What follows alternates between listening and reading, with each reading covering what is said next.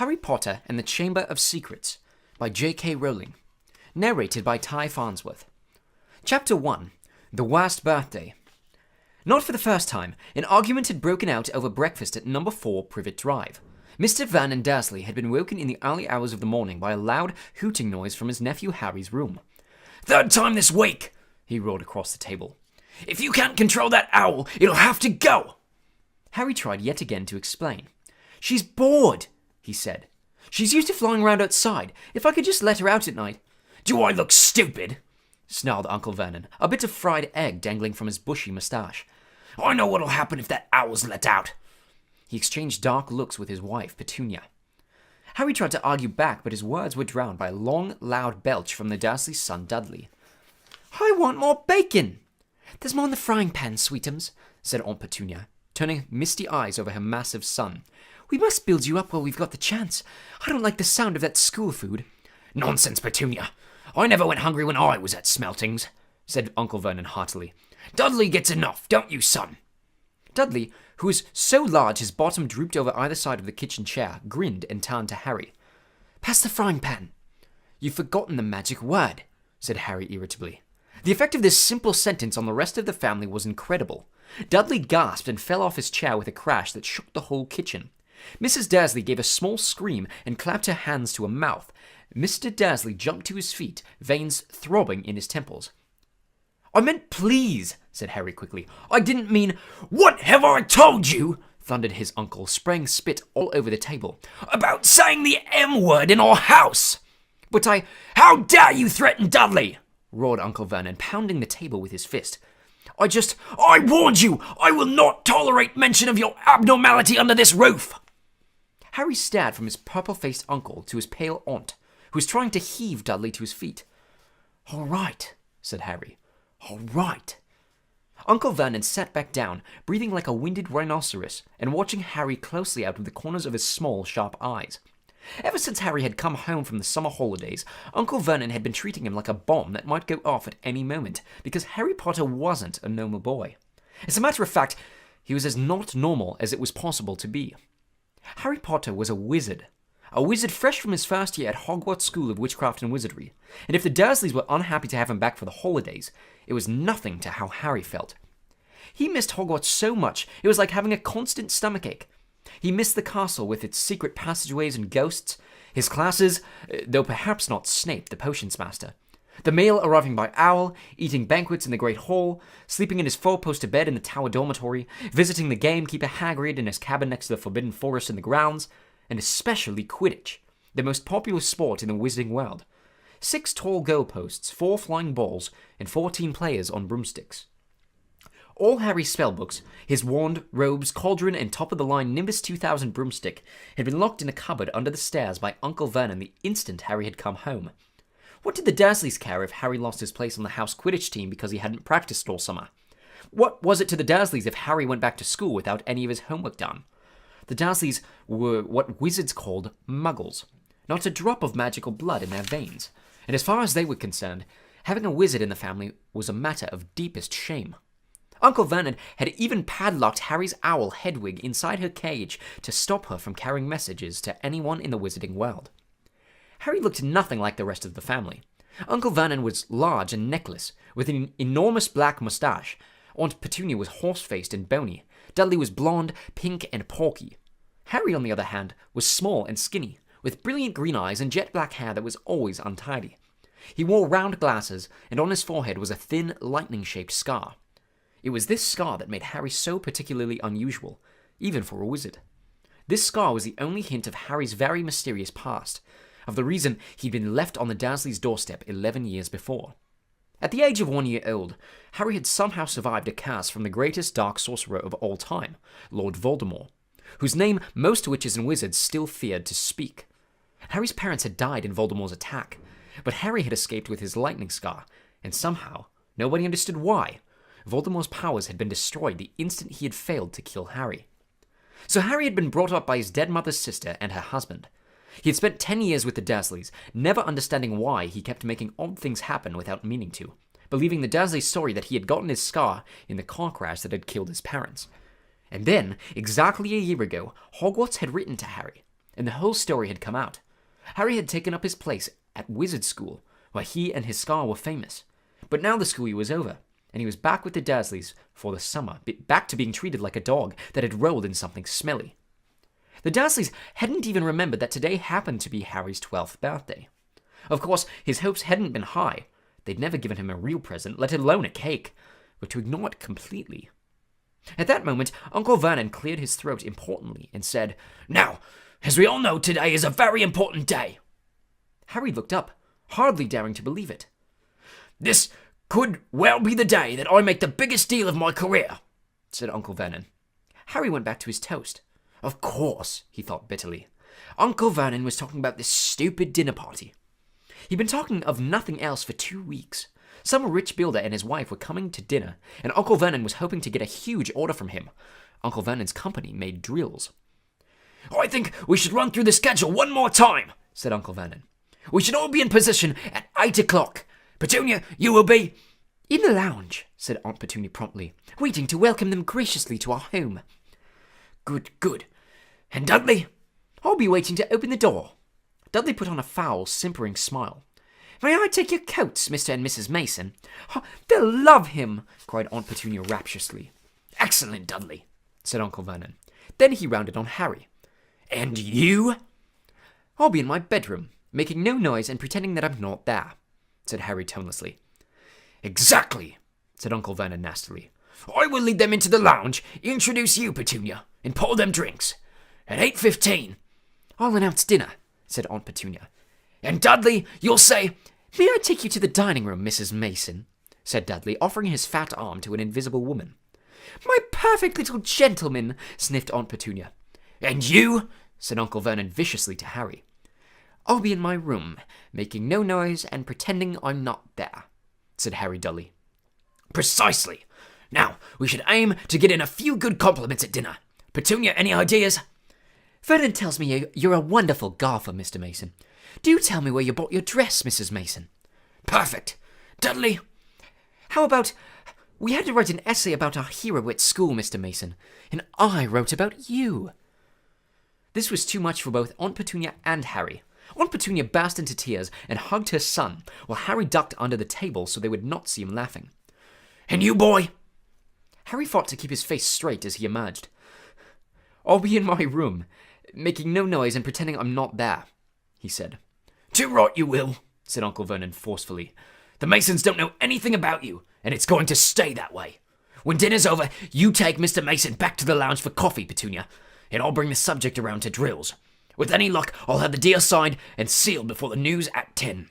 We'll be shopping for a vacation home in Mallorca this time tomorrow." Harry couldn't feel too excited about this. He didn't think the Dursleys would like him any better in Mallorca than they did at Privet Drive. "Right, I'm off into town to pick up the dinner jackets for Dudley and me. And you," he snarled at Harry, "you stay out of your aunt's way while she's cleaning." Harry left through the back door. It was a brilliant, sunny day. He crossed the lawn, slumped down on the garden bench, and sang under his breath, "Happy birthday to me, happy birthday to me."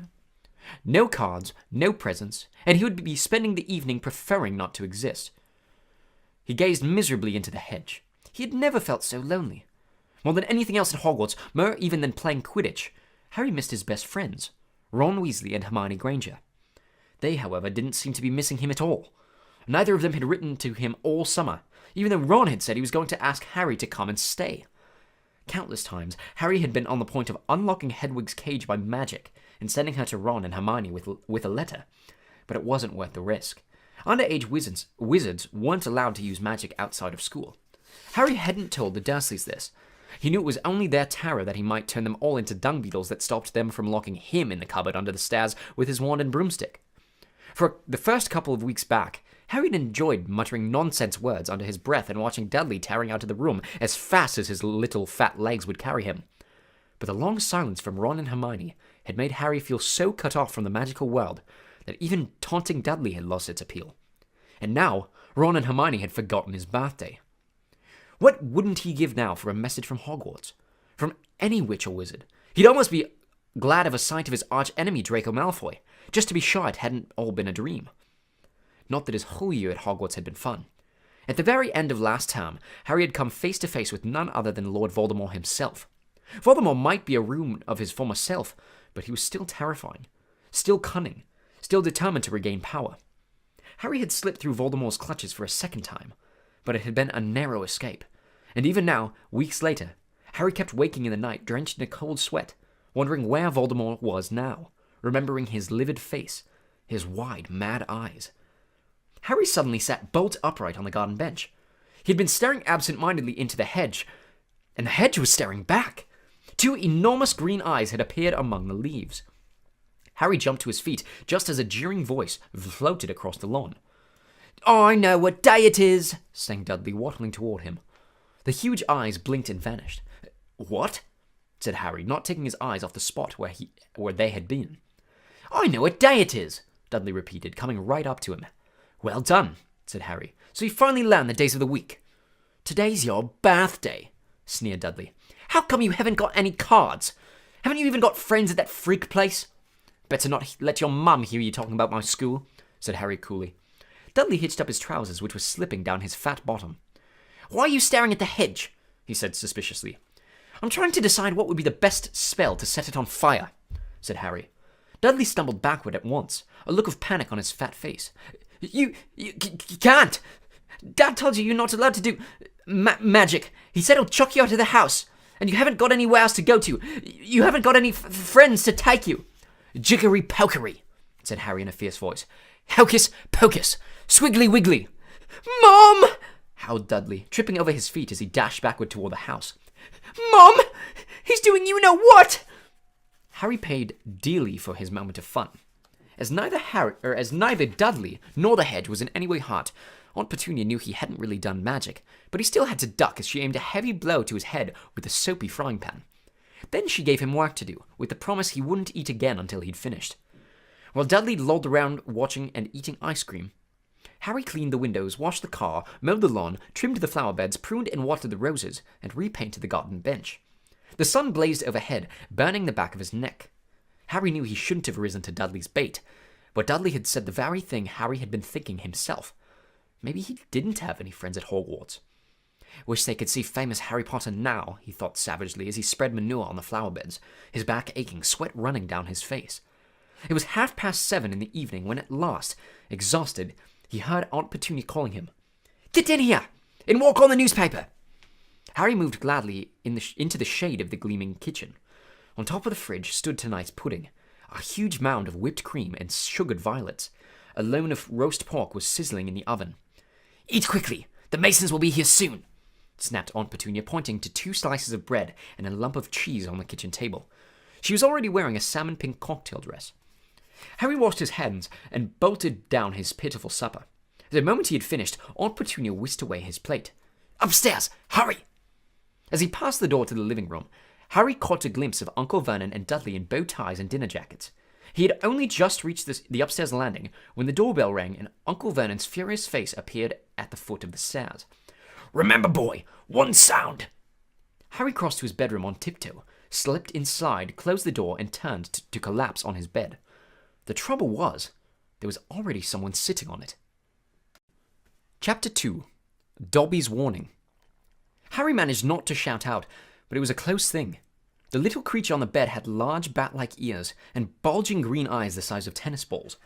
Harry knew instantly that this was what had been watching him out of the garden hedge that morning. As they stared at each other, Harry heard Dudley's voice from the hall.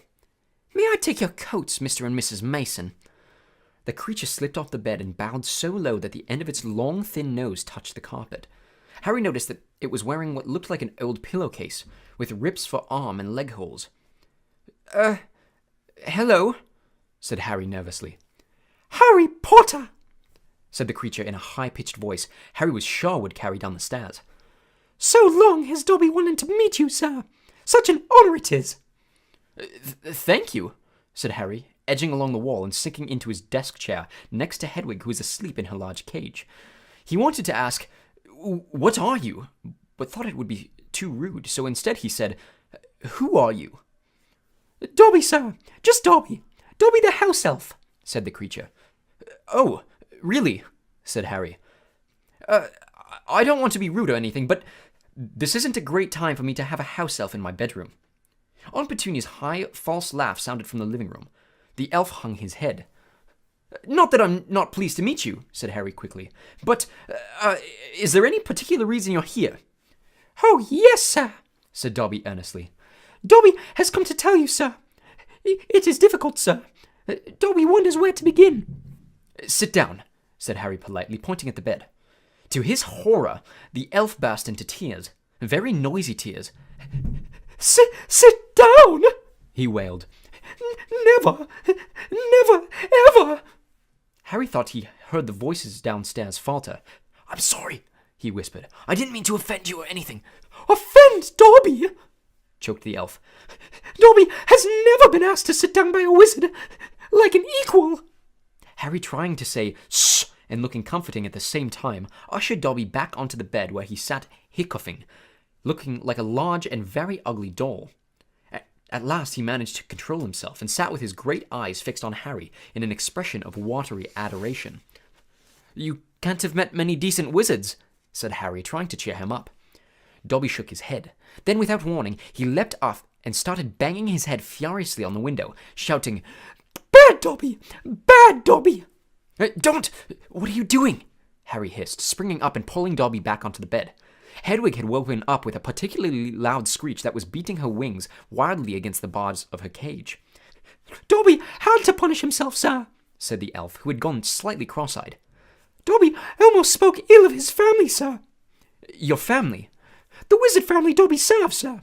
Dobby is a house elf, bound to serve one house, and one family forever. Do they know you're here? Asked Harry curiously. Dobby shuddered. Oh, no. No, sir, no. Dobby will have to punish himself most grievously for coming to see you, sir. Dobby will have to shut his ears in the oven door for this, if they ever knew, sir. But won't they notice if you shut your ears in the oven door? Dobby doubts it, sir. Dobby is always having to punish himself for something, sir. They lets Dobby get on with it, sir. Sometimes they reminds me to do extra punishments. But why don't you leave? Escape. A house elf must be set free, sir. And the family will never set Dobby free. Dobby will serve the family until he dies, sir. Harry stared. And I thought I had it bad for staying here for another 4 weeks, he said. This makes the Dursleys sound almost human. Can't anyone help you? Can't I? Almost at once, Harry wished he hadn't spoken. Dobby dissolved again into wails of gratitude. Please, Harry whispered frantically. Please be quiet. If the Dursleys hear anything, if they know we are here. Harry Potter asks if he can help Dobby. Dobby has heard of your greatness, sir, but of your goodness Dobby never knew. Harry, who was feeling distinctly hot in the face, said, Whatever you've heard about my greatness is a load of rubbish. I'm not even top of my year at Hogwarts. That's Hermione. But he stopped quickly, because thinking about Hermione was painful. Harry Potter is humble and modest, said Dobby reverently, his orb-like eyes aglow. Harry Potter speaks not of his triumph over he who must not be named. Voldemort, said Harry. Dobby clapped his hands over his bat ears and moaned, Do not speak the name, sir! Speak not the name! Sorry, said Harry quickly. I know lots of people don't like it. My friend Ron. He stopped again. Thinking about Ron was painful too. Dobby leaned toward Harry, his eyes wide as headlights. Dobby heard tell, he said hoarsely, that Harry met the Dark Lord for a second time just weeks ago. That Harry Potter escaped yet again. Harry nodded, and Dobby's eyes suddenly shone with tears. Oh, sir, he gasped, dabbing his face with a corner of the grubby pillowcase he was wearing. Harry Potter is valiant and bold. He has braved so many dangers already. But Dobby has come to protect Harry Potter, to warn him. Even if he does have to shut his ears in the oven door later, Harry Potter must not go back to Hogwarts. There was a silence broken only by the chink of knives and forks from downstairs, the distant rumble of Uncle Vernon's voice. What? Harry stammered. But I've got to go back. Term starts on September 1st. It's all that's keeping me here. You don't know what it's like here. I don't belong here. I belong in your world at Hogwarts. No, squeaked Dobby, shaking his head so hard that his ears flapped. Harry Potter must stay where he is safe. He is too great, too good to lose. If Harry Potter goes back to Hogwarts, he will be in mortal danger. Why? Said Harry in surprise. There is a plot, Harry Potter. A plot to make the most terrible things happen at Hogwarts School of Witchcraft and Wizardry this year, whispered Dobby, suddenly trembling all over himself. Dobby has known it for months, sir. Harry Potter must not put himself in peril. He's too important, sir. What terrible things? Said Harry at once. Who's plotting them? Dobby made a funny choking noise and then banged his head frantically against the wall. All right, cried Harry, grabbing the elf's arm to stop him. You can't tell me. I understand. But why are you warning me? A sudden, unpleasant thought struck him. Hang on. This hasn't got anything to do with with you-know-who, has it? You could just shake or nod, he added hastily as Dobby's head tilted worryingly close to the wall again. Slowly, Dobby shook his head. Not he who must not be named, sir. But Dobby's eyes were wide, and he seemed to be trying to give Harry a hint. Harry, however, was completely lost. He hasn't got a brother, has he? Dobby shook his head, his eyes wider than ever. Well then, I can't think who else would have a chance of making horrible things happen at Hogwarts, said Harry. I mean, there's Dumbledore for one thing. You know who Dumbledore is, don't you? Dobby bowed his head. Albus Dumbledore is the greatest headmaster Hogwarts has ever had. Dobby knows it, sir. Dobby has heard Dumbledore's powers rival those of he who must not be named to the height of his strength. But, sir, Dobby's voice dropped to an urgent whisper. There are powers Dumbledore doesn't. Powers no decent wizard. And before Harry could stop him, Dobby bounded off the bed, seized Harry's desk lamp, and started beating himself around the head with ear-splitting yelps. A sudden silence fell downstairs. 2 seconds later, heart-thudding madly, he heard Uncle Vernon's coming into the hall, calling, Dudley must have left his television on again, the little tyke. Quick, in the closet, hissed Harry, stuffing Dobby in, shutting the door and flinging himself onto the bed just as the door handle turned. What the devil are you doing? Said Uncle Vernon through gritted teeth, his face horribly close to Harry's. You've just ruined the punchline of my Japanese golfer joke. One more sound and you'll wish you'd never been born, boy.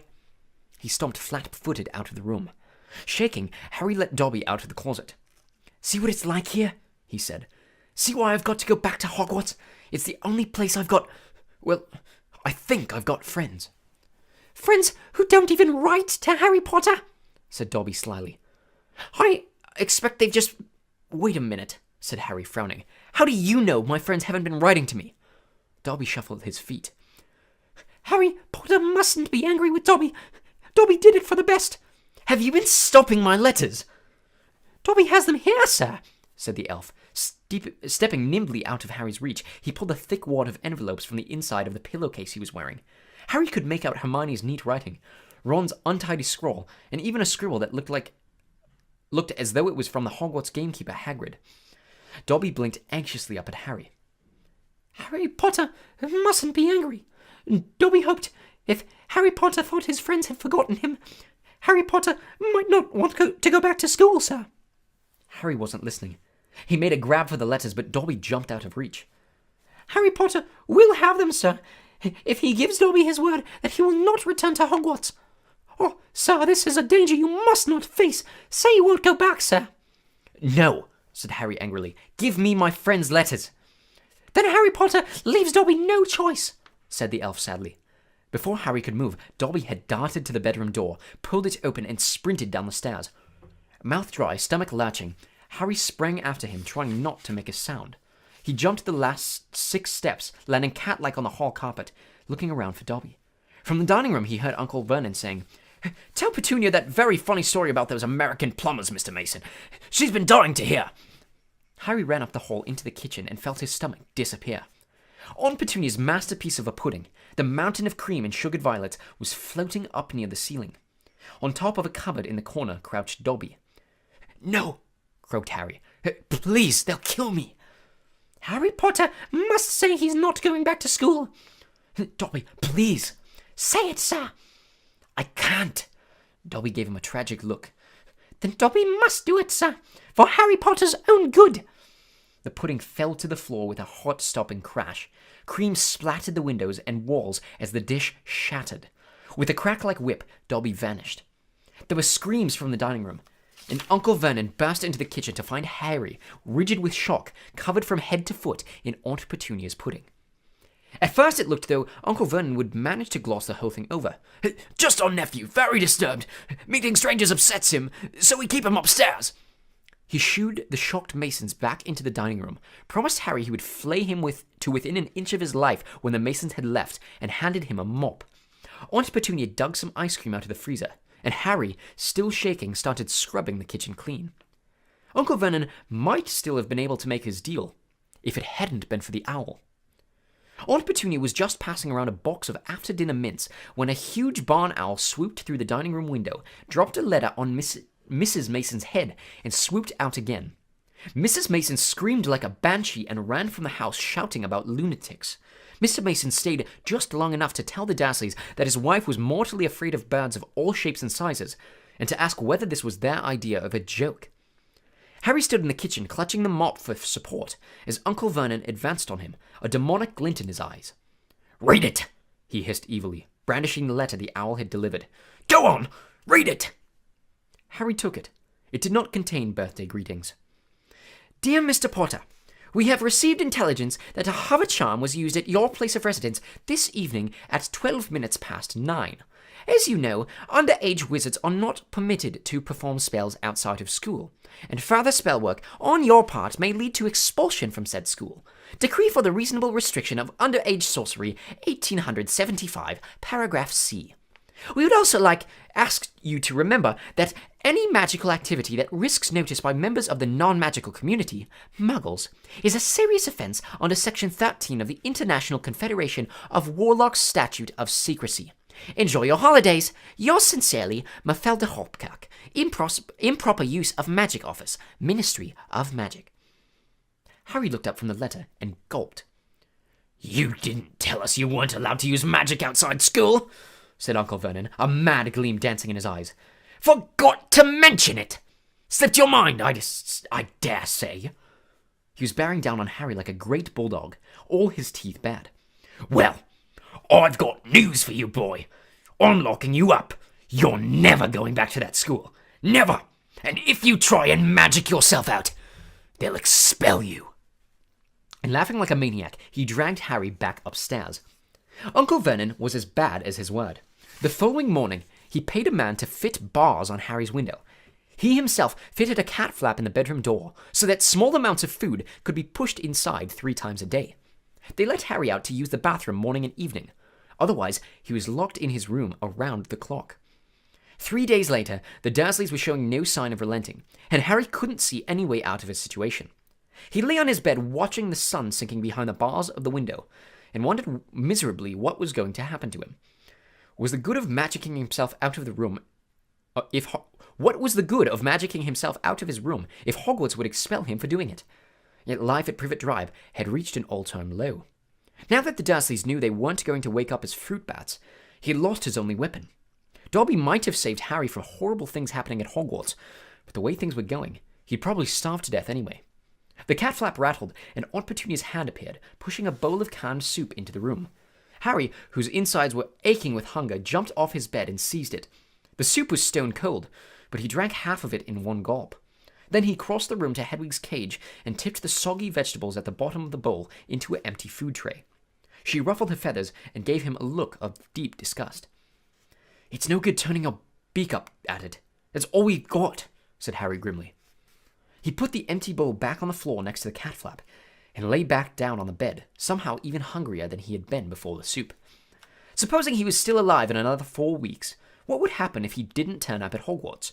Would someone be sent to see why he hadn't come back? Would they be able to make the Dursleys let him go? The room was growing dark.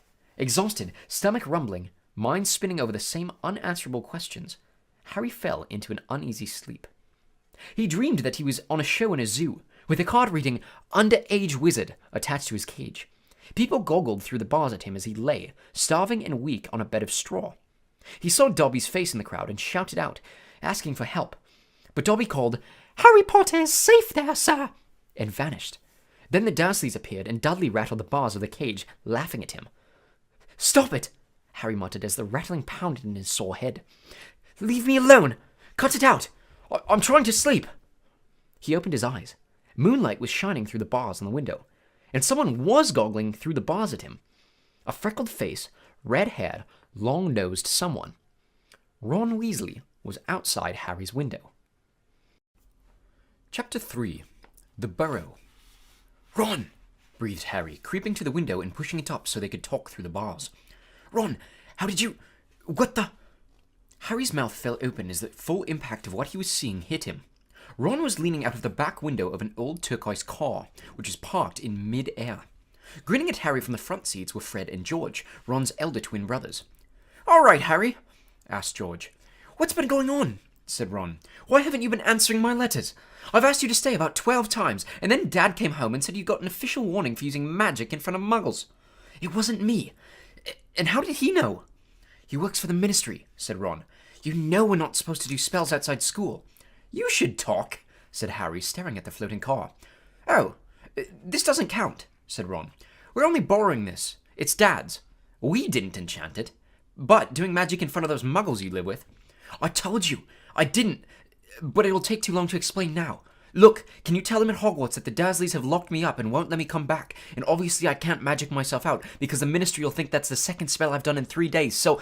"Stop gibbering," said Ron. "We've come to take you home with us." "But you can't magic me out either." "We don't need to," said Ron, jacking his head toward the front seat and grinning. "You forget who I've got with me." "Tie that around the bars," said Fred, throwing the end of a rope to Harry. "If the Dursleys wake up, I'm dead," said Harry as he tied the rope tightly around a bar and Fred revved up the car. "Don't worry," said Fred, "and stand back." Harry moved back into the shadows next to Hedwig, who seemed to have realized how important this was and kept still and silent. The car revved louder and louder, and suddenly, with a crunching noise, the bars were pulled clean out of the window as Fred drove straight up in the air. Harry ran back to the window to see the bars dangling a few feet above the ground. Panting, Ron hoisted them up into the car. Harry listened anxiously, but there was no sound from the Dursleys' bedroom. When the bars were safely in the back seat with Ron, Fred reversed as close as possible to Harry's window. "Get in," said Ron. "But all my Hogwarts stuff, my wand, my broomstick, where is it?" "Locked in the cupboard under the stairs, and I can't get out of this room." "No problem," said George from the front passenger seat. "Out of the way, Harry." Fred and George climbed cat-like through the window into Harry's room. You had to hand it to them, thought Harry, as George took an ordinary hairpin from his pocket and started to pick the lock. "A lot of wizards think it's a waste of time, knowing this sort of muggle trick," said Fred, "but we feel they're skills worth learning, even if they are a bit slow." There's a small click, and the door swung open. "So, we'll get your trunk. You grab anything you need from your room and hand it out to Ron," whispered George. "Watch out for the bottom stair. It creaks," Harry whispered back as the twins disappeared onto the dark landing. Harry dashed around his room, collecting his things and passing them out of the window to Ron. Then he went to help Fred and George heave his trunk up the stairs. Harry heard Uncle Vernon cough. At last, panting, they reached the landing and then carried the trunk through Harry's room to the open window.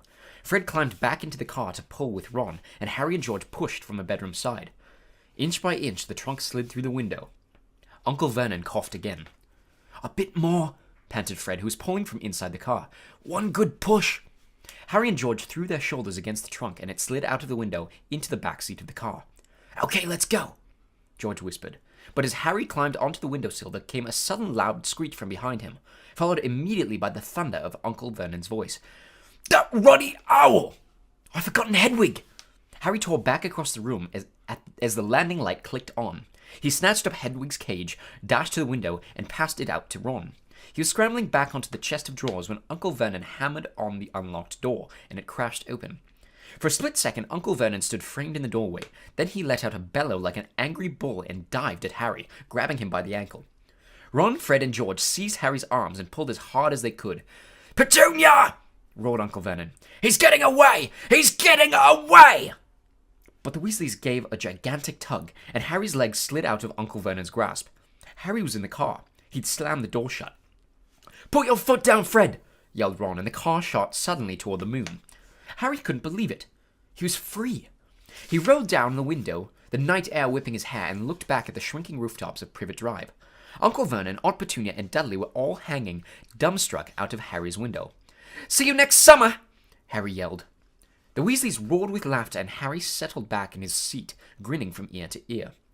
"Let Hedwig out," he told Ron. "She can fly behind us. She hasn't had a chance to stretch her wings for ages." George handed the hairpin to Ron, and a moment later, Hedwig soared joyfully out of the window to glide alongside them like a ghost. "So, what's the story, Harry?" said Ron impatiently. "What's been happening?" Harry told them all about Dobby, the warning he'd given Harry, and the fiasco of the violet pudding. There was a long, shocked silence when he had finished. "Very fishy," said Fred finally. "Definitely dodgy," agreed George. "So he wouldn't even tell you who's supposed to be plotting all this stuff?" "I don't think he could," said Harry. "I told you, every time he got close to letting something slip, he started banging his head against the wall." He saw Fred and George look at each other. "What? You think he was lying to me?" said Harry. "Well," said Fred, "put it this way. House elves have got powerful magic of their own, but they can't usually use it without their master's permission. I reckon old Dobby was sent to stop you coming back to Hogwarts. Someone's idea of a joke.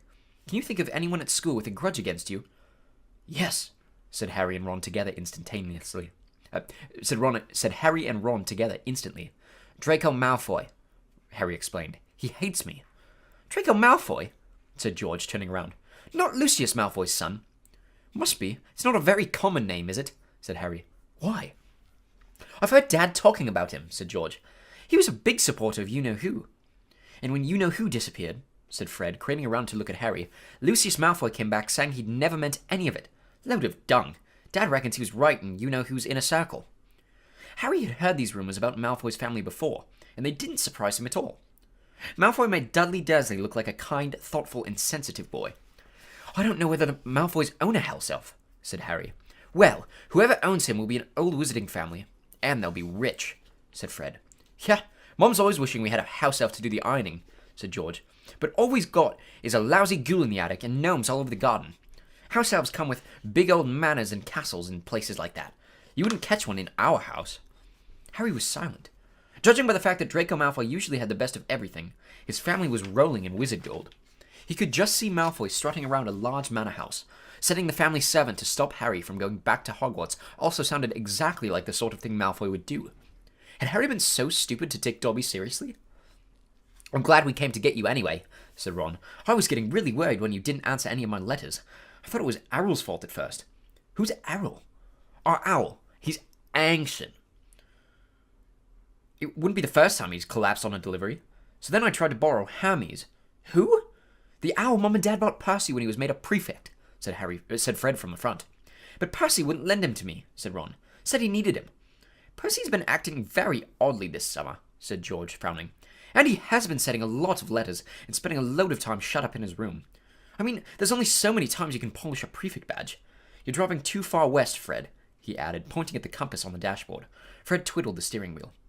"So, does your dad know you've got the car?" said Harry, guessing the answer.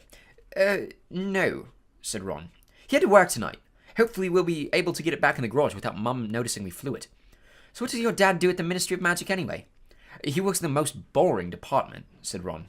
The misuse of Muggles' artifacts office." "The what?" "It's all to do with bewitching things that are Muggle-made, you know, in case they end up back in a Muggle shop or house. Like last year, some old witch died and a tea set was sold to an antique shop. This Muggle woman bought it, took it home, and tried to serve her friends tea in it. It was a nightmare. Dad was working overtime for weeks." "What happened?" "The teapot went berserk and squirted boiling tea all over the place, and one man ended up in the hospital with the sugar tongs clamped to his nose. Dad was going frantic. It's only him and an old warlock called Perkins in the office, and they had to do memory charms and all sorts of stuff to cover it up." "But your dad, this car?" Fred laughed. "Yeah, Dad's crazy about everything to do with Muggles. Our shed's full of Muggle stuff. He takes it apart, puts spells on it, and puts it back together again. If he raided our house, he'd have to put himself under arrest. It drives Mum mad." "That's the main road," said George, peering down through the windshield. "We'll be there in 10 minutes. Just as well, it's getting light." A faint pinkish glow was visible along the horizon to the east. Fred brought the car lower, and Harry saw a dark patchwork of fields and clumps of trees. "We're a little way outside the village," said George. "Ottery St. Catchpool." Lower and lower went the flying car. The edge of a brilliant red sun was now gleaming through the trees. "Touchdown," said Fred, as, with a slight bump, they hit the ground.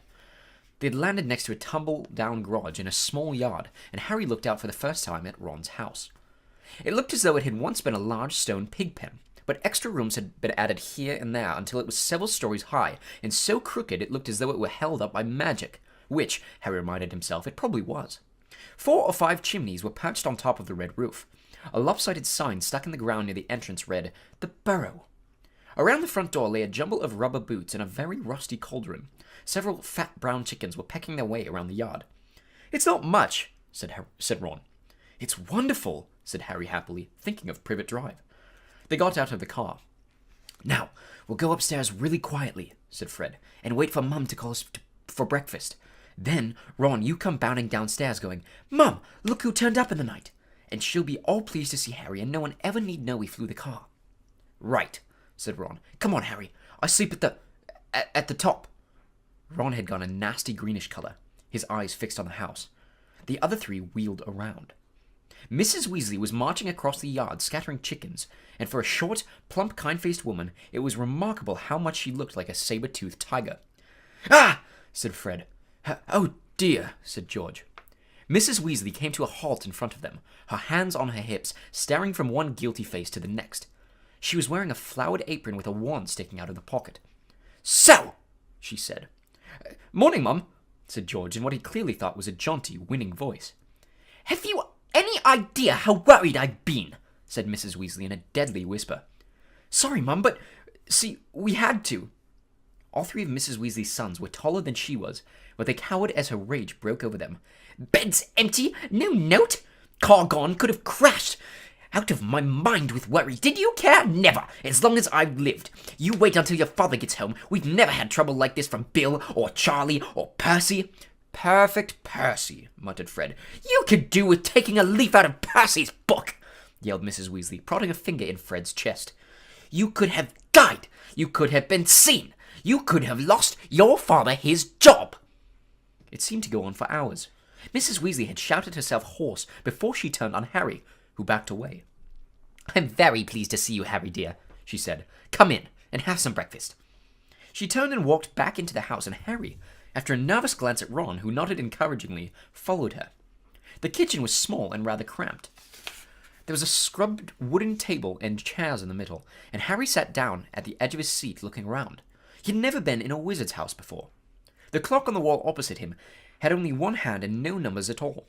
Written around the edge were things like, "Time to make tea," "Time to feed the chickens," and "You're late." Books were stacked 3 deep on the mantelpiece, books with titles like "Charm Your Own Cheese," "Enchantment in Baking," and "1-Minute Feasts, It's Magic." And unless Harry's ears were deceiving him, the old radio next to the sink had just announced that coming up was Witching Hour with the popular singing sorceress Celestina Warbeck. Mrs. Weasley was clattering around cooking breakfast a little haphazardly, throwing dirty looks at her sons as she threw sausages into the frying pan. Every now and then she muttered things like, "Don't know what you were thinking of," and "Never would have believed it." "I don't blame you, dear," she assured Harry, tipping 8 or 9 sausages onto his plate. "Arthur and I have been worried about you too. Just last night we were saying we'd come and get you ourselves if you hadn't written back to Ron by Friday. But really," she was now adding 3 fried eggs to his plate, "flying in a legal car halfway across the country, anyone could have seen you." She flicked her wand casually at the dishes in the sink, which began to clean themselves, clicking gently in the background. "It was cloudy, Mum," said Fred. "You keep your mouth closed while you're eating," Mrs. Weasley snapped. "They were starving him, Mum," said George. "And you," said Mrs. Weasley. But it was with a slightly softened expression that she started cutting Harry bread and buttering it for him. At that moment, there was a diversion in the form of a small red-headed figure in a long nightdress, who appeared in the kitchen, gave a small squeal, and ran out again. "Ginny," said Ron in an undertone to Harry. My sister. She's been talking about you all summer."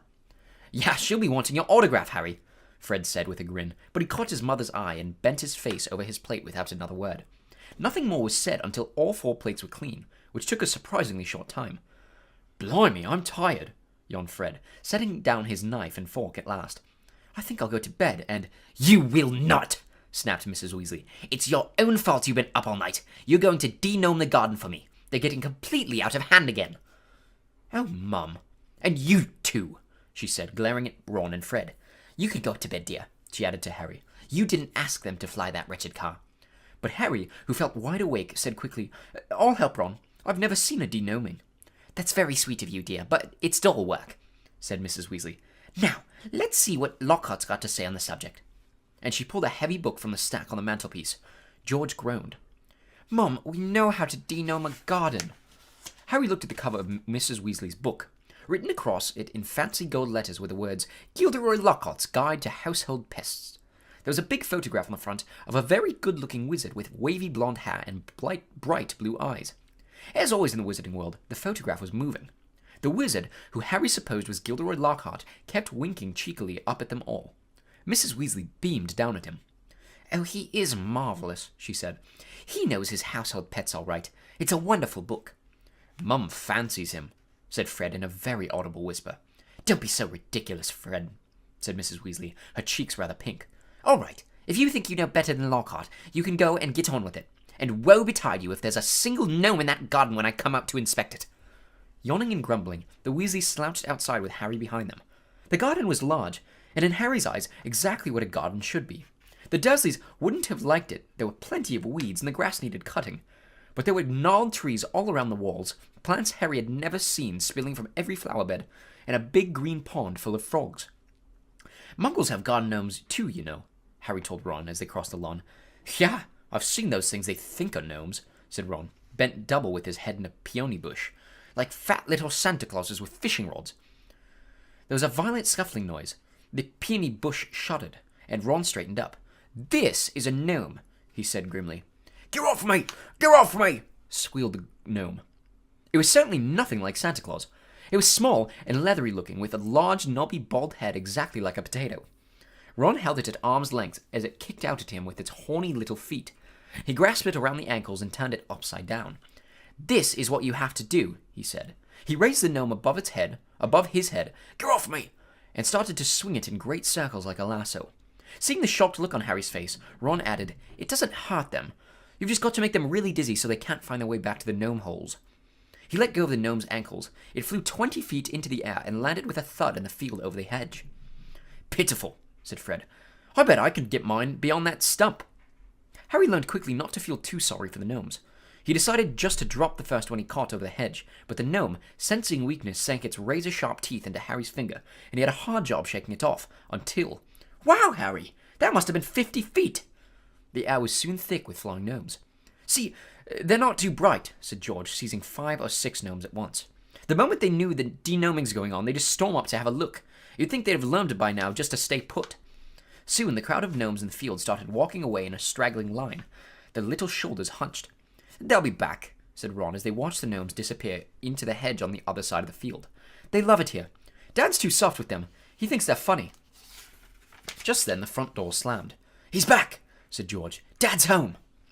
They hurried through the garden and back into the house. Mr. Weasley was slumped in a kitchen chair with his glasses off and his eyes closed. He was a thin man going bald, but the little hair he had was as red as any of his children's. He was wearing long green robes which were dusty and travel-worn. What a night, he mumbled, groping for the teapot as they all sat down around him. 9 raids! 9! And old Mundungus Fletcher tried to put a hex on me when I had my back turned. Mr. Weasley took a long gulp of tea and sighed. Find anything, Dad? Said Fred eagerly. All I got were a few shrinking door keys and a biting kettle, yawned Mr. Weasley. There was some pretty nasty stuff that wasn't my department, though. Mortlake was taken away for questioning about some extremely old ferrets. But that's the Committee on Experimental Charms, thank goodness. Why would anyone bother making door keys shrink? Said George. Just muggle baiting, sighed Mr. Weasley. Sell them a key that keeps shrinking to nothing so they can never find it when they need it. Of course, it's very hard to convict anyone because no muggle would admit the key keeps shrinking. They'll insist they just kept losing it. Bless them, they go any lengths to ignore magic, even if it's staring them in the face. But the things our lot have taken to enchanting you wouldn't believe. Like cars, for instance. Mrs. Weasley had appeared, holding a long poker like a sword. Mr. Weasley's eyes jerked open. He stared guiltily at his wife. Cars, Molly dear? Yes, Arthur, cars, said Mrs. Weasley, her eyes flashing. Imagine a wizard buying a rusty old car and telling his wife all he wanted to do with it was take it apart and see how it worked. Well, really, he was enchanting it to make it fly. Mr. Weasley blinked. Well, dear, I think you'll find that he would be quite within the law to do that, even if he maybe would have done better to tell his wife the truth. There's a loophole in the law, you'll find, as long as he wasn't intending to fly the car. The fact that the car could fly wouldn't Arthur Weasley, you made sure there was a loophole when you wrote that law, shouted Mrs. Weasley, just so you could carry on tinkering with all that muggle rubbish in your shed. And for your information, Harry arrived this morning in the car you weren't intending to fly. Harry? Said Mr. Weasley blankly. Harry who? He looked around, saw Harry, and jumped. Good Lord! Is it Harry Potter? Very pleased to meet you. Ron's told us so much about. Your sons flew that car to Harry's house and back last night, shouted Mrs. Weasley. What have you got to say about that, eh? Did you really? Said Mr. Weasley eagerly. Did it go all right? I mean... He faltered as sparks flew from Mrs. Weasley's eyes. That was very wrong, boys, very wrong indeed. Let's leave them to it, Ron muttered to Harry as Mrs. Weasley swelled like a bullfrog.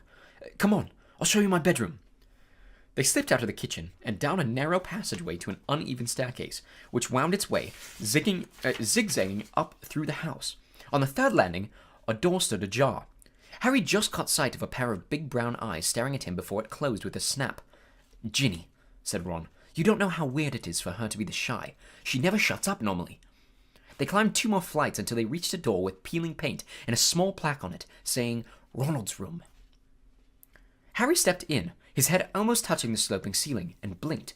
It was like walking into a furnace. Nearly everything in Ron's room seemed to be a violent shade of orange. The bedspread, the walls, even the ceiling. Then Harry realized that Ron had covered nearly every inch of the shabby wallpaper with posters of the same 7 witches and wizards, all wearing bright orange robes, carrying broomsticks, and waving energetically. Your Quidditch team, said Harry. The Chudley Cannons, said Ron, pointing at the orange bedspread, which was emblazoned with 2 giant black C's and a speeding cannonball. 9th in the league. Ron's school spellbooks were stacked untidily in the corner, next to a pile of comics that all seemed to feature the adventures of Martin Miggs, the Mad Muggle. Ron's magic wand was lying on top of a fish tank full of frog spawn on the windowsill, next to his fat grey rat, Scabbers, who was snoozing in a patch of sun. Harry stepped over a pack of self-shuffling playing cards on the floor and looked out the tiny window. In the field far below, he could see a gang of gnomes sneaking one by one back through the Weasleys' hedge. Then he turned to look at Ron, who was watching him almost nervously as though waiting for his opinion. It's a bit small, said Ron quickly. Not like that room you had with the Muggles. And I'm right underneath the ghoul in the attic. He's always banging on the pipes and groaning. But Harry, grinning widely, said, This is the best house I've ever been in. Ron's ears went pink. Chapter 4. At Flourish and Blots. Life at the Burrow was as different as possible from life on Privet Drive. The Dursleys liked everything neat and ordered. The Weasleys' house burst with the strange and unexpected.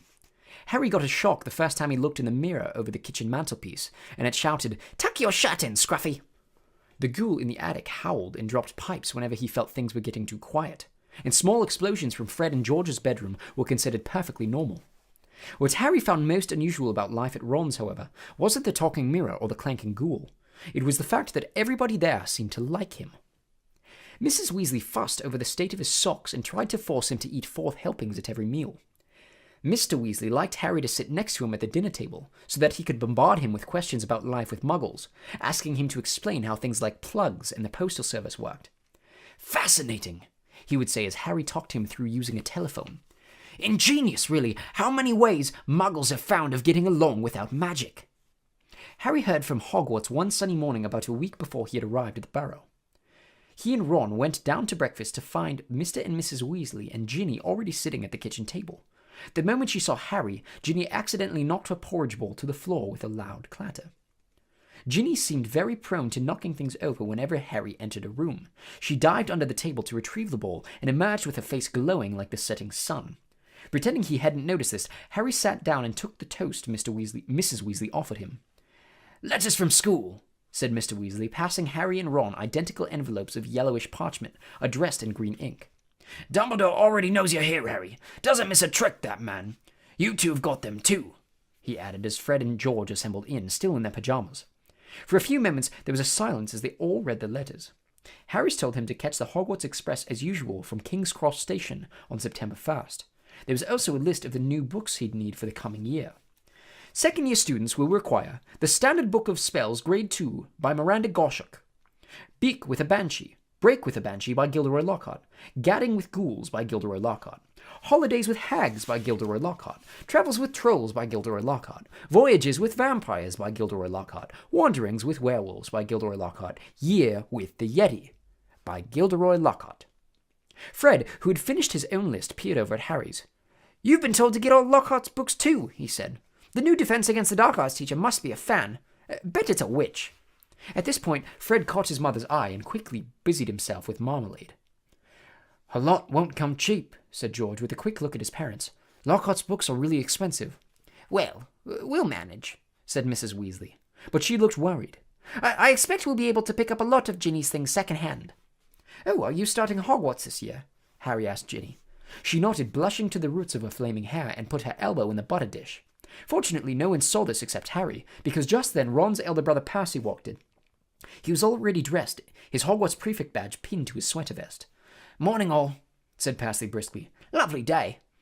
He sat down in the only remaining chair, but leapt up again almost immediately, pulling from underneath him a molten grey feather duster. At least, that's what Harry thought it was, until he saw that it was breathing.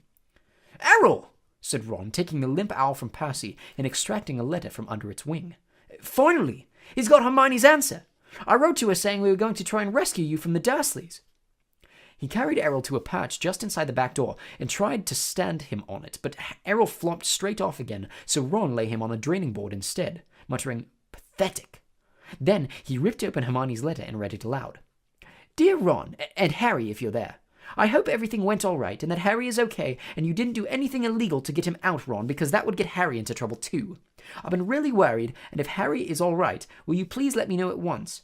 But perhaps it would be better if you used a different owl, because I think another delivery might finish your one off. I'm very busy with schoolwork, of course." "How can she be?" said Ron in horror. "We're on vacation. And we're going to London next Wednesday to buy my new books. Why don't we meet in Diagon Alley? Let me know what's happening as soon as you can. Love from Hermione."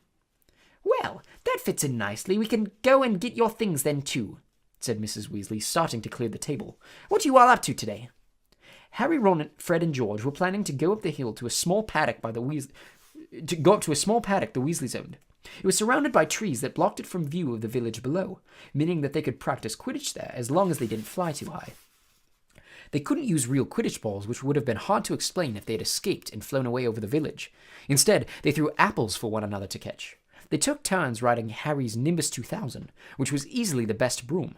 Ron's old shooting star was often outstripped by passing butterflies. 5 minutes later, they were marching up the hill, broomsticks over their shoulders. They'd asked Percy if he wanted to join them, but he had said that he was busy. Harry had only seen Percy at mealtimes so far. He stayed shut in his room the rest of the time. "Wish I knew what he was up to," said Fred, frowning. "He's not himself. His exam results came the day before you did, 12 hours, and he hardly gloated at all." "Ordinary wizarding levels," George explained, seeing Harry's puzzled look. "Bill got 12 too.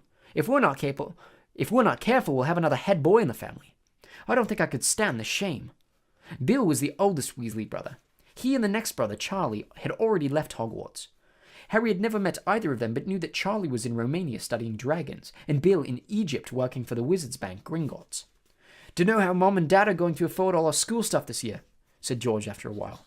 5 sets of Lockhart's books, and Ginny needs robes and a wand and everything." Harry said nothing. He felt a bit awkward. Stored in an underground vault at Gringotts in London was a small fortune that his parents had left him. Of course, it was only in the wizarding world that he had money. You couldn't use galleons, sickles, and nuts in muggle shops. He had never mentioned his Gringotts bank account to the Dursleys. He didn't think their horror of anything connected with magic would stretch to a large pile of gold. Mrs. Weasley woke them all early the following Wednesday. After a quick half a dozen bacon sandwiches each, they pulled on their coats, and Mrs. Weasley took a flower pot off the kitchen mantelpiece and peered inside. "We're running low, Arthur," she sighed. "We'll have to buy some more today. Guests first. After you, Harry, dear." And she offered him the flower pot. Harry stared at them all watching. "What am I supposed to do?" he stammered. "He's never travelled by Floo powder," said Ron suddenly. "Sorry, Harry, I forgot." "Never," said Mr. Weasley. "But how did you get to Diagon Alley to buy your school things last year?" "I went on the underground." "Really?" said Mr. Weasley eagerly. "Were there escapators? How exactly—" "Not now, Arthur," said Mrs. Weasley. "Floo powder's a lot quicker, dear, but goodness me, if you've never used it before." "He'll be all right, Mum," said Fred. "Harry, watch us first." He took a pinch of glittering powder out of the flower pot, stepped up to the fire, and threw the powder into the flames. With a roar, the fire turned emerald green and rose higher than Fred, who stepped right into it, shouted, "Diagon Alley!" and vanished. "You must speak clearly, dear," Mrs. Weasley told Harry as George dipped his hand into the flower pot. "And be sure to get at the right grate." "The right what?" said Harry nervously as the fire roared and whipped George out of sight too. "Well, there are an awful lot of wizard fires to choose from, you know, but as long as you've spoken clearly—" "He'll be fine, Molly, don't fuss," said Mr. Weasley, helping himself to Floo powder too. "But, dear, if he got lost, how would we ever explain to his aunt and uncle?" "They wouldn't mind," Harry reassured her. "Dudley would think it was a brilliant joke if I got lost up a chimney. Don't worry about that." "Well, all right, you go after Arthur," said Mrs. Weasley. "Now, when you get into the fire, say where you're going." "And keep your elbows tucked in," Ron advised. "And your eyes shut," said Mrs. Weasley. "The soot—" "Don't fidget," said Ron, "or you might well fall out of the wrong fireplace." "But don't panic and get out too early. Wait until you see Fred and George." Trying hard to bear all this in mind, Harry took a pinch of Floo powder and walked to the edge of the fire. He took a deep breath, scattered the powder into the flames, and stepped forward. The fire felt like a warm breeze. He opened his mouth and immediately swallowed a lot of hot ash. "Diagon Alley," he coughed. It felt as though he was being sucked down a giant drain. He seemed to be spinning very fast. The roaring in his ears was deafening. He tried to keep his eyes open, but the whirl of green flames made him feel sick. Something hard knocked his elbow, and he tucked it in tightly. Still spinning and spinning, now it felt as though cold hands were slapping his face. Squinting through his glasses, he saw a blurred stream of fireplaces and snatched glimpses of the rooms beyond. His bacon sandwiches were churning inside him. He closed his eyes again, wishing it would stop. And then he fell, face forward, onto cold stone and felt the bridge of his glasses snap. Dizzy and bruised, covered in soot, he got gingerly to his feet, holding his broken glasses up to his eyes. He was quite alone, but where he was, he had no idea. All he could tell was that he was standing in the stone fireplace of what looked like a large, dimly lit wizard's shop, but nothing in here was ever likely to be on a Hogwarts school list. A glass case nearby held a withered hand on a cushion, a blood-stained pack of cards, and a staring glass eye. Evil-looking masks stared down from the walls. An assortment of human bones lay upon the counter. A rusty, spiked instrument hung from the ceiling. Even worse, the dark, narrow street Harry could see through the dusty window shop was definitely not Diagon Alley. The sooner he got out of here, the better. Nose still stinging where it had hit the hearth, Harry made his way swiftly and silently toward the door. But before he got halfway toward it, two people appeared on the other side of the glass. One of them was the very last person Harry wanted to meet when he was lost. Covered in soot and wearing broken glasses, Draco Malfoy. Harry looked quickly around and spotted a large black cabinet to his left. He shot inside it and pulled the doors closed, leaving a small crack to peer through. Seconds later, a bell clanged, and Malfoy stepped into the shop. The man who followed could only be Draco's father. He had the same pale, pointed face and identical cold, grey eyes. Mr. Malfoy crossed the shop, looking lazily at the items on display, and rang a bell on the counter before turning to his son and saying, "Touch nothing, Draco." Malfoy, who had reached for the glass eye, said, "I thought you were going to buy me a present." "I said I would buy you a racing broom," said his father, drumming his fingers on the counter. "What's the good of that if I'm not on the house team?" said Malfoy, looking sulky and bad-tempered. "Harry Potter got a Nimbus 2000 last year. Special permission from Dumbledore so he could play for Gryffindor. He's not even that good. It's just because he's famous. Famous for having a stupid scar on his forehead." Malfoy bent down to examine a shelf full of skulls. "Everyone thinks he's so smart. Wonderful Potter with his scar and his broomstick." "You've told me this at least a dozen times already," said Mr. Malfoy with a quelling look at his son. "And I would remind you that it is not prudent to appear less than fond of Harry Potter, not when most of our kind regard him as the hero who made the Dark Lord disappear. Ah, Mr. Morgan." A stooping man had appeared behind the counter, smoothing his greasy hair back from his face. "Mr. Malfoy, what a pleasure to see you again," said Mr. Morgan in a voice as oily as his hair. "Delighted. And young Mr. Malfoy, too. Charmed. How may I be of assistance? I must show you, just in today, and very reasonably priced."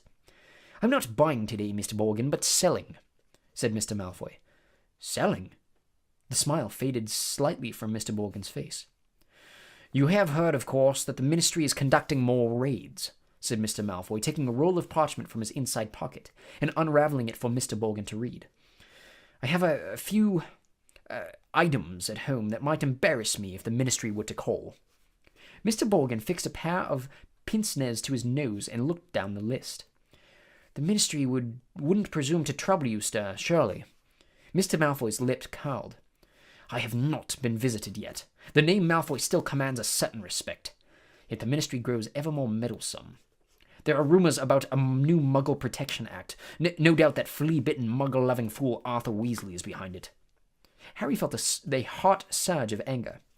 "And you see, certain of these poisons might make it appear—" "I understand, sir, of course," said Mr. Borgin. Let me see." "Can I have that?" interrupted Draco, pointing at the withered hand on its cushion. "Ah, the Hand of Glory," said Mr. Borgin, abandoning Mr. Malfoy's list and scurrying over to Draco. "Insert a candle and it gives light only to the holder. Best friend of thieves and plunderers. Your son has fine taste, sir." "I hope my son will amount to more than a thief or a plunderer, Borgin," said Mr. Malfoy coldly. And Mr. Borgin said quickly, "No offence, sir. No offence meant." "Though if his grades don't pick up," said Mr. Malfoy more coldly still, "that may indeed be all he is fit for." "It's not my fault," retorted Draco. "The teachers all have favourites. They're Hermione Granger. I would have thought you'd be ashamed that a girl of no wizard family beat you in every exam." "Ha!" said Harry under his breath, pleased to see Draco looking both abashed and angry. "It's the same all over," said Mr. Borgin in his oily voice. "Wizard blood is counting for less everywhere." "Not with me," said Mr. Malfoy, his long nostrils flaring. "No, sir, nor with me, sir," said Mr. Borgin with a deep bow. "In that case, perhaps we can return to my list," said Mr. Malfoy shortly. "I am in something of a hurry, Borgin. I have important business elsewhere today." They started to haggle. Harry watched nervously as Draco drew nearer and nearer to his hiding place, examining the objects for sale. Draco paused to examine a long coil of hangman's rope, and to read, smirking, the card propped on a magnificent necklace of opals. "Caution! Do not touch. Cursed. Has claimed the lives of 19 Muggle owners to date." Draco turned away and saw the cabinet right in front of him. He walked forward. He stretched out his hand for the handle. "Done," said Mr. Malfoy at the counter. "Come, Draco." Harry wiped his forehead on his sleeve as Draco turned away. "Good day to you, Mr. Borgin. I'll expect you at the manor tomorrow to pick up the goods." The moment the door had closed, Mr. Borgin dropped his oily manner. "Good day yourself, Mr. Malfoy, and if the stories are true, you haven't sold me half of what's hidden in your manor." Muttering darkly, Mr. Borgin disappeared into a back room. Harry waited for a minute in case he came back, then, quietly as he could, slipped out of the cabinet, past the glass cases, and out to the shop door. Clutching his broken glasses to his face, Harry stared around. He had emerged into a dingy alleyway that seemed to be made up entirely of shops devoted to the dark arts. The one he'd just left, Borgin and Burke's, looked like the largest, but opposite was a nasty window display of shrunken heads, and, 2 doors down, a large cage was alive with gigantic black spiders. 2 shabby-looking wizards were watching him from the shadow of a doorway, muttering to each other. Feeling jumpy, Harry set off, trying to hold his glasses on straight, and hoping against hope he'd be able to find a way out of here. An old wooden street sign hanging over a shop selling poisonous candles told him he was in Nocturne Alley. This didn't help, as Harry had never heard of such a place. He supposed he hadn't spoken clearly enough through his mouthful of ashes back in the Weasley's fire. Trying to stay calm, he wondered what to do. "Not lost, are you, my dear?" said a voice in his ear, making him jump. An aged witch stood in front of him, holding a tray of what looked horribly like whole human fingernails. She leered at him, showing mossy teeth. Harry backed away. I'm fine, thanks," he said. "I'm just—" "Harry! What do you think you're doing down there?" Harry's heart leapt.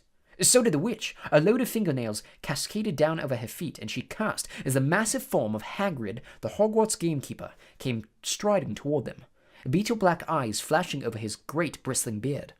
"Hagrid!" Harry croaked in relief. "I was lost! Flu powder!" Hagrid seized Harry by the scruff of the neck and pulled him away from the witch, knocking the tray right out of her hands. Her shrieks followed them all the way along the twisting alleyway out into bright sunlight. Harry saw a familiar snow-white marble building in the distance, Gringotts Bank. Hagrid had steered him right into Diagon Alley. "You're a mess!" said Hagrid gruffly, brushing soot off Harry so forcefully he nearly knocked him into a barrel of dragon dung outside an apothecary. Skulking around Nocturne Alley. I don't know. Dodgy place, Harry. Don't want no one seeing you down there. I realize that, said Harry, ducking as Hagrid made to brush him off again. I told you, I was lost.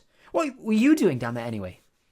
I was looking for flesh-eating slug repellent, growled Hagrid. They're running the school cabbages. You're not on your own. I'm staying with the Weasleys, but we got separated, Harry explained. I've got to go and find them. They set off together down the street. How come you never wrote back to me? Said Hagrid as Harry jogged alongside him. He had to take 3 steps to every stride of Hagrid's enormous boots. Harry explained all about Dobby and the Dursleys. Lousy muggles, growled Hagrid. If I'd have known. Harry, over here! Harry looked up and saw Hermione Granger standing at the top of the white flight of steps to Gringotts. She ran down to meet them, her bushy brown hair flying behind her. What happened to your glasses? Hello, Hagrid. Oh, it's wonderful to see you two again. Are you coming into Gringotts, Harry? As soon as I found the Weasleys, said Harry. You won't have long to wait, Hagrid said with a grin. Harry and Hermione looked around. Sprinting up the crowded street were Ron, Fred, George, Percy, and Mr. Weasley. Harry, Mr. Weasley panted. We'd hoped you've gone only one grade too far. He mopped his glistening bald patch. Molly's frantic. She's coming now. Where did you come out? Ron asked. Nocturne Alley, said Hagrid grimly. Excellent, said Fred and George together. We've never been allowed in, said Ron enviously. I should ready well think not, growled Hagrid. Mrs. Weasley now came galloping into view, her handbag swinging wildly in one hand, Ginny just clinging on to the other. Oh, Harry! Oh, my dear, you could have been anywhere! Gasping for breath, she pulled a large clothesbrush out of her bag and began sweeping off the soot Hagrid hadn't managed to beat away. Mr. Weasley took Harry's glasses, gave them a tap of his wand, and returned them good as new. Well, gotta be off, said Hagrid, who was having his hand wrung by Mrs. Weasley. Nocturne Alley, if you hadn't found him, Hagrid. See you at Hogwarts. And he strode away, head and shoulders taller than anyone else in the parked street. Guess who I saw in Borgin and Burke's?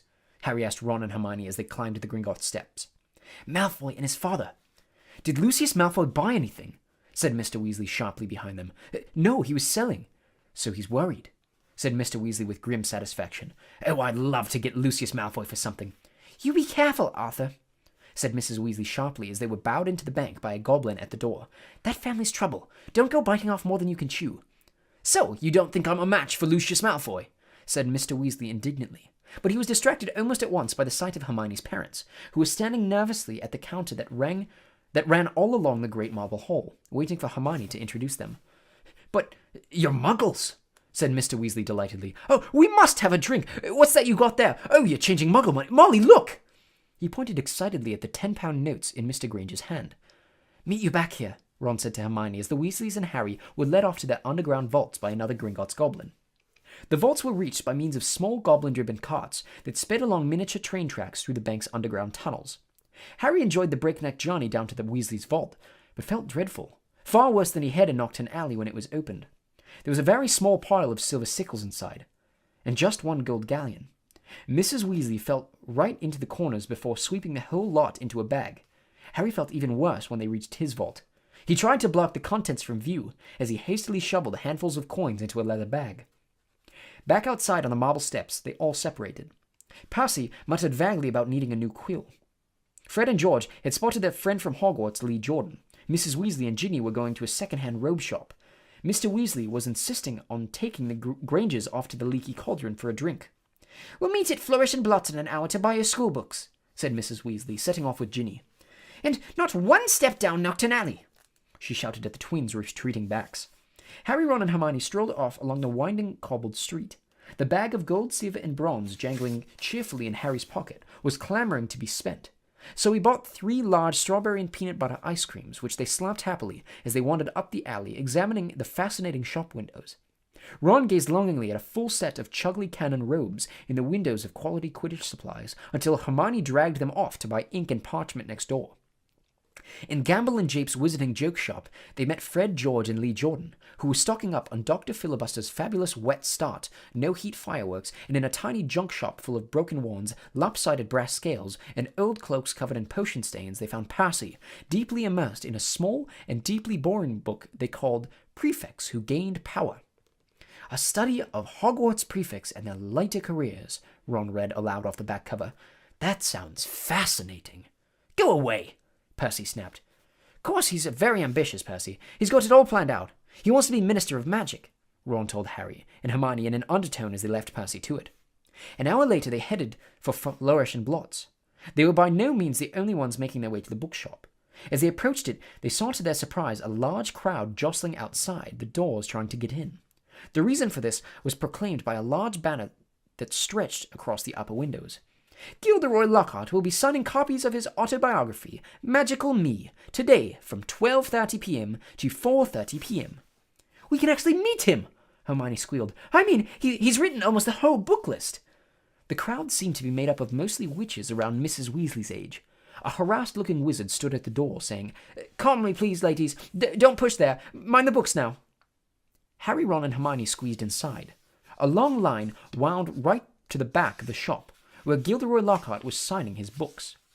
They each grabbed a copy of the Standard Book of Spells, Grade 2, and sneaked up the line to where the rest of the Weasleys were standing with Mr. and Mrs. Granger. Oh, there you are, good, said Mrs. Weasley. She sounded breathless and kept patting her hair.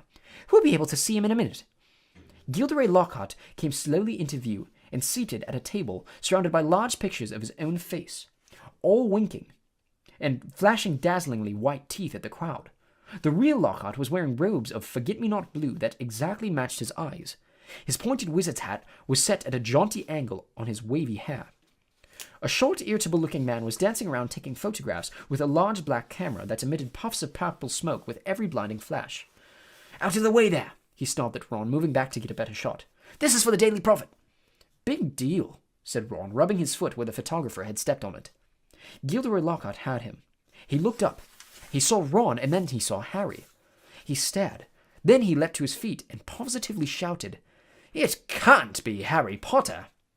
The crowd parted, whispering excitedly. Lockhart dived forward, seized Harry's arm, and pulled him to the front. The crowd burst into applause. Harry's face burned as Lockhart shook his hand for the photographer, who was clicking away madly, wafting thick smoke over the Weasleys.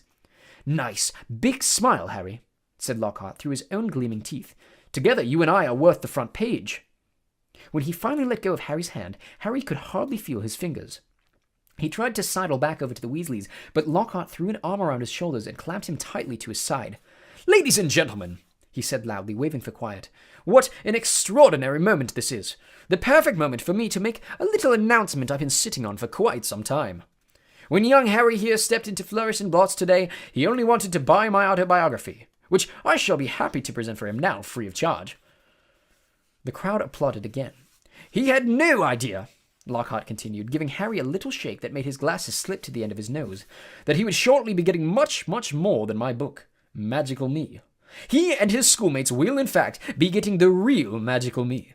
Yes, ladies and gentlemen, I have great pleasure and pride in announcing that this September I will be taking up the post of Defense Against the Dark Arts teacher at Hogwarts School of Witchcraft and Wizardry. The crowd cheered and clapped, and Harry found himself being presented with the entire works of Gilderoy Lockhart. Staggering slightly under the weight, he managed to make his way out of the limelight to the edge of the room, where Ginny was standing next to a new cauldron. You have these, Harry mumbled to her, tipping the books into the cauldron. I'll buy my own. Bet you loved that, didn't you, Potter? Said a voice Harry had no trouble recognizing. He straightened up and found himself face to face with Draco Malfoy, who was wearing his usual sneer. Famous Harry Potter, said Malfoy. Can't even go into a bookshop without making the front page. Leave him alone, he didn't want all that, said Ginny. It was the first time she'd spoken in front of Harry. She was glaring at Malfoy. Potter, you've got yourself a girlfriend, drawled Malfoy. Ginny went scarlet as Ron and Hermione fought their way over, both clutching stacks of Lockhart's books. Oh, it's you, said Ron, looking at Malfoy as if he was something unpleasant on the sole of his shoe. Bet you're surprised to see Harry here, eh? Not as surprised as I am to see you in a shop, Weasley, retorted Malfoy. I suppose your parents will go hungry for a month to pay for all these. Ron went as red as Ginny. He dropped his books into the cauldron too, and started toward Malfoy, but Harry and Hermione grabbed the back of his jacket. Ron, said Mr. Weasley, struggling over with Fred and George. What are you doing? It's too crowded in here. Let's go outside. Well, Arthur Weasley. It was Mr. Malfoy. He stood with his hand on Draco's shoulder, sneering in just the same way. Lucius? said Mr. Weasley, nodding coldly. "Busy time at the Ministry, I hear," said Mr. Malfoy. "All those raids. I hope they're paying you overtime?" He reached into Ginny's cauldron and extracted, from amid the glossy Lockhart books, a very old, very battered copy of A Beginner's Guide to Transfiguration. "Obviously not," Mr. Malfoy said. "Dear me, what's the use of being a disgrace to the name of wizard if they don't even pay well for it?" Mr. Weasley flushed darker than either Ron or Ginny. "We have a very different idea of what disgraces the name of wizard, Malfoy," he said. "Clearly," said Mr. Malfoy, his pale eyes straying to Mr. and Mrs. Granger, who were watching apprehensively. "The company you keep, Weasley. And I thought your family could sink no lower." There was a thud of metal as Ginny's cauldron went flying. Mr. Weasley had thrown himself at Mr. Malfoy, knocking him backward into a bookshelf. Dozens of heavy spellbooks came thundering down on all their heads.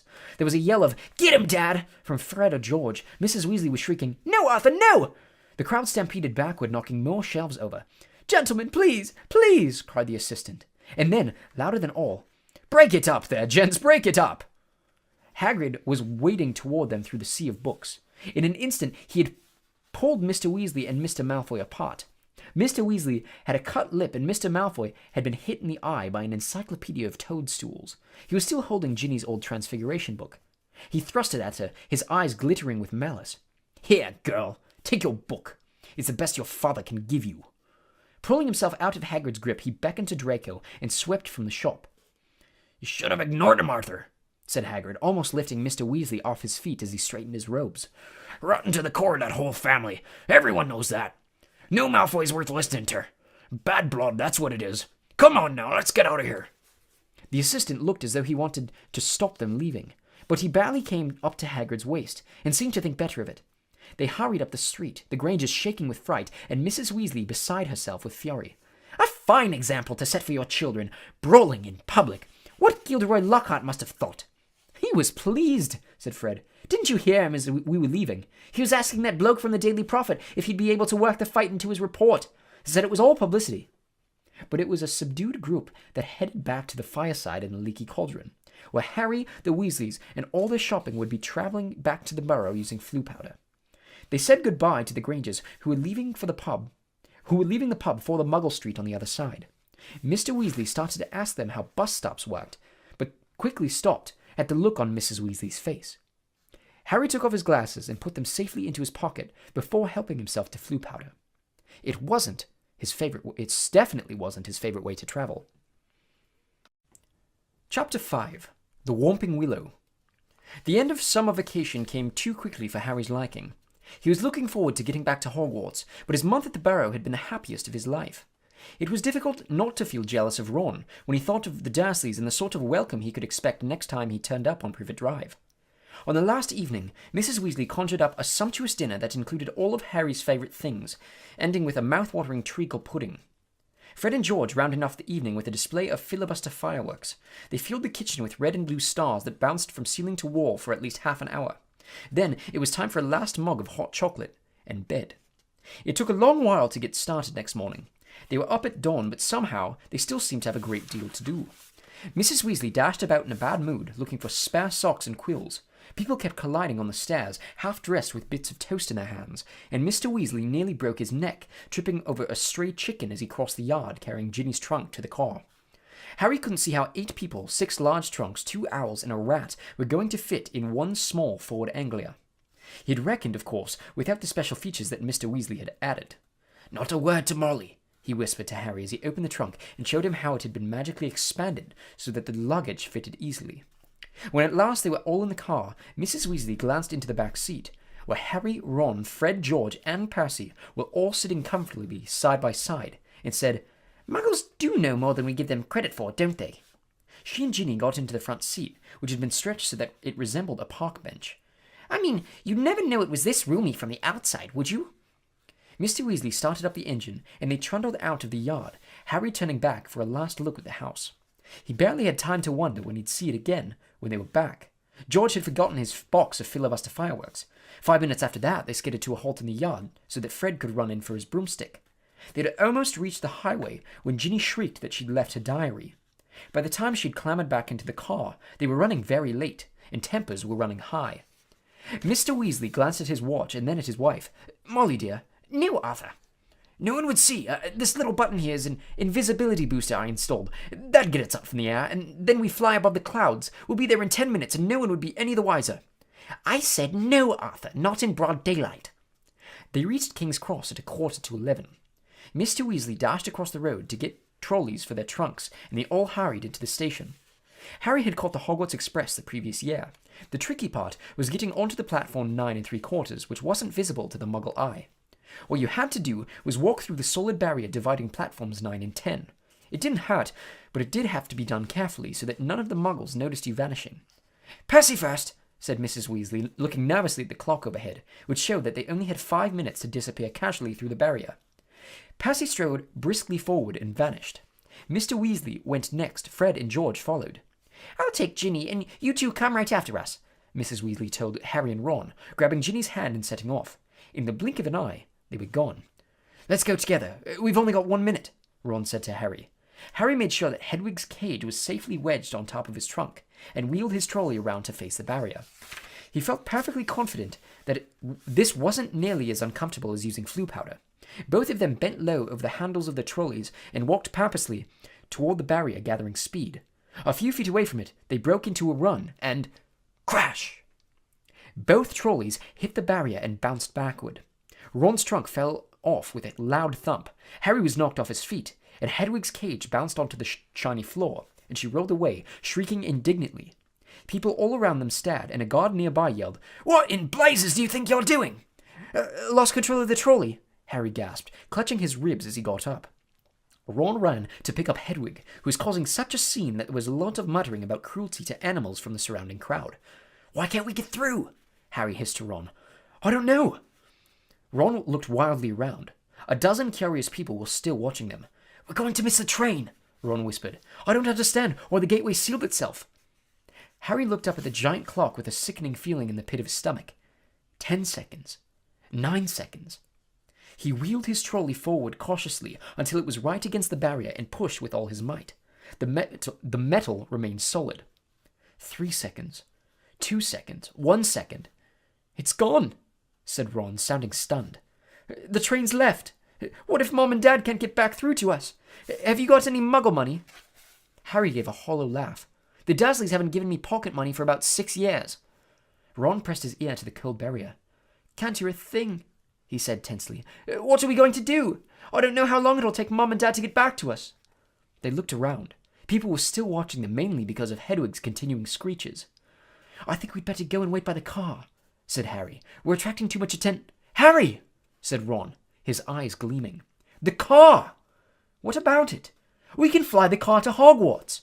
"But I thought we're stuck, right? And we've got to get to school, haven't we? And even underage wizards are allowed to use magic if it's a real emergency. Section 19 or something of the restriction of thingy." "But your mum and dad," said Harry, pushing against the barrier again in vain hope that it would give way. "How will they get home?" "They don't need the car," said Ron impatiently. "They know how to apparate. Just vanish and reappear at home. They only bother with Floo powder in the car because we're all underage and we're not allowed to apparate yet." Harry's feeling of panic turned suddenly to excitement. "Can you fly it?" "No problem," said Ron, wheeling his trolley around to face the exit. "Come on, let's go. If we hurry, we'll be able to follow the Hogwarts Express." And they marched off through the crowd of curious Muggles, out of the station and back onto the side road where the old Ford Anglia was parked. Ron unlocked the cavernous trunk with a series of taps from his wand. They heaved their luggage back in, put Hedwig on the back seat, and got into the front. "Check that no one's watching," said Ron, starting the ignition with another tap of his wand. Harry stuck his head out the window. Traffic was rumbling along the main road ahead, but the street was empty. "Okay," he said.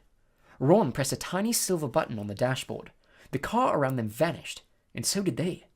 Harry could feel the seat vibrating beneath them, hear the engine, feel his hands on his knees and glasses on his nose, but for all he could see, he had become a pair of eyeballs, floating a few feet above the ground in a dingy street full of parked cars. "Let's go," said Ron's voice from his right. And the ground and the dirty buildings on either side fell away, dropping out of sight as the car rose. In seconds, the whole of London lay smoky and glittering below them. Then there was a popping noise, and the car, Harry and Ron, reappeared. "Uh-oh," said Ron, jabbing at the invisibility booster. It's faulty! Both of them pummeled it. The car vanished. Then it flickered back again. "Hold on!"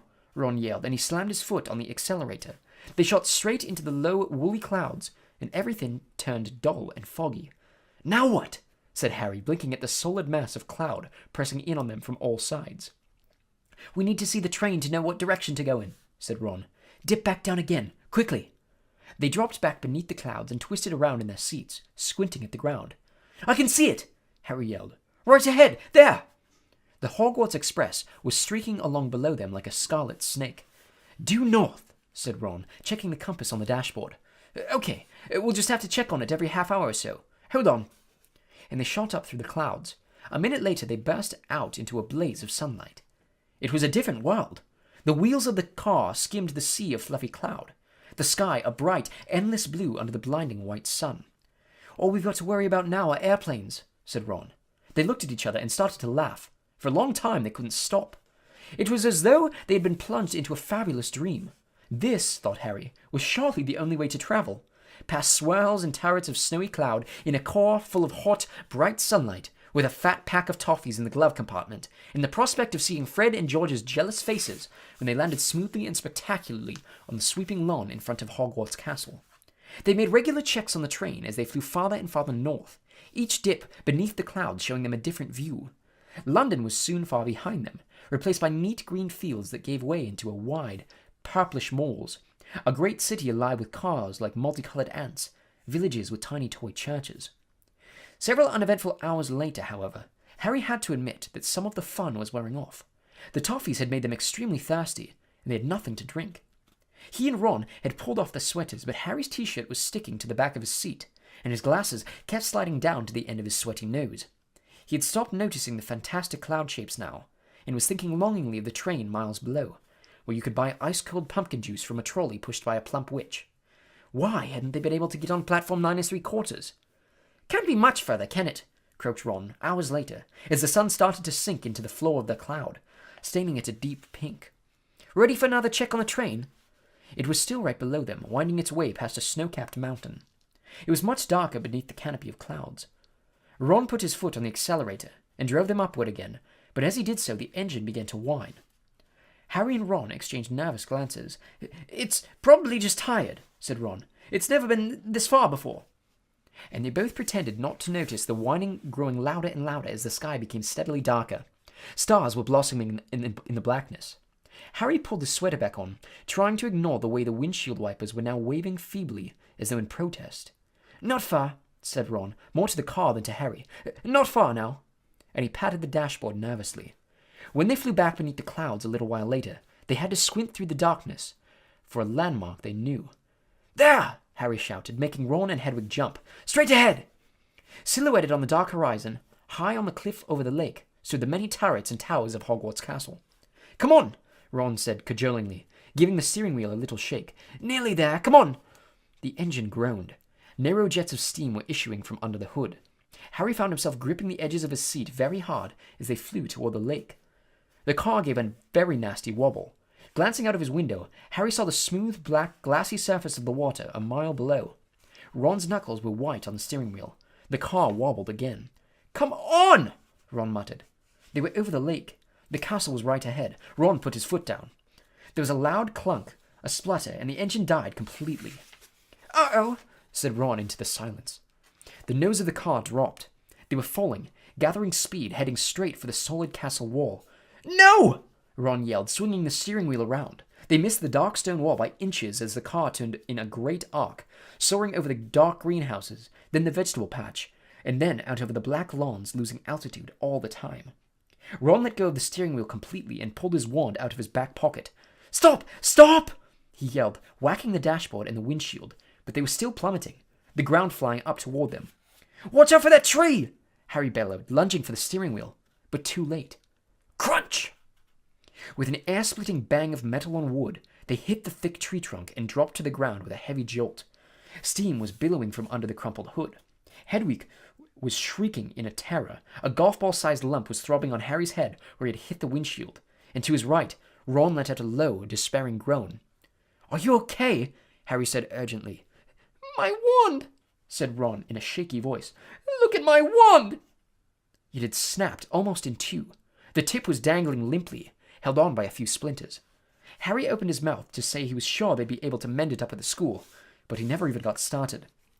At that very moment, something hit the side of the car with the force of a charging bull, sending him lurching sideways into Ron just as an equally heavy blow hit the roof. "What's happened?" Ron gasped, staring through the windshield, and Harry looked around just in time to see a branch as thick as a python smash into it. The tree they had hit was attacking them.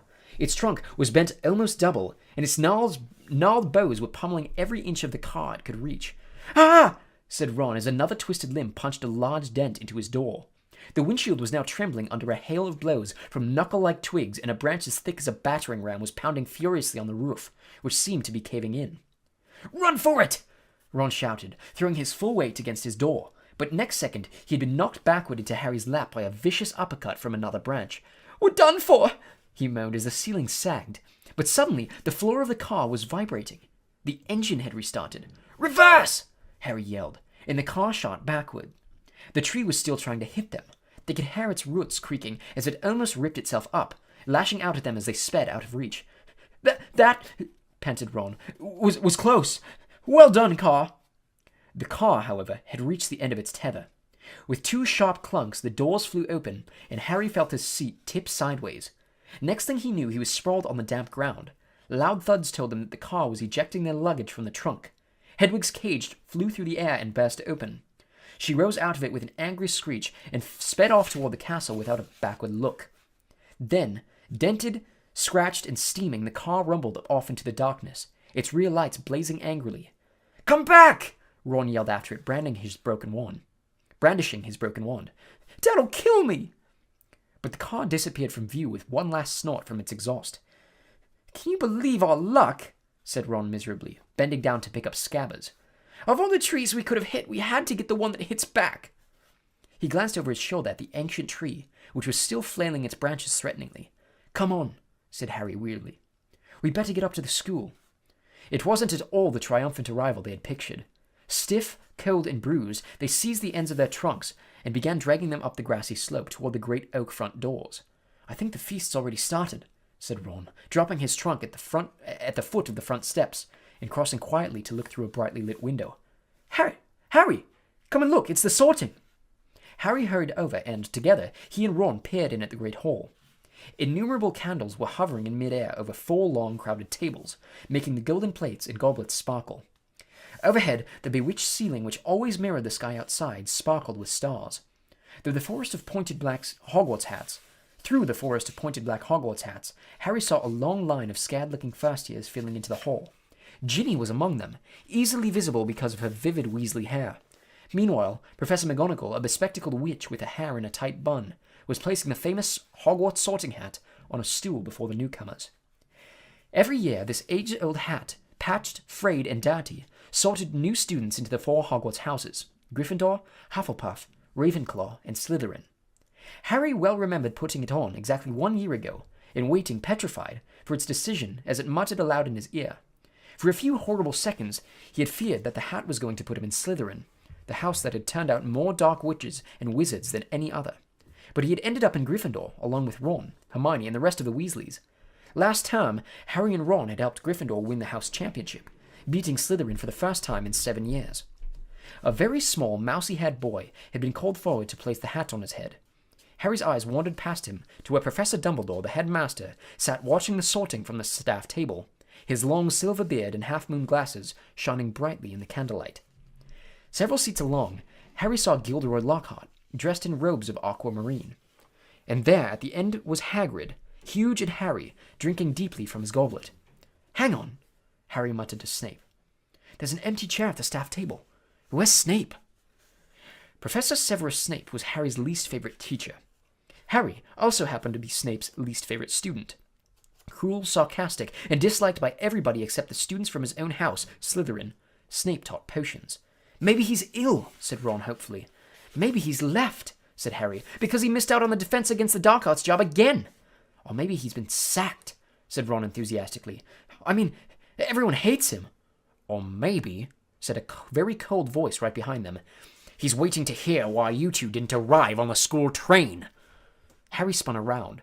There, his black robes rippling in a cold breeze, stood Severus Snape.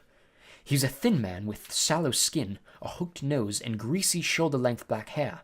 And at this moment, he was smiling in a way that told Harry he and Ron were in very deep trouble. "Follow me," said Snape. Not daring to even look at each other, Harry and Ron followed Snape up the steps into the vast, echoing entrance hall, which was lit with flaming torches. A delicious smell of food was wafting from the great hall, but Snape led them away from the warmth and light, down a narrow stone staircase that led into the dungeons. "In," he said, opening a door halfway down the cold passageway and pointing. They entered Snape's office, shivering. The shadowy walls were lined with shelves of large glass jars, in which floated all manner of revolting things Harry didn't really want to know the name of at the moment. The fireplace was dark and empty. Snape closed the door and turned to look at them. "So," he said softly, "the train isn't good enough for the famous Harry Potter and his faithful sidekick Weasley. Wanted to ride with a bang, did we, boys?" No, sir. It was the barrier at King's Cross. "Silence!" said Snape coldly. "What have you done with the car?" Ron gulped. This wasn't the first time Snape had given Harry the impression of being able to read minds. But a moment later, he understood, as Snape unrolled today's issue of the Evening Prophet. "You were seen!" he hissed, showing them the headline. "Flying Forward Anglia Mystifies Muggles." He began to read aloud. "Two muggles in London convinced they saw an old car flying over the post office tower at noon in Norfolk. Mrs. Hetty Bayliss, while hanging out her washing. Mr. Angus Fleet of Peebles reported to police. 6 or 7 muggles in all. I believe your father works in the misuse of muggle artifacts office," he said, looking up at Ron and smiling still more nastily.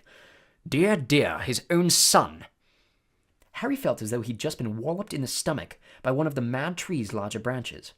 If anyone found out Mr. Weasley had bewitched the car, he hadn't thought of that. "I noticed in my search of the park that considerable damage seems to have been done to a very valuable whomping willow," Snape went on.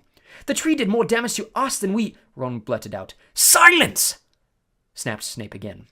"Most unfortunately, you are not in my house, and the decision to expel you does not rest with me. I shall go and fetch the people who do have that happy power. You will wait here." Harry and Ron stared at each other white-faced. Harry didn't feel hungry anymore. He now felt extremely sick. He tried not to look at a large, slimy something suspended in green liquid on a shelf behind Snape's desk. If Snape had gone to fetch Professor McGonagall, head of Gryffindor House, they were hardly any better off. She might be fairer than Snape, but she was still extremely strict. 10 minutes later, Snape returned, and sure enough, it was Professor McGonagall who accompanied him. Harry had seen Professor McGonagall angry on several occasions, but either he had forgotten just how thin her mouth could go, or he had never seen her this angry before. She raised her wand the moment she entered. Harry and Ron both flinched, but she merely pointed it at the empty fireplace, where flames suddenly erupted. "Sit!" she said, and they both backed into chairs by the fire. "Explain!" she said, her glasses glinting ominously. Ron launched into the story, starting with the barrier at the station refusing to let them through. "So, we had no choice, Professor. We couldn't get on the train." "Why didn't you send us a letter by owl? I believe you have an owl," Professor McGonagall said coldly to Harry. Harry gaped at her. Now she said it, that seemed the obvious thing to have done. I didn't think—" "That," said Professor McGonagall, "is obvious." There was a knock on the office door, and Snape, now looking happier than ever, opened it. There stood the headmaster, Professor Dumbledore. Harry's whole body went numb. Dumbledore was looking unusually grave. He stared down his very crooked nose at them, and Harry suddenly found himself wishing he and Ron were still being beaten up by the Whomping Willow. There was a long silence. Then Dumbledore said, "Please explain why you did this." It would have been better if he had shouted. Harry hated the disappointment in his voice. For some reason, he was unable to look Dumbledore in the eyes, and spoke instead to his knees. He told Dumbledore everything except that Mr. Weasley owned the bewitched car, making it sound as though he and Ron had happened to find the flying car parked outside the station. He knew Dumbledore would see through this at once, but Dumbledore asked no questions about the car. When Harry had finished, he merely continued to peer at them through his spectacles. "We'll go and get our stuff," said Ron in a hopeless sort of voice. "What are you talking about, Weasley?" barked Professor McGonagall. Well, you're expelling us, aren't you?" said Ron. Harry looked quickly at Dumbledore. "Not today, Mr. Weasley," said Dumbledore. "But I must impress upon both of you the seriousness of what you have done. I will be writing to both of your families tonight. I must also warn you that if you do anything like this again, I will have no choice but to expel you." Snape looked as though Christmas had been cancelled. He cleared his throat and said, "Professor Dumbledore, these boys have flouted the decree for the restriction of underage wizardry, caused serious damage to an old and valuable tree. Surely acts of this nature—" "It will be for Professor McGonagall to decide on these boys' punishments, Severus," said Dumbledore calmly. "They are in her house, and are therefore her responsibility." He turned to Professor McGonagall. "I must go back to the feast, Minerva. I've got to give out a few notices. Come, Severus. There's a delicious-looking custard tart I want to sample."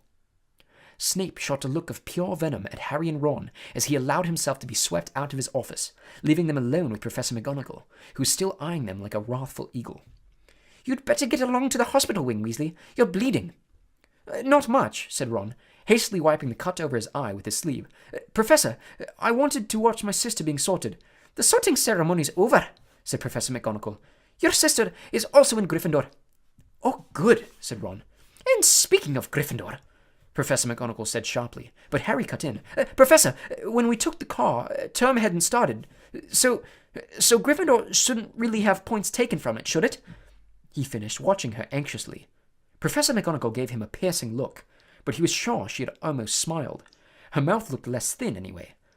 "I will not take any points from Gryffindor," she said, and Harry's heart lightened considerably. "But you'll both get detention." It was better than Harry had expected.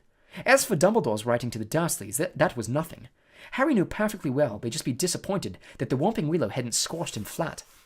Professor McGonagall raised her wand again and pointed it at Snape's desk. A large plate of sandwiches, 2 silver goblets, and a jug of iced pumpkin juice appeared with a pop. "You will eat in here and go straight up to your dormitory," she said. "I must also return to the feast." When the door had closed behind her, Ron let out a long, low whistle. "I thought we'd had it," he said, grabbing a sandwich. "So did I," said Harry, taking one too. "Can you believe our luck, though?" said Ron thickly through a mouthful of chicken and ham. "Fred and George must have flown that car 5 or 6 times, and no muggle ever saw them." He swallowed and took another huge bite. "Why couldn't we get through the barrier?" Harry shrugged. "We'll have to watch our step from now on, though," he said, taking a grateful swig of pumpkin juice. "Wish we could have gone up to the feast." "She didn't want us showing off," said Ron sagely. "It doesn't want people to think it's clever arriving by car."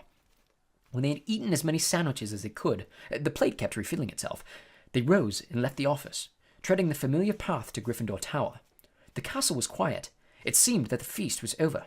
They walked past muttering portraits and creaking suits of armor, and climbed narrow flights of stone stairs, until at last they reached the passage where the secret entrance to Gryffindor Tower was hidden, behind an oil painting of a very fat woman in a pink silk dress.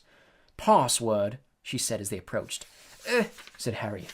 They didn't know the New Year's password, not having met a Gryffindor prefect yet, but help came almost immediately. They heard hurrying feet behind them, and turned to see Hermione dashing toward them. "There you are! Where have you been? The most ridiculous rumors. Someone said you'd have been expelled for crashing a flying car." "Well, we haven't been expelled," Harry assured her. "You're not telling me you did fly here," said Hermione, sounding almost as severe as Professor McGonagall. "Skip the lecture," said Ron impatiently, "and tell us the new password." "It's Whortlebird," said Hermione impatiently, "but that's not the point." Her words were cut short, however, as the portrait of the fat lady swung open, and there was a sudden storm of clapping. It looked as though the whole of Gryffindor House was still awake, packed into the circular common room, standing on the lopsided tables and squashy armchairs, waiting for them to arrive. Arms reached through the portrait hole to pull Harry and Ron inside, leaving Hermione to scramble in after them. "Brilliant!" yelled Lee Jordan. "Inspired! What an entrance! Flying a car right into the Whomping Willow! People will be talking about that one for years." "Good for you," said a 5th year Harry had never spoken to. Someone was patting him on the back as though he'd just won a marathon.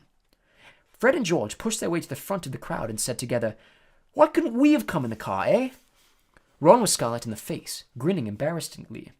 But Harry could see one person who didn't look happy at all. Percy was visible over the heads of some excited first years, and he seemed to be trying to get near enough to start telling them off. Harry nudged Ron in the ribs and nodded in Percy's direction. Ron got the point at once. "Got to get upstairs, a bit tired," he said, and the two of them started pushing their way toward the door on the other side of the room, which led to a spiral staircase in the dormitories. "Night." Harry called back to Hermione, who was wearing a scowl just like Percy's. They managed to get to the other side of the common room, still having their backs slapped, and gained the piece of the staircase. They hurried up it right to the top, and at last reached the door of their old dormitory, which now had a sign on it saying second years. They entered the familiar circular room, with its 5 four-posters hung with red velvet and its high, narrow windows. The trunks had been brought up for them and stood at the ends of their beds. Ron grinned guiltily at Harry. "I know I shouldn't have enjoyed that or anything, but..." The dormitory doors flew open, and in came the other second-year Gryffindor boys, Seamus Finnegan, Dean Thomas, and Neville Longbottom. "Unbelievable!" beamed Seamus. "Cool!" said Dean. "Amazing!" said Neville, awestruck. Harry couldn't help it. He grinned too. Chapter 6. Gilderoy Lockhart. The next day, however, Harry barely grinned once. Things started to go downhill from breakfast in the Great Hall. The 4 long house tables were laden with tureens of porridge, plates of kippers, mountains of toast, and dishes of eggs and bacon beneath the enchanted ceiling, today a dull, cloudy grey. Harry and Ron sat down at the Gryffindor table next to Hermione, who had her copy of Voyages with Vampires propped open against a milk jug. There was a slight stiffness in the way she said, "Morning," which told Harry that she was still disapproving of the way they had arrived. Neville Longbottom, on the other hand, greeted them cheerfully. Neville was a round-faced and accident-prone boy with the worst memory of anyone Harry had ever met. "Mail's due any minute. I think Grant's sending a few things I forgot." Harry had only started his porridge when, sure enough, there was a rushing sound overhead and 100 or so owls streamed in, circling the hall and dropping letters and packages into the chattering crowd.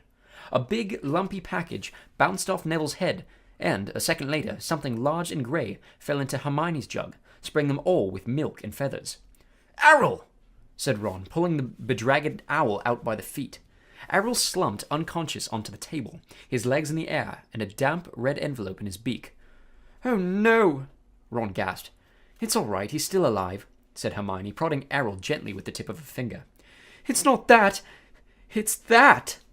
Ron was pointing at the red envelope. It looked quite ordinary to Harry, but Ron and Neville were both looking at it as though they expected it to explode. "What's the matter?" said Harry. She sent me a howler," said Ron faintly. "You'd better open it, Ron," said Neville in a timid whimper. "It'll be worse if you don't. My gran sent me one once, and I ignored it, and..." He gulped. "It was horrible." Harry looked from their petrified faces to the red envelope. "What's a howler?" he said.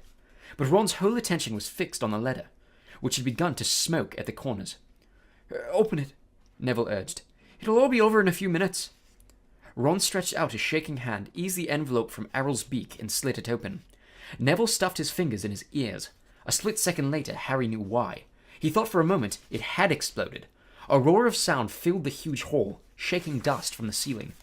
"Stealing the car! I wouldn't have been surprised if they'd expelled you. You wait till I get a hold of you. I don't suppose you stopped to think what your father and I went through when we saw it was gone." Mrs. Weasley's yells, 100 times louder than usual, made the plates and spoons rattle on the table and echo deafeningly off the stone walls. People throughout the hall were swiveling around to see who had received the howler, and Ron sank so low in his chair that only his crimson forehead could be seen. "Letter from Dumbledore last night. I thought your father would die of shame. We didn't bring you up to behave like this. You and Harry could both have died." Harry had been wondering when his name was going to crop up. He tried very hard to look as though he couldn't hear the voice that was making his eardrums throb. "Absolutely disgusted. Your father's facing an inquiry at work. It's entirely your fault, and if you put another toe out of line, we'll bring you straight back home." A ringing silence fell. The red envelope, which had dropped from Ron's hand, burst into flames and curled into ashes. Harry and Ron sat stunned, as though a tidal wave had just passed over them. A few people laughed, and gradually, a babble of talk broke out again. Hermione closed Voyages with Vampires and looked down at the top of Ron's head. "Well, I don't know what you expected, Ron, but you..." "Don't tell me I deserved it," snapped Ron.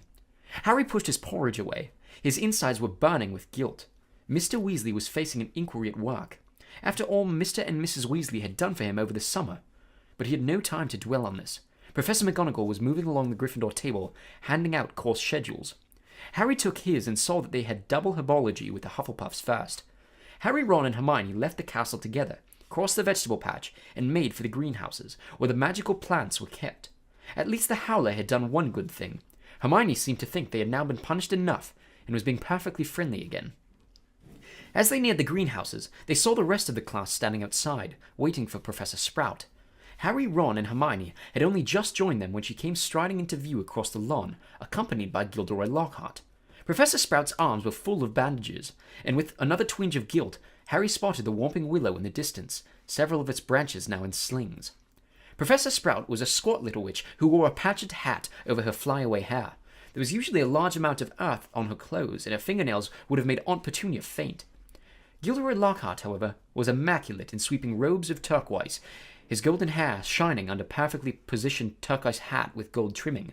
"Oh, hello there!" he called, beaming around at the assembled students. "Just been showing Professor Sprout the right way to doctor a whomping willow, but I don't want you running away with the idea that I'm better at herbology than she is. I just happen to have met several of these exotic plants on my travels." "Greenhouse 3 today, chaps," said Professor Sprout, who was looking distinctly disgruntled, not at all her usual cheerful self. There was a murmur of interest. They'd only ever worked in Greenhouse 1 before. Greenhouse 3 housed far more interesting and dangerous plants. Professor Sprout took a large key from her belt and unlocked the door. Harry caught a whiff of damp earth and fertilizer mingling with the heavy perfume of some giant umbrella-sized flowers dangling from the ceiling. He was about to follow Ron and Hermione inside when Lockhart's hand shot out. "Harry, I've been wanting a word. You don't mind if he's a couple of minutes late, do you, Professor Sprout?" Judging by Professor Sprout's scowl, she did mind, but Lockhart said, "That's the ticket," and closed the greenhouse door in her face. "Harry," said Lockhart, his large white teeth gleaming in the sunlight as he shook his head. "Harry, Harry, Harry." Completely nonplussed, Harry said nothing. "When I heard... well, of course, it was all my fault. I could have kicked myself." Harry had no idea what he was talking about. He was about to say so when Lockhart went on. "Don't know when I've been more shocked. Flying a car to Hogwarts. Well, of course, I knew at once why you'd done it. Stood out a mile. Harry, Harry, Harry." It was remarkable how he could show every one of those brilliant teeth, even when he wasn't talking. "Gave you a taste for publicity, didn't I?" said Lockhart. "Gave you the bug. You got onto the front page of the paper with me, and you couldn't wait to do it again." "Oh, no, Professor, see..." "Harry, Harry, Harry," said Lockhart, reaching out and grasping his shoulder. "I understand. Natural to want a bit more once you've had that first taste, and I blame myself for giving you that, because it was bound to go to your head. But see here, young man, you can't start flying cars to try and get yourself noticed. Just calm down, all right? Plenty of time for all that when you're older. Yes, I know what you're thinking. It's all right for him, he's an internationally famous wizard already. But when I was 12, I was just as much of a nobody as you are now. In fact, I'd say I was even more of a nobody. I mean, a few people have heard of you, haven't they? All that business with he who must not be named." He glanced at the lightning scar on Harry's forehead. I know. It's not quite as good as winning Witch Weekly's Most Charming Smile Award 5 times in a row, as I have. But it's a start, Harry. It's a start." He gave Harry a hearty wink and strode off. Harry stood stunned for a few seconds. Then, remembering he was supposed to be in the greenhouse, he opened the door and slid inside. Professor Sprout was standing behind a trestle bench in the center of the greenhouse. About 20 pairs of different-colored earmuffs were lying on a bench. When Harry had taken his place between Ron and Hermione, she said, "We'll be repotting mandrakes today. Now, who can tell me the properties of a mandrake?" To nobody's surprise, Hermione's hand was fast in the air. "Mandrake, or mandragora, is a powerful restorative," said Hermione, sounding as usual as though she had swallowed the textbook. "It is used to return people who have been transfigured or cursed to their original state." "Excellent! 10 points to Gryffindor," said Professor Sprout. "The mandrake forms an essential part of most antidotes. It is also, however, dangerous. Who can tell me why?" Hermione's hand narrowly missed Harry's glasses as it shot up again. "The cry of the mandrake is fatal to anyone who has it," she said promptly. "Precisely. Take another 10 points," said Professor Sprout. "Now, the mandrakes we have here are still very young." She pointed to a row of deep trays as she spoke, and everyone shuffled forward for a better look. 100 or so tufty little plants, purplish-green in color, were growing there in rows. They looked quite unremarkable to Harry, who didn't have the slightest idea what Hermione meant by the cry of the mandrake. "Everyone take a pair of earmuffs," said Professor Sprout.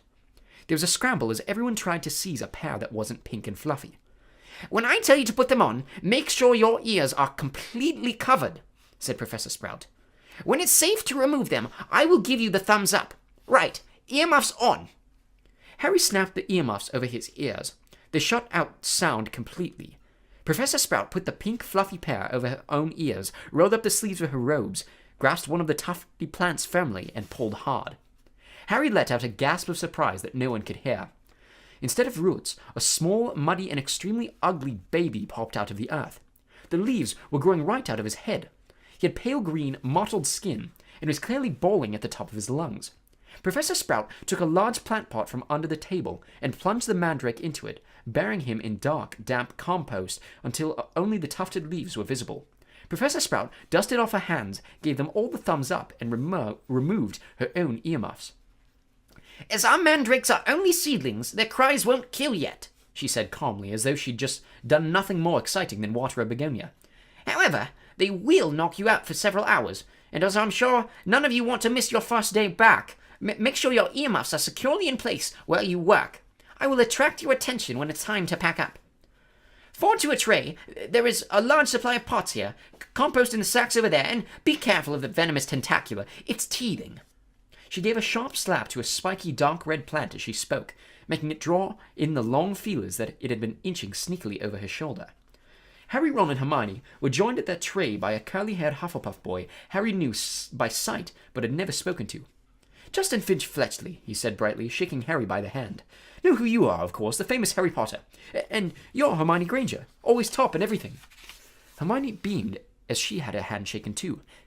And Ron Weasley, wasn't that your flying car? Ron didn't smile. The howl was obviously still on his mind. That Lockhart's something, isn't he? Said Justin happily, as they began filling their plant pots with dragon dung compost. Awfully brave chap. Have you read his books? I'd have died of fear if I'd been cornered in a telephone booth by a werewolf. But he stayed cool and zap. Just fantastic. My name was down for Eton, you know. I can't tell you how glad I am I came here instead. Of course, Mother was slightly disappointed, but since I made her read Lockhart's books, I think she's begun to see how useful it'll be to have a fully trained wizard in the family. After that, they didn't have much chance to talk. Their earmuffs were back on, and they needed to concentrate on the mandrakes. Professor Sprout had made it look extremely easy, but it wasn't. The mandrakes didn't like coming out of the earth, but didn't seem to want to go back into it either. They squirmed, kicked, flailed their sharp little fists, and gnashed their teeth.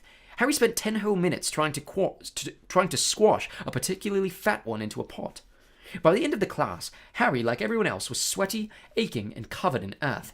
Everyone traipsed back to the castle for a quick wash, and then the Gryffindors hurried off to Transfiguration. Professor McGonagall's classes were always hard work, but today was especially difficult. Everything Harry had learned last year seemed to have leaked out of his head during the summer. He was supposed to be turning a beetle into a button, but all he managed to do was give his beetle a lot of exercise as it scuttled over the desktop, avoiding his wand. Ron was having far worse problems. He had patched up his wand with some borrowed speller tape, but it seemed to be damaged beyond repair. It kept crackling and sparkling at odd moments, and every time Ron tried to transfigure his beetle, it engulfed him in thick grey smoke that smelled of rotten eggs. Unable to see what he was doing, Ron accidentally squashed his beetle with his elbow and had to ask for a new one. Professor McGonagall wasn't pleased. Harry was relieved to hear the lunch bell. His brain felt like a wrung sponge. Everyone filed out of the classroom except him and Ron, who was whacking his wand furiously on the desk. Stupid, useless thing! Right home for another one, Harry suggested as the wand let off a volley of bangs like a firecracker. Oh yeah, and get another howler back, said Ron, stuffing the now hissing wand into his bag. It's your own fault your wand got snapped. They went down to lunch, where Ron's mood was not improved by Hermione showing them the handful of perfect coat buttons she had produced in Transfiguration. What have we got this afternoon? Said Harry, hastily changing the subject.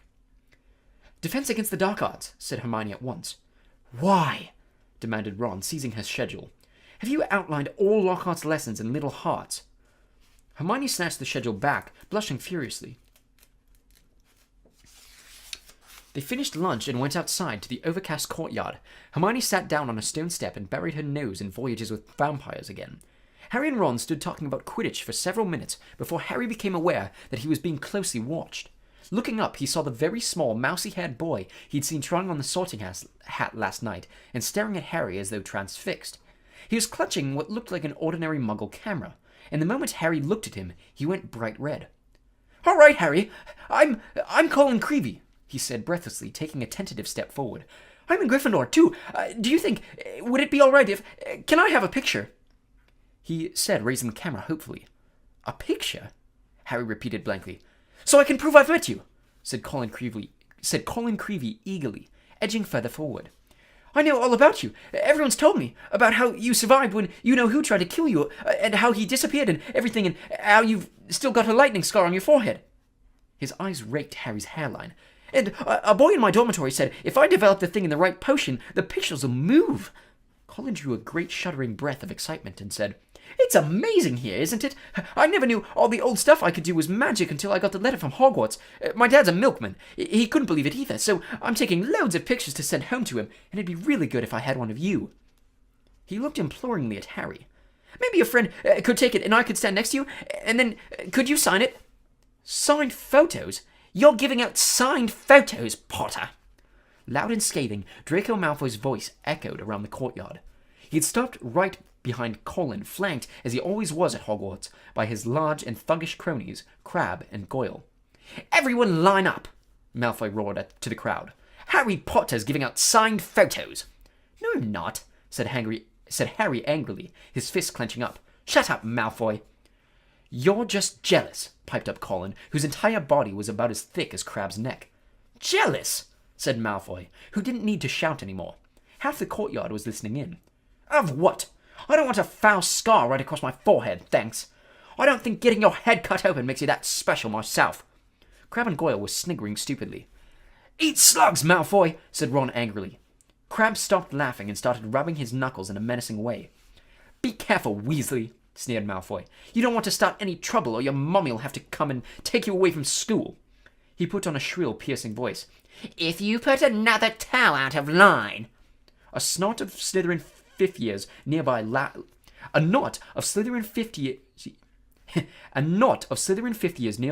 loudly at this.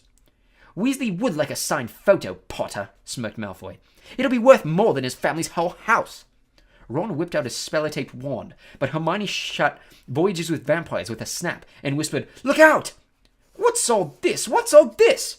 Gilderoy Lockhart was sliding toward them, his turquoise robe swirling behind him. Who's giving out signed photos? Harry started to speak, but he was cut short as Lockhart flung an arm around his shoulders and thundered jovially. Shouldn't have asked. We meet again, Harry. Pinned to Lockhart's side and burning with humiliation, Harry saw Malfoy slide smirking back into the crowd. Come on then, Mr. Creevey, said Lockhart, beaming at Colin. A double portrait! Can't be better than that! And we'll both sign it for you. Colin fumbled for his camera and took the picture as the bell rang behind them, signaling the start of afternoon classes. Off you go! Move along there!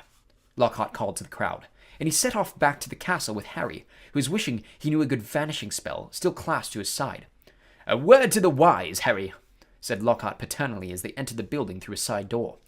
I covered up for you back there with young Creevey. If he was photographing me, too, your schoolmates won't think you're setting yourself up so much. Deaf to Harry's stammers, Lockhart swept him down a corridor and lined with staring students and up a staircase. Let me just say that handing out signed pictures at this stage of your career isn't sensible. Looks a tad big-headed, Harry, to be frank, but there may well come a time when, like me, you'll need to keep a stack handy wherever you go. But, he gave a little chortle, I don't think you're quite there yet. They had reached Lockhart's classroom, and he let Harry go at last. Harry yanked his robe straight and headed for a seat at the very back of the class, where he busied himself with piling all 7 Lockhart's books in front of him, so that he could avoid looking at the real thing. The rest of the class came cluttering in, and Ron and Hermione sat down on either side of Harry. You could have fried an egg on your face, said Ron. You'd better hope Creevey doesn't meet Ginny, or they'll be starting a Harry Potter fan club. Shut up, snapped Harry. The last thing he needed was for Lockhart to hear the phrase Harry Potter fan club. When the whole class was seated, Lockhart cleared his throat loudly and silence fell. He reached forward, picked up Neville Longbottom's copy of Travels with Trolls, and held it up to show his own winking portrait on the front. Me, he said, pointing at it and winking as well. Gilderoy Lockhart, Order of Merlin 3rd Class, honorary member of the Dark Force Defense League, and 5-time winner of Witch Weasley's Most Charming Smile Award. But I don't talk about that. I don't get rid of the abandoned banshee by smiling at her. He waited for them to laugh. A few people smiled weakly. I see you've all bought a complete set of my books. Well done. I thought we'd start today with a little quiz. Nothing to worry about, just to check how well you've read them, how much you've taken in. When he handed out the test papers, he returned to the front of the class and said, You have 30 minutes. Start now. Harry looked down at his paper and read, 1. What is Gilderoy Lockhart's favorite color? 2. What is Gilderoy Lockhart's secret ambition? 3. What, in your opinion, is Gilderoy Lockhart's greatest achievement to date? And on it went, over 3 sides of paper, right down to 54. When is Gilderoy Lockhart's birthday, and what would his ideal gift be? Half an hour later, Lockhart collected the papers and rifled through them in front of the class. Tut tut! Hardly any of you remember that my favorite color is lilac.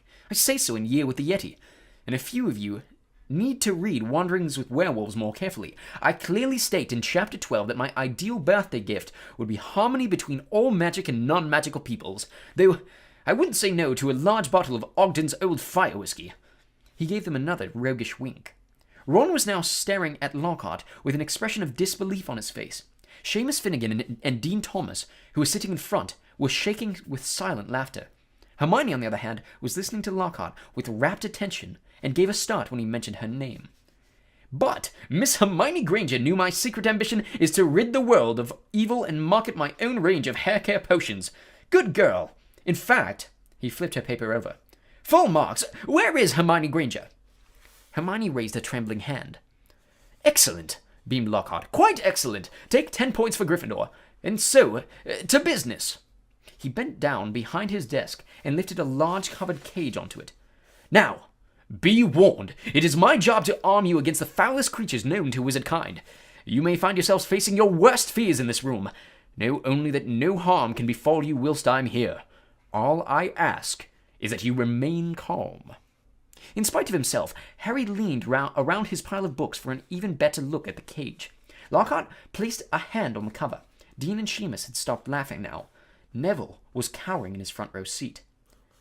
I must ask you not to scream, said Lockhart in a low voice. It might provoke them. As the whole class held its breath, Lockhart whipped off the cover. Yes, he said dramatically. Freshly caught Cornish pixies! Seamus Finnegan couldn't control himself. He let out a snort of laughter that even Lockhart couldn't mistake for a scream of terror. Yes? He smiled at Seamus. Well, they're not very dangerous, are they?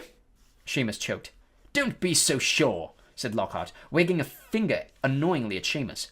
Devilish tricky little blighters they can be. The pixies were electric blue and about 8 inches high, with pointed faces and voices so shrill it was like listening to a lot of budges arguing. In a moment, the cover had been removed. They had started jabbering and rocketing around, rattling the bars and making bizarre faces at the people nearest them. Right then, Lockhart said loudly. Let's see what you make of them. And he opened the cage. It was pandemonium. The pixies shot in every direction like rockets. 2 of them seized Neville by the ears and lifted him into the air. Several shot straight through the window, showering the back row with broken glass. The rest proceeded to wreck the classroom more effectively than a rampaging rhino. They grabbed ink bottles and sprayed the class with them, shredded books and papers, tore pictures from the walls, upended the wastebasket, grabbed bags and books, and threw them out of the smashed window. Within minutes, half the class was sheltering under desks and Neville was swinging from the iron chandelier in the ceiling. Come on now, round them up, round them up. They're only pixies, Lockhart shouted. He rolled up his sleeves, brandished his wand, and bellowed, Pesky pixie pescanomi! It had absolutely no effect.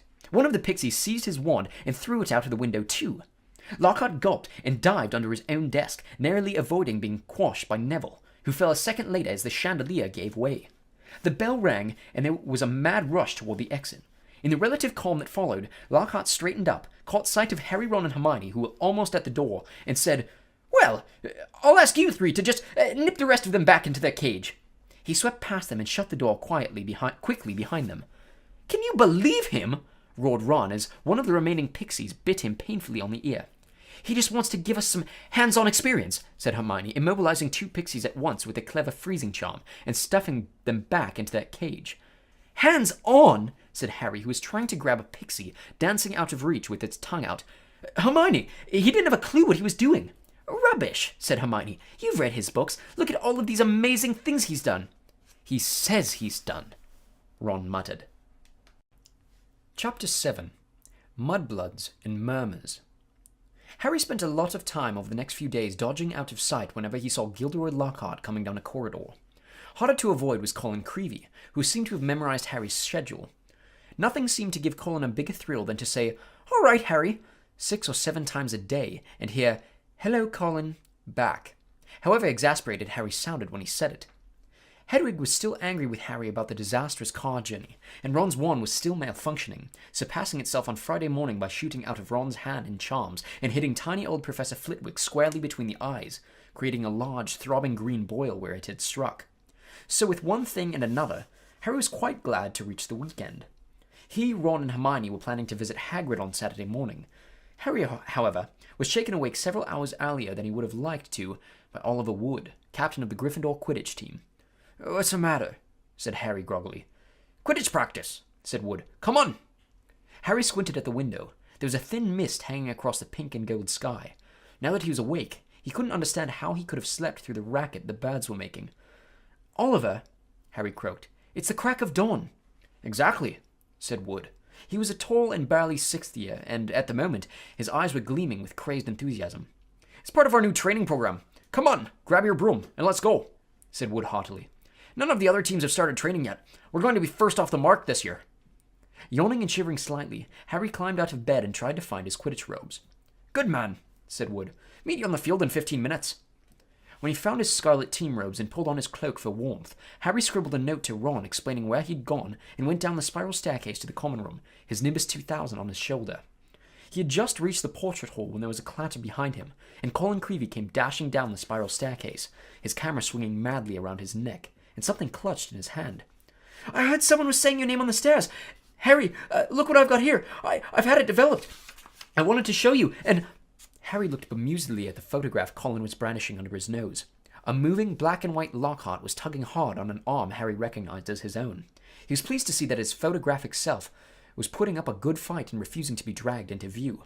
As Harry watched, Lockhart gave up and slumped, panting, against the white edge of the picture. "Will you sign it?" said Colin eagerly. "No," Harry said flatly, glancing around to check that the room was really deserted. "Sorry, Colin. I'm in a hurry. Quidditch practice." He climbed through the portrait hole. "Oh, wow! Wait for me! I've never watched a Quidditch game before!" Colin scrambled through the hole after him. "It'll be really boring," Harry said quickly, but Colin ignored him, his face shining with excitement. "You were the youngest player in 100 years. Youngest house player in 100 years, weren't you, Harry? Weren't you?" said Colin, trotting alongside him. "You must be brilliant. I've never flown. Is it easy? Is that your own broom? Is that the best one there is?" Harry didn't know how to get rid of him. It was like having an extremely talkative shadow. "I don't really understand Quidditch," said Colin breathlessly. "Is it true there are 4 balls, and 2 of them fly around trying to knock people off their brooms?" "Yes," said Harry heavily, resigned to explaining the complicated rules of Quidditch. "They're called bludgers. There are 2 beaters on each team who carry clubs to beat the bludgers away from their side. Fred and George Weasley are the Gryffindor beaters." "And what are the other balls for?" Colin asked, tripping down a couple steps because he was gazing open-mouthed at Harry. "Well, the quaffle, that's the biggish red one, is the one that scores the goals. 3 chasers on each team that throw the quaffle to each other and try to get it through the goalposts at the end of the pitch. There are 3 long poles with hoops on the end. And the 4th ball is the golden snitch," said Harry. "And it's very small, very fast, and very difficult to catch. But that's what the seeker's got to do, because a game of Quidditch doesn't end until the snitch has been caught. And whichever team's seeker gets the snitch earns his team an extra 150 points. "And you're the Gryffindor seeker, aren't you?" said Colin in awe. "Yes," said Harry as they left the castle and started across the dew-edged grass. "And there's the keeper, too. He guards the goalposts. That's it, really." But Colin didn't stop questioning Harry all the way down the sloping lawns to the Quidditch field, and Harry only shook him off when he reached the changing rooms. Colin called after him in a piping voice, "I'll go and get a good seat, Harry," and hurried off to the stands. The rest of the Gryffindor team were already in the changing room. Wood was the only person who looked truly awake. Fred and George Weasley were sitting, puffy-eyed and tousle-haired next to 4th-year Alicia Spinnet, who seemed to be nodding off against the wall behind her. Her fellow chasers, Katie Bell and Angelina Johnson, were yawning side by side opposite them. "There you are, Harry. What kept you?" said Wood briskly. Now, I wanted a quick talk with you before we all got onto the field, because I spent the summer devising a whole new training program, which I really think will make all the difference. Wood was holding up a large diagram of a Quidditch field, on which were drawn many lines, arrows, and crosses in different coloured inks. He took out his wand, tapped the board, and the arrows began to wiggle over the diagram like caterpillars. As Wood launched into a speech about his new tactics, Fred Weasley's head drooped right into Alicia Spinnet's shoulder, and he began to snore. The first board took nearly 20 minutes to explain, but there was another board under that, and a third under that one. Harry sank into a stupor as Wood droned on and on. "So," said Wood at long last, jerking Harry from a wistful fantasy about what he could be eating for breakfast at this very moment up at the castle. "Is that clear? Any questions?" "I've got a question, Oliver," said George, who had woken with a start. "Why couldn't you have told us all this yesterday when we were awake?" Wood wasn't pleased. "Now listen here, you lot," he said, glowering at all of them. "We should have won the Quidditch Cup last year. We were easily the best team. But, unfortunately, owing to circumstances beyond our control..." Harry shifted guiltily in his seat. He'd been unconscious in the hospital wing for the final match of the previous year, meaning the Gryffindor team had been a player short and suffered their worst defeat in 300 years. Wood took a moment to regain control himself. The last defeat was clearly still torturing him. "So, this year we'll train harder than ever before. Okay, let's go and put our new theories into practice," Wood shouted, seizing his broomstick and leading the way out of the locker rooms. Stiff-legged and still yawning, his team followed. They had been in the locker room for so long that the sun was up completely now, although remnants of mist hung over the grass in the stadium. As Harry walked onto the field, he saw Ron and Hermione sitting in the stands. "Aren't you finished yet?" called Ron incredulously. "Haven't even started," said Harry, looking jealously at the toast and marmalade Ron and Hermione had brought out of the Great Hall. "Wood's been teaching us new moves." He mounted his broomstick and kicked at the ground, soaring up into the air. The cool morning air whipped his face, waking him far more effectively than Wood's long talk. It felt wonderful to be back on the Quidditch field. He soared right around the stadium at full speed, racing Fred and George. "What's that funny clicking noise?" called Fred as they hurtled around the corner. Harry looked into the stands. Colin was sitting in one of the highest seats, his camera raised, taking picture after picture, the sound strangely magnified in the deserted stadium. "Look this way, Harry! This way!" he cried shrilly. "Who's that?" said Fred. "No idea," Harry lied, putting a spurt of speed that took him as far away as possible from Colin. "What's going on?" said Wood, frowning as he skimmed through the air toward them. "Why is that first year taking pictures? I don't like it. He could be a Slytherin spy, trying to find out about our new training program." "He's in Gryffindor," said Harry quickly. "And the Slytherins don't need a spy, Oliver," said George. "What makes you say that?" said Wood testily. "Because they're here in person," said George, pointing. Several people in green robes were walking onto the field, broomsticks in their hands. "I don't believe it," Wood hissed in outrage. "I booked the field for today. We'll see about this." Wood shot toward the ground, landing rather harder than he meant to in his anger, staggering slightly as he dismounted. Harry, Fred, and George followed. "Flint!" Wood bellowed at the Slytherin captain. "This is our practice time. We got up specifically. You can clear off now." Marcus Flint was even larger than Wood. He had a look of trollish cunning on his face as he replied, "Plenty of room for all of us, Wood." Angelina, Alicia, and Katie had come over too. There were no girls on the Slytherin team, who stood shoulder to shoulder, facing the Gryffindors, leering to a man. "But I booked the field," said Wood, positively spitting with rage. "I booked it!" "Ah," said Flint, "but I've got a specially signed note here from Professor Snape. I, Professor S. Snape, give the Slytherin team permission to practice today on the Quidditch field, owing to the need to train their new seeker." "You got a new seeker," said Wood, distracted. "Where?"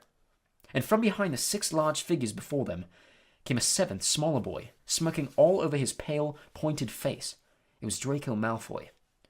"Aren't you Lucius Malfoy's son?" said Fred, looking at Malfoy with dislike. "Funny you should mention Draco's father," said Flint as the whole Slytherin team smiled still more broadly. "Let me show you the generous gift he's made to the Slytherin team." All 7 of them held out their new broomsticks. 7 highly polished, brand new handles and 7 sets of fine gold lettering spelling the words Nimbus 2001 gleamed under the Gryffindors' noses in the early morning sun. "Very latest model. Only came in last month," said Flint carelessly, flicking a speck of dust from the end of his own. "I believe it outstrips the old 2000 series by a considerable amount. As for the old Queen Sweeps," he smiled nastily at Fred and George, who were both clutching Clean Sweep 5s. "Sweeps the board with them." None of the Gryffindor team could think of anything to say for a moment. Malfoy was smirking so broadly his cold eyes were reduced to slits. "Oh, look," said Flint. A field invasion. Ron and Hermione were crossing the grass to see what was going on. "What's happening?" Ron asked Harry. "Why aren't you playing? And what's he doing here?" He was looking at Malfoy, taking in his Slytherin Quidditch robes. "I'm the new Slytherin Seeker, Weasley," said Malfoy smugly. "Everyone's just been admiring the brooms my father's bought our team." Ron gaped, open-mouthed, at the 7 superb broomsticks in front of him. "Good, aren't they?" said Malfoy smoothly. "But perhaps the Gryffindor team will be able to raise some gold and get new brooms too. You could raffle off those clean sweep 5s. I expect a museum would bid for them." The Slytherin team howled with laughter. "At least no one on the Gryffindor team had to buy their way in," said Hermione sharply. "They got in on pure talent." The smug look on Malfoy's face flickered. "No one asked your opinion, you filthy little mudblood," he spat. Harry knew at once that Malfoy had said something really bad, because there was an instant uproar at his words. Flint had to dive in front of Malfoy to stop Fred and George jumping on him. Alicia shrieked, "How dare you!" And Ron plunged his hand into his robes, pulled out his wand, yelling, "You'll pay for that one, Malfoy!" and pointing it furiously under Flint's arm at Malfoy's face. A loud bang echoed around the stadium, and a jet of green light shot out of the wrong end of Ron's wand, hitting him in the stomach and sending him reeling backward onto the grass. "Ron! Ron, are you all right?" squealed Hermione. Ron opened his mouth to speak, but no words came out. Instead, he gave an almighty belch, and several slugs dribbled out of his mouth onto his lap. The Slytherin team were paralyzed with laughter. Flint was doubled up, hanging onto his new broomstick for support. Malfoy was on all fours, banging the ground with his fists. The Gryffindors were gathered around Ron, who kept belching large, glistening slugs. Nobody seemed to want to touch him. "We'd better get him to Hagrid's. It's nearest," said Harry to Hermione, who nodded bravely, and the pair of them pulled Ron up by the arms. "What happened, Harry? What happened? Is he ill? Bet you can cure him, can't you?" Colin had run down from his seat and was now dancing alongside them as they left the field. Ron gave a huge heave, and more slugs dribbled down his front. "Ooh," said Colin, fascinated and raising his camera. "Can you hold him still, Harry?" "Get out of the way, Colin," said Harry angrily. He and Hermione supported Ron out of the stadium and across the grounds toward the edge of the forest. "Nearly there, Ron," said Hermione as the gamekeeper's cabin came into view. "You'll be all right in a minute. Almost there." They were within 20 feet of Hagrid's house when the front door opened, but it wasn't Hagrid who emerged. Gilderoy Lockhart, wearing robes of palest mauve today, came striving out. "Quick, behind here!" Harry hissed, dragging Ron behind a nearby bush. Hermione followed, somewhat reluctantly. "It was a simple matter if you know what you're doing," Lockhart was saying loudly to Hagrid. "If you need help, you know where I am. I'll let you have a copy of my book. I'm surprised you haven't already got one. I'll sign one tonight and send it over. Well, goodbye." And he strode away toward the castle. Harry waited until Lockhart was out of sight, then pulled Ron out of the bush and up to Hagrid's front door. They knocked urgently. Hagrid appeared at once, looking very grumpy, but his expression brightened when he saw who it was. "Been wondering when you'd come to see me. Come in, come in. Thought you might have been Professor Lockhart back again." Harry and Hermione supported Ron over the threshold into the one-roomed cabin, which had an enormous bed in one corner, a fire crackling merrily in the other. Hagrid didn't seem perturbed by Ron's slug problem, which Harry hastily explained as he lowered Ron into a chair. "Better out than in," he said cheerfully, plunking a large copper basin in front of him. "Get 'em all up, Ron." "I don't think there's anything to do except wait for it to stop," said Hermione anxiously. Waiting, Ron bent over the basin. "That's a difficult cast to work at the best of times, but with a broken wand." Hagrid was bustling around, making him tea. His boarhound, Fang, was slobbering over Harry. "What did Lockhart want with you, Hagrid?" Harry asked, scratching over Fang's ears. "Giving me advice on getting kelpies out of a well," growled Hagrid, moving a half-plucked rooster off his scrubbed table and setting down the teapot. "Like I don't know. And banging on about some banshee he banished.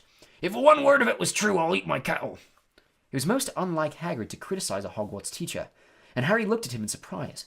Hermione, however, said in a voice somewhat higher than usual, "I think you're being a bit unfair. Professor Dumbledore obviously thought he was the best man for the job." "He was the only man for the job," said Hagrid, offering them a plate of treacle fudge, while Ron coughed squelchily into his basin. "And I mean the only one. Getting very difficult to find anyone for the dark arts job. People aren't too keen to take it on, see? They're starting to think it's jinxed. No one's lasted long for a while now. So tell me," said Hagrid, jerking his head at Ron, "who is he trying to curse?" "Malfoy called Hermione something. It must have been really bad, because everyone went wild." "It was bad," said Ron hoarsely, emerging over the tabletop looking pale and sweaty. "Malfoy called her a mudblood, Hagrid." Ron dived out of sight again as a fresh wave of slugs made their appearance. Hagrid looked outraged. He did it! He growled at Hermione. He did, she said. But I don't know what it means. I could tell it was really rude, of course. It's about the most insulting thing he could think of, gasped Ron, coming back up. Mudblood's a really foul name for someone who's muggle-born. You know, non-magical parents. There are some wizards, like Malfoy's family, who think they're better than everyone else because they're what people call pureblood. He gave a small burp and a single slug fell into his outstretched hand. He threw it into the basin and continued. I mean, the rest of us know it doesn't make any difference at all. Look at Neville Longbottom. He's pureblood and he can hardly stand a cauldron the right way up. Haven't they?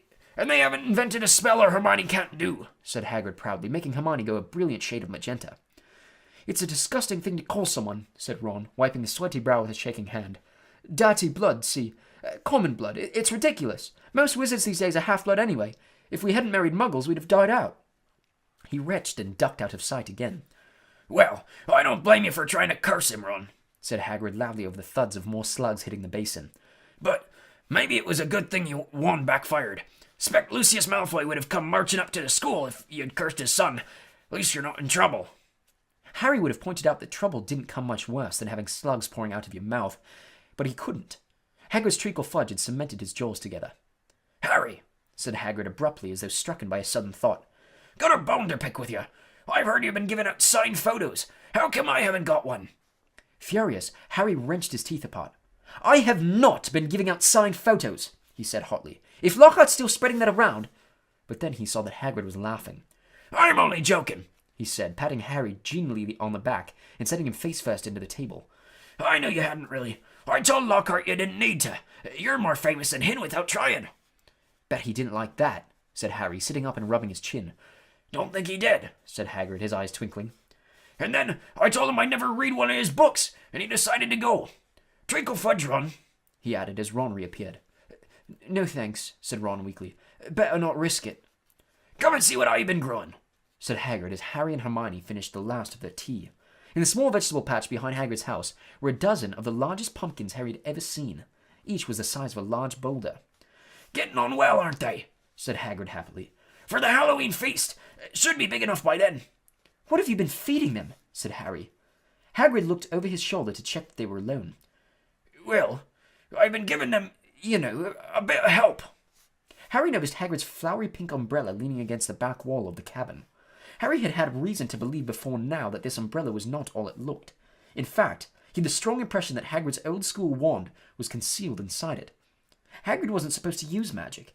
He had been expelled from Hogwarts in his 3rd year, but Harry had never found out why. Any mention of the matter, and Hagrid would clear his throat loudly and become mysteriously deaf until the subject was changed. An engorgement charm, I suppose, said Hermione, halfway between disapproval and amusement. Well, you've done a good job on them. That's what your little sister said Hagrid, nodding at Ron. Met her just yesterday. Hagrid looked sideways at Harry, his beard twitching. Said she was just looking around the grounds, but I reckon she was hoping she might run into someone else at my house. He winked at Harry. If you ask me, she wouldn't say no to your sign. Oh, shut up, said Harry. Ron snorted with laughter and the ground was sprayed with slugs. Watch it, Hagrid roared, pulling Ron away from his precious pumpkins. It was nearly lunchtime, and as Harry had only one bit of treacle fudge since dawn, he was keen to go back to school to eat. They said goodbye to Hagrid and walked up back to the castle, Ron hiccoughing occasionally but only bringing up 2 very small slugs. They had barely set foot in the cool entrance hall when a voice rang out. There you are, Potter! Weasley! Professor McGonagall was walking toward them, looking stern. You will both do your detentions this evening. What are we doing, Professor? Said Ron, nervously suppressing a burp. You will be polishing the silver in the trophy room with Mr. Filch, said Professor McGonagall. And no magic, Weasley. Elbow grease. Ron gulped. Argus Filch, the caretaker, was loathed by every student in the school. And you, Potter, will be helping Professor Lockhart answer his fan mail, said Professor McGonagall. Oh, Professor, can't I go in the trophy room too? Said Harry desperately. Certainly not, said Professor McGonagall, raising her eyebrows. Professor Lockhart requested you particularly. 8 o'clock sharp, both of you. Harry and Ron slouched into the great hall in states of deepest gloom, Hermione behind them wearing a, well, you did break school rules sort of expression. Harry didn't enjoy his shepherd's pie as much as he'd thought. Both he and Ron felt they got the worst deal. Filch will have me up there all night, said Ron heavily. No magic! There must be about 100 cups in that room. I'm no good at muggle cleaning. I'd swap any time, said Harry hollowly. I've had loads of practice with the Dursleys. Answering Lockhart's fan mail, who'll be a nightmare. Saturday afternoon seemed to melt away, and in what seemed like no time, it was 5 minutes to 8, and Harry was dragging his feet along the second-floor corridor to Lockhart's office. He gritted his teeth and knocked. The door flew open at once. Lockhart beamed down at him. "Ah, here's the scallywag," he said. "Come in, Harry, come in." Shining brightly on the walls by the light of many candles were countless framed photographs of Lockhart. He even had he had even signed a few of them. Another large pile lay on his desk. "You can address the envelopes," Lockhart told Harry as though this was a huge treat. "This first one's to Gladys Gudgeon. Bless her, huge fan of mine."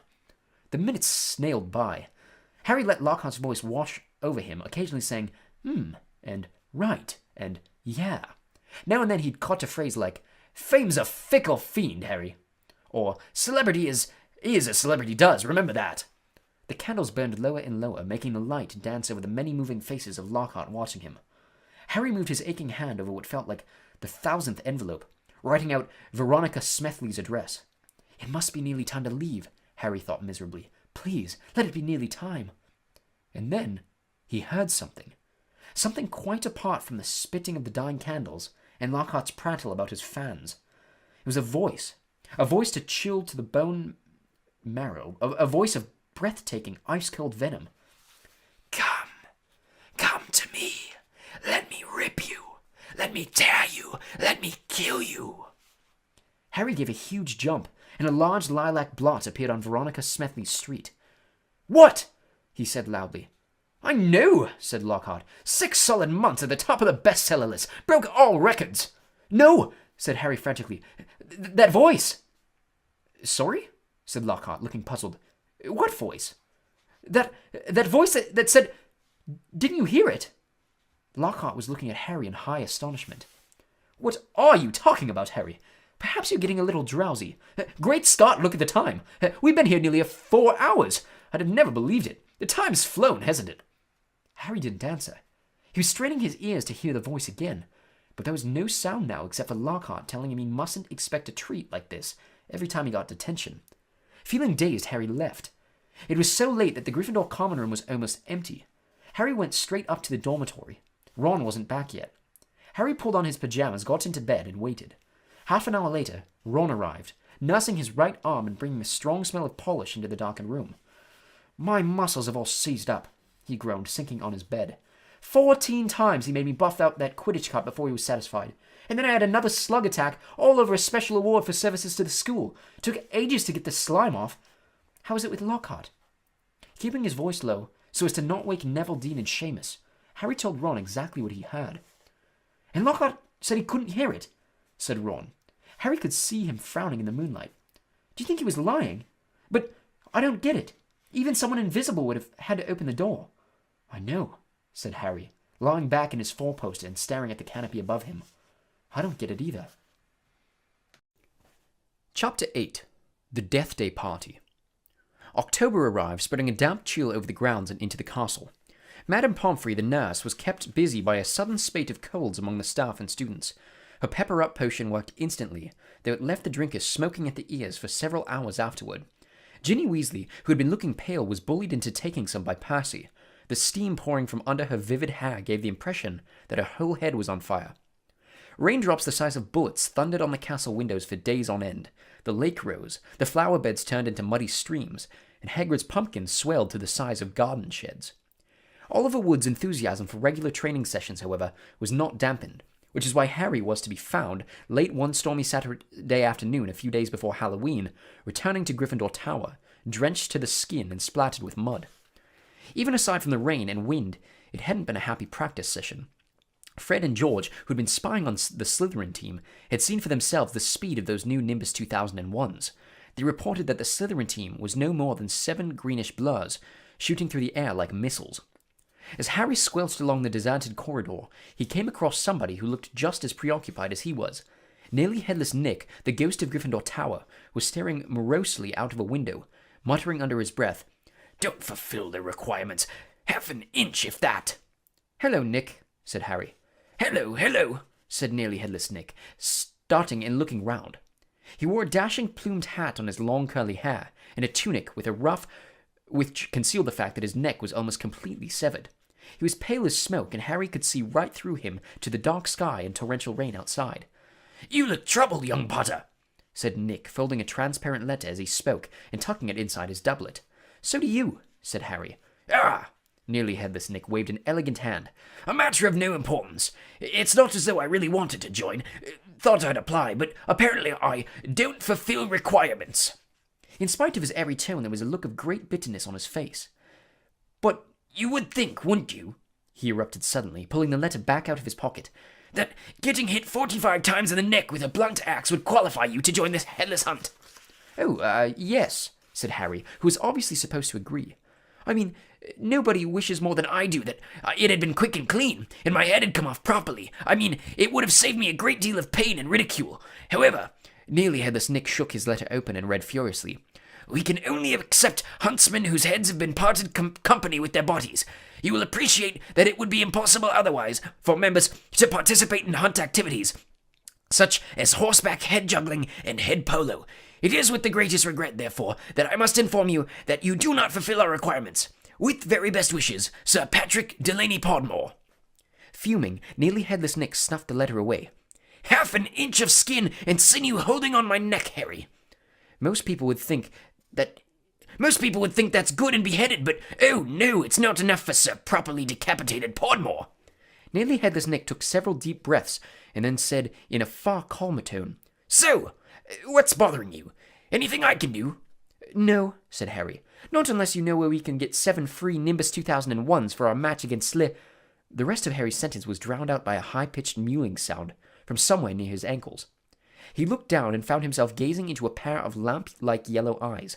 It was Mrs. Norris, the skeletal grey cat who was used by the caretaker Argus Filch as a sort of deputy in his endless battle against students. "You'd better get out of here, Harry," said Nick quickly. "Filch isn't in a good mood. He's got the flu, and some third years accidentally plastered frog brains all over the ceiling in Dungeon 5.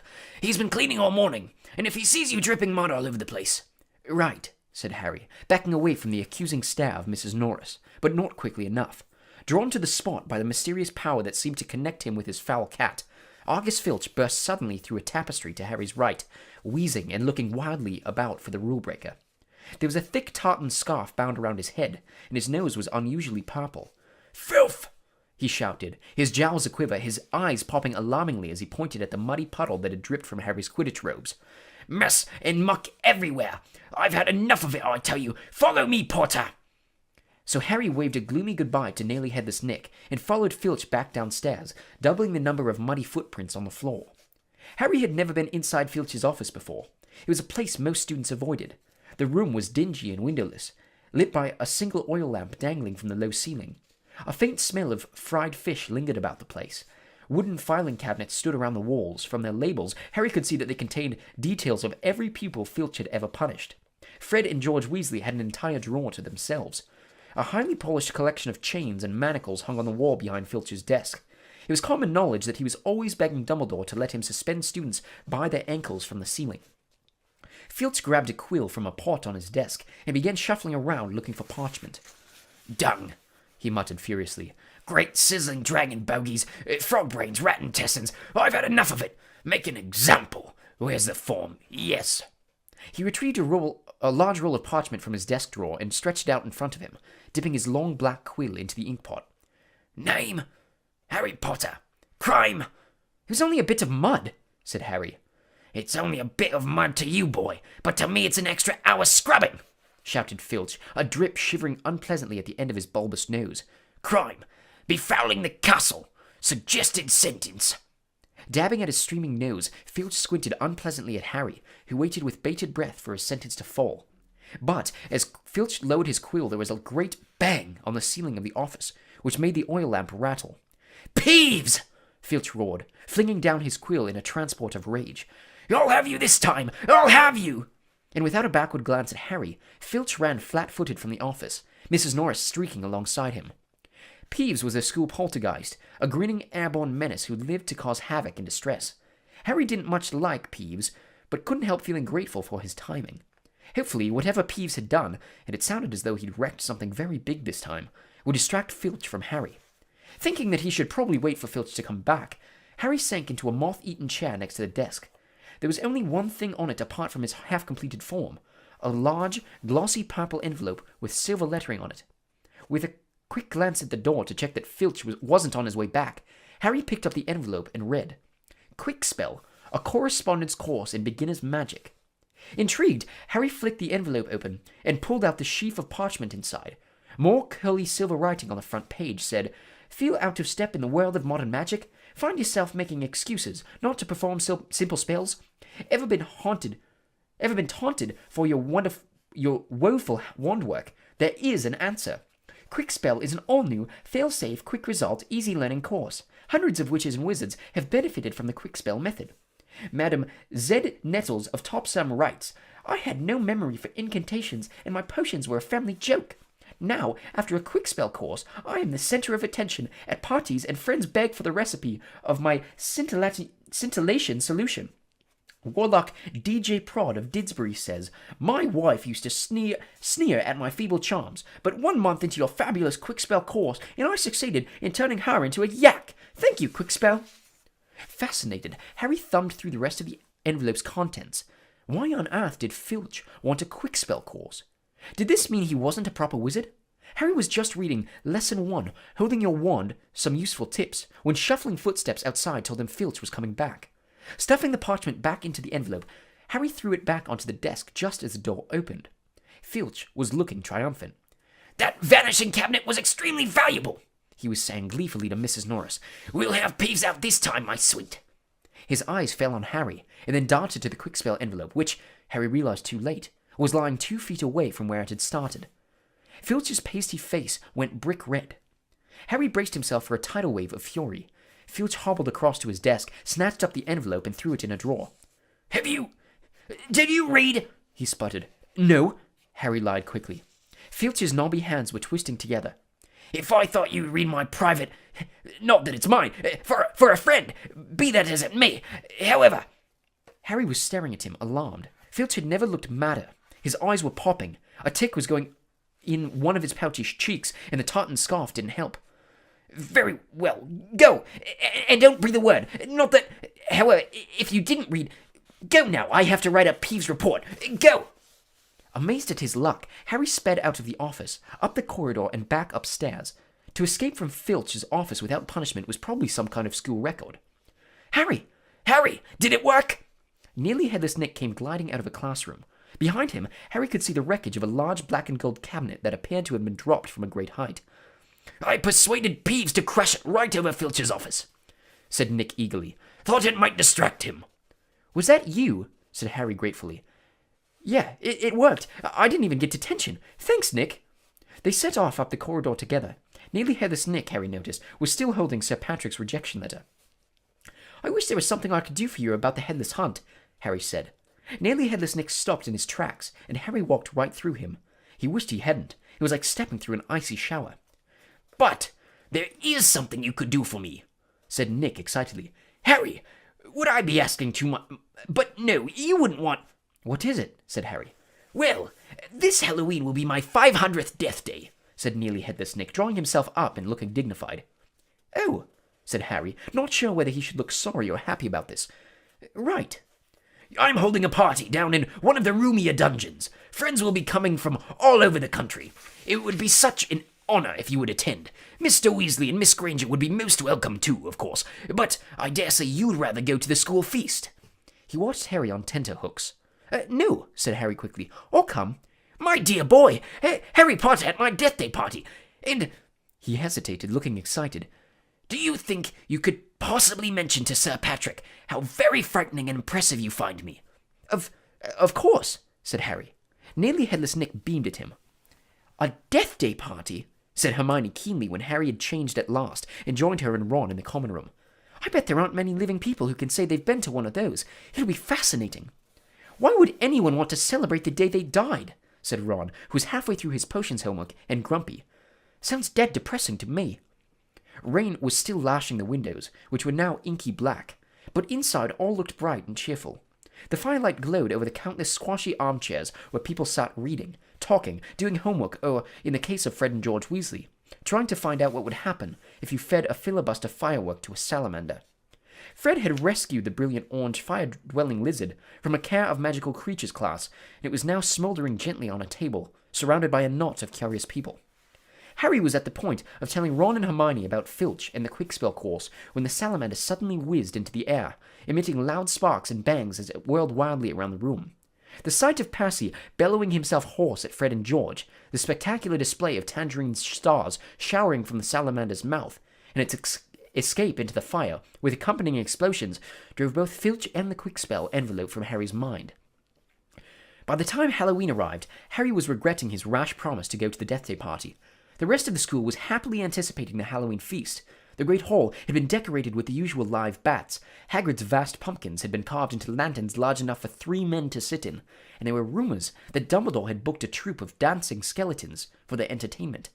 "A promise is a promise," Hermione reminded Harry bossily. "You said you'd go to the Death Day party." So at 7 o'clock, Harry, Ron, and Hermione walked straight past the doorway to the packed great hall, which was glittering invitingly with gold plates and candles, and directed their steps instead toward the dungeons. The passageway leading to Nearly Headless Nick's party had been lined with candles too, though the effect was far from cheerful. These were long, thin, jet-black tapers, all burning bright blue, casting a dim, ghostly light even over their own living faces. The temperature dropped with every step they took. As Harry shivered and drew his robes tightly around him, he heard what sounded like 1,000 fingernails scraping an enormous blackboard. "Is that supposed to be music?" Ron whispered. They turned a corner and saw Nearly Headless Nick standing at a doorway hung with black velvet drapes. "My dear friends," he said mournfully, "welcome, welcome, so pleased you could come." He swept off his plumed hat and bowed them inside. It was an incredible sight. The dungeon was full of hundreds of pearly white, translucent people, mostly drifting around a crowded dance floor, waltzing to the dreadful quavering sound of 30 musical saws, played by an orchestra on a raised black-draped platform. A chandelier overhead blazed midnight blue with 1,000 more black candles. Their breath rose in a mist before them. It was like stepping into a freezer. "Shall we have a look around?" Harry suggested, wanting to warm up his feet. "Careful not to walk through anyone," said Ron nervously, and they set off around the edge of the dance floor. They passed a group of gloomy nuns, a ragged man wearing chains, and the fat friar, a cheerful Hufflepuff ghost who was talking to a knight with an arrow sticking out of his forehead. Harry wasn't surprised to see that the Bloody Baron, a gaunt, staring Slytherin ghost covered in silver bloodstains, was being given a wide berth by the other ghosts.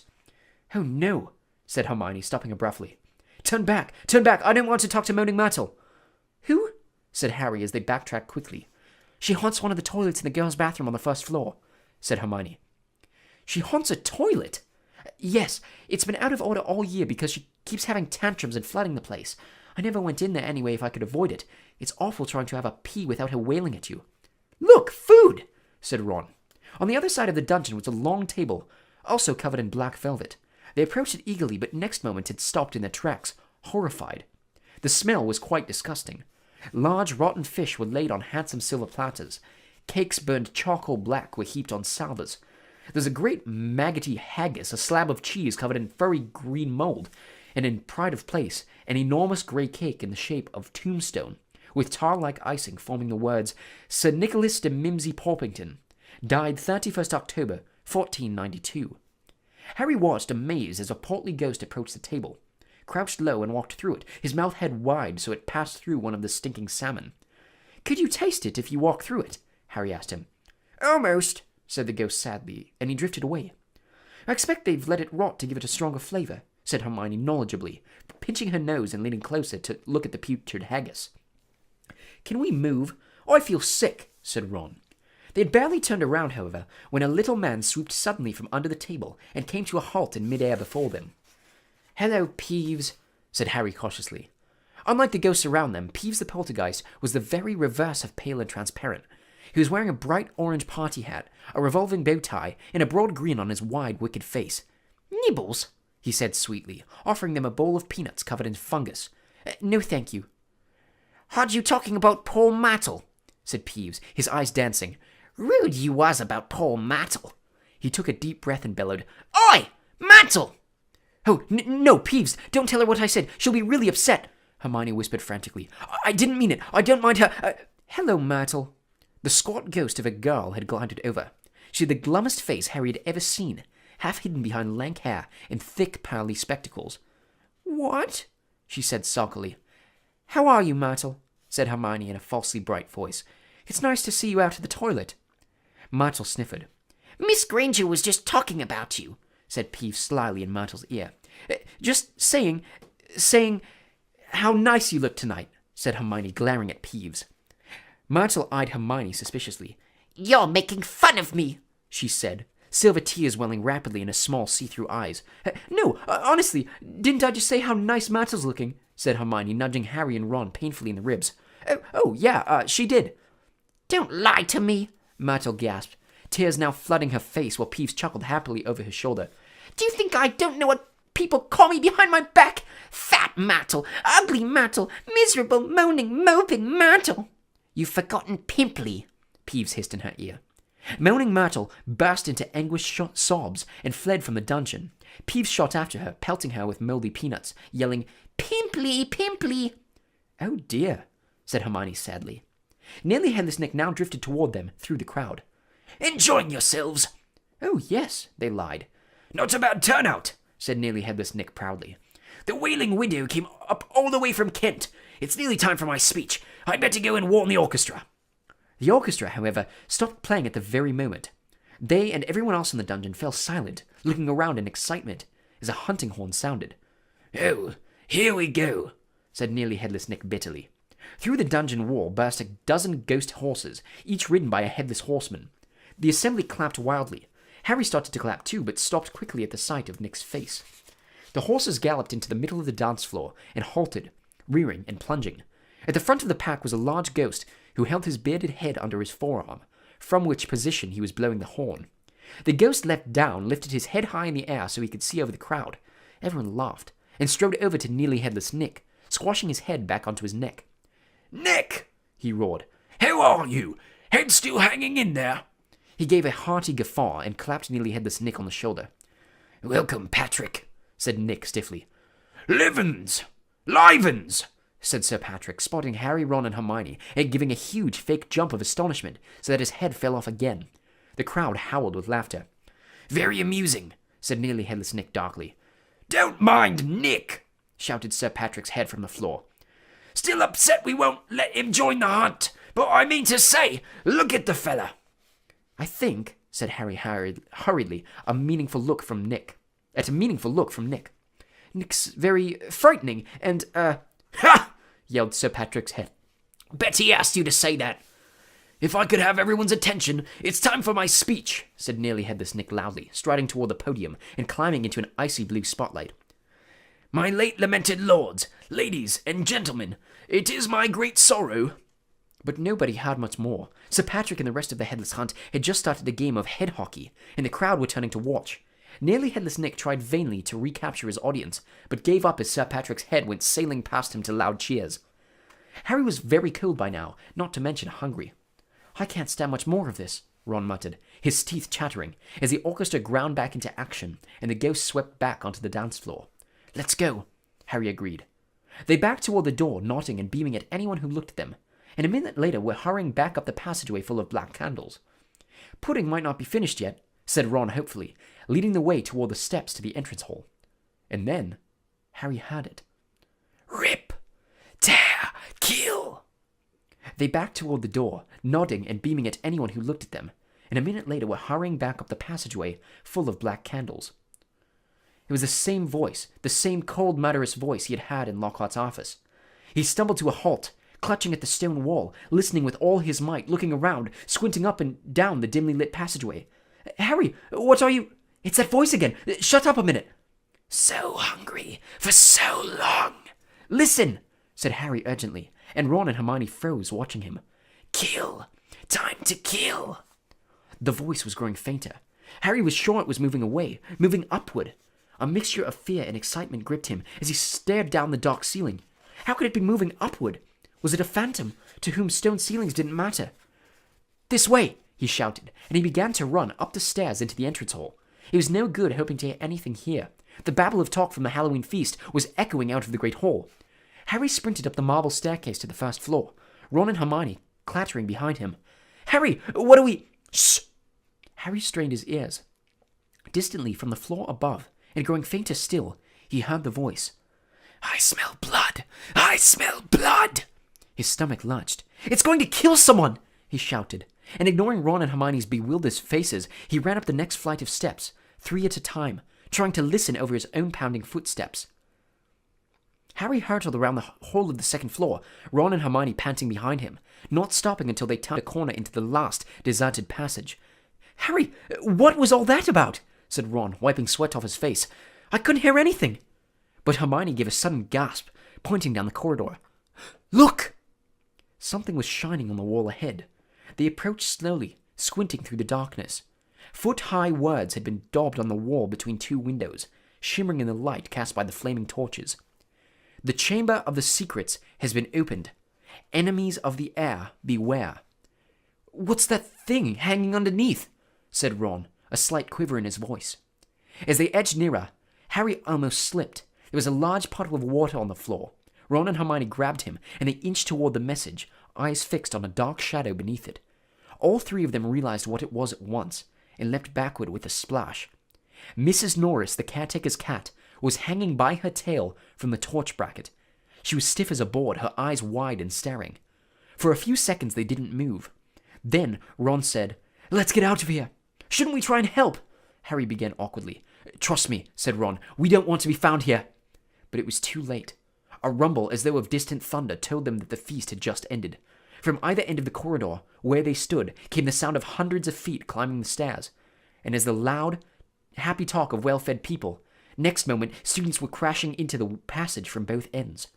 The chatter, the bustle, the noise died suddenly as the people in front spotted the hanging cat. Harry, Ron, and Hermione stood alone, in the middle of the corridor, as silence fell among the mass of students, pressing forward to see the grisly light. Then someone shouted through the quiet, "Enemies of the air, beware! You'll be next, mudbloods!" It was Draco Malfoy.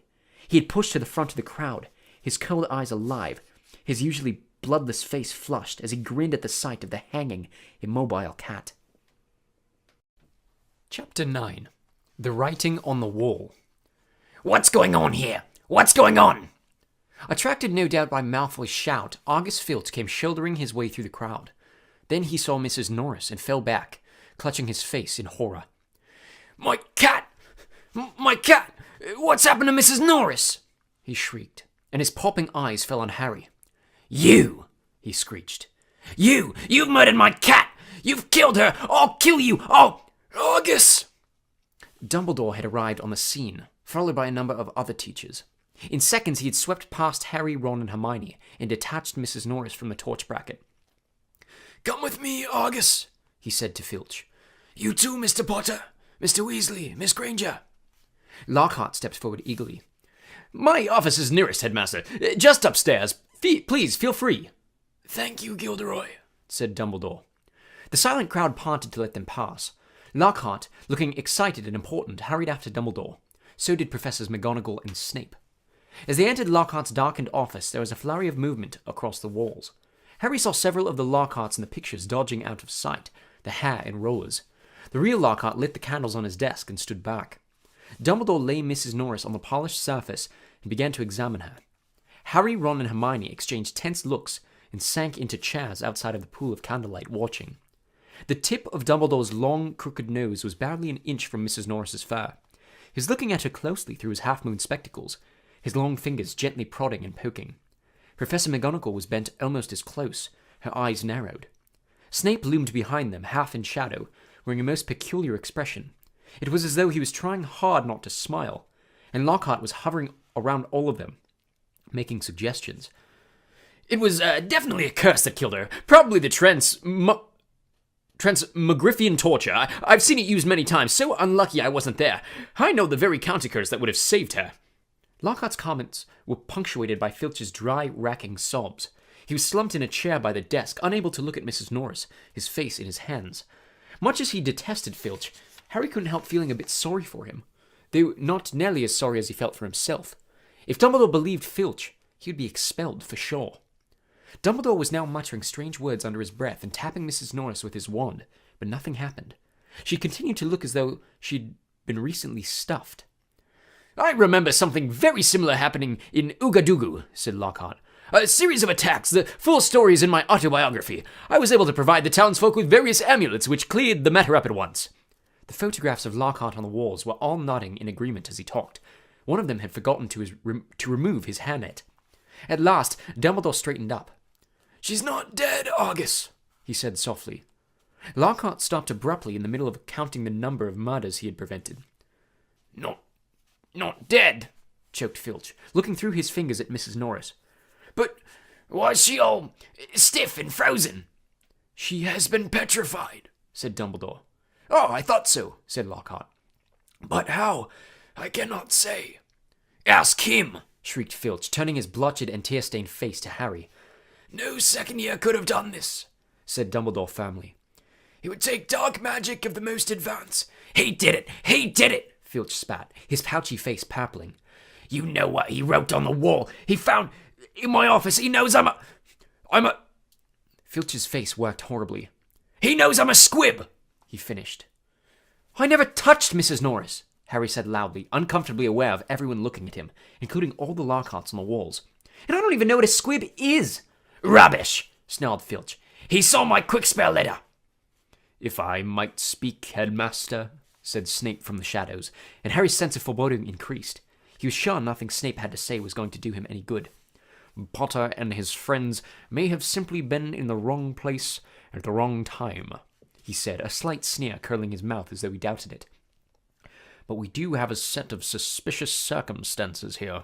Why was he in the upstairs corridor at all? Why wasn't he at the Halloween feast? Harry, Ron, and Hermione all launched into an explanation about the Death Day party. There were hundreds of ghosts. They'll tell you they were there. But why not join the feast afterward?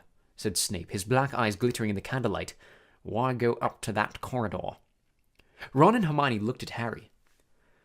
Because, Harry said, his heart thumping very fast. Something told him it would sound very far-fetched if he told them he'd been led there by a bodiless voice no one but he could hear. Because we were tired and wanted to go to bed, he said. Without any supper? Said Snape, a triumphant smile flickering across his gaunt face. I didn't think ghosts provided food fit for living people at the parties. We weren't hungry, said Ron loudly as his stomach gave a huge rumble. Snape's nasty smile widened. I suggest, Headmaster, that Potter is not being entirely truthful, he said. It might be a good idea if he were deprived of certain privileges until he's ready to tell us the whole story. I personally feel he should be taken off the Gryffindor Quidditch team until he is ready to be honest. Really, Severus, said Professor McGonagall sharply. I see no reason to stop the boy playing Quidditch. This cat wasn't hit over the head with a broomstick. There's no evidence at all that Potter has done anything wrong. Dumbledore was giving Harry a searching look. His twinkling light blue gaze made Harry feel as though he were being x-rayed. Innocent until proven guilty, Severus, he said firmly. Snape looked furious, and so did Filch. My cat has been petrified, he shrieked, his eyes popping. I want to see some punishment. We will be able to cure her, Argus, said Dumbledore patiently. Professor Sprout recently managed to procure some mandrakes. As soon as they have reached their full size, I will have a potion made that will revive Mrs. Norris. I'll make it, Lockhart butted in. I must have done it 100 times. I can whip up a mandrake restorative draught in my sleep. Excuse me, said Snape icily, but I believe I am the potions master at this school.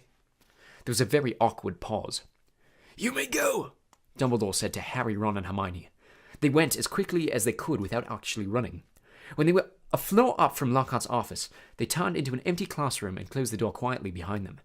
Harry squinted at his friends' darkened faces. Do you think I should have told them about that voice I heard? No, said Ron without hesitation. Hearing voices no one else can hear isn't a good sign, even in the wizarding world. Something in Ron's voice made Harry ask, You believe me, don't you? Of course I do, said Ron quickly. But you must admit it's weird. I know it's weird, said Harry. The whole thing's weird. What was that writing on the wall about? The chamber has been opened? What's that supposed to mean? You know, it sort of rings a bell, said Ron slowly.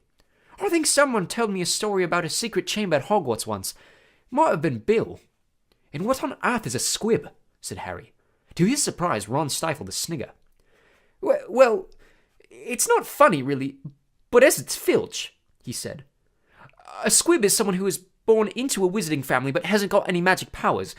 Kind of the opposite of a muggle-born wizards, but squibs are quite unusual. If Filch is trying to learn magic from a quick-spell course, I reckon he must be a squib. It would explain a lot, like why he hates students so much. Ron gave a satisfied smile. He's bitter. A clock chimed somewhere. Midnight, said Harry. We'd better get to bed before Snape comes along and tries to frame us for something else. For a few days, the school could talk of little else but the attack on Mrs. Norris. Filch kept it fresh in everyone's mind by pacing the spot where she'd been attacked, as though he thought the attacker might come back. Harry had seen him scrubbing the message on the wall with Mrs. Scour's all-purpose magical mess remover, but to no effect. The words still gleamed as brightly as ever on the stone. When Filch wasn't guarding the scene of the crime, he was skulking red-eyed through the corridors, lunging out at unsuspecting students and trying to put them in detention for things like breathing loudly and looking happy. Ginny Weasley seemed very disturbed by Mrs. Norris's fate. According to Ron, she was a great cat lover. But you haven't really got to know Mrs. Norris, Ron told her bracingly. Honestly, we're much better off without her. Ginny's lip trembled. Stuff like this doesn't happen at Hogwarts, Ron assured her. They'll catch the maniac who did it and have him out of here in no time. I just hope he's got time to petrify Filch before he's expelled. I'm only joking, Ron added hastily as Ginny blanched. The attack had also had an effect on Hermione. It was quite usual for Hermione to spend a lot of time reading, but she was now doing almost nothing else. Nor could Harry and Ron get much response from her when they asked what she was up to, and not until the following Wednesday did they find out. Harry had been in potions, where Snape had made him stay behind to scrape tube worms off the desk.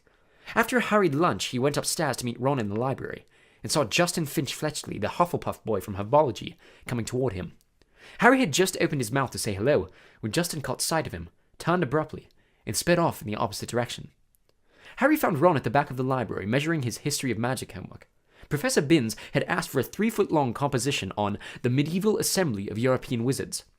I don't believe it. I'm still 8 inches short, said Ron, furiously letting go of his parchment, which sprang back into a roll. And Hermione's done 4 feet 7 inches, and her writing's tiny. Where is she? Asked Harry, grabbing the tape measure and unrolling his homework. Somewhere over there, said Ron, pointing along the shelves. Looking for another book. I think she's trying to read the whole library before Christmas. Harry told Ron about Justin Finch-Fletchley running away from him. Don't know why you care. I thought he was a bit of an idiot, said Ron, scribbling away, making his writing as large as possible. Or that junk about Lockhart being so great. Hermione emerged from between the bookshelves. She looked irritable, and at last seemed ready to talk to them. All the copies of Hogwarts history have been taken out, she said, sitting down next to Harry and Ron. And there's a 2-week waiting list. I wish I hadn't left my copy at home. I couldn't fit it in my trunk with all the Lockhart books. Why do you want it? Said Harry. The same reason everyone else wants it, said Hermione. To read up on the legend of the Chamber of Secrets. What's that? Said Harry quickly. That's just it. I can't remember, said Hermione, biting her lip. And I can't find the story anywhere else. Hermione, let me read your composition, said Ron desperately, checking his watch. No, I won't, said Hermione, suddenly severe. You've had 10 days to finish it. I only need another 2 inches. Come on. The bell rang. Ron and Hermione led the way to History of Magic, bickering. History of Magic was the dullest subject on their schedule. Professor Binns, who taught it, was their only ghost teacher, and the most exciting thing that ever happened in his classes was his entering the room through the blackboard. Ancient and shriveled, many people said he hadn't noticed he was dead. He had simply got up to teach one day and left his body behind him in an armchair at the front of the staff room fire. His routine had not varied in the slightest since. Today was as boring as ever. Professor Binns opened his notes and began to read in a flat drone like an old vacuum cleaner until nearly everyone in the class was in a deep stupor, occasionally coming too long enough to copy down a name or date, then falling asleep again. He had been speaking for half an hour when something happened that had never happened before. Hermione put up her hand. Professor Binns, glancing up in the middle of a deadly dull lecture on the International Warlock Convention of 1282, looked amazed. Miss... Granger, Professor. I was wondering if you could tell us anything about the Chamber of Secrets, said Hermione in a clear voice. Dean Thomas, who had been sitting with his mouth hanging open, gazing out of the window, jerked out of his trance. Lavender Brown's head came up off her arms, and Neville Longbottom's elbow slipped off his desk.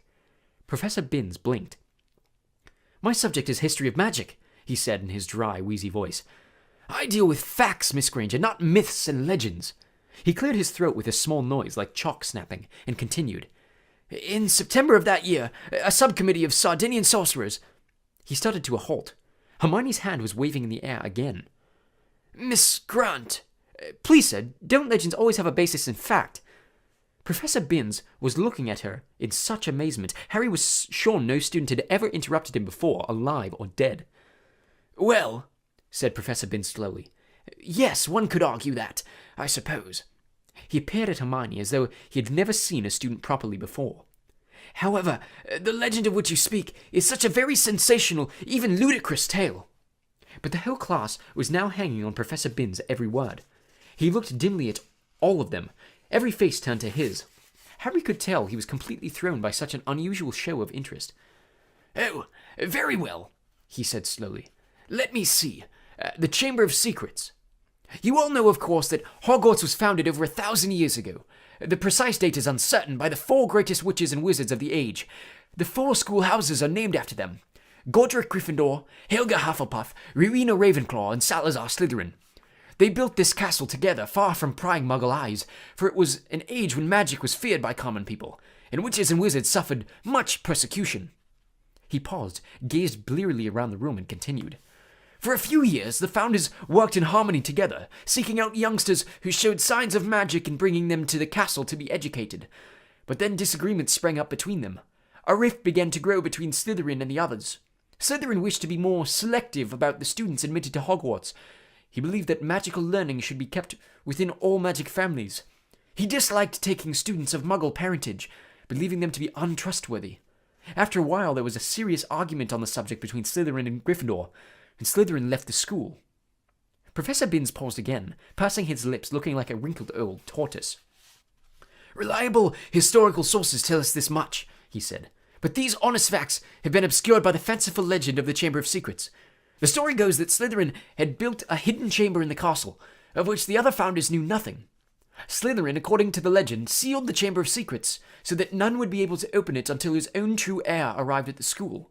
The heir alone would be able to unseal the Chamber of Secrets, unleash the horror within, and use it to purge the school of all who were unworthy to study magic. There was a silence as he finished telling the story, but it wasn't the usual sleepy silence that filled Professor Binns' classes. There was unease in the air as everyone continued to watch him, hoping for more. Professor Binns looked faintly annoyed. The whole thing is arrogant nonsense, of course, he said. Naturally, the school has been searched for evidence of such a chamber many times by the most learned witches and wizards. It does not exist. A tale told to frighten the gullible. Hermione's hand was back in the air. Sir, what exactly do you mean by the horror within the chamber? It is believed to be some sort of monster, which the heir of Slytherin alone can control, said Professor Binns in his dry, reedy voice. The class exchanged nervous looks. I tell you, the thing does not exist, said Professor Binns, shuffling his notes. There is no chamber and no monster. But, sir, said Seamus Finnegan, if the chamber can only be opened by Slytherin's true heir, no one else would be able to find it, would they? Nonsense, so Flaherty, said Professor Binns in an aggravated tone. If long succession of Hogwarts headmasters and headmistresses haven't found the thing... But, Professor, piped up Parvati Patil, you'd probably have to use dark magic to open it. Just because a wizard doesn't use dark magic doesn't mean he can't, Miss Pennyfeather, snapped Professor Binns. I repeat, if the likes of Dumbledore... But maybe you've got to be related to a Slytherin, so Dumbledore couldn't, began Dean Thomas, but Professor Binns had had enough. That will do, he said sharply. It is a myth. It does not exist. There is not a shred of evidence that Slytherin ever built so much as a secret broom cupboard. I regret telling you such a foolish story. We will return, if you please, to history, to solid, believable, verifiable fact. And within 5 minutes, the class had sunk back into its usual torpor. I always knew Salazar Slytherin was a twisted old loony, Ron told Harry and Hermione as they fought their way through the teeming corridors at the end of the lesson to drop off their bags before dinner. But I never knew he started all this pureblood stuff. I wouldn't be in his house if you paid me. Honestly, if the Sorting Hat had tried to put me in Slytherin, I'd have got the train straight back home.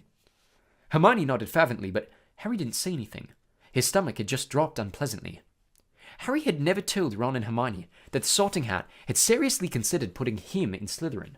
He could remember as though it were yesterday the small voice that had spoken in his ear when he'd placed the hat on his head a year before. You could be great, you know. It's all here in your head. And Slytherin would help you on the way to greatness, no doubt about that.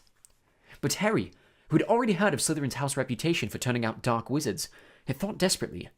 Not Slytherin. And the hat had said, "Oh well, if you're sure, better be Gryffindor." As they were shunned along in the throng, Colin Creevey went past. "Hiya, Harry!" "Hello, Colin," said Harry automatically. Harry! A boy in my class had been saying you're..." But Colin was so small he couldn't fight against the tide of people bearing him toward the Great Hall. They heard him squeak, "See ya, Harry!" and he was gone. "What's a boy in his class saying about you?" Hermione wondered. "That I'm Slytherin's heir, I expect," said Harry, his stomach dropping another inch or so as he suddenly remembered the way Justin Finch-Fletchley had run away from him at lunchtime. "People here will believe anything," said Ron in disgust. The crowd thinned and they were able to climb the next staircase without difficulty. "Do you really think there's a Chamber of Secrets?" Ron asked Hermione. "I don't know," she said, frowning. "Dumbledore couldn't cure Mrs. Norris, but that makes me think whatever attacked her might not be, well, human." As she spoke, they turned a corner and found themselves at the end of the very corridor where the attack had happened. They stopped and looked. The scene was just as it had been that night, except there was no stiff cat hanging from the torch bracket, and an empty chair stood against the wall, bearing the message, "The Chamber of Secrets has been opened." "That's where Filch has been keeping guard," Ron muttered. They looked at each other. The corridor was deserted. "Can't hurt to have a poke around," said Harry, dropping his bag, and getting to his hands and knees so that he could crawl along, searching for clues.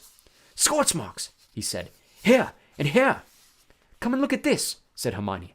"This is funny." Harry got up and crossed to the window next to the message on the wall.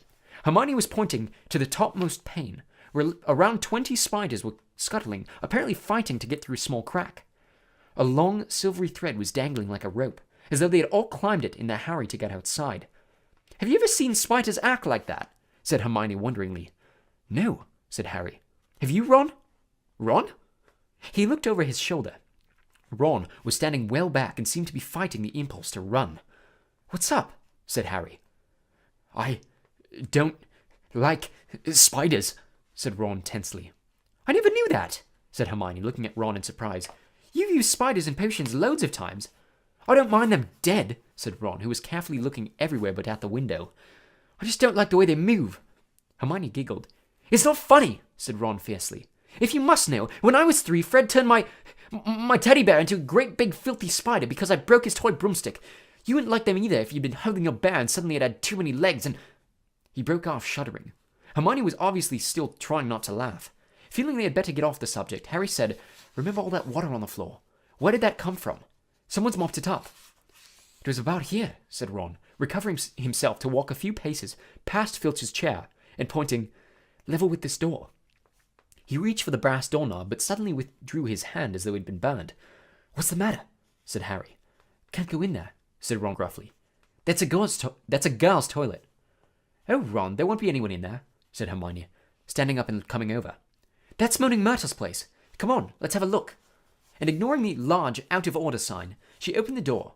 It was the gloomiest, most depressing bathroom Harry had ever set foot in. Under a large, cracked, and spotted mirror were a row of chipped sinks. The floor was damp and reflected, the dull light given off by the stubs of a few candles, burning low in their holders.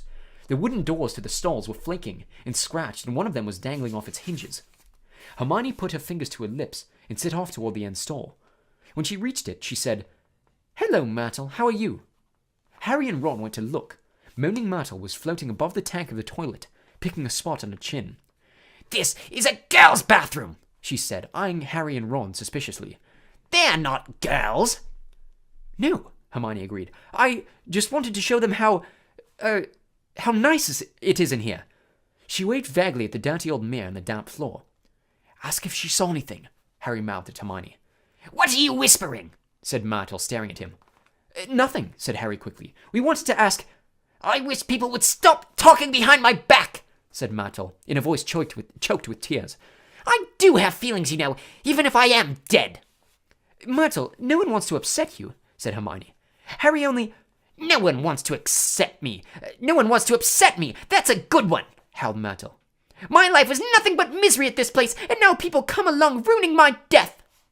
"We wanted to ask you if you've seen anything funny lately," said Hermione quickly, "because a cat was attacked right outside your front door on Halloween."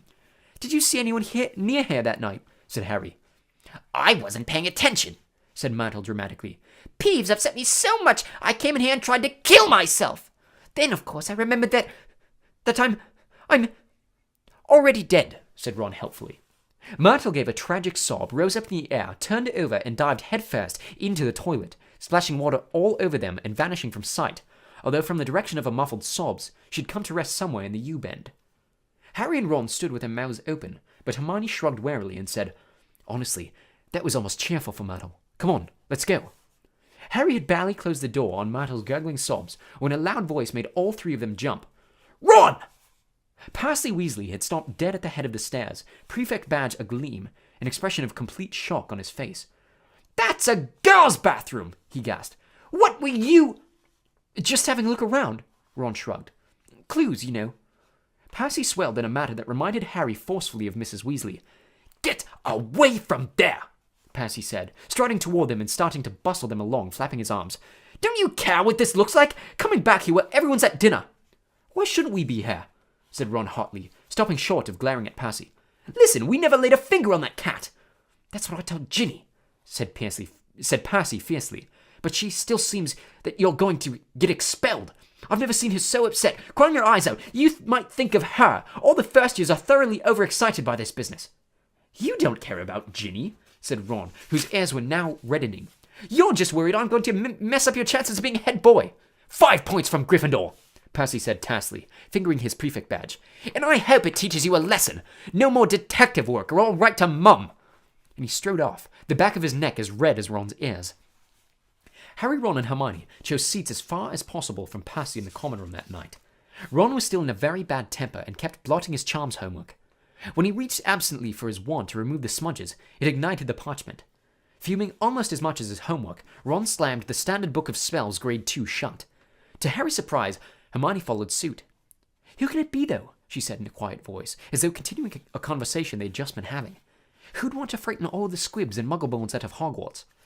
Let's think, said Ron in mock puzzlement. Who do we know who thinks muggleborns are scum? He looked at Hermione. Hermione looked back, unconvinced. If you're talking about Malfoy, of course I am, said Ron.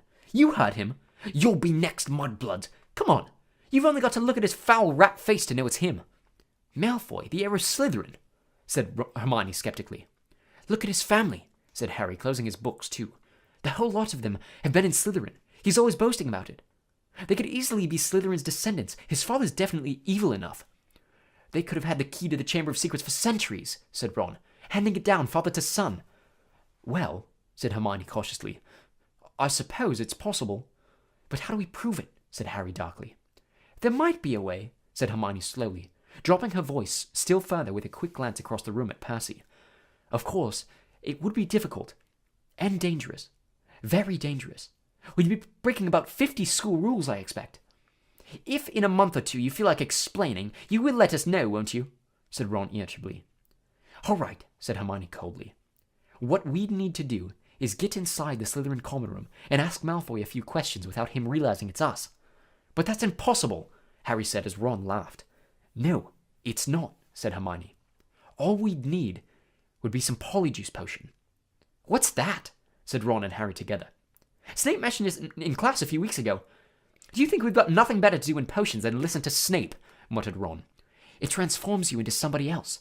Think about it. We could change into 3 of the Slytherins. No one would know it was us. Malfoy would probably tell us anything. He's probably boasting about it in the Slytherin common room right now. If only we could hear him. This polyjuice stuff sounds a bit dodgy to me, said Ron, frowning. What if we were stuck looking at like 3 of the Slytherins forever? It wears off after a while, said Hermione, waving her hand impatiently. But getting a hold of the recipe will be very difficult. Snape said it was in a book called Most Potent Potions, and it's bound to be in the restricted section of the library. There's only one way to get a book out of the restricted section. You need a signed note of permission from a teacher. Hard to see why we'd want the book, really, said Ron, if we weren't going to try and make one of the potions. I think, said Hermione, that if we made it sound as though we were just interested in the theory, we might stand a chance. Oh, come on. No teacher's going to fall for that, said Ron. They'd have to be really thick. Chapter 10. The Rogue Bludger. Since the disastrous episode of the Pixies, Professor Lockhart had not brought live creatures to class. Instead, he read passages from his books to them and sometimes reenacted some of the more dramatic bits. He usually picked Harry to help him with these reconstructions. So far, Harry had been forced to play a simple Transylvanian villager whom Lockhart had cured of the babbling curse, a yeti with a head cold, and a vampire who had been unable to eat anything except lettuce since Lockhart had dealt with him. Harry was hauled to the front of the class during their very next Defense Against the Dark Arts lesson, this time acting a werewolf. If he hadn't a very good reason for keeping Lockhart in a good mood, he would have refused it.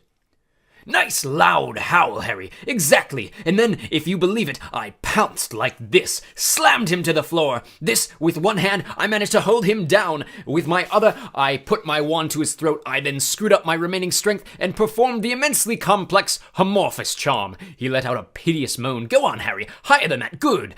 The fur vanished, the fangs shrank, and he turned back into a man. Simple, yet effective. And another village will remember me forever as the hero who delivered them from the monthly terror of werewolf attacks. The bell rang and Lockhart got to his feet. Homework! Compose a poem about my defeat of the Wagga Wagga werewolf. Signed copies of Magical Me to the author of the best one. The class began to leave. Harry returned to the back of the room where Ron and Hermione were waiting. Ready? Harry muttered. Wait till everyone's gone, said Hermione nervously. All right. She approached Lockhart's desk, a piece of paper clutched tightly in her hand, Harry and Ron right behind her. Professor Lockhart, Hermione stammered. I wanted to get this book out of the library, just for background reading. She held out the piece of paper, her hand shaking slightly. But the thing is, it's in the restricted section of the library, so I need a teacher to sign for it. I'm sure it would help me understand what you were saying in Gadding with Ghouls about slow-acting venoms. Gadding with Ghouls, said Lockhart, taking the note from Hermione and smiling widely at her. Possibly my very favorite book. You enjoyed it? Oh, yes, said Hermione eagerly. Slow, clever, the way you trapped that last one with the tea strainer. Well, I'm sure no one will mind me giving the best student of the year a little extra help, said Lockhart warmly, and he pulled out an enormous peacock quill. Yes, nice, isn't it? He said, misreading the revolted look on Ron's face. I usually save it for book signings. He scrawled an enormous loopy signature on the note and handed it back to Hermione. So, Harry, said Lockhart, while Hermione folded the note with fumbling fingers and slipped it into the bag. Tomorrow is the first Quidditch match of the season, I believe. Gryffindor against Slytherin, is it not? I hear you're a useful player. I was a seeker too. I was asked to try for the national squad, but preferred to dedicate my life to the eradication of the dark forces. Still, if you ever feel the need for a little private training, don't hesitate to ask. Always happy to pass on my expertise to less able players. Harry made an indistinct noise in his throat and then hurried off after Ron and Hermione. I don't believe it, he said as the three of them examined the signature on the note. He didn't even look at the book we wanted. That's because he's a brainless git, said Ron. But who cares? We've got what we needed. He is not a brainless git, said Hermione shrilly as they half ran toward the library. Just because he said you were the best student of the year. They dropped their voices as they entered the muffled stillness of the library. Madame Pince, the librarian, was a thin, irritable woman who looked like an underfed vulture. Most potent potions, she repeated suspiciously, trying to take the note from Hermione, but Hermione wouldn't let it go. I was wondering if I could keep it, she said breathlessly. Oh, come on, said Ron, wrenching it from her grasp and thrusting it at Madame Pince. We'll get you another autograph. Lockhart will sign anything if it stands still long enough. Madame Pince held the note up to the light as though determined to detect a forgery, but it passed the test. She stalked away between the lofty shelves and returned several minutes later carrying a large and moldy-looking book. Hermione put it carefully into a bag, and they left, trying not to walk too quickly or look too guilty. 5 minutes later, they were barricaded in Moaning Myrtle's out-of-order bathroom once again. Hermione had overridden Ron's objections by pointing out that it was the last place anyone in their right minds would go, so they were guaranteed some privacy. Moaning Myrtle was crying noisily in her stall, but they were ignoring her, and she them. Hermione opened Most Potent Potions carefully, and the three of them bent over the damp-spotted pages. It was clear from a glance why it belonged in the restricted sections. Some of the potions had effects almost too gruesome to think about, and there were some very unpleasant illustrations, which included a man who seemed to have been turned inside out and a witch sprouting several extra pairs of arms out of her head. Here it is, said Hermione excitedly as she found the page headed The Polyjuice Potion. It was decorated with drawings of people halfway through transforming into other people.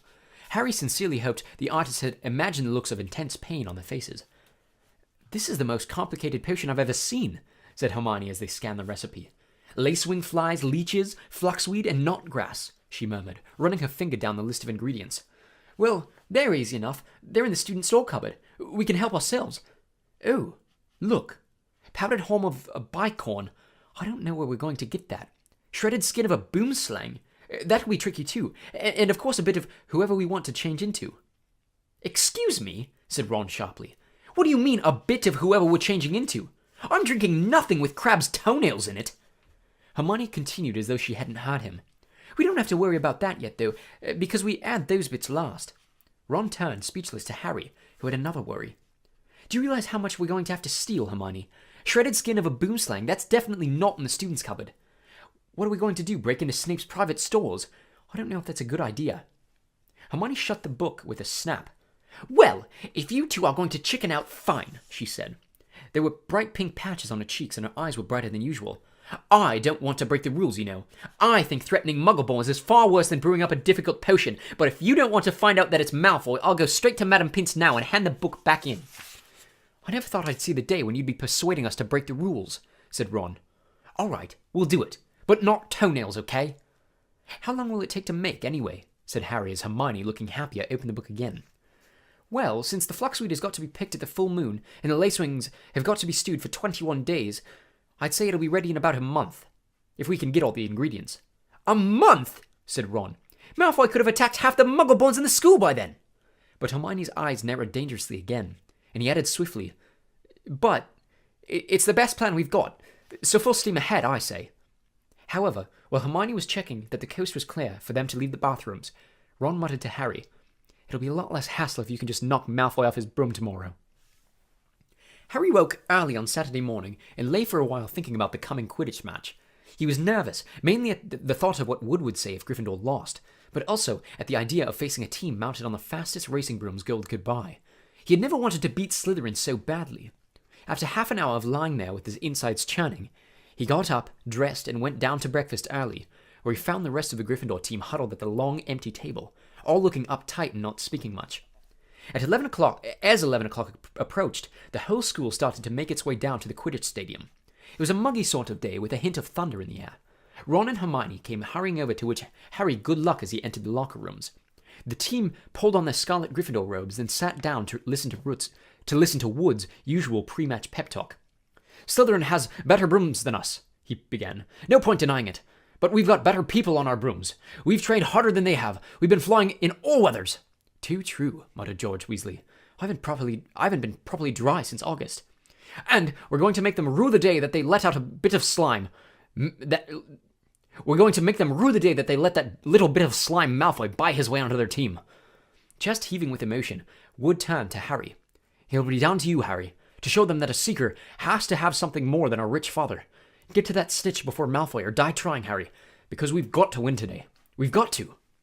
"So no pressure, Harry," said Fred, winking at him. As they walked out onto the pitch, a roar of noise greeted them.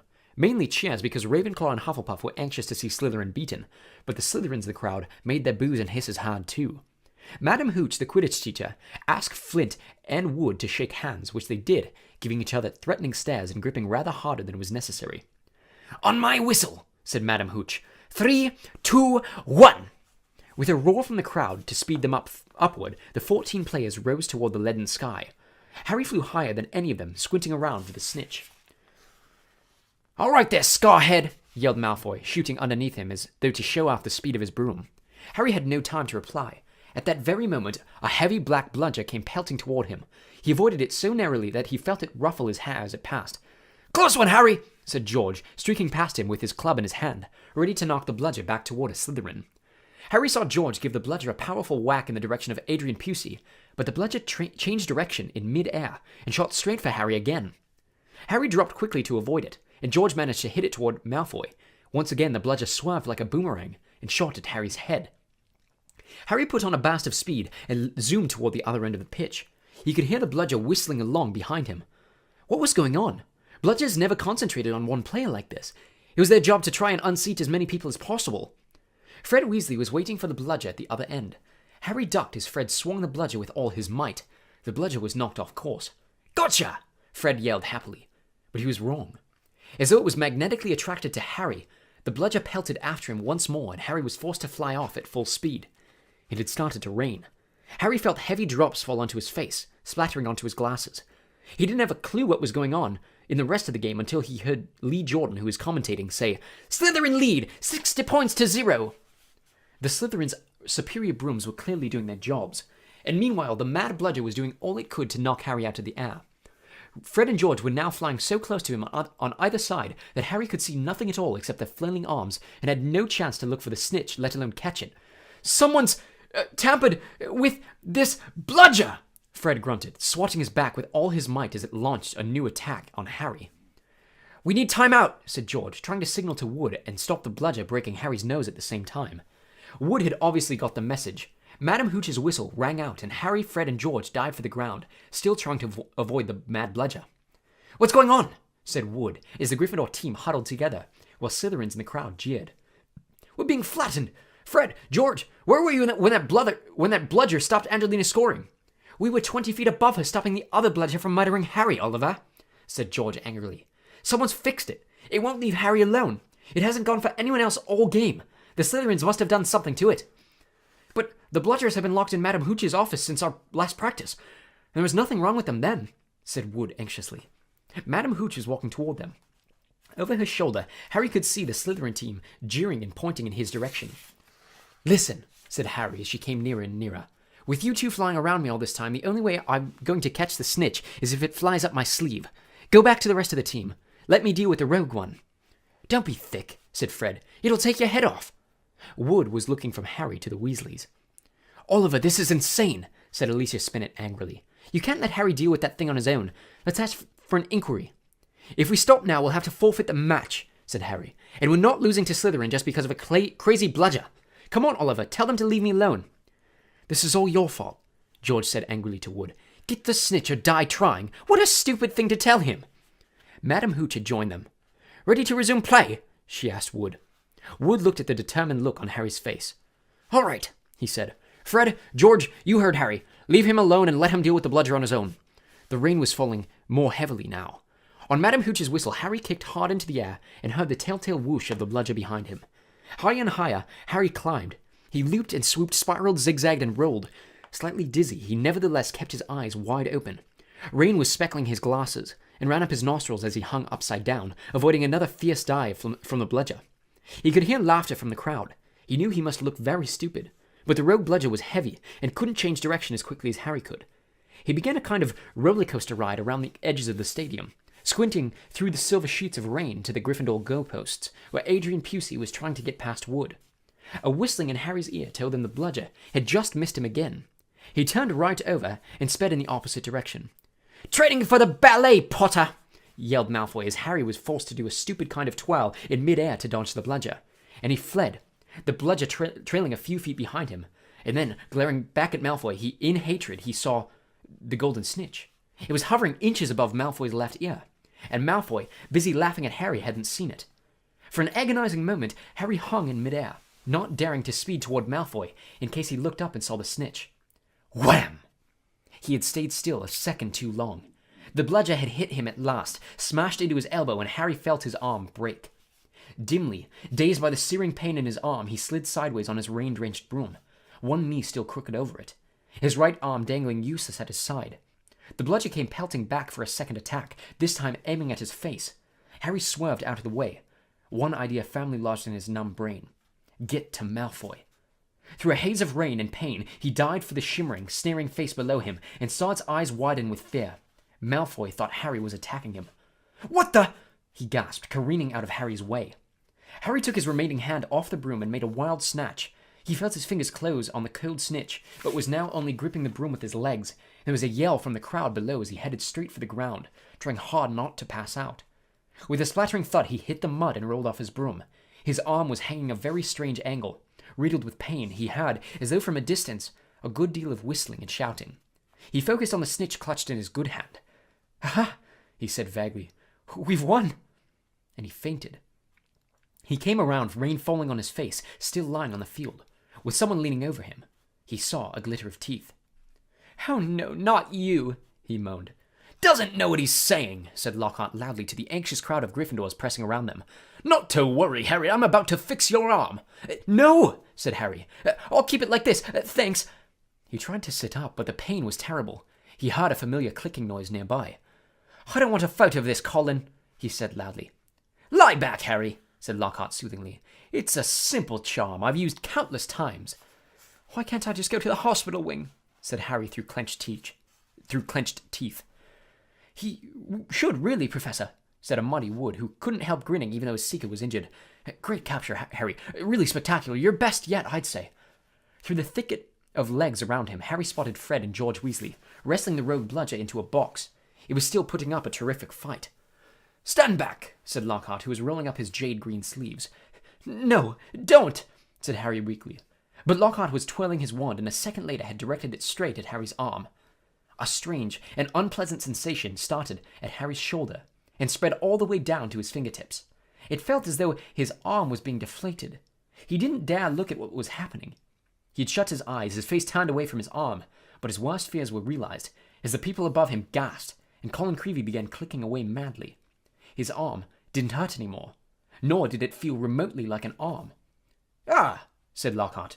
"Yes, well, that can sometimes happen. But the point is that the bones are no longer broken. That's the thing to bear in mind. So, Harry, just toddle up to the hospital wing. Mr. Weasley, Miss Granger, would you escort him? And Madame Pomfrey will be able to, tidy you up a bit." As Harry got to his feet, he felt strangely lopsided. Taking a deep breath, he looked down at his right side. What he saw nearly made him pass out again. Poking out of the end of his robes was what looked like a thick, flesh-colored rubber glove. He tried to move his fingers. Nothing happened. Lockhart hadn't mended Harry's bones. He had removed them. Madame Pomfrey wasn't at all pleased. "You should have come straight to me," she raged, holding up the sad, limp remainder of what half an hour before had been a walking arm. "I can mend bones in a second, but growing them back—" "You will be able to, won't you?" said Harry desperately. "I'll be able to, certainly, but it will be painful," said Madame Pomfrey grimly, throwing Harry a pair of pajamas. "You'll have to stay the night." Hermione waited outside the curtain drawn around Harry's bed, while Ron helped him into his pajamas. It took a while to stuff the rubbery, boneless arm into a sleeve. "How can you stick up for Lockhart now, Hermione, eh?" Ron called through the curtain as he pulled Harry's limp fingers through the cuff. If Harry had wanted deboning, he would have asked. "Anyone can make a mistake," said Hermione. And it doesn't hurt anymore, does it, Harry?" "No," said Harry, getting into bed. "But it doesn't do anything else, either." As he swung himself onto the bed, his arm flapped pointlessly. Hermione and Madame Pomfrey came around the curtain. Madame Pomfrey was holding a large bottle of something labeled Skelegro. "You're in for a rough night," she said, pouring out a steaming beakerful and handing it to him. "Regrowing bones is a nasty business." So was taking the Skelegro. It burned Harry's mouth and throat as it went down, making him cough and sputter. Still tut-tutting about dangerous sports and inept teachers, Madame Pomfrey retreated, leaving Ron and Hermione to help Harry gulp down some water. "We won, though," said Ron, a grin breaking across his face. "That was some catch you made. Malfoy's face. He looked ready to kill." "I want to know how he fixed that bludger," said Hermione darkly. "We can add that to the list of questions we'll ask him when we've taken the polyjuice potion," said Harry, sinking back into his pillows. "I hope it tastes better than this stuff." "If it's got bits of Slytherin in it, you've got to be joking," said Ron. The door of the hospital wing burst open at that moment. Filthy and soaking wet, the rest of the Gryffindor team had arrived to see Harry. "Unbelievable flying, Harry," said George.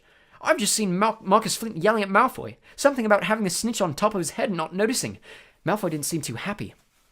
They had brought cakes, sweets, and bottles of pumpkin juice.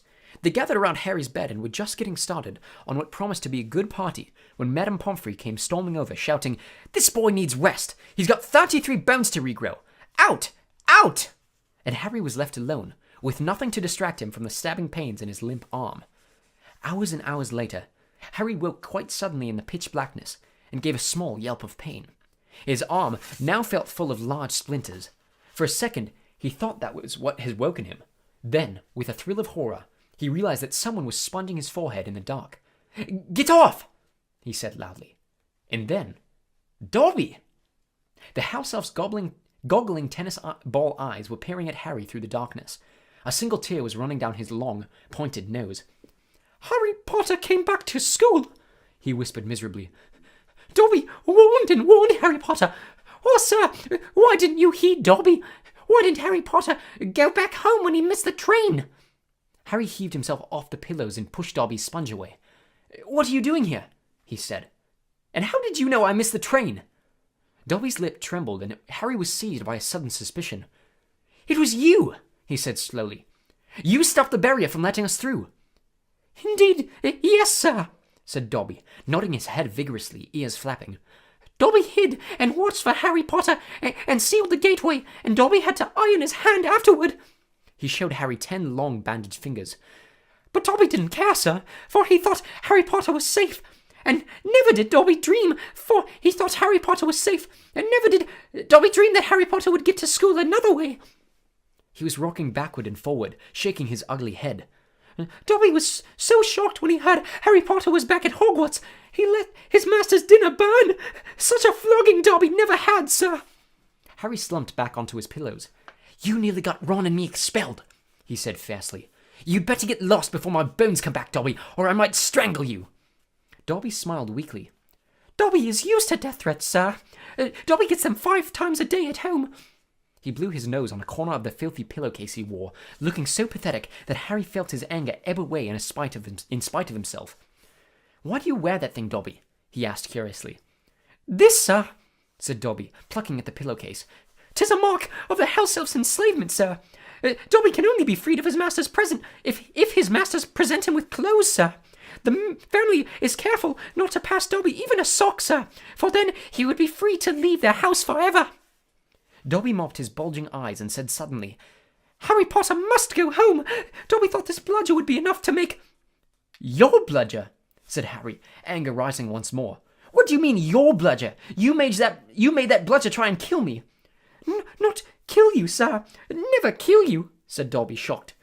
"Dobby wants to save Harry Potter's life. Better sent home, grievously injured, than remain here, sir. Dobby only wanted Harry Potter hurt enough to be sent home." "Oh, is that all?" said Harry angrily. "I don't suppose you're going to tell me why you want me sent home in pieces."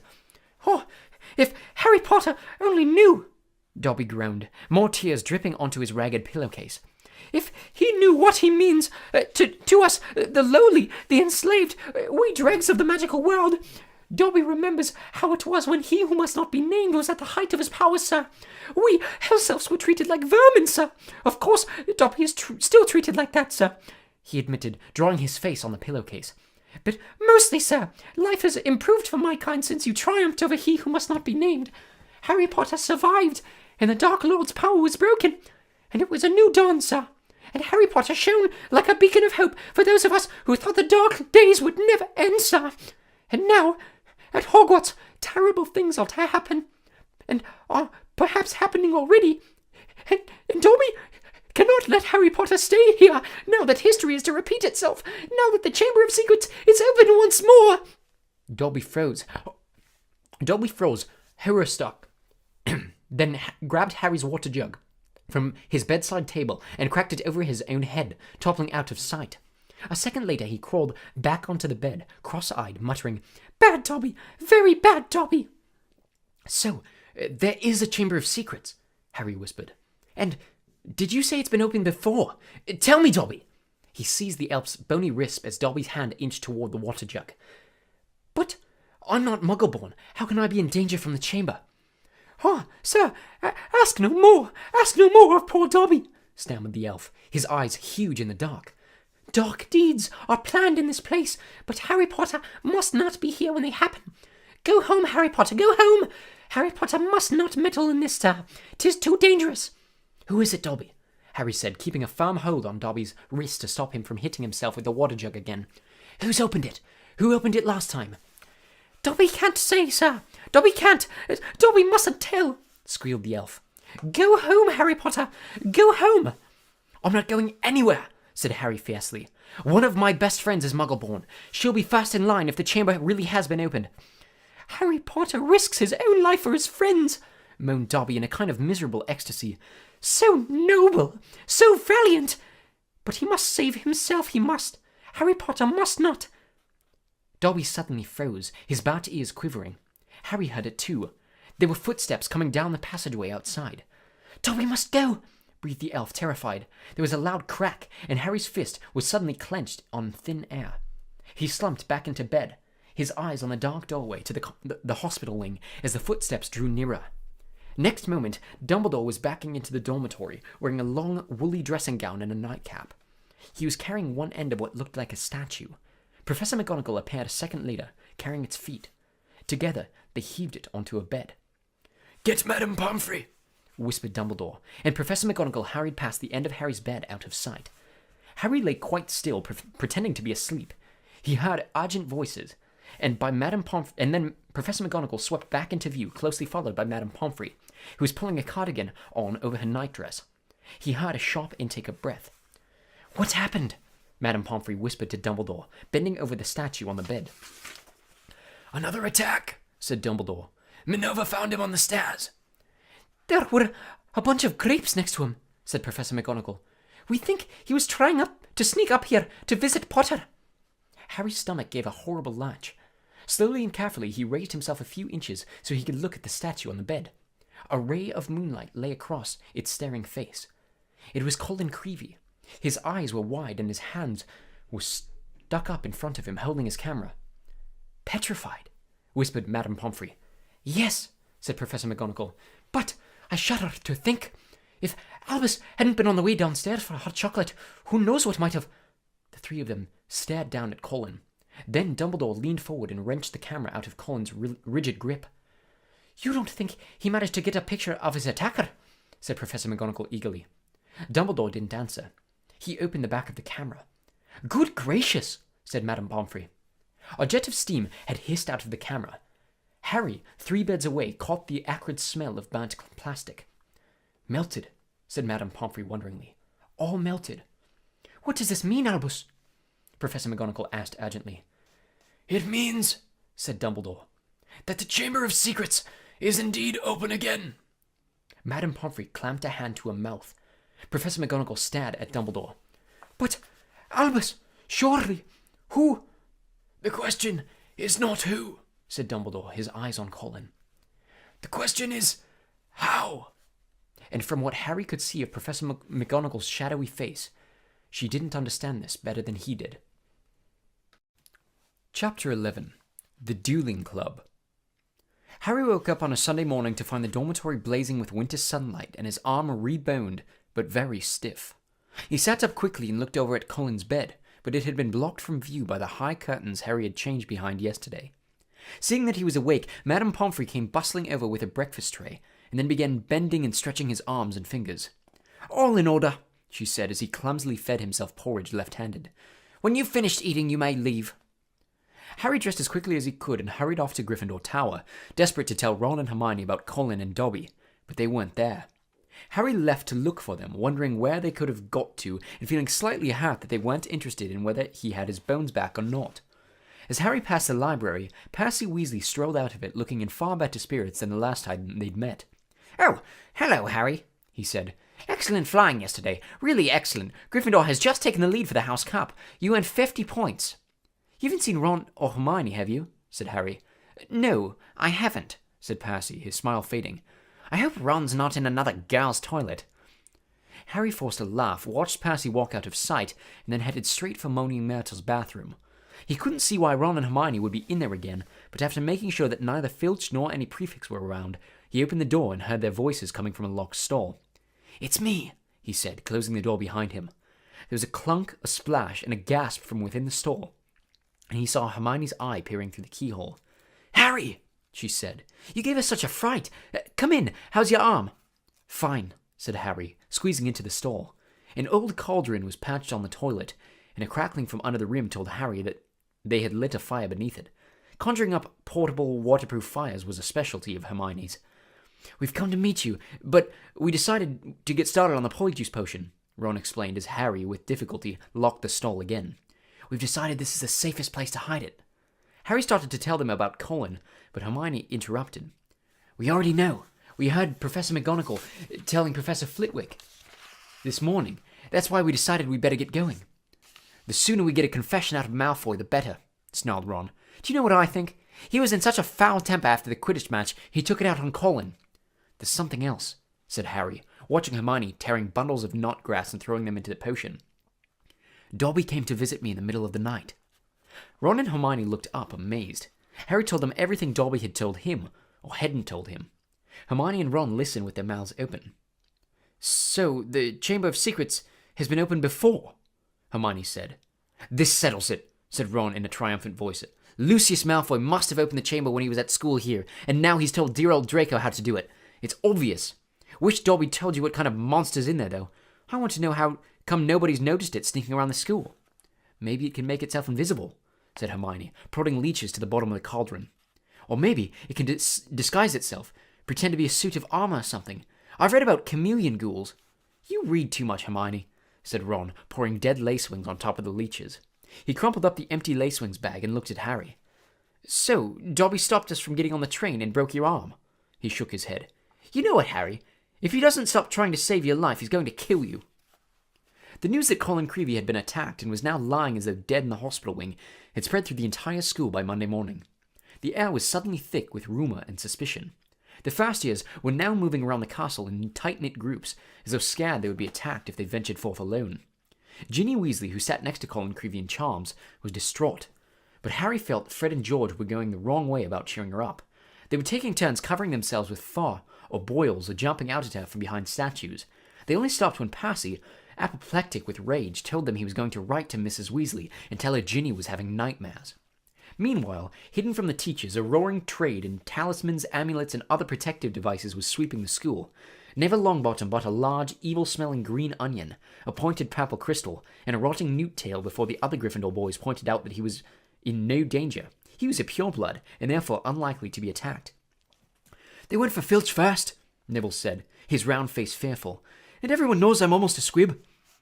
In the second week of December, Professor McGonagall came around as usual, collecting names of those who would be staying at school for Christmas. Harry, Ron, and Hermione signed her list. They had heard that Malfoy was staying, which struck them as very suspicious. The holidays would be the perfect time to use the Polyjuice potion and try to worm a confession out of him. Unfortunately, the potion was only half finished. They still needed the bicorn horn and the boomslang skin, and the only place they were going to get them from was Snape's private stalls. Harry privately felt he'd rather face Slytherin's legendary monster than let Snape catch him robbing his office. What we need, said Hermione briskly, as Thursday afternoon's double potions lesson loomed nearer, is a diversion. Then one of us can sneak into Snape's office and take what we need.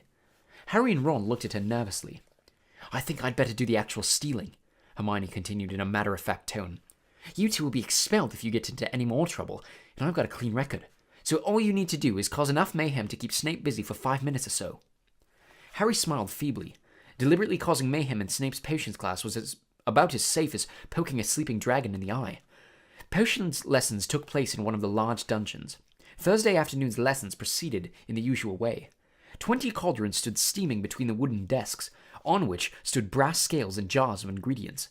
Snape prowled through the fumes, making waspish remarks about the Gryffindor's work, while the Slytherin sniggered appreciatively. Draco Malfoy, who was Snape's favorite student, kept flicking pufferfish eyes at Ron and Harry, who knew that if they retaliated, they would get detention faster than you could say unfair. Harry's swelling solution was far too runny, but he had had his mind on more important things. He was waiting for Hermione's signal, and he hardly listened as Snape paused to snare his watery potion. When Snape turned and walked off to bully Neville, Hermione caught Harry's eye and nodded. Harry ducked swiftly down behind his cauldron, pulled one of Fred's filibuster fireworks out of his pocket, and gave it a quick prod with his wand. The firework began to fizz and sputter. Knowing he only had seconds, Harry straightened up, took aim, and lobbed it into the air. It landed right on target in Goyle's cauldron. Goyle's potion exploded, showering the whole class. People shrieked as splashes of the swelling solution hit them.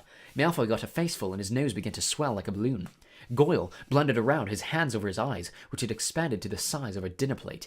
Snape was trying to restore calm and find out what had happened. Through the confusion, Harry saw Hermione slip quietly into Snape's office. "Silence! Silence!" Snape roared. "Anyone who has been splashed, come here for a deflating draft. When I find out who did this." Harry tried not to laugh as he watched Malfoy hurry forward, his head drooping with the weight of a nose like a small melon. As half the class lumbered onto Snape's desk, some weighted down with arms like clubs, others unable to talk through gigantic puffed-up lips. Harry saw Hermione slide back into the dungeon, the front of her robes bulging. When everyone had taken a swig of antidote and the various swellings had subsided, Snape swept over to Goyle's cauldron and scooped out the twisted black remains of the firework. There was a sudden hush.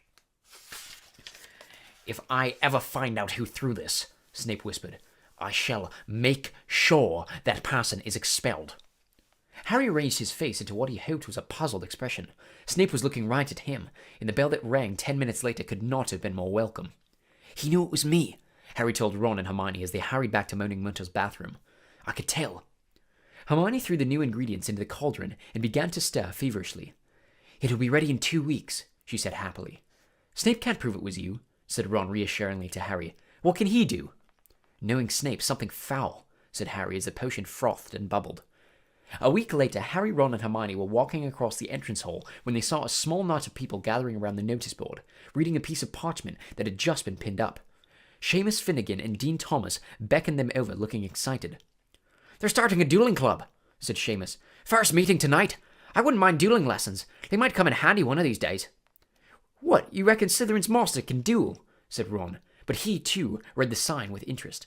"Could be useful," he said to Harry and Hermione as they went into dinner. "Shall we go?"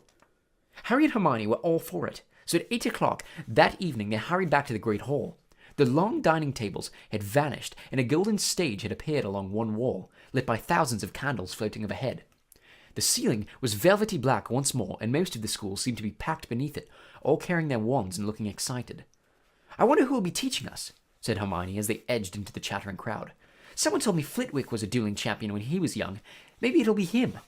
"As long as it's not—" Harry began, but he ended on a groan. Gilderoy Lockhart was walking onto the stage, resplendent in robes of deep plum, and accompanied by none other than Snape, wearing his usual black.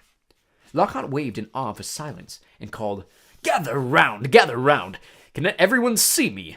Can you all hear me? Excellent. Now, Professor Dumbledore has granted me permission to start this little dueling club, to train you all in case you ever need to defend yourselves as I myself have done on countless occasions. For full details, see my published works. Let me introduce my assistant, Professor Snape," said Lockhart, flashing a wide smile. "He tells me he knows a tiny little bit about dueling himself, and has sportingly agreed to help me with a short demonstration before we begin. Now, I don't want any of you youngsters to worry. You'll still have your potions master when I'm through with him, never fear." "Wouldn't it be good if they finished each other off?" Ron muttered in Harry's ear. Snape's upper lip was curling.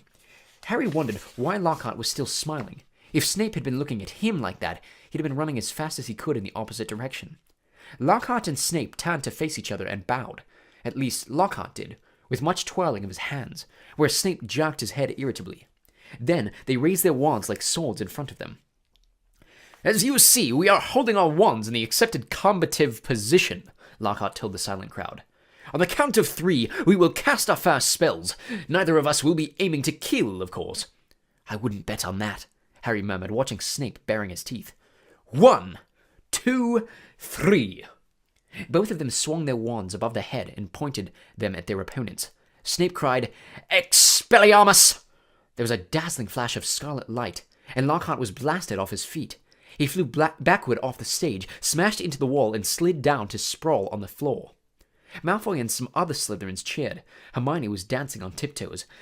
"Do you think he's all right?" she squealed through her fingers. "Who cares?" said Harry and Ron together. Lockhart was getting unsteadily to his feet. His hat had fallen off, and his wavy hair was standing on end. "Well, there you have it," he said, tottering back onto the platform. "That was a disarming charm. As you see, I've lost my wand. Thank you, Miss Brown. Yes, an excellent idea to show them that, Professor Snape. But if you don't mind my saying so, it was very obvious what you were about to do. If I had wanted to stop you, it would have been only too easy. However, I felt it would be instructive to let them see." Snape was looking murderous. Possibly Lockhart had noticed, because he said, "Enough demonstrating. I'm going to come amongst you now and put you all into pairs. Professor Snape, if you'd like to help me." They moved through the crowd, matching up partners. Lockhart teamed Neville with Justin Finch-Fletchley, but Snape reached Harry and Ron first. "Time to split up the dream team, I think," he sneered. "Weasley, you can partner Finnegan. Potter—" Harry moved automatically toward Hermione. "I don't think so," said Snape, smiling coldly. "Mr. Malfoy, come over here. Let's see what you make of the famous Potter. And you, Miss Granger, you can partner Miss Bulstrode. Malfoy strutted over, smirking. Behind him walked a Slytherin girl who reminded Harry of a picture he'd seen in Holidays with Hags. She was large and square, and her heavy jaw jutted aggressively. Hermione gave her a weak smile that she did not return. "Face your partners," called Lockhart back on the platform, "and bow." Harry and Malfoy barely inclined their heads, not taking their eyes off one another. "Wands at the ready," shouted Lockhart. "When I count to 3, cast your charms to disarm your opponents. Only to disarm them. We don't want any accidents. 1, 2, 3. Harry swung his wand high, but Malfoy had already started on 2. His spell hit Harry so hard he felt as if he'd been hit over the head with a saucepan. He stumbled, but everything still seemed to be working, and wasting no more time. Harry pointed his wand straight at Malfoy and shouted, "Rictus Sempra!" A jet of silver light hit Malfoy in the stomach, and he doubled up, wheezing. "I said disarm only!" Lockhart shouted in alarm over the heads of the battling crowd. As Malfoy sank to his knees, Harry had hit him with a tickling charm, and he could barely move for laughing. Harry hung back with a vague feeling it would be unsporting to bewitch Malfoy while he was on the floor. But this was a mistake.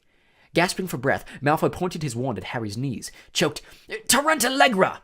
In the next second, Harry's legs began to jerk around out of his control in a kind of quick step. "Stop!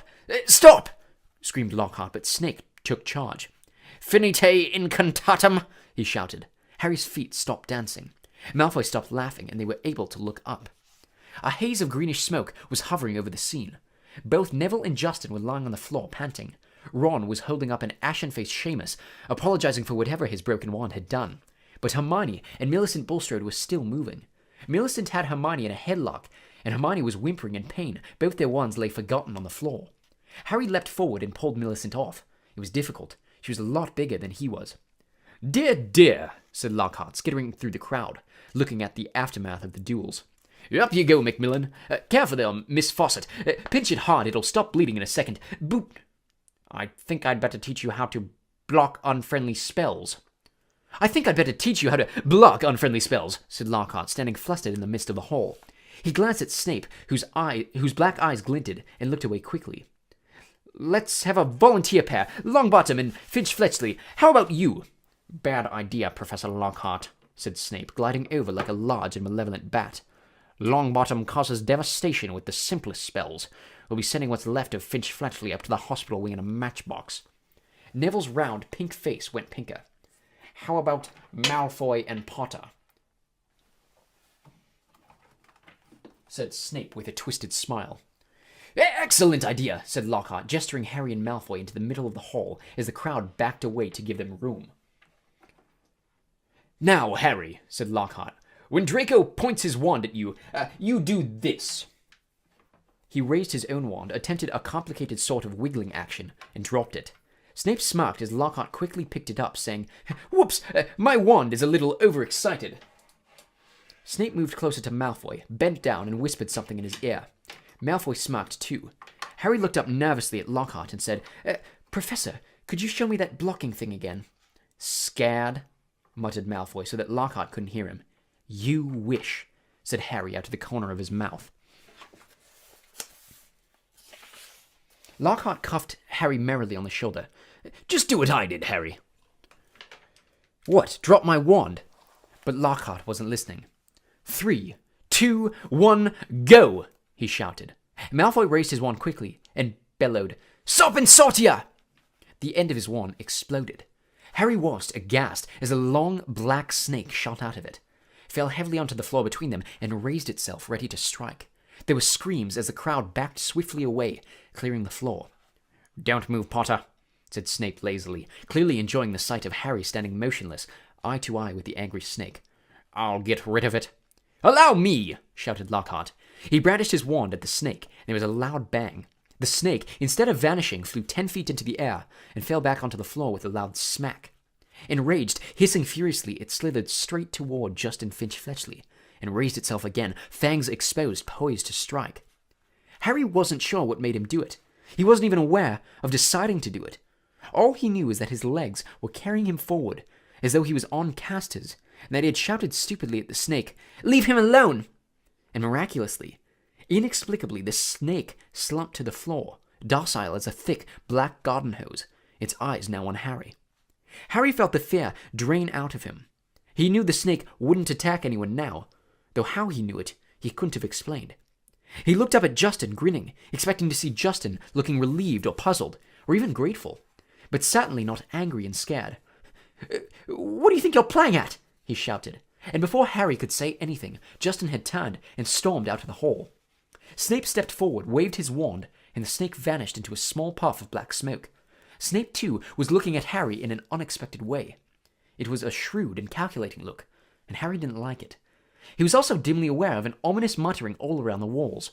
Then he felt a tugging on the back of his robes. "Come on," said Ron's voice in his ear. "Move, come on."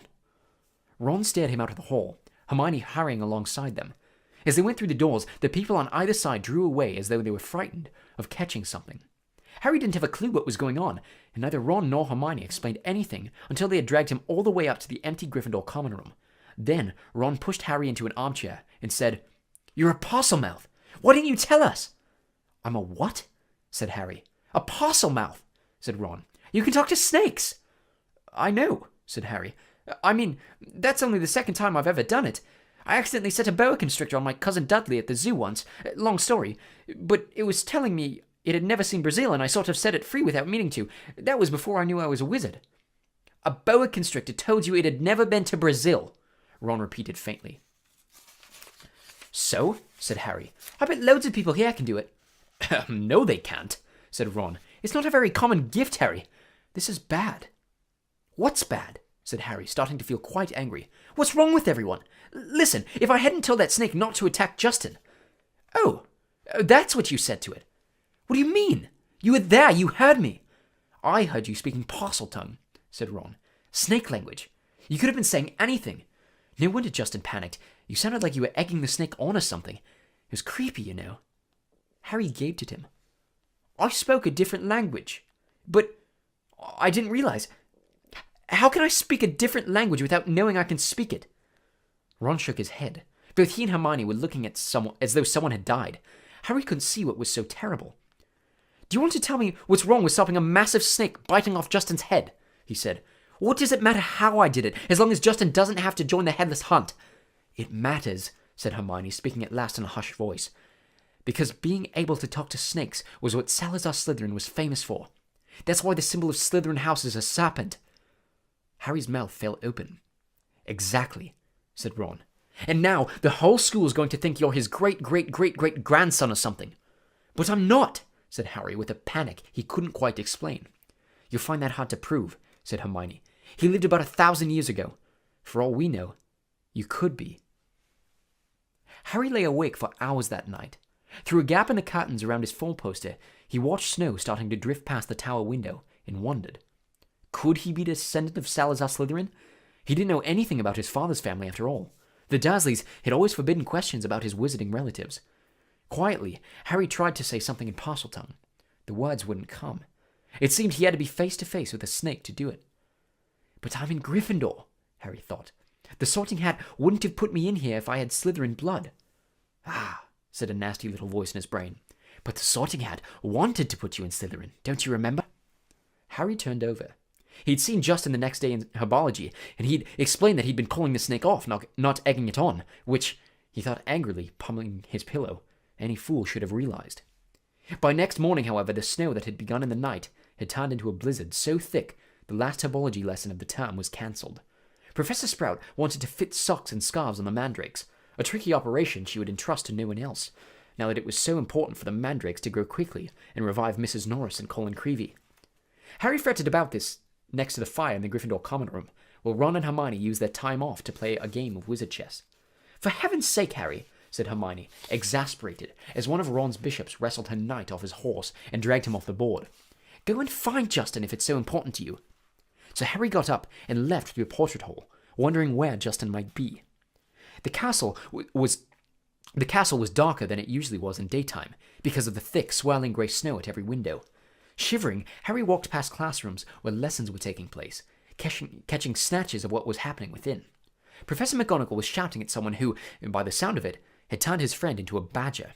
Resisting the urge to take a look, Harry walked on by, thinking that Justin might be using his free time to catch up on some work, and deciding to check the library first. A group of the Hufflepuffs, who should have been in Herbology, were indeed sitting in the back of the library, but they didn't seem to be working. Between the long lines of high bookshelves, Harry could see that their heads were close together, and they were having what looked like an absorbing conversation. He couldn't see whether Justin was among them. He was walking toward them when something of what they were saying met his ears, and he paused to listen, hidden in the invisibility section. "So, anyway," a stout boy was saying, "I told Justin to hide up in our dormitory. I mean to say, if Potter's marked him down as his next victim, it's best if he keeps a low profile for a while. Of course, Justin's been waiting for something like this to happen ever since he let slip to Potter he was Muggle-born. Justin actually told him he'd been down for Eton. That's not the kind of thing you bandy about with Slytherin's heir on the loose, is it?" "You definitely think it is Potter then, Annie?" said a girl with blonde pigtails anxiously. "Hannah," said the stout boy solemnly, "he's a Parselmouth. Everyone knows that's the mark of a dark wizard. Have you ever heard of a decent one who could talk to snakes? They called Slytherin himself Serpent Tongue." There was some heavy murmuring about this, and Annie went on. "Remember what was written on the wall? Enemies of the heir, beware. Potter had some sort of run-in with Filch. Next thing we know, Filch's cat's attacked. That first year, Creevy was annoying Potter at the Quidditch match, taking pictures of him while he was lying in the mud. Next thing we know, Creevy's been attacked." "He always seems so nice, though," said Hannah uncertainly. "And, well, he's the one that made you-know-who disappear. He can't be all bad, can he?" Arnie lowered his voice mysteriously, and the Hufflepuffs bent closer, and Harry edged nearer so that he could catch Annie's words. "No one knows how he survived that attack by you-know-who. I mean to say, he was only a baby when it happened. He should have been blasted into smithereens, and only a real powerful dark wizard could have survived a curse like that." He dropped his voice until it was barely more than a whisper, and said, "That's probably why you-know-who wanted to kill him in the first place. Didn't want another Dark Lord competing with him. I wonder what other powers Potter's been hiding." Harry couldn't take it anymore. Clearing his throat loudly, he stepped out from behind the bookshelves. If he hadn't been feeling so angry, he would have found the sight that greeted him funny. Every one of the Hufflepuffs looked as though they'd have been petrified by the sight of him, and the colour was draining out of Annie's face. "Hello," said Harry. "I'm just looking for Justin Finch Fletchley." The Hufflepuffs' worst fears had clearly been confirmed. They all looked fearfully at Annie. "What do you want with him?" said Annie in a quavering voice. "I wanted to tell him what really happened with that snake at the dueling club," said Harry. Annie bit his white lips and then, taking a deep breath, said, "We were all there. We saw what happened." "Then you noticed that after I spoke to it, the snake backed off?" said Harry. "All I saw," said Annie stubbornly, though he was trembling as he spoke, "was you speaking Parseltongue and chasing the snake toward Justin." "I didn't chase it at him," Harry said, his voice shaking with anger.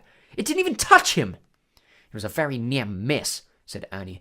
"And in case you're getting any ideas," he added hastily, "I might tell you that you can trace my family back through 9 generations of witches and warlocks, and my blood's as pure as anyone's, so—" "I don't care what sort of blood you've got," said Harry fiercely. "Why would I want to attack Muggleborns?" "I've heard you hate those Muggles you live with," said Annie swiftly. "It's not possible to live with the Dursleys and not hate them," said Harry. "I'd like to see you try it." He turned on his heel and stormed out of the library, earning himself a reproving glare from Madame Pince, who was polishing the gilded cover of a large spellbook. Harry blundered up the corridor, barely noticing where he was going. He was in such a fury. The result was that he walked into something very large and solid, which knocked him backward onto the floor. "Oh, hello, Hagrid," Harry said, looking up. Hagrid's face was entirely hidden by a woolly, snow-covered balaclava, but it couldn't possibly be anyone else, as he filled most of the corridor in his moleskin overcoat. A dead rooster was hanging from one of his massive gloved hands. "All right, Harry," he said, pulling up the balaclava so he could speak. "Weren't you in class?" "Cancelled," said Harry, getting up. "What are you doing in here?" Hagrid held up the limp rooster. "Second one killed this term," he explained. "It's either foxes or a blood-sucking bugbear, and I need the headmaster's permission to put a charm around the hen coop." He peered more closely at Harry from under his thick, snow-flecked eyebrows. "You sure you're all right? You look all hot and bothered." Harry couldn't bring himself to repeat what Annie and the rest of the Hufflepuffs had been saying about him. "It's nothing," he said. "I'd better get going, Hagrid. It's Transfiguration next, and I've got to pick up my books." He walked off, his mind still full of what Annie had said about him. Justin's been waiting for something like this to happen ever since he let slip to Potter he was Muggle-born. Harry stamped up the stairs and turned along another corridor, which was particularly dark. The torches had been extinguished by a strong, icy draught that was blowing through a loose window pane. He was halfway down the passage when he tripped headlong over something lying on the floor. He turned to squint at what he'd fallen over and felt as though his stomach had dissolved. Justin Finch-Fletchley was lying on the floor, rigid and cold, a look of shock frozen on his face, his eyes staring blankly at the ceiling. And that wasn't all. Next to him was another figure, the strangest sight Harry had ever seen. It was nearly headless Nick, no longer pearly white and transparent, but black and smoky, floating immobile and horizontal 6 inches off the floor. His head was half off, and his face wore an expression of shock identical to Justin's. Harry got to his feet, his breathing fast and shallow, his heart doing a kind of drum roll against his ribs. He looked wildly up and down at the deserted corridor, and saw a line of spiders scuttling as fast as they could away from the bodies. The only sounds were muffled voices of teachers from the classes on either side. He could run, and no one would ever know he had been there. But he couldn't just leave them lying there. He had to get help. Would anyone believe he hadn't done anything to do with this? As he stood there, panicking, a door right next to him opened with a bang. Peeves the poltergeist came shouting out. "Why, it's Potty wee Potter!" cackled Peeves, knocking Harry's glasses askew as he bounced past him. "What's Potter up to? What's Potter lurking? Why's Potter lurking?" Peeves stopped, halfway through a mid-air somersault. Upside down, he spotted Justin and nearly headless Nick. He flipped the right way up, filled his lungs, and before Harry could stop him, screamed, "Attack! Attack! Another attack! No mortal or ghost is safe! Run for your lives! Attack!" Crash, crash, crash. Door after door flew open along the corridor and people flooded out. For several long minutes, there was a scene of such confusion that Justin was in danger of being squashed and people kept standing in nearly headless Nick. Harry found himself pinned against the wall as the teachers shouted for quiet. Professor McGonagall came running, followed by her own class, one of whom still had black and white striped hair. She used her wand to set off a loud bang, which restored silence, and ordered everyone back to their classes. No sooner had the scene cleared somewhat than Ernie the Hufflepuff arrived, panting on the scene. "Caught in the act!" Ernie yelled, his face stark white, pointing his finger dramatically at Harry. "That will do, Macmillan," said Professor McGonagall sharply. Peeves was bobbing overhead, now grinning wickedly, surveying the scene. Peeves always loved chaos. As the teachers bent over Justin and nearly headless Nick, examining them, Peeves broke into song. "Oh, Potter, you rotter! Oh, what you have done! You're killing off students. You think it's good fun." "That's enough, Peeves," barked Professor McGonagall, and Peeves zoomed away backward, with his tongue out at Harry. Justin was carried up to the hospital wing by Professor Flitwick and Professor Sinistra of the astronomy department, but nobody seemed to know what to do for nearly headless Nick. In the end, Professor McGonagall conjured a huge fan out of thin air, which she gave to Ernie with instructions to waft nearly headless Nick up the stairs. This Ernie did, fanning Nick along like a silent black hovercraft. This left Harry and Professor McGonagall alone together. "This way, Potter," she said. Professor, said Harry at once. I swear I didn't." "This is out of my hands, Potter," said Professor McGonagall curtly. They marched in silence around a corner, and she stopped before a large and extremely ugly stone gargoyle. "Lemon drop," she said. This was evidently a password, because the gargoyle sprang suddenly to life and hopped aside as the wall behind him split in two. Even full of dread for what was coming, Harry couldn't fail to be amazed. Behind the wall was a spiral staircase that was moving smoothly upward, like an escalator. As he and Professor McGonagall stepped into it, Harry had the wall thud closed behind them. They rose upward in circles, higher and higher, until at last, slightly dizzy, Harry saw a gleaming oak door ahead with a brass knocker in the shape of a griffin. He knew now where he was being taken. This must be where Dumbledore lived. Chapter 12. The Polyjuice Potion. They stepped off the stone staircase at the top, and Professor McGonagall rapped on the door. It opened silently and they entered. Professor McGonagall told Harry to wait and left him there, alone. Harry looked around. One thing was certain. Of all the teachers' offices Harry had visited so far this year, Dumbledore's was by far the most interesting. If he hadn't been scared out of his wits that he was about to be thrown out of school, he would have been very pleased to have a chance to look around in it. It was a large and beautiful circular room full of funny little noises. A number of curious silver instruments stood on spindle-legged tables, whirring and emitting little puffs of smoke. The walls were covered in portraits of old headmasters and headmistresses, all of whom were snoozing gently in their frames. There was also an enormous claw-footed desk, and, sitting on a shelf behind it, a shabby tattered wizard's hat, the sorting hat. Harry hesitated. He cast a wary eye around the sleeping witches and wizards on the walls. Surely it couldn't hurt if he took the hat down and tried it on again, just to make sure it had put him in the right house. He walked quietly around the desk, lifted the hat from its shelf, and lowered it slowly onto his head. It was much too large and slipped down over his eyes, just as he had done the last time he'd put it on. Harry stared at the black inside of the hat, waiting.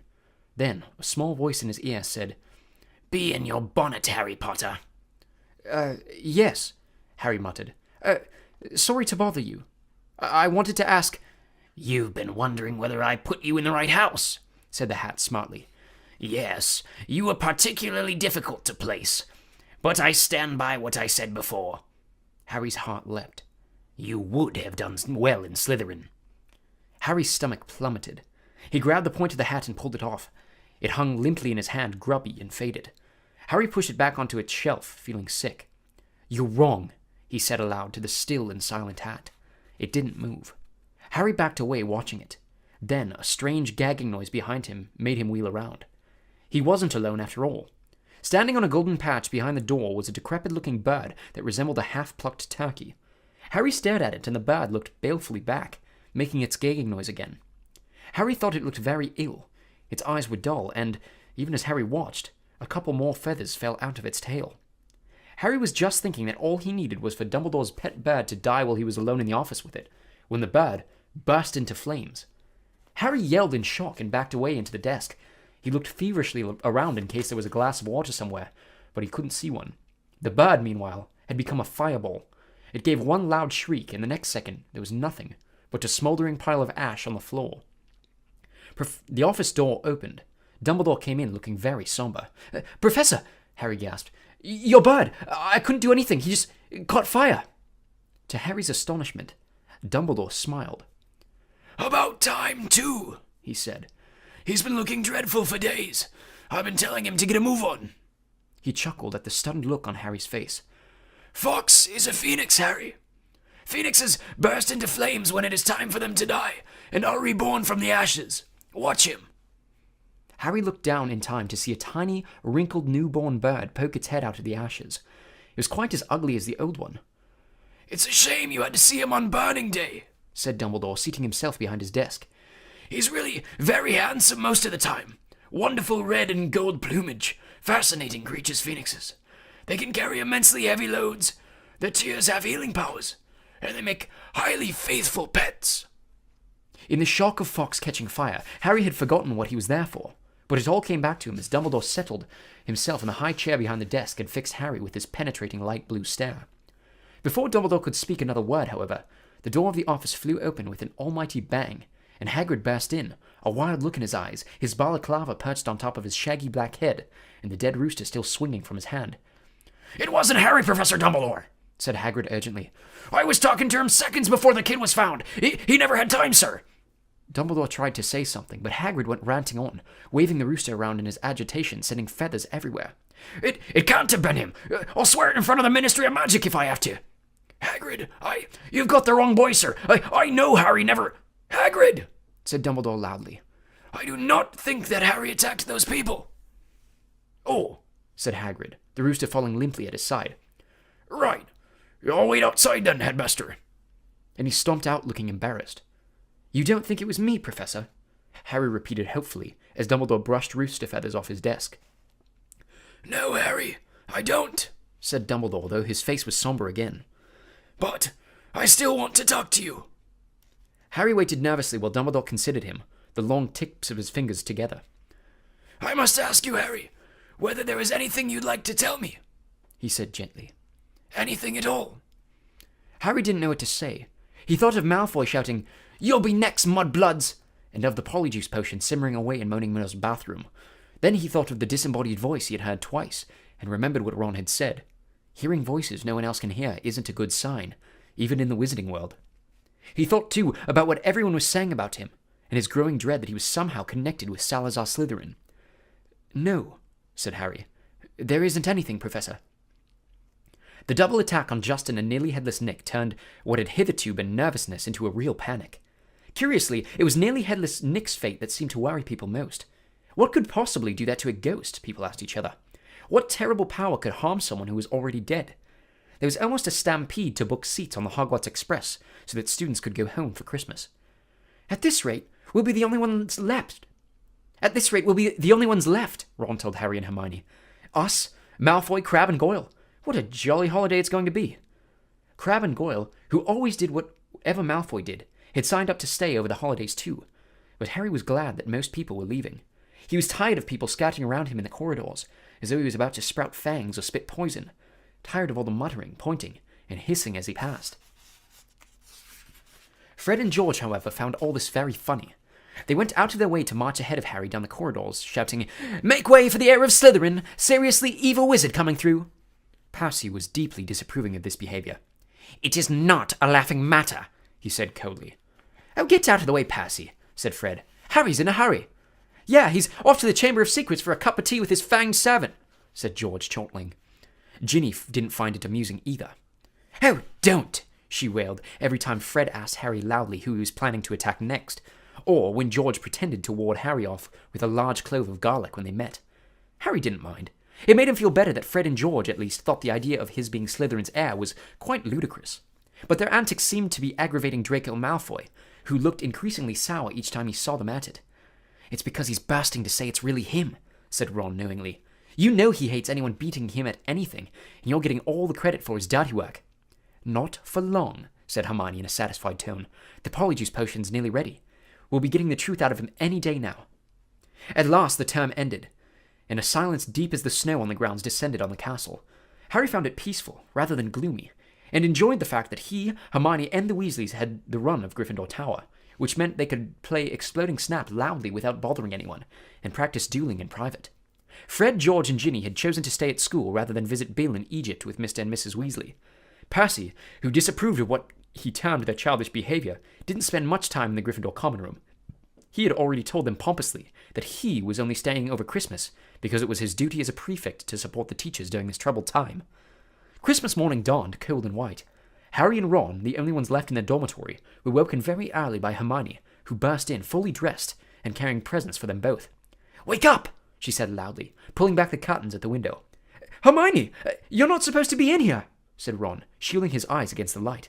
"Merry Christmas to you too," said Hermione, throwing him his present. "I've been up for nearly an hour, adding more lacewings to the potion. It's ready." Harry sat up suddenly wide awake. "Are you sure?" "Positive," said Hermione, shifting Scabbers the rat so that he could sit down at the end of Ron's fur poster. "If we're going to do it, I say it should be tonight." At that moment, Hedwig swooped into the room carrying a very small package in her beak. "Hello," said Harry happily as she landed on his bed. "Are you speaking to me again?" She nibbled at his ear in an affectionate sort of way, which was a far better present than the one she had brought him, which turned out to be from the Dursleys. They had sent Harry a toothpick and a note telling him to find out whether he'd be able to stay at Hogwarts for the summer vacation too. The rest of Harry's Christmas presents were far more satisfactory. Hagrid had sent him a large tin of treacle fudge, which Harry decided to soften by the fire before eating. Ron had given him a book called Flying with the Cannons, a book of interesting facts about his favorite Quidditch team, and Hermione had bought him a luxury eagle feather quill. Harry opened the last present to find a new hand-knitted sweater from Mrs. Weasley and a large plum cake. He read her card with a fresh surge of guilt, thinking about Mr. Weasley's car, which hadn't been seen since its crash with the Whomping Willow, and the bout of rule-breaking he and Ron were planning next. No one, not even someone dreading taking Polyjuice potion later, could fail to enjoy Christmas dinner at Hogwarts. The Great Hall looked magnificent. Not only were there a dozen frost-covered Christmas trees and thick streamers of holly and mistletoe crisscrossing the ceiling, but enchanted snow was falling, warm and dry from the ceiling. Dumbledore led them in a few of his favorite carols, Hagrid booming more and more loudly with every goblet of eggnog he consumed. Percy, who hadn't noticed that Fred had bewitched his prefect badge so that it now read Pinhead, kept asking them all what they were sniggering at. Harry didn't even care that Draco Malfoy was making loud, snide remarks about his new sweater from the Slytherin table. With a bit of luck, Malfoy would be getting his comeuppance in a few hours' time. Harry and Ron had barely finished their third helpings of Christmas pudding when Hermione ushered them out in the hall to finalize their plans for the evening. "We still need a bit of the people you're changing into," said Hermione matter-of-factly, as though she was sending them to the supermarket for laundry detergent. "And obviously, it'll be best if you can get something of Crabbe's and Goyle's. They're Malfoy's best friends. He'll tell him anything. And we also need to make sure the real Crabbe and Goyle can't burst in on us while we're interrogating him. I've got it all worked out," she went on smoothly, ignoring Harry and Ron's stupefied faces. She held up 2 plump chocolate cakes. "I filled this with a simple sleeping draught. All you have to do is make sure Crabbe and Goyle find them. You know how greedy they are. They're bound to eat them. Once they're asleep, pull out a few of their hairs and hide them in a broom closet." Harry and Ron looked incredulously at each other. "Hermione, I don't think... that could go seriously wrong." But Hermione had a steely glint in her eye not unlike the one Professor McGonagall sometimes had. "The potion will be useless without Crabbe's and Goyle's hair," she said sternly. "You do want to investigate Malfoy, don't you?" "Oh, all right," said Harry. "But what about you? Whose hair are you ripping out?" "I've already got mine," said Hermione brightly, pulling a tiny bottle out of her pocket and showing them the single hair inside it. "Remember Millicent Bulstrode wrestling with me at the dueling club? She left this on my robes when she was trying to strangle me. And she's gone home for Christmas, so I'll just have to tell the Slytherins I've decided to come back." When Hermione had bustled off to check the Polyjuice potion again, Ron turned to Harry with a doom-laden expression. "Have you ever heard of a plan where so many things could go wrong?" But to Harry and Ron's utter amazement, stage 1 of the operation went just as smoothly as Hermione had said. They lurked in the deserted entrance hall after Christmas tea, waiting for Crabbe and Goyle, who had remained alone at the Slytherin table, shoveling down 4 helpings of trifle. Harry had perched the chocolate cakes on the end of the banisters. When they spotted Crabbe and Goyle coming out of the great hall, Harry and Ron hid quickly behind a suit of armor next to the front door. "How thick can you get?" Ron whispered ecstatically, as Crabbe gleefully pointed out the cakes to Goyle and grabbed them. Grinning stupidly, they stuffed the cakes whole into their large mouths. For a moment, both of them chewed greedily, looks of triumph on their faces. Then, without the smallest change of expression, they both keeled over backward onto the floor. By far the hardest part was hiding them in the closet across the hall. Once they were safely stowed among the buckets and mops, Harry yanked out a couple of the bristles that covered Goyle's forehead, and Ron pulled out several of Crabbe's hairs. They also stole their shoes because their own were far too small for Crabbe and Goyle's size feet. Then, still stunned at what they had just done, they sprinted up to Moaning Myrtle's bathroom. They could hardly see for the thick black smoke issuing from the stall in which Hermione was stirring the cauldron. Pulling their robes over their faces, Harry and Ron knocked softly on the door. "Hermione?" They heard the scrape of the lock, and Hermione emerged, shiny-faced and looking anxious. Behind her, they heard the gloop-gloop of the bubbling glutinous potion. 3 glass tumblers stood readily on the seat. "Did you get them?" Hermione asked breathlessly. Harry showed her Goyle's hair. "Good. And I sneaked these spare robes out of the laundry," Hermione said, holding up a small sack. "You'll need bigger sizes once you're Crabbe and Goyle." The 3 of them stared into the cauldron. Close up, the potion looked like thick, dark mud bubbling sluggishly. "I'm sure I've done everything right," said Hermione, nervously rereading the splotched page of Most Potent Potions. "It looks like the book says it should. Once we've drunk it, we'll have exactly an hour before we change back into ourselves." "Now what?" Ron whispered. "We separate it into 3 large glasses and add the hairs." Hermione laid a large dollops of the potion into each of the glasses. Then, her hands trembling, she shook Millicent Bulstrode's hair out of its bottle into the first glass. The potion hissed loudly like a boiling kettle and frothed madly. A second later, it had turned a sick sort of yellow. Essence of Millicent Bulstrode," said Ron, eyeing it with loathing. "Bet it tastes disgusting." "Add yours, then," said Hermione. Harry dropped Goyle's hair into the middle glass, and Ron put Crabbe's into the last one. Both glasses hissed and frothed. Goyle's turned the khaki color of a booger. Crabbe's a dark, murky brown. "Hang on," said Harry as Ron and Hermione reached for their glasses. "We better not all drink them in here. Once we turn into Crabbe and Goyle, we won't fit. And Millicent Bulstrode's no pixie." "Good thinking," said Ron, unlocking the door. "We'll take separate stalls." Careful not to spill a drop of his Polyjuice potion, Harry slipped into the middle stall. "Ready?" he called. "Ready!" came Ron's and Hermione's voices. 1, 2, 3. Pinching his nose, Harry drank the potion down in 2 large gulps. It tasted like overcooked cabbage. Immediately, his insides started writhing as though he'd just swallowed live snakes. Doubled up, he wondered whether he was going to be sick. Then a burning sensation spread rapidly from his stomach to the very ends of his fingers and toes. Next, bringing him gasping to all fours, came a horrible melting feeling, as the skin all over his body bubbled like hot wax. And before his eyes, his hands began to grow. The fingers thickened. The nails broadened. The knuckles were bulging like bolts. His shoulders stretched painfully, and a prickling on his forehead told him that hair was creeping down toward his eyebrows. His robes ripped as his chest expanded like a barrel bursting its hoops. His feet were in agony, in shoes 4 sizes too small. As suddenly as it had started, everything stopped. Harry lay face down on the stone-cold floor, listening to Myrtle gurgling morosely in the end toilet. With difficulty, he kicked off his shoes and stood up. So this was what it felt like being Goyle. His large hand trembling, he pulled off his old robes, which were hanging a foot above his ankles, pulled on the spare ones, and laced up Goyle's boat-like shoes. He reached up to brush his hair out of his eyes, and met only the short growth of wiry bristles low on his forehead. Then he realized that his glasses were clouding his eyes, because Goyle obviously didn't need them. He took them off and called, "Are you two okay?" Goyle's low rasp of a voice issued from his mouth.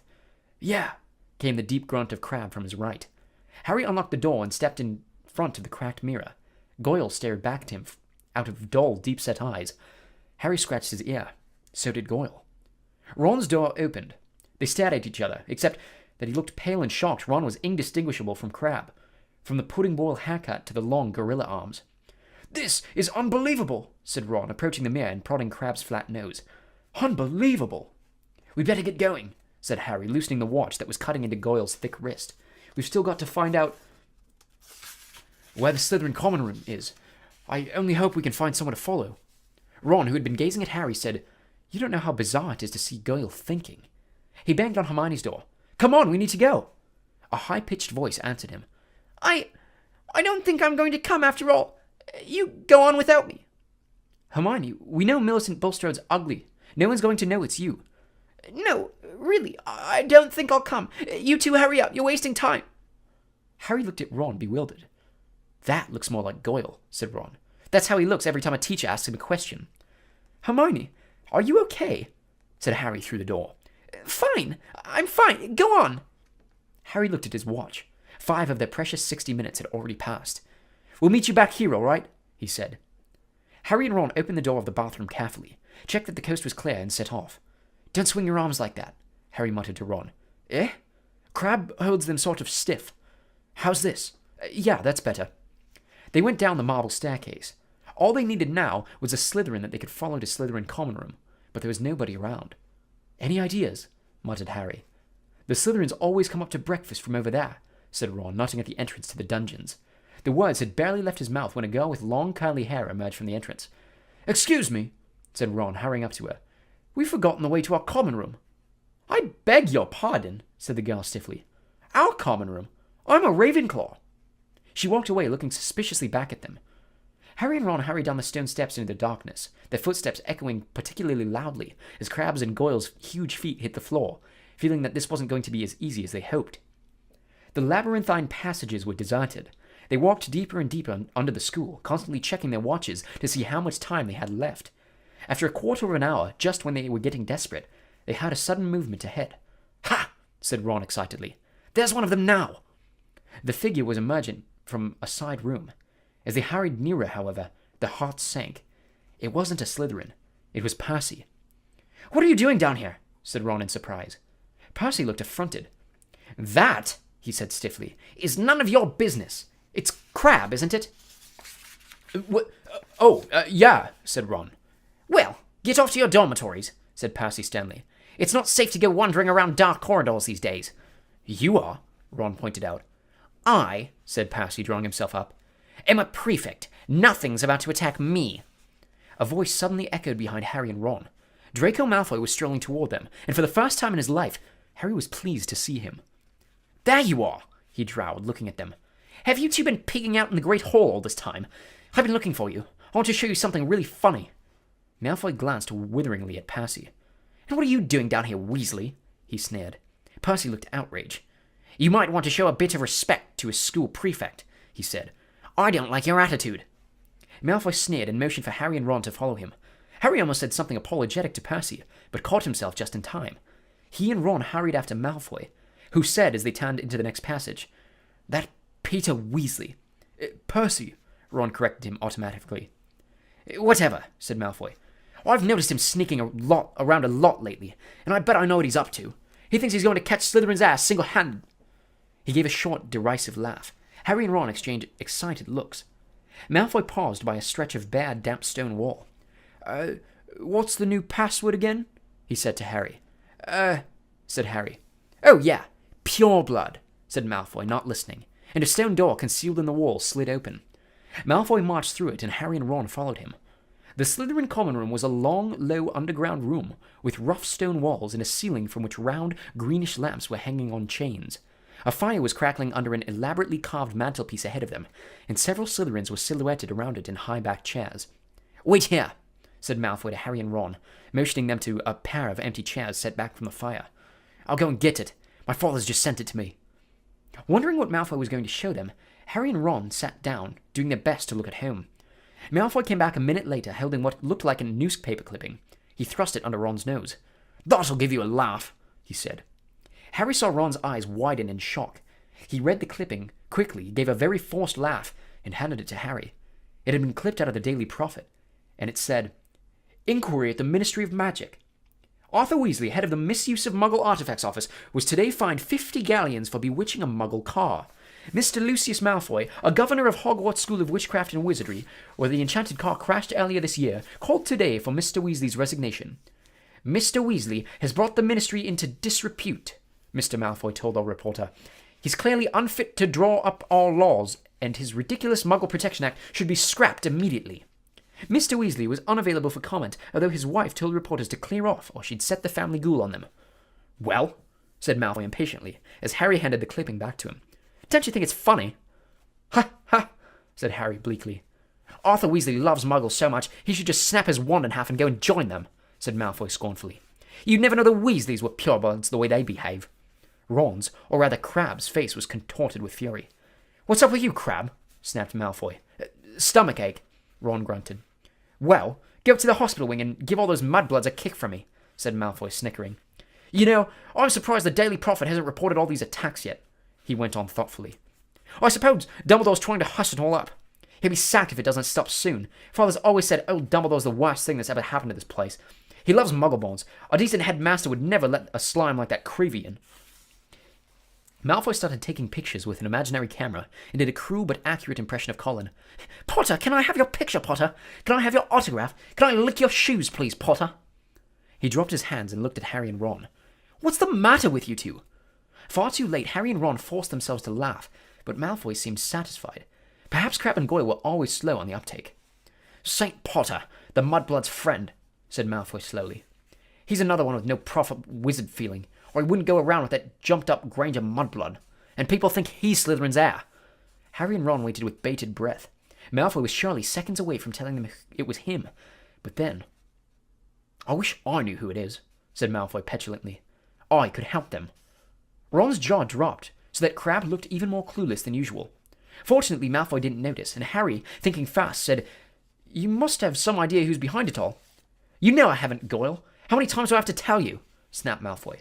"And Father won't tell me anything about the last time the chamber was opened either. Of course, it was 50 years ago, so it was before his time, but he knows all about it, and he says that it was all kept quiet, and it'll look suspicious if I know too much about it. But I know one thing. Last time the Chamber of Secrets was open, a mudblood died. So I bet it's a matter of time before one of them's killed this time. I hope it's Granger," he said with relish. Ron was clenching Crabbe's gigantic fists. Feeling that it would be a bit of a giveaway if Ron punched Malfoy, Harry shot him a warning look that said, "Do you know if the person who opened the chamber last time was caught?" "Oh, yeah, whoever it was expelled," said Malfoy. "They're probably still in Azkaban." "Azkaban?" said Harry, puzzled. "Azkaban, the wizard prison, Goyle," said Malfoy, looking at him in disbelief. "Honestly, if you were any slower, you'd be backward." He shifted restlessly in his chair and said, "Father says to keep my head down and let the heir of Slytherin get on with it. He said the school needs ridding of all the mudblood filth, but not to get mixed up in it. Of course, he's got a lot on his plate at the moment. You know the Ministry of Magic raided our manor last week?" Harry tried to force Goyle's dull face into a look of concern. "Yeah," said Malfoy. "Luckily, they didn't find much. Father's got some very valuable dark art stuff, but luckily we've got our own secret chamber under the drawing room floor." "Ho!" said Ron. Malfoy looked at him. So did Harry. Ron blushed. Even his hair was turning red. His nose was also slowly lengthening. The hour was up. Ron was turning back into himself, and from the look of horror he was suddenly giving Harry, he must be too. They both jumped to their feet. Medicine for my stomach, Ron grunted, and without further ado they sprinted the length of the Slytherin common room, hurled themselves at the stone wall, and dashed up the passage, hoping against hope that Malfoy didn't notice anything. Harry could feel his feet slipping around in Goyle's huge shoes, and had to hoist up his robes as he shrank. They crashed up the steps into the dark entrance hall, which was full of a muffled pounding coming from the closet where they'd locked Crabbe and Goyle. Leaving their shoes outside the closet door, they sprinted in their socks up the marble staircase toward Moaning Myrtle's bathroom. Well, it wasn't a complete waste of time, Ron panted, closing the bathroom door behind him. I know we still haven't found out who's doing the attacks, but I'm going to write to Dad tomorrow and tell him to check under the Malfoy's drawing room. Harry checked his face in the cracked mirror. He's back to normal. He put his glasses on as Ron hammered the door of Hermione's stall. Hermione, come out! We've got loads to tell you! Go away! Hermione squeaked. Harry and Ron looked at each other. What's the matter? Said Ron. You must be back to normal by now. We are. But Moaning Myrtle glided suddenly through the stall door. Harry had never seen her looking so happy. Oh, wait till you see, she said. It's awful! They heard the lock slide back and Hermione emerged, sobbing, her robes pulled up over her head. What's up? Said Ron uncertainly. Have you still got Millicent's nose or something? Hermione let her robes fall and Ron backed into the sink. Her face was covered in black fur. Her eyes had turned yellow and there were long pointed ears poking through her hair. It was a cat hair, she howled. Millicent Bulstrode must have a cat. And the potion isn't supposed to be used for animal transformations. Uh-oh, said Ron. You'll be teased something dreadful, said Myrtle happily. It's okay, Hermione, said Harry quickly. We'll take you up to the hospital wing. Madame Pomfrey never asks too many questions. It took a long time to persuade Hermione to leave the bathroom. Moaning Myrtle sped them on their way with a hearty guffaw. Wait till everyone finds out you've got a tail! Chapter 13. The Very Secret Diary. Hermione remained in the hospital wing for several weeks. There was a flurry of rumor about her disappearance when the rest of the school arrived back from their Christmas holidays, because, of course, everyone thought that she had been attacked. So many students filed past the hospital wing trying to catch a glimpse of her that Madame Pomfrey took out her curtains again and placed them around Hermione's bed to spare her the shame of being seen with a furry face. Harry and Ron went to visit her every evening. When the new term started, they brought her each day's homework. If I'd sprouted whiskers, I'd take a break from work, said Ron, tipping a stack of books onto Hermione's bedside table one evening. Don't be silly, Ron, I've got to keep up, said Hermione briskly. Her spirits were greatly improved by the fact that all the hair had gone from her face and her eyes were turning slowly back to brown. I don't suppose you've got any new leads, she added in a whisper so that Madame Pomfrey couldn't hear her. Nothing, said Harry gloomily. I was so sure it was Malfoy, said Ron for about the 100th time. What's that? Asked Harry, pointing to something gold sticking out from under Hermione's pillow. Just a get-well card, said Hermione hastily, trying to poke it out of sight, but Ron was too quick for her. He pulled it out, flicked it open, and read aloud. To Miss Granger, wishing you a speedy recovery from your concerned teacher, Professor Gilderoy Lockhart, Order of Merlin, 3rd class, honorary member of the Dark Force Defense League, and 5-time winner of Witch Weekly's Most Charming Smile Award. Ron looked up at Hermione, disgusted. You sleep with this under your pillow. But Hermione was spared answering by Madame Pomfrey sweeping over with her evening dose of medicine. Is Lockhart the smarmiest bloke you've ever met, or what? Ron said to Harry as they left the infirmary and started up the stairs toward Gryffindor Tower. Snape had given them so much homework, Harry thought he was likely to be in the 6th year before he finished it. Ron was just saying he wished he had asked Hermione how many rat tails he was supposed to add to a hair-raising potion, when an angry outburst from the floor above reached their ears. That's Filch, Harry muttered as they hurried up the stairs and paused, out of sight, listening hard. You don't think someone else has been attacked? Said Ron, tensely. They stood still, their heads inclined toward Filch's voice, which sounded quite hysterical. Even more work for me, mopping all night, like I haven't got enough to do. Now, this is the final straw. I'm going to Dumbledore. His footsteps receded along the out-of-sight corridor, and they heard a distant door slam. They poked their heads around the corner. Filch had clearly been manning his usual lookout post. They were once again on the spot where Mrs. Norris had been attacked. They saw a glance of what Filch had been shouting about. A great flood of water stretched over half the corridor, and it looked as though it was still seeping from under the door of Moaning Myrtle's bathroom. Now that Filch had stopped shouting, they could hear Myrtle's wails echoing off the bathroom walls. Now what's up with her? Said Ron. Let's go and see, said Harry, and holding their robes over their ankles, they stepped through the great wash of water to the door bearing its out-of-order sign, ignored it as always, and entered. Moaning Myrtle was crying, if possible louder and harder than ever before. She seemed to be hiding down her usual toilet. It was dark in the bathroom because the candles had been extinguished in the great rush of water that had left both walls and floor soaking wet. "What's up, Myrtle?" said Harry. Who's that? Glugged Myrtle miserably. Come to throw something else at me? Harry waded across to his stall and said, "Why would I throw something at you?"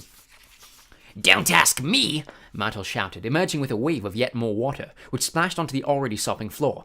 Here I am, minding my own business, and someone thinks it's funny to throw a book at me. "But it can't hurt you if someone throws something at you," said Harry reasonably. "I mean, it'd just go straight through you, right? Wouldn't it?" He said the wrong thing. Myrtle puffed herself up and shrieked. Let's all throw books at Myrtle, because she can't feel it. 10 points if you can get it through her stomach. 50 points if it goes through her head. Well, ha ha ha, what a lovely game, I do think. "Who threw it at you anyway?" asked Harry. I don't know. I was just sitting in the U-bend thinking about death, and it fell right over the top of my head," said Myrtle, glaring at them. "It's over there. It got washed out." Harry and Ron looked under the sink where Myrtle was pointing. A small, thin book lay there. It had a shabby black cover and was wet as everything else in the bathroom. Harry stepped forward to pick it up, but Ron suddenly flung out an arm to hold him back. "What?" said Harry. "Are you crazy?" said Ron. "It could be dangerous." "Dangerous?" said Harry, laughing. "Come off it. How could it be dangerous?" "You'd be surprised," said Ron, who was looking apprehensively at the book. "Some of the books the Ministry's confiscated. Dad's told me. There was one that burned your eyes out. And everyone who reads Sonnets of a Sorcerer spoke in limericks for the rest of their lives. And some old witch in Bath had a book that you could never stop reading. You just had to wander around with your nose in it, trying to do everything one-handed, and—" "All right, I've got the point," said Harry. The little book lay on the floor, nondescript and soggy. "Well, we won't find out unless we look at it," he said, and he ducked around Ron and picked it up off the floor. He saw at once that it was a diary, and the fated year on the cover told him it was 50 years old. He opened it eagerly. On the first page, he could just make out the name T.M. Riddle in smudged ink. "Hang on," said Ron, who had approached cautiously and was looking over Harry's shoulder. "I know that name. T.M. Riddle got an award for special services to the school 50 years ago." "How on earth do you know that?" said Harry in amazement.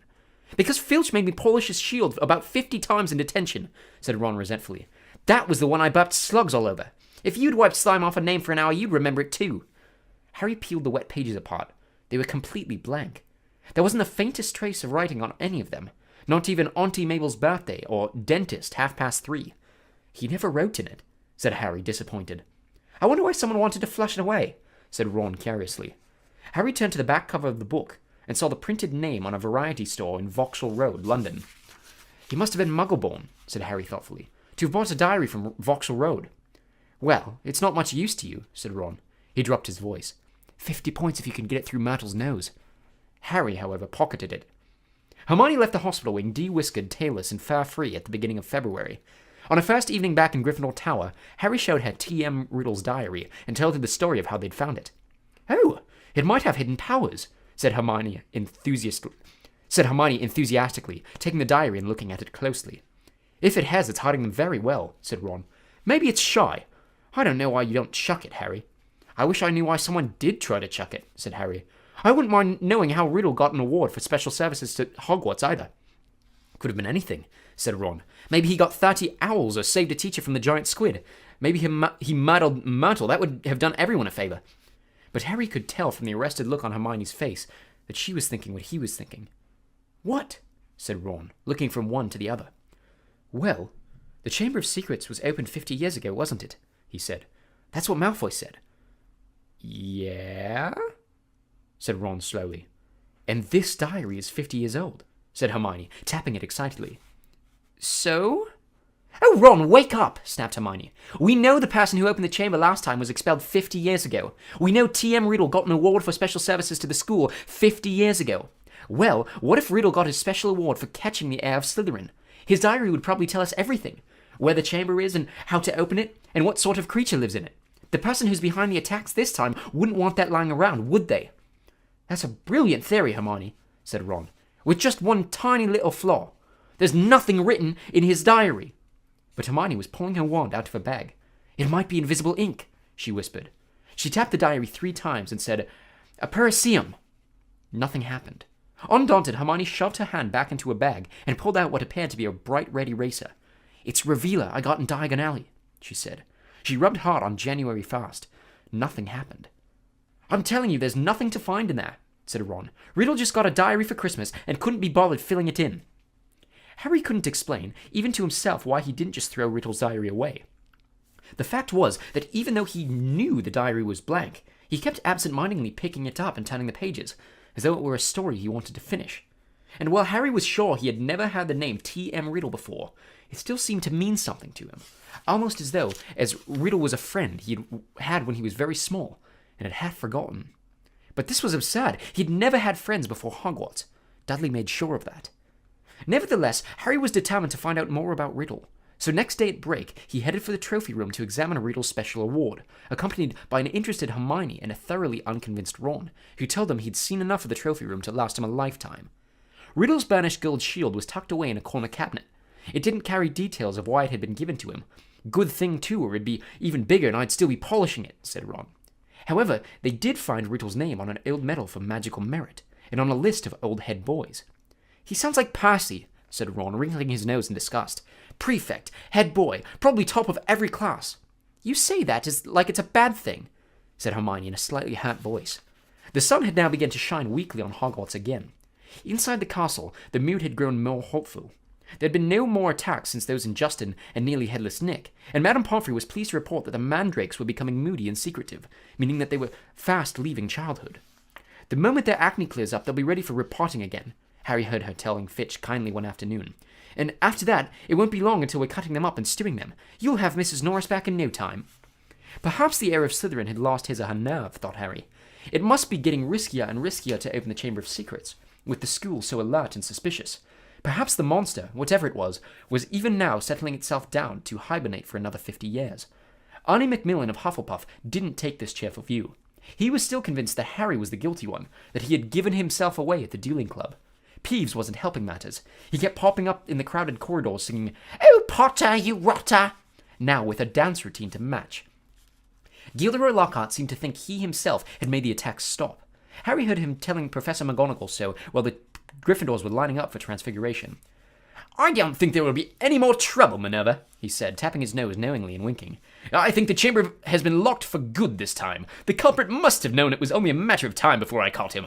Rather sensible to stop now before I came down hard on him. You know, what the school needs now is a morale booster. Wash away the memories of last term. I won't say any more just now, but I think I know just the thing." He tapped his nose again and strode off. Lockhart's idea of a morale booster became clear at breakfast time on February 14th. Harry hadn't much sleep because of a late-running Quidditch practice the night before, and he hurried down the Great Hall slightly late. He thought for a moment that he'd walked through the wrong doors. The walls were all covered with large, lurid pink flowers. Worse still, heart-shaped confetti was falling from the pale blue ceiling. Harry went over to Gryffindor table, where Ron was sitting looking sickened, and Hermione seemed to have been overcome with giggles. "What's going on?" Harry asked them, sitting down and wiping confetti off his bacon. Ron pointed to the teacher's table, apparently too disgusted to speak. Lockhart, wearing lurid pink robes to match the decorations, was waving for silence. The teachers on either side of him were looking stony-faced. From where he sat, Harry could see a muscle going in Professor McGonagall's cheek. Snape looked as though someone had just fed him a large beaker of Skelligro. "Happy Valentine's Day!" Lockhart shouted. "And may I thank the 46 people who have so far sent me cards. Yes, I have taken the liberty of arranging this little surprise for you all, and it doesn't end here." Lockhart clapped his hands, and through the doors to the entrance hall marched a dozen surly-looking dwarfs. Not just any dwarfs, however. Lockhart had them all wearing gilded wings and carrying harps. "My friendly card-carrying cupids," beamed Lockhart. "They will be roving around the school today delivering your valentines, and the fun doesn't stop there. I'm sure my colleagues will want to enter in the spirit of the occasion. Why not ask Professor Snape to show you how to whip up a love potion? And while you're at it, Professor Flitwick knows more about entrancing enchantments than any wizard I've ever met, the sly old dog." Professor Flitwick buried his face in his hands. Snape was looking as though the first person to ask him for a love potion would be force-fed poison. "Please, Hermione, tell me you weren't one of the 46, said Ron as they left the Great Hall for their first lesson. Hermione suddenly became very interested in searching her bag for her schedule and didn't answer. All day long, the dwarfs kept barging into their classes to deliver valentines, to the annoyance of the teachers, and late that afternoon, as the Gryffindors were walking up the stairs for charms, one of the dwarves caught up with Harry. Oi, you, Harry Potter! Shouted a particularly grim-looking dwarf, elbowing people out of the way to get to Harry. Hot all over at the thought of being given a valentine in front of a line of first-years, which happened to include Ginny Weasley, Harry tried to escape. The dwarf, however, cut his way through the crowd by kicking people's shins and reached him before he'd gone 2 paces. I've got a musical message to deliver to Harry Potter in person, he said, twanging his harp in a threatening sort of way. Not here, Harry hissed, trying to escape. Stay still, grunted the dwarf, grabbing hold of Harry's bag and pulling him back. Let me go, Harry snarled, tugging. With a loud ripping noise, his bag split in 2. His books, wand, parchment, and quill spilled onto the floor, and his ink bottle smashed over everything. Harry scrambled around, trying to pick it all up before the dwarf started singing, causing something of a hold-up in the corridor. What's going on here? Came the cold, drawling voice of Draco Malfoy. Harry started stuffing everything feverishly into his ripped bag, desperate to get away, before Malfoy could hear his musical valentine. What's all this commotion? Said another familiar voice as Percy Weasley arrived. Losing his head, Harry tried to make a run for it, but the dwarf seized him right around the knees and brought him crashing to the floor. Right, he said, sitting on Harry's ankles. Here is your singing valentine. His eyes are as green as a fresh pickled toad. His hair is as dark as a blackboard. I wish he was mine. He's really divine. The hero who conquered the Dark Lord. Harry would have given all the gold in Gringotts to evaporate on the spot. Trying valiantly to laugh along with everyone else, he got up, his feet numb from the weight of the dwarf, as Percy Weasley did his best to disperse the crowd, some of whom were crying with mirth. Off you go! Off you go! The bell rang 5 minutes ago. Off to class now, he said, shooing some of the younger students away. And you, Malfoy. Harry, glancing over, saw Malfoy stoop and snatch up something. Leering, he showed it to Crabbe and Goyle, and Harry realized that he'd gotten Riddle's diary. Give that back, said Harry quietly. Wonder what Potter's written in this, said Malfoy, who obviously hadn't noticed the year on the cover and thought he had Harry's own diary. A hush fell over the onlookers. Ginny was staring from the diary to Harry, looking terrified. Hand it over, Malfoy, said Percy sternly. When I've had a look, said Malfoy, waving the diary tauntingly at Harry. Percy said, As a school prefect, but Harry had lost his temper. He pulled out his wand and shouted, Expelliarmus! And just as Snape had disarmed Lockhart, so Malfoy found the diary shooting out of his hand and into the air. Ron, grinning broadly, caught it. Harry, said Percy loudly. No magic in the corridors! I'll have to report this, you know. But Harry didn't care. He was one up on Malfoy, and that was worth 5 points from Gryffindor any day. Malfoy was looking furious, and Ginny passed him to enter her classroom. He yelled spitefully after her. I don't think Potter liked your valentine much. Ginny covered her face with her hands and ran into class. Snarling, Ron pulled out his wand too, but Harry pulled him away. Ron didn't need to spend the whole of Charms belching slugs. It wasn't until they reached Professor Flitwick's class that Harry noticed something rather odd about Riddle's diary. All his other books were drenched in scarlet ink. The diary, however, was as clean as it had been before the ink bottle had smashed all over it. He tried to point this out to Ron, but Ron was having trouble with his wand again. Large purple bubbles were blossoming out of the end, and he wasn't much interested in anything else. Harry went to bed before anyone else in his dormitory that night. This was partly because he didn't think he could stand Fred and George singing, His eyes are as green as a fresh pickled toad, one more time, and partly because he wanted to examine Riddle's diary again, and knew that Ron thought he was wasting his time. Harry sat on his 4-poster and flicked through the blank pages, not one of which had a trace of scarlet ink on it. Then he pulled a new bottle out of his bedside cabinet, dipped his quill into it, and dropped a blot onto the first page of the diary. The ink shone brightly on the paper for a second, and then as though it was being sucked into the page, it vanished. Excited, Harry loaded up his quill a second time and wrote, My name is Harry Potter. The words shone momentarily on the page, and they too sank without a trace. Then, at last, something happened. Oozing back out of the page in his very own ink came words Harry had never written. Hello, Harry Potter. My name is Tom Riddle.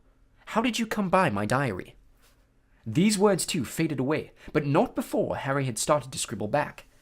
Someone tried to flush it down a toilet. He waited eagerly for Riddle's reply. Luckily that I recorded my memories in some more lasting way than ink, but I always knew that there would be those who would not want this diary read. What do you mean? Harry scrawled, blotting the page in his excitement. I mean that this diary holds memories of terrible things, things that were covered up, things that happened at Hogwarts School of Witchcraft and Wizardry. That's where I am now, Harry wrote quickly. I'm at Hogwarts, and horrible stuff's been happening. Do you know about the Chamber of Secrets? His heart was hammering. Riddle's reply came quickly, his writing becoming untidy as though he was hurrying to tell all he knew. Of course I know about the Chamber of Secrets. In my day, they tell us it was a legend, that it did not exist. But this was a lie. In my 5th year, the chamber was open, and the monster attacked several students, finally killing one. I caught the person who'd opened the chamber, and he was expelled. But the headmaster, Professor Dippet, ashamed that such a thing had happened at Hogwarts, forbade me to tell the truth. A story was given out that the girl had died in a freak accident. They gave me a nice, shiny, engraved trophy for my trouble, and warned me to keep my mouth shut. But I knew it could happen again. The monster lived on, and the one who had the power to release it was not imprisoned. Harry nearly upset his ink bottle in his hurry to write back. It's happening again now. There have been 3 attacks and no one seems to know who's behind them. Who was it last time? I can show you if you like, came Riddle's reply. You don't have to take my word for it. I can take you inside my memory of the night when I caught him. Harry hesitated, his quill suspended over the diary. What did Riddle mean? How could he be taken inside someone else's memory? He glanced nervously at the door to the dormitory, which was growing dark. When he looked back at the diary, he saw fresh words forming. Let me show you. Harry paused for a fraction of a second, and then wrote 2 letters. Okay. The pages of the diary began to blow, as though caught in high wind, stopping halfway through the month of June. Mouth hanging open, Harry saw that the little square for June 13th seemed to have turned into a minuscule television screen. His hands trembling slightly, he raised the book to press his eye against the little window, and before he knew what was happening, he was tilting forward, the window was widening, he felt his body leave his bed, and he was pitched head-first through the opening of the page, into a whirl of color and shadow. He felt his feet hit solid ground, and stood shaking, as the blurred shapes around him came suddenly into focus. He knew immediately where he was. This circular room was the sleeping portrait, with the sleeping portraits, was Dumbledore's office. But it wasn't Dumbledore who was sitting behind the desk. A wizened, frail-looking wizard, bald except for a few wisps of white hair, was reading a letter by candlelight. Harry had never seen this man before. I'm sorry, he said shakily. I didn't mean to butt in. But the wizard didn't look up. He continued to read, frowning slightly. Harry drew nearer to his desk and stammered. I'll just go, shall I? Still, the wizard ignored him. He didn't seem to have even had him. Thinking that the wizard might be deaf, Harry raised his voice. Sorry I disturbed you. I'll go now, he half-shouted. The wizard folded up the letter with a sigh, stood up, walked past Harry without glancing at him, and went to draw the curtains at his window. The sky outside the window was ruby red. It seemed to be sunset. The wizard went back to his desk, sat down, and twiddled his thumbs, watching the door. Harry looked around the office. No Fox the Phoenix. No whirring silver contraptions. This was Hogwarts as Riddle had known it, meaning that this unknown wizard was headmaster, not Dumbledore, and he, Harry, was little more than a phantom, completely invisible to the people of 50 years ago. There was a knock at the office door. Enter, said the old wizard in a feeble voice. A boy of about 16 entered, taking off his pointed hat. A silver prefect's badge was glinting on his chest. He was much taller than Harry, but he too had jet black hair. Ah, Riddle, said the headmaster. You wanted to see me, Professor Dippet, said Riddle. He looked nervous. Sit down, said Dippet. I've just been reading the letter you sent me. Oh, said Riddle. He sat down, gripping his hands together very tightly. My dear boy, said Dippet kindly, I cannot possibly let you stay at the school over the summer. Surely you want to go home for the holidays? No, said Riddle at once. I'd much rather stay at Hogwarts than go back to that... You live in a Muggle orphanage during the holidays, I believe, said Dippet curiously. Yes, sir, said Riddle, reddening slightly. You are Muggle-born? Half-blood, sir, said Riddle. Muggle father, witch mother. And are both your parents... My mother died just after I was born, sir. They told me at the orphanage she lived just long enough to name me. Tom, after my father. Marvolo, after my grandfather. Dippet clucked his tongue sympathetically. The thing is, Tom, he sighed, special arrangements might have been made for you, but in the current circumstances... You mean all these attacks, sir, said Riddle, and Harry's heart leapt, and he moved closer, scared of missing anything. Precisely, said the headmaster. My dear boy, you must see how foolish it would be of me to allow you to remain at the castle when term ends, particularly in light of the recent tragedy, the death of that poor girl. You will be safer by far at your orphanage. As a matter of fact, the Ministry of Magic is even now talking about closing the school. We are no nearer locating the source of this unpleasantness." Riddle's eyes had widened. "Sir, if the person was caught, if it all stopped—" What do you mean?" said Dippet with a squeak in his voice, sitting up in his chair. "Riddle, do you mean you know something about these attacks?" No, sir," said Riddle quickly. But Harry was sure it was the same sort of no that he himself had given Dumbledore. Dippet sank back, looking faintly disappointed. "You may go, Tom." Riddle slid off his chair and slouched out of the room. Harry followed him. Down the moving spiral staircase they went, emerging next to the gargoyle in the darkening corridor. Riddle stopped, and so did Harry, watching him. Harry could tell that Riddle was doing some serious thinking. He was biting his lip, his forehead furrowed. Then, as though he had suddenly reached a decision, he hurried off, Harry gliding noiselessly behind him. They didn't see another person until they reached the entrance hall, when a tall wizard with long, sweeping auburn hair and a beard called to Riddle from the marble staircase. "What are you doing wandering around this late, Tom?" Harry gaped at the wizard. It was none other than a 50-year younger Dumbledore. "I had to see the headmaster, sir," said Riddle. "Well, hurry off to bed," said Dumbledore, giving Riddle exactly the kind of penetrating stare Harry knew so well. "Best not to roam the corridors these days. Not since—" He sighed heavily, bade Riddle good night, and strode off. Riddle watched him walk out of sight, and then, moving quickly, headed straight down the stone steps to the dungeons, with Harry in hot pursuit. But to Harry's disappointment, Riddle led him not into a hidden passageway or a secret tunnel, but to the very dungeon in which Harry had potions with Snape. The torches hadn't been lit, and when Riddle pushed the door almost closed, Harry could only just see him, standing stock still by the door, watching the passage outside. It felt to Harry that they were there for at least an hour. All he could see was the figure of Riddle at the door, staring through the crack, waiting like a statue. And just when Harry had stopped feeling expectant and tense and started wishing he could return to the present, he heard something move beyond the door. Someone was creeping along the passage. He heard whoever it was pass the dungeon where he and Riddle were hidden. Riddle, quiet as a shadow, edged through the door and followed, Harry tiptoeing behind him, forgetting that he couldn't be heard. For perhaps 5 minutes they followed the footsteps until Riddle stopped suddenly, his head inclined in the direction of new noises.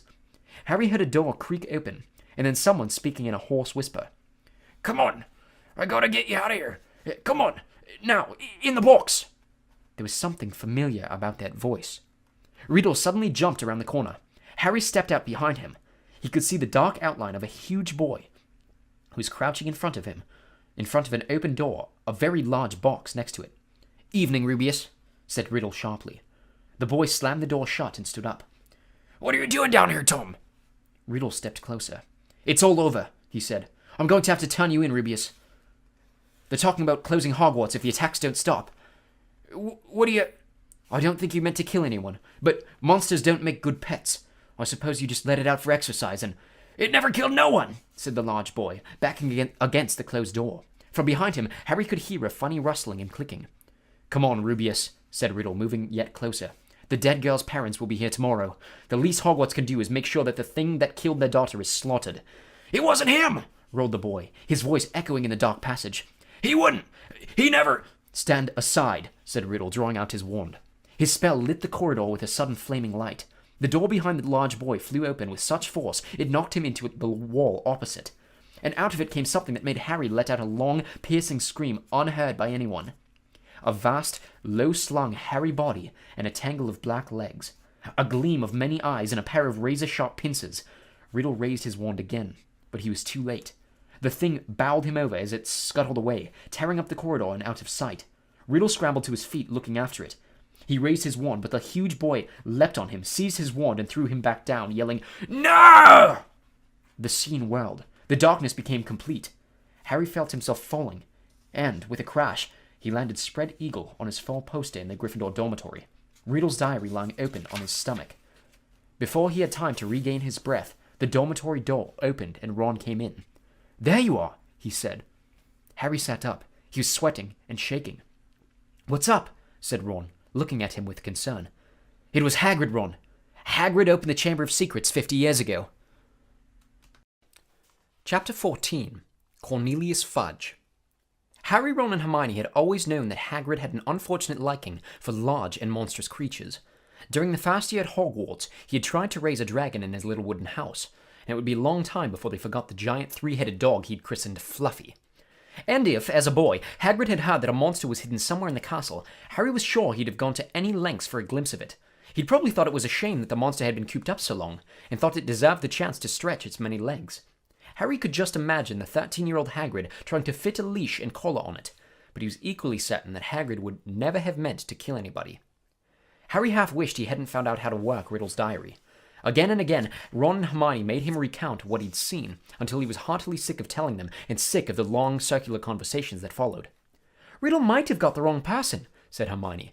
Maybe it was some other monster that was attacking people. How many monsters do you think this place can hold? Ron asked dully. We always knew Hagrid had been expelled, said Harry miserably. And the attacks must have stopped after Hagrid was kicked out. Otherwise, Riddle wouldn't have gotten his award. Ron tried a different tack. Riddle does sound like Percy, who asked him to squeal on Hagrid anyway. But the monster had killed someone, Ron, said Hermione. And Riddle was going to go back to some Muggle orphanage if they closed Hogwarts, said Harry. And Riddle was going to go back to some Muggle orphanage if they closed Hogwarts, said Harry. I don't blame him for wanting to stay here. You met Hagrid down Knockturn Alley, didn't you, Harry? He was buying a flesh-eating slug repellent, said Harry quickly. All three of them fell silent. After a long pause, Hermione voiced the knottiest question of all in a hesitant voice. Do you think we should go and ask Hagrid about it? That'd be a cheerful visit, said Ron. Hello, Hagrid. Tell us, have you been setting anything mad and Harry loose in the castle lately? In the end, they decided that they would not say anything to Hagrid unless there was another attack. And as more and more days went by with no whisper from the disembodied voice, they became hopeful that they would never need to talk to him about why he had been expelled. It was now nearly 4 months since Justin and Nearly Headless Nick had been petrified, and nearly everybody seemed to think that the attacker, whoever it was, had retired for good. Peeves had finally got bored of his "Oh, Potter, you rotter" song. Arnie Macmillan asked Harry quite politely to pass a bucket of leaping toadstools in herbology one day, and in March, several of the mandrakes threw a loud and raucous party in Greenhouse 3. This made Professor Sprout very happy. The moment they start trying to move into each other's pots, we'll know they're fully mature, she told Harry. Then we'll be able to revive those poor people in the hospital wing. The second years were given something new to think about during their Easter holidays. The time had come to choose their subjects for third year, a matter that Hermione, at least, took very seriously. It could affect our whole future, she told Ron and Hermione. It could affect our whole future, she told Harry and Ron as they pored over lists of new subjects, marking them with checks. I just want to give up potions, said Harry. We can't, said Ron gloomily. We'll keep all our old subjects, and I'd have ditched Defense Against the Dark Arts. But that's very important, said Hermione, shocked. Not the way Lockhart teaches it, said Ron. I haven't learned anything from him except not to set pixies loose. Neville Longbottom had been sent letters from all the witches and wizards in his family, all giving him different advice on what to choose. Confused and worried, he sat reading the subject lists with his tongue poking out, asking people whether they thought arithmancy sounded more difficult than the study of ancient ruins. Dean Thomas, who, like Harry, had grown up with muggles, ended up closing his eyes and jabbing his wand at the list, then picking the subjects it landed on. Hermione took nobody's advice but signed up for everything. Harry smiled grimly to himself at the thought of what Uncle Vernon and Aunt Petunia would say if he tried to discuss his career in wizardry with them. Not that he didn't get any guidance. Percy Weasley was eager to share his experience.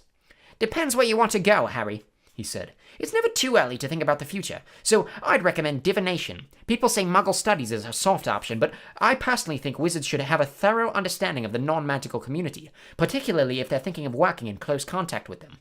Look at my father. He has to deal with Muggle business all the time. My brother Charlie was always more of an outdoor type, so he went for care of magical creatures. Play to your strengths, Harry. But the only thing Harry felt he was really good at was Quidditch.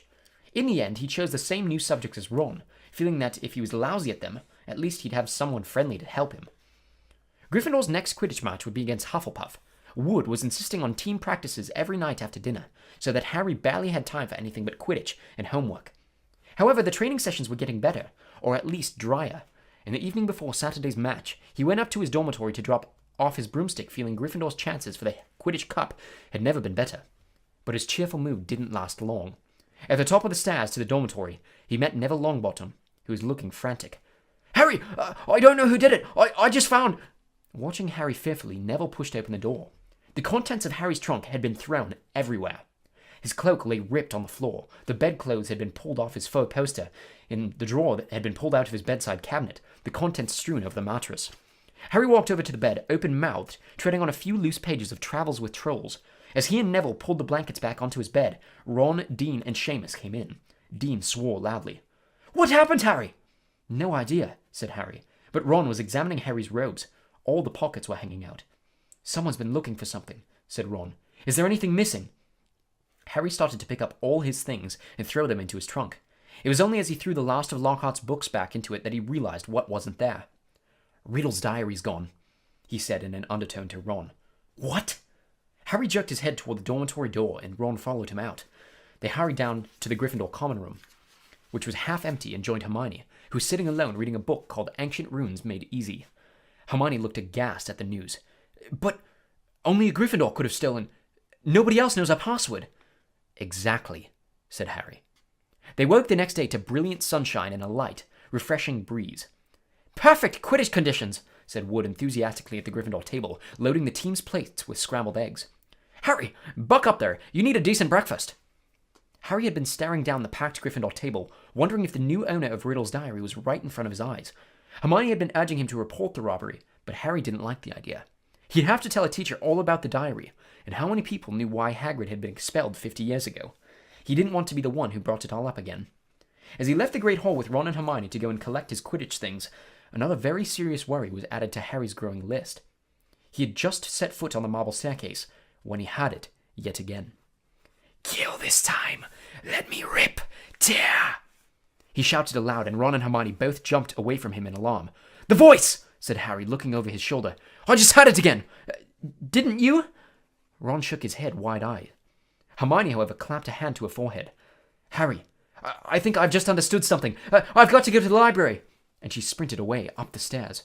"What does she understand?" said Harry distractedly, still looking around, trying to tell where the voice had come from. "Loads more than I do," said Ron, shaking his head. "But why she got to go to the library?" "Because that's what Hermione does," said Ron, shrugging. "When in doubt, go to the library." Harry stood, irresolute, trying to catch the voice again, but people were now emerging from the great hall behind him, talking loudly, exiting through the front doors on their way to the Quidditch pitch. "You better get moving," said Ron. "It's nearly 11. The match." Harry raced up to Gryffindor Tower, collected his Nimbus 2000, and joined the large crowd swarming across the grounds. But his mind was still in the castle, along with the bodiless voice. And as he pulled on his scarlet robes in the locker room, his only comfort was that everyone was now outside to watch the game. The teams walked onto the field to tumultuous applause. Oliver Wood took off for a warm-up flight around the goalposts. Madam Hooch released the balls. The Hufflepuffs, who played in canary yellow, were standing in a huddle, having a last-minute discussion of tactics. Harry was just mounting his broom when Professor McGonagall came half-marching, half-running across the pitch, carrying an enormous purple megaphone. Harry's heart dropped like a stone. This match has been cancelled," Professor McGonagall called through the megaphone, addressing the packed stadium. There were boos and shouts. Oliver Wood, looking devastated, landed and ran toward Professor McGonagall without getting off its broomstick. "But Professor," he shouted, "we've got to play! The Cup! Gryffindor!" Professor McGonagall ignored him and continued to shout through her megaphone. "All students are to make their way back to the house common rooms, where the heads of houses will give them further information. As quickly as you can, please." Then she lowered the megaphone and beckoned Harry over to her. "Potter, I think you better come with me." Wondering how she could possibly suspect him this time, Harry saw Ron detach himself from the complaining crowd. He came running up to them as they set off toward the castle. To Harry's surprise, Professor McGonagall didn't object. "Yes, perhaps you'd better come too, Weasley." Some of the students swarming around them were grumbling about the match being cancelled. Others looked worried. Harry and Ron followed Professor McGonagall back into the school and up the marble staircase, but they weren't taken to anybody's office this time. "This will be a bit of a shock," said Professor McGonagall in a surprisingly gentle voice as they approached the infirmary. "There has been another attack. Another double attack." Harry's insides did a horrible somersault. Professor McGonagall pushed the door open, and he and Ron entered. Madame Pomfrey was bending over a fifth-year girl with long curly hair. Harry recognized her as the Ravenclaw they'd accidentally asked for directions to the Slytherin common room, and on the bed next to her was Hermione! Ron groaned. Hermione lay utterly still, her eyes open and glassy. "They were found near the library," said Professor McGonagall. "I don't suppose either of you can explain this. It was on the floor next to them. She was holding up a small circular mirror. Harry and Ron shook their heads, both staring at Hermione. I will escort you both back to Gryffindor Tower, said Professor McGonagall heavily. I need to address the students in any case. All students will return to their house common rooms by 6 o'clock in the evening. No student is to leave the dormitories after that time. You'll be escorted to each lesson by a teacher. No student is to leave the bathroom unaccompanied by a teacher. All further Quidditch training and matches are to be postponed. There are no more evening activities. The Gryffindors, packed inside the common room, listened to Professor McGonagall in silence. She rolled up the parchment from which she had been reading, and said in a somewhat choked voice, I need hardly add that I have rarely been so distressed. It is likely that the school will be closed unless the culprit behind these attacks is caught. I would urge anyone who thinks they might know anything about them to come forward. She climbed somewhat awkwardly out of the portrait hole, and the Gryffindors began talking immediately. There's 2 Gryffindors down, not counting a Gryffindor ghost, 1 Ravenclaw and 2 Hufflepuff, said the Weasley's twins' friend, Lee Jordan, counting on his fingers. Haven't any of the teachers noticed that the Slytherins are all safe? Isn't it obvious that all this stuff is coming from Slytherin? The heir of Slytherin, the monster of Slytherin.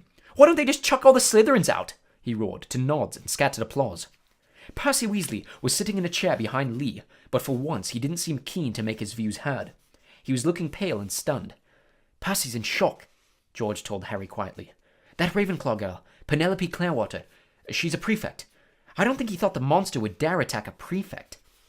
But Harry was only half listening. He didn't seem to be able to get rid of the picture of Hermione lying on the hospital bed as though carved out of stone. And if the culprit wasn't caught soon, he was looking at a lifetime back with the Dursleys. Tom Riddle had turned Hagrid in because he was faced with the prospect of a Muggle orphanage if the school closed. Harry now knew exactly how he had felt. What are we going to do? Said Ron quietly in Harry's ear. Do you think they suspect Hagrid? We've got to go and talk to him, said Harry, making up his mind. I can't believe it's him this time, but if he set the monster loose last time, he'll know how to get inside the Chamber of Secrets, and that's a start. But McGonagall said we've got to stay in our tower, unless we're in class. I think, said Harry more quietly still, I think it's time to get my dad's old cloak out again. Harry had inherited just one thing from his father, a long and silvery invisibility cloak. It was their only chance of sneaking out of the school to visit Hagrid without anyone knowing about it. They went to bed at the usual time, waited until Neville, Dean, and Seamus had stopped discussing the Chamber of Secrets, and finally fallen asleep. Then got up again, dressed again, and threw the cloak over themselves. The journey through the dark and deserted castle corridors wasn't enjoyable. Harry, who had wandered the castle at night several times before, had never seen it so crowded after sunset. Teachers, prefects, and ghosts were marching the corridors in pairs, staring around for any unusual activity.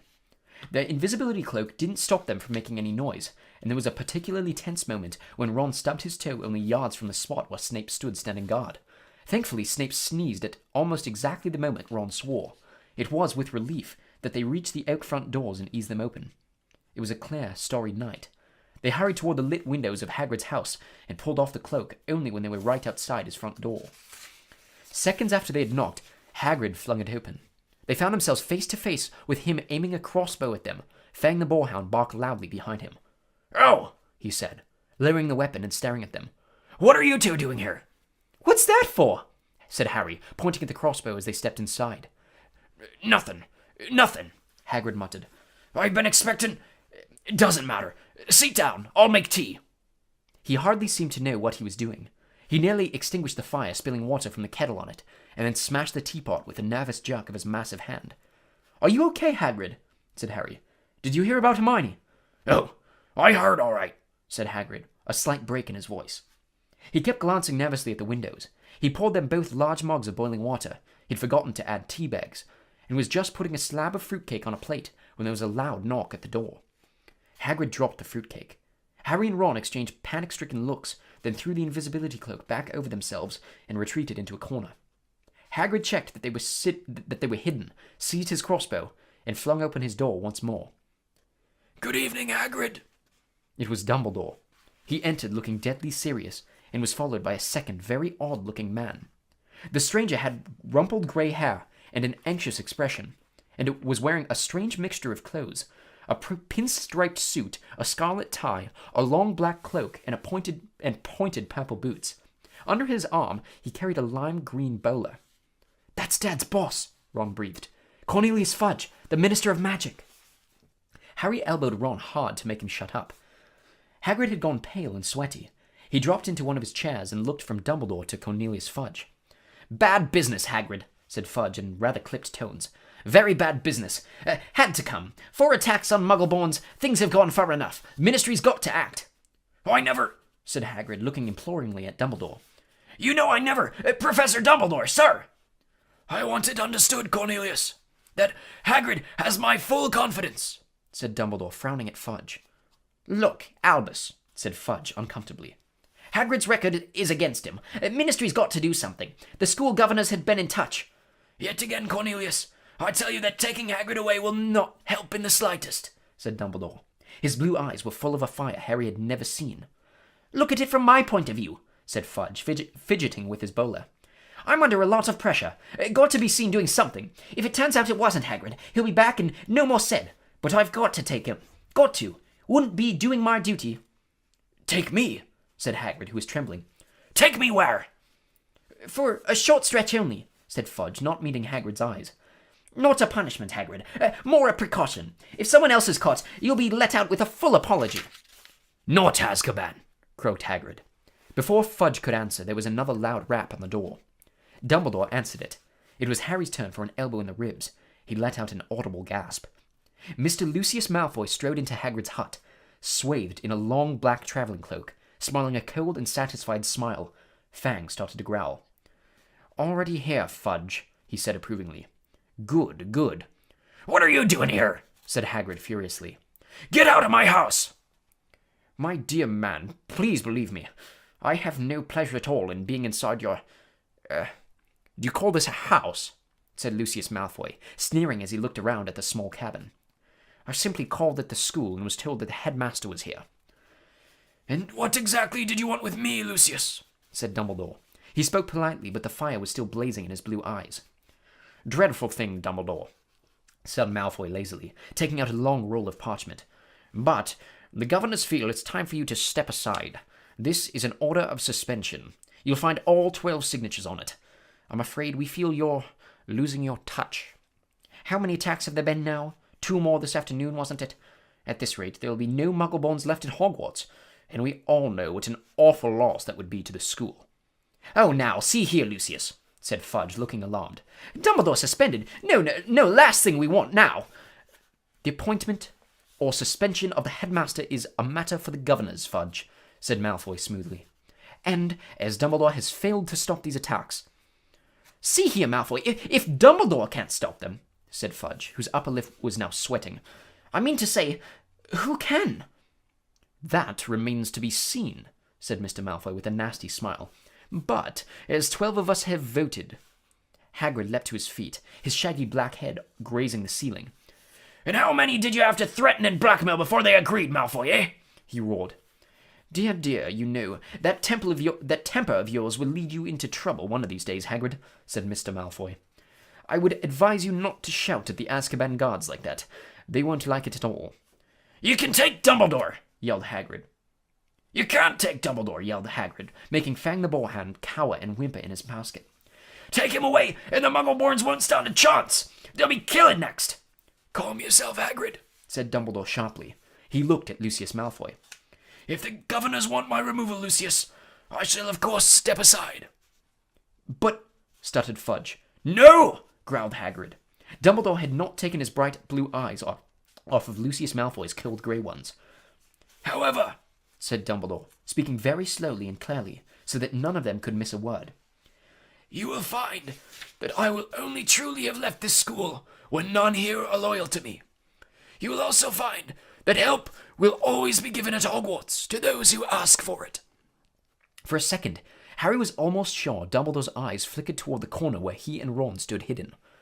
"Admirable sentiments," said Malfoy, bowing. "We shall all miss your, highly individual way of running things, Albus, and only hope that your successor will manage to prevent any, killings." He strode to the cabin door, opened it, and bowed Dumbledore out. Fudge, fiddling with his bowler, waited for Hagrid to go ahead of him. But Hagrid stood his ground, took a deep breath, and said carefully, If anyone wanted to find out some stuff, all they'd have to do would be to follow the spiders. That'll lead 'em right. That's all I'm saying. Fudge stared at him in amazement. All right, I'm coming, said Hagrid, pulling on his moleskin overcoat. But as he was about to follow Fudge through the door, he stopped again and said loudly, And someone will need to feed Fang while I'm away. The door banged shut and Ron pulled off the invisibility cloak. We're in trouble now, he said hoarsely. No, Dumbledore, they might as well close the school tonight. There'll be an attack. A day with him gone. Fang started howling, scratching at the closed door. Chapter 15. Aragog. Summer was creeping over the grounds around the castle. Sky and lake alike turned periwinkle blue and flowers large as cabbages burst into bloom in the greenhouses. But with no Hagrid visible from the castle windows, strutting the grounds with Fang at his heels, the scene didn't look right to Harry. No better, in fact, than the inside of the castle, where things were so horribly wrong. Harry and Ron had tried to visit Hermione, but visitors were now barred from the hospital wing. We're taking no more chances, Madame Pomfrey told them severely through a crack in the infirmary door. No, I'm sorry, there's every chance the attacker might come back to finish these people off. With Dumbledore gone, fear had spread as never before, so that the sun warming the castle walls outside seemed to stop at the mullioned windows. There was barely a face to be seen in the school that didn't look worried and tense, and any laughter that rang through the corridors sounded shrill and unnatural and was quickly stifled. Harry constantly repeated Dumbledore's final words to himself. I will only truly have left this school when none here are loyal to me. Help will always be given at Hogwarts to those who ask for it. But what good were those words? Who exactly were they supposed to ask for help when everyone else was just as confused and scared as they were? Hagrid's hint about the spiders was far easier to understand. The trouble was, there didn't seem to be a single spider left in the castle to follow. Harry looked everywhere he went, helped very reluctantly by Ron. They were hampered, of course, by the fact that they weren't allowed to wander off in their own, but had to move around the castle in a pack with the other Gryffindors. Most of their fellow students seemed glad they were being shepherded from class to class by teachers, but Harry found it very irksome. One person, however, seemed to be thoroughly enjoying the atmosphere of terror and suspension. Draco Malfoy was strutting around the school as though he'd just been appointed head boy. Harry didn't realize what he was so pleased about until the potions lesson about 2 weeks after Dumbledore and Hagrid had left, when, sitting right behind Malfoy, Harry overheard him gloating to Crabbe and Goyle. I always thought Father might be the one who got rid of Dumbledore, he said, not troubling to keep his voice down. I told you he thinks Dumbledore's the worst headmaster the school's ever had. Maybe we'll get a decent headmaster now. Someone who won't want the Chamber of Secrets closed. McGonagall won't last long, she's only filling in. Snape swept past Harry, making no comment about Hermione's empty seat and cauldron. Sir, said Malfoy loudly. Sir, why don't you apply for the headmaster's job? Now, Malfoy, said Snape, as though he couldn't suppress a thin-lipped smile. Professor Dumbledore has only been suspended by the governors. I dare say he'll be back with us soon enough. Yeah, right, said Malfoy, smirking. I expect you'd have Father's vote, sir, if you wanted to apply for the job. I'll tell Father you're the best teacher here, sir. Snape smirked again as he went off around the dungeon, fortunately not spotting Seamus Finnegan, who was pretending to vomit in his cauldron. I'm quite surprised the Mudbloods haven't all packed their bags by now, Malfoy went on. Bet you 5 galleons the next one dies. Pity it wasn't Granger. The bell rang at that moment, which was lucky. At Malfoy's last words, Ron had leapt off his stool, and in the scramble to collect bags and books, his attempts to reach Malfoy went unnoticed. Let me at him, Ron growled as Harry and Dean hung onto his arms. I don't care. I don't need my wand. I'm going to kill him with my bare hands. Hurry up. I've got to take you all to herbology, barked Snape over the class heads. And off they marched, with Harry, Ron, and Dean bringing up the rear, Ron still trying to get loose. It was only safe to let go of him when Snape had seen them out of the castle, and they were making their way across the vegetable patch toward the greenhouses. The herbology class was very subdued. There were now 2 missing from their number, Justin and Hermione. Professor Sprout set them all to work pruning the Abyssinian shrivel figs. Harry went to tip an armful of withered stalks onto the compost heap and found himself face to face with Ernie Macmillan. Ernie took a deep breath and said, very formally, I just want to say, Harry, that I'm sorry I ever suspected you. I know you'd never attack Hermione Granger, and I apologize for all the stuff I said. We're all in the same boat now, and, well... He held out a pudgy hand, and Harry shook it. Ernie and his friend Hannah came to work at the same shrivel fig as Harry and Ron. That Draco Malfoy character, said Ernie, breaking off dead twigs. He seems very pleased about all this, doesn't he? Do you know, I think he might be Slytherin's heir. That's clever of you, said Ron, who didn't seem to have forgiven Ernie as readily as Harry. Do you think it's Malfoy, Harry? Ernie asked. No, said Harry, so firmly that Ernie and Hannah stared. A second later, Harry spotted something.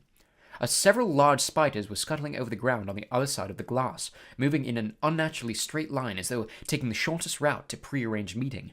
Harry hit Ron over the head with pruning shears. Ouch! What are you... Harry pointed out the spiders, following their progress with his eyes screwed up against the sun. Oh, yeah, said Ron, trying and failing to look pleased. But we can't follow them now. Arnie and Hannah were listening curiously. Harry's eyes narrowed as he focused on the spiders. If they pursued their fixed course, there could be no doubt about where they would end up. Looks like they're heading to the Forbidden Forest, and Ron looked even unhappy about that. At the end of the lesson, Professor Sprout escorted the class to their Defense Against the Dark Arts lesson.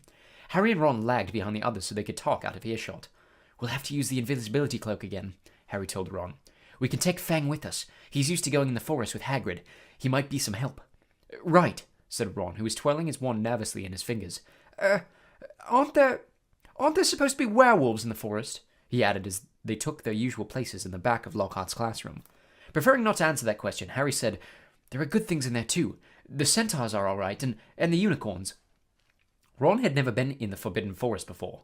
Harry had entered it only once and hoped never to do so again. Lockhart bounded into the room and the class stared at him. Every other teacher in the place was looking grimmer than usual, but Lockhart appeared nothing short of buoyant. Come now, he cried, beaming around him. Why all these long faces? People swapped exasperated looks, but nobody answered. Don't you people realize, said Lockhart, speaking slowly, as though they were all a bit dim. The danger has passed. The culprit has been taken away. Says who? Says Dean Thomas loudly. My dear young man, the Minister of Magic wouldn't have taken Hagrid if he hadn't been 100% sure that he was guilty, said Lockhart, in the tone of someone explaining that 1 and 1 made 2.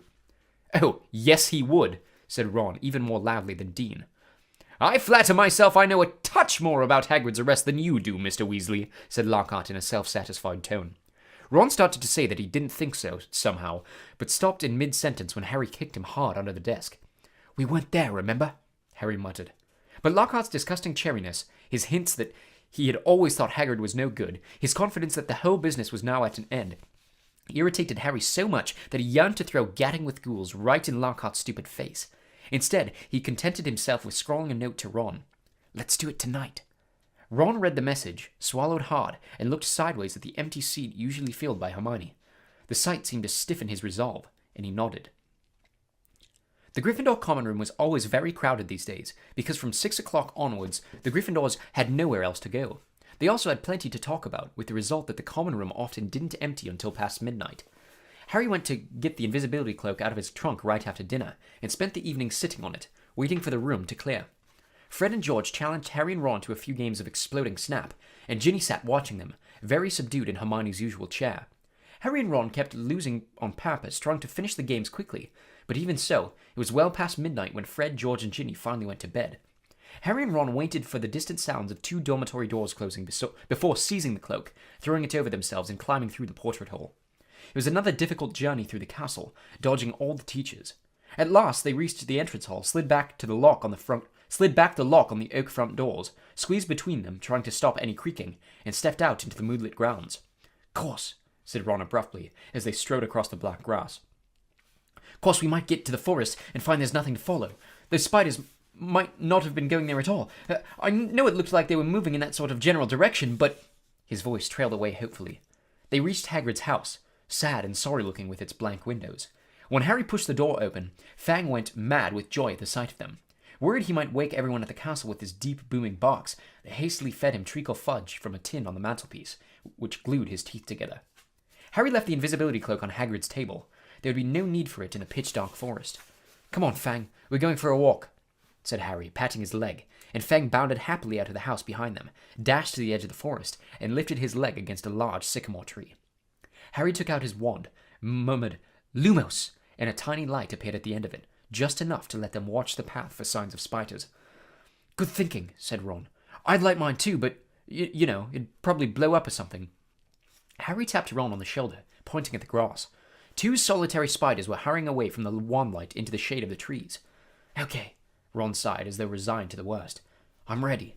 Let's go. So, with Fang scampering around them, sniffing tree roots and leaves, they entered the forest. By the glow of Harry's wand, they followed the steady trickle of spiders moving along the path. They walked behind them for about 20 minutes, not speaking, listening hard for noises other than breaking twigs and rustling leaves. Then, when the trees had become thicker than ever, so that the stars overhead were no longer visible, and Harry's wand shone alone in the sea of dark, they saw the spider guides leaving the path. Harry paused, trying to see where the spiders were going, but everything outside his little sphere of light was pitch black. He had never been this deep into the forest before. He could vividly remember Hagrid advising him not to leave the forest path last time he'd been in here, but Hagrid was miles away now, probably sitting in a cell in Azkaban, and he had also said to follow the spiders. Something wet touched Harry's hand, and he jumped backward, crushing Ron's foot, but it was only Fang's nose. "What do you reckon?" Harry said to Ron, whose eyes he could just make out, reflecting the light from his wand.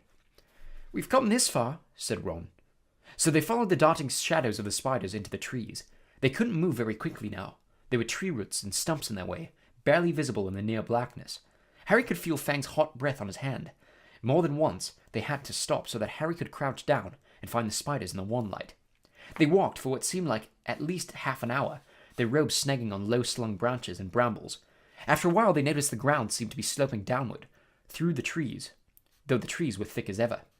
Then Fang suddenly let loose a great echoing bark, making both Harry and Ron jump out of their skins. "What?" said Ron loudly, looking around in the pitch dark and gripping Harry's elbow very hard. "There's something moving over there," Harry breathed. "Listen, it sounds like something big." They listened. Some distance to their right, the something big was snapping branches as it carved a path through the trees. "Oh no," said Ron. "Oh no, oh no, oh—" "Shut up," said Harry frantically. "It'll hear you." "Hear me?" said Ron in an unnaturally high voice. "It's already had Fang!" The darkness seemed to be pressing on their eyeballs as they stood terrified, waiting.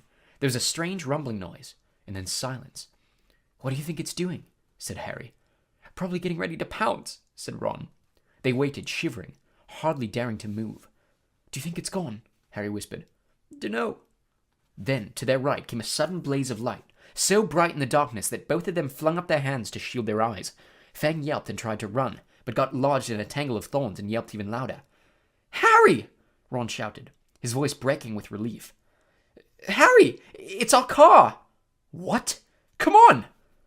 Harry blundered after Ron toward the light, stumbling and tripping, and a moment later they had emerged into a clearing. Mr. Weasley's car was standing empty in the middle of a circle of thick trees under a roof of dense branches, its headlights ablaze. As Ron walked open-mouthed toward it, it moved slowly toward him, exactly like a large turquoise dog greeting its owner. "It's been here all the time," said Ron delightedly, walking around the car. Look at it! The forest turned it wild!" The sides of the car were scratched and smeared with mud.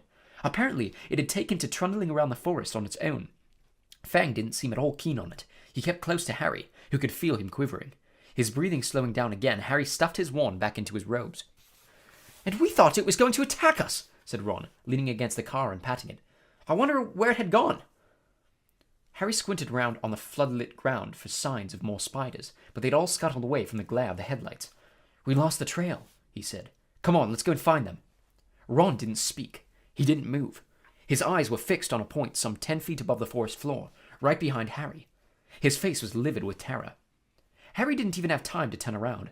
There was a loud clicking noise, and suddenly he felt something long and hairy seize him around the middle and lift him off the ground so that he was hanging face down. Struggling, terrified, he heard more clicking, and saw Ron's legs leave the ground too, heard Fang whimpering and howling. Next moment he was being swept away into dark trees. Head hanging, Harry saw what had hold of him was marching on 6 immensely long hairy legs, the front 2 clutching him tightly below a pair of shining black pincers. Behind him, he could hear another of the creatures, no doubt carrying Ron. They were moving into the very heart of the forest. Harry could hear Fang fighting to free himself from a third monster, whining loudly, but Harry couldn't have yelled even if he wanted to. He seemed to have left his voice back with the car in the clearing.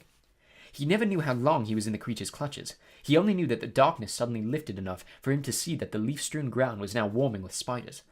Craning his neck sideways, he realized that they had reached the ridge of a vast hollow, a hollow that had been cleared of trees, so that the stars shone brightly onto the worst scene he had ever laid eyes on. Spiders. Not tiny spiders like those surging over the leaves below.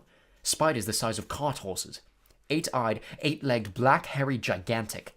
The massive specimen that was carrying Harry made his way down to the steep slope toward a misty, domed web in the very center of the hollow, while its fellows closed in all around it, clicking their pincers excitedly at the sight of its load. Harry fell to the ground on all fours as the spider released him. Ron and Fang thudded down next to him. Fang wasn't howling anymore, but cowering silently on the spot. Ron looked exactly like Harry felt. His mouth was stretched wide in a kind of silent scream, and his eyes were popping. Harry suddenly realized that the spider that had dropped him was saying something. It had been hard to tell because he clicked his pincers with every word he spoke. "Aragog!" it called. "Aragog!" And from the middle of the misty domed web, a spider the size of a small elephant emerged, very slowly. There was grey in the back of his body and legs, and each of the eyes on his ugly pincered head was milky white. He was blind. "What is it?" he said, clicking his pincers rapidly. "Men!" clicked the spider who had caught Harry. "Is it Hagrid?" said Aragog, moving closer, his 8 milky eyes wandering vaguely. "Strangers!" clicked the spider who had brought Ron. "Kill them," clicked Aragog fretfully. "I was sleeping." "We're friends of Hagrid's!" Harry shouted. His heart seemed to have left his chest to pound in his throat. Click, click, click went the pincers of the spiders all around the hollow. Aragog paused. "Hagrid has never sent men into our hollow before," he said slowly. "Hagrid's in trouble," said Harry, breathing very fast. "That's why we've come." "In trouble?" said the aged spider, and Harry thought he had concern beneath the clicking pincers. "But why has he sent you?" Harry thought of getting to his feet, but decided against it. He didn't think his legs would support him, so he spoke from the ground as calmly as he could. "They think, up at the school, that Hagrid's been setting a something on students. They've taken him to Azkaban." Aragog clicked his pincers furiously, and all around the hollow the sound was echoed by the crowd of spiders. It was like an applause, except applause didn't usually make Harry feel sick with fear. "But that was years ago," said Aragog fretfully. "Years and years ago. I remember it well. That's why they made him leave the school. They believed that I was the monster that dwells in what they called the Chamber of Secrets. They thought that Hagrid had opened the chamber and set me free." "And you didn't come from the Chamber of Secrets," said Harry, who could feel cold sweat on his forehead. "I," said Aragog, clicking angrily. "I was not born in the castle. I come from a distant land. A traveller gave me to Hagrid when I was an egg. Hagrid was only a boy, but he cared for me, hidden in a cupboard in the castle, feeding me on scraps from the table. Hagrid is my good friend and a good man. When I was discovered and blamed for the death of a girl, he protected me. I have lived here in the forest ever since, where Hagrid still visits me. He even found me a wife, Mosag, and you see how our family has grown, all through Hagrid's goodness." Harry summoned what remained of his courage. "So you never attacked anyone?" "Never," croaked the old spider. It would have been in my instinct, but out of respect for Hagrid, I never harmed a human. The body of the girl who was killed was discovered in a bathroom. I never saw any part of the castle but the cupboard in which I grew up. Our kind like the dark and the quiet." "But then, do you know what did kill that girl?" said Harry. "Because whatever it is, it's back and attacking people again." His words were drowned by a loud outbreak of clicking and the rustling of many long legs shifting angrily. Large black shapes shifted all around him. "The thing that lives in the castle," said Aragog, "is an ancient creature we spiders fear all above others. Is a creature we spiders fear above all others. Well do I remember how I pleaded with Hagrid to let me go when I sensed the beast moving about the school." "What is it?" said Harry urgently. More loud clicking, more rustling. The spiders seemed to be closing in. "We do not speak of it," said Aragog fiercely. "We do not name it. I never even told Hagrid the name of that dread creature, though he asked me many times." Harry didn't want to press the subject, not with the spiders pressing closer on all sides. Aragog seemed to be tired of talking. He was backing slowly into his domed web, but his fellow spiders continued to inch slowly toward Harry and Ron. "We'll just go then," Harry called desperately to Aragog, hearing leaves rustling behind him. "Go," said Aragog slowly. "I think not." But... "My sons and daughters do not harm Hagrid on my command, but I cannot deny them fresh meat when it wanders so willingly into our midst. Goodbye, friend of Hagrid." Harry spun around. Feet away, towering above him, was a solid wall of spiders, clicking, their many eyes gleaming in their ugly black heads. Even as he reached for his wand, Harry knew it was no good. There were too many of them. But as he tried to stand ready to die fighting, a loud, long note sounded, and a blaze of light flamed through the hollow. Mr. Weasley's car was thundering down the slope, headlights glaring, its horns screeching, knocking spiders aside. Several were thrown onto their backs, their endless legs waving in the air. The car screeched to a halt in front of Harry and Ron, and the doors flew open. "Get Fang!" Harry yelled, diving into the front seat. Ron seized the boarhound around the middle and threw him, yelping, into the back of the car. The doors slammed shut. Ron didn't touch the accelerator, but the car didn't need him.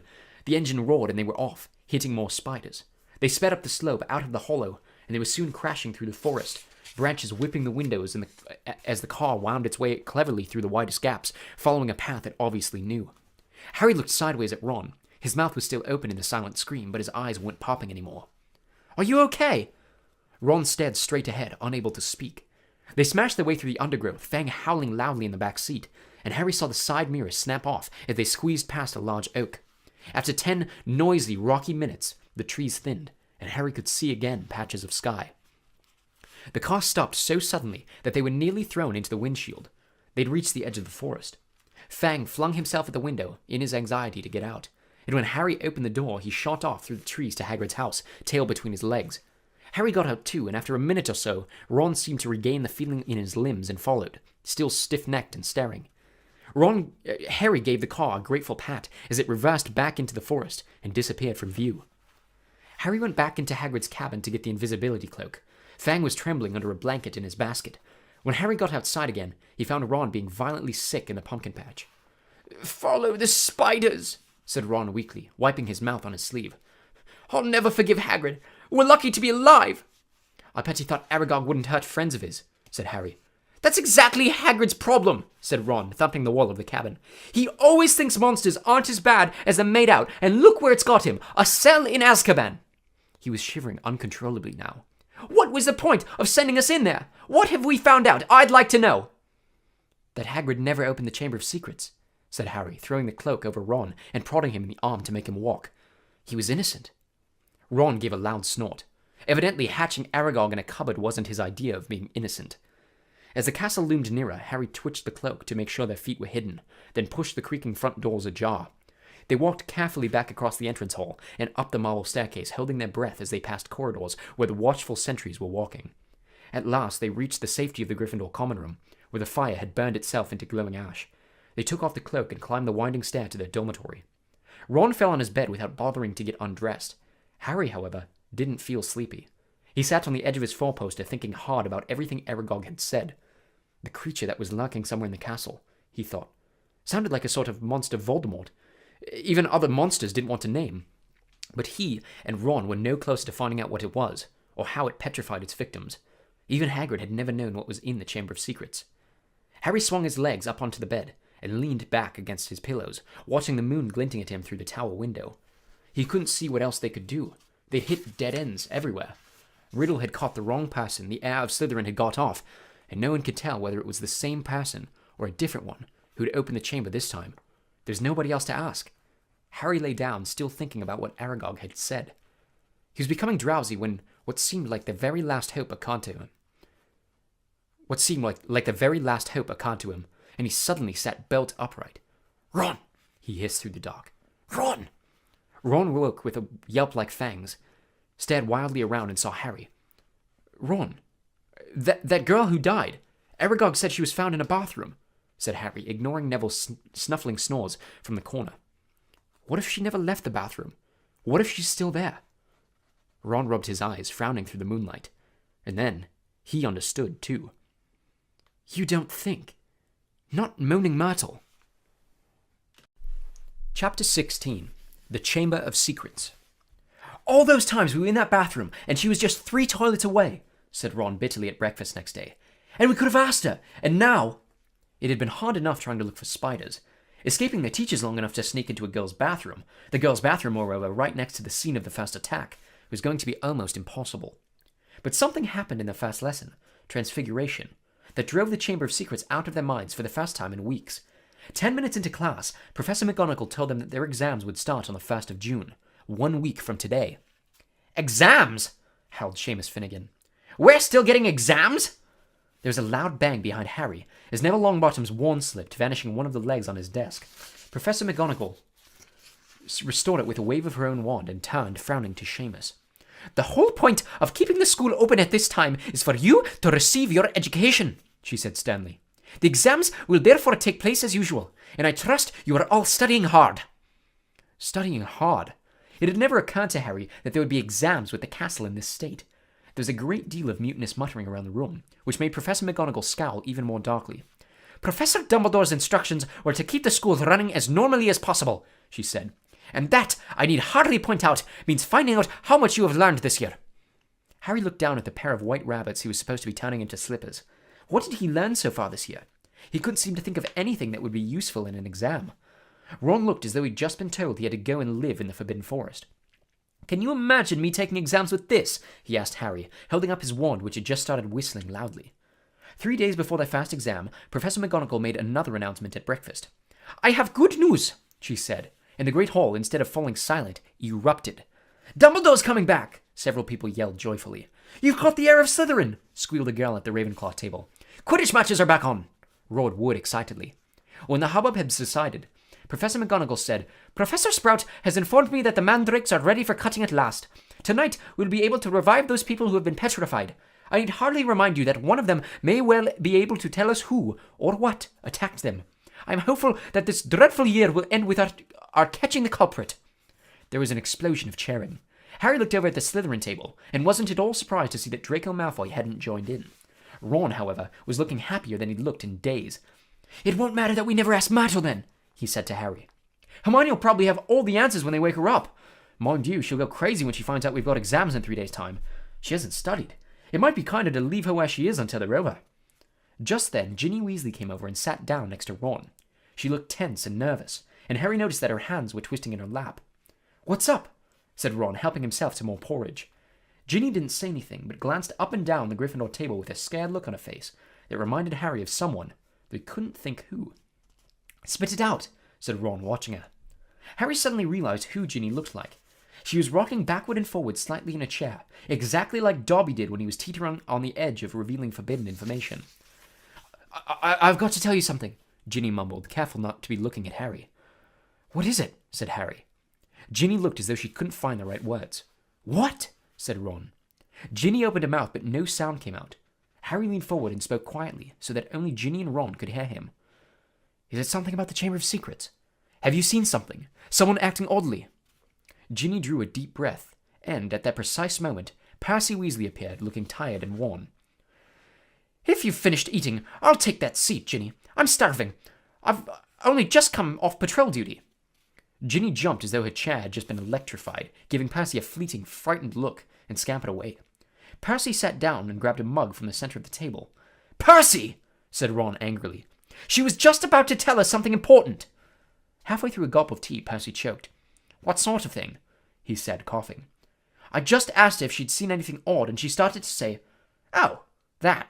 This has nothing to do with the Chamber of Secrets,'" said Percy at once. "How do you know?" said Ron, his eyebrows raised. "Well, if you must know, Ginny, walked in on me the other day when I was... Well, never mind. The point is, she spotted me doing something, and I asked her not to mention it to anybody. I must say, I did think she'd keep her word. It's nothing, really. I'd just rather..." Harry had never seen Percy look so uncomfortable. "What were you doing, Percy?" said Ron, grinning. "Go on, tell us. We won't laugh." Percy didn't smile back. "Pass me those rolls, Harry. I'm starving." Harry knew the whole mystery might be solved tomorrow without their help, but he wasn't about to pass up a chance to speak to Myrtle if it turned up. And to his delight, it did, mid-morning, when they were being led to History of Magic by Gilderoy Lockhart. Lockhart, who had so often assured them that all danger had passed, only to be proved wrong right away, was now wholeheartedly convinced that it was hardly worth the trouble to see them safely down the corridors. His hair wasn't as sleek as usual. It seemed he had been up most of the night patrolling the 4th floor.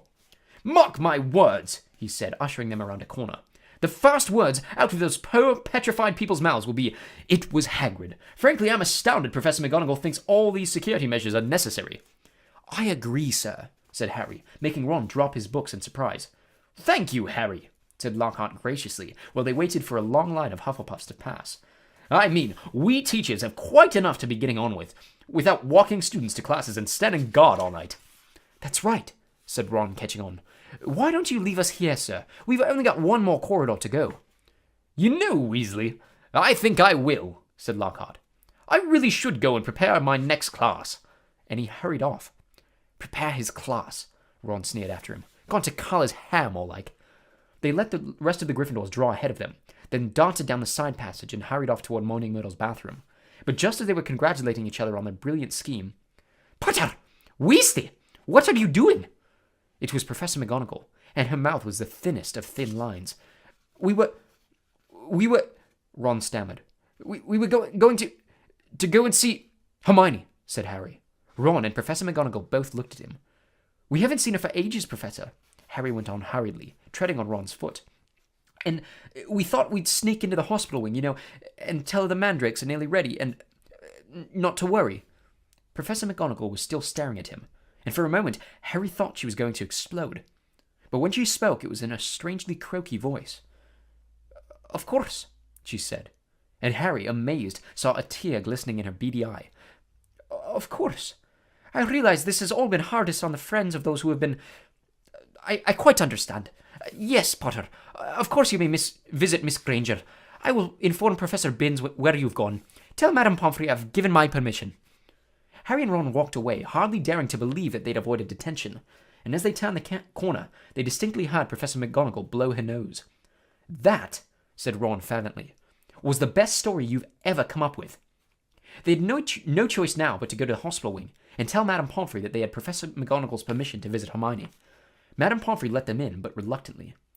"There's just no point talking to a petrified person," she said, and they had to admit she had a point when they'd taken their seats next to Hermione. It was plain that Hermione didn't have the faintest inkling that she had visitors, and that they might just well tell her bedside cabinet not to worry for all the good it would do. "Wonder if she did see the attacker, though," said Ron, looking sadly at Hermione's rigid face. "Because if he sneaked up on them all, no one will ever know." But Harry wasn't looking at Hermione's face. He was more interested in her right hand. It lay clenched on top of her blankets, and bending closer, he saw that a piece of paper was scrunched inside her fist. Making sure that Madame Pomfrey was nowhere near, he pointed this out to Ron. "Try and get it out," Ron whispered, shifting his chair so that he blocked Harry from Madame Pomfrey's view. It was no easy task. Hermione's hand was clamped so tightly around the paper that Harry was sure he was going to tear it. While Ron kept watch, he tugged and twisted, and at last, after several tense minutes, the paper came free. It was a page torn from a very old library book. Harry smoothed it out eagerly, and Ron leaned close to read it too. "Of the many fearsome beasts and monsters that roam our land, there is none more curious or more deadly than the basilisk, known also as the King of Serpents. This snake, which may reach gigantic size and live many hundreds of years, is born from a chicken's egg, hatched beneath a toad. Its methods of killing are most wondrous, for, aside from its deadly and venomous fangs, the basilisk has a murderous stare, and all who are fixed with the beam of its eye shall suffer instant death. Spiders flee before the basilisk, for it is their mortal enemy, and the basilisk flees only from the crowing of the rooster, which is fatal to it." And beneath this, a single word had been written, in a hand Harry recognized as Hermione's. "Pipes." It was as though somebody had just flicked a light on in his brain. "Ron!" he breathed. "This is it! This is the answer! The monster in the chamber is a basilisk! A giant serpent! That's why I've been hearing that voice all over the place, and nobody else has heard it! It's because I understand Parseltongue!" Harry looked up at the beds around him. "The basilisk kills people by looking at them, but no one's died. Because no one looked it straight in the eye. Colin saw it through his camera. The basilisk burned up all the film inside it, but Colin just got petrified. Justin must have seen the basilisk through Nearly Headless Nick. Nick got the full blast of it, but he couldn't die again. And Hermione and that Ravenclaw prefect were found with a mirror next to them. Hermione had just realized the monster was a basilisk, and I bet you anything she warned the first person she met to look around corners with a mirror first, and that girl pulled out her mirror and..." Ron's jaw had dropped. "And Mrs. Norris?" he whispered eagerly. Harry thought hard, picturing the scene on the night of Halloween. "The water," he said slowly. "The flood from Moaning Myrtle's bathroom. I bet you Mrs. Norris only saw the reflection." He scanned the page in his hand eagerly. The more he looked at it, the more it made sense. "The crowing of the rooster is fatal to it," he read aloud. "Hagrid's roosters were killed. The Arrow Slytherin didn't want anyone near the castle once the chamber was opened. Spiders flee before it. It all fits. But how's the basilisk been getting around the place? Said Ron. A giant snake someone would have seen. Harry, however, pointed to the word Hermione had scribbled at the foot of the page. Pipes, he said. Pipes? Ron, it's been using the plumbing. I've been hearing that voice inside the walls. Ron suddenly grabbed Harry's arm. The entrance to the Chamber of Secrets, he said hoarsely. What if it's in a bathroom? What if it's in... Moaning Myrtle's bathroom, said Harry. They sat there, excitement coursing through them, hardly able to believe it. This means, said Harry, I can't be the only Parselmouth in the school. The heir of Slytherin's one too. That's how he's been controlling the basilisk. What are we going to do? Said Ron, whose eyes were flashing. Should we go straight to McGonagall? Let's go to the staff room, said Harry, jumping up. She'll be there in 10 minutes. It's nearly break. They ran downstairs. Not wanting to be discovered hanging around in another corridor, they went straight into the deserted staff room. It was a large panelled room full of dark wooden chairs. Harry and Ron paced around it, too excited to sit down. But the bell to signal break never came. Instead, echoing through the corridors came Professor McGonagall's voice, magically magnified. All students to return to their house dormitories at once. All teachers return to the staff room. Immediately, please. Harry wheeled around to stare at Ron. Not another attack. Not now. What'll we do? Said Ron aghast. Go back to the dormitory. No, said Harry, glancing around. There was an ugly sort of wardrobe to his left, full of the teachers' cloaks. In here. Let's hear what it's all about. Then we can tell them what we found out. They hid themselves inside, listening to the rumbling of hundreds of people moving overhead, and the staff room door banging open. From between the musty folds of the cloaks, they watched the teachers filtering into the room. Some of them were looking puzzled, others downright scared. Then Professor McGonagall arrived. It has happened, she told the silent staff room. A student has been taken by the monster, right into the chamber itself. Professor Flitwick let out a squeal. Professor Sprout clapped her hands over her mouth. Snape gripped the back of a chair very hard and said, How can you be sure? The heir of Slytherin, said Professor McGonagall, who was very white, left another message, right underneath the first one. Her skeleton will lie in the chamber forever. Professor Flitwick burst into tears. Who is it? Said Madame Hooch, who had sunk, weak-kneed, into a chair. Which student? Ginny Weasley, said Professor McGonagall. Harry felt Ron slide silently down onto the wardrobe floor beside him. We shall have to send all the students home tomorrow, said Professor McGonagall. This is the end of Hogwarts. Dumbledore always said... The staff room door banged open again. For one wild moment, Harry was sure it would be Dumbledore, but it was Lockhart, and he was beaming. So sorry. Dozed off. What have I missed? He didn't seem to notice that the other teachers were looking at him with something remarkably like hatred. Snape stepped forward. Just the man, he said. The very man. A girl has been snatched by the monster, Lockhart, taken into the Chamber of Secrets itself. Your moment has come at last. Lockhart blanched. That's right, Gilderoy, chipped in Professor Sprout. Weren't you saying just last night that you've known all along where the entrance to the Chamber of Secrets is? I sputtered Lockhart. Yes, didn't you tell me you were sure you knew what was inside it? Piped up Professor Flitwick. Did I? I don't recall. I certainly remember you saying you were sorry you hadn't a crack at the monster before Hagrid was arrested, said Snape. Didn't you say that this whole affair had been bungled, and that you should have been given a free rein from the first? Lockhart stared around at his stony-faced colleagues. I really never... You may have misunderstood. We'll leave it to you then, Gilderoy, said Professor McGonagall. Tonight it will be an excellent time to do it. We'll make sure everyone's out of your way. You'll be able to tackle the monster all by yourself. A free rein at last. Lockhart gazed desperately around him, but nobody came to the rescue. He didn't look remotely handsome anymore. His lip was trembling, and in the absence of his usually toothy grin, he looked weak-chinned and feeble. Very well, he said. I'll be in my office, getting ready. And he left the room. Right, said Professor McGonagall, with nostrils flared. That's got him out from under our feet. The heads of houses should go and inform their students what has happened. Tell them the Hogwarts Express will take them home first thing tomorrow. Would the rest of you please make sure no students have been left outside their dormitories? The teachers rose and left, one by one. It was probably the worst day of Harry's entire life. He, Ron, Fred, and George sat together in a corner of the Gryffindor common room, unable to say anything to each other. Percy wasn't there. He had gone to send an owl to Mr. and Mrs. Weasley. then shut himself up in his dormitory. No afternoon ever lasted as long as that one, nor had any Gryffindor tower been so crowded, and yet so quiet. Near sunset, Fred and George went up to bed, unable to sit there any longer. She knew something, Harry, said Ron, speaking for the first time since they had entered the wardrobe in the staff room. That's why she was taken. It wasn't some stupid thing about Percy at all. She'd found out something about the Chamber of Secrets. That must be why she was...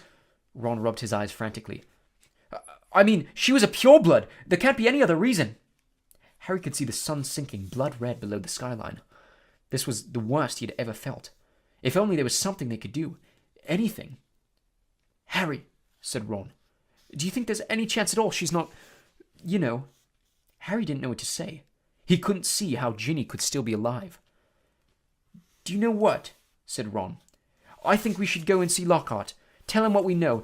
He's going to try and get into the chamber. We can tell him where we think it is and tell him it's a basilisk in there.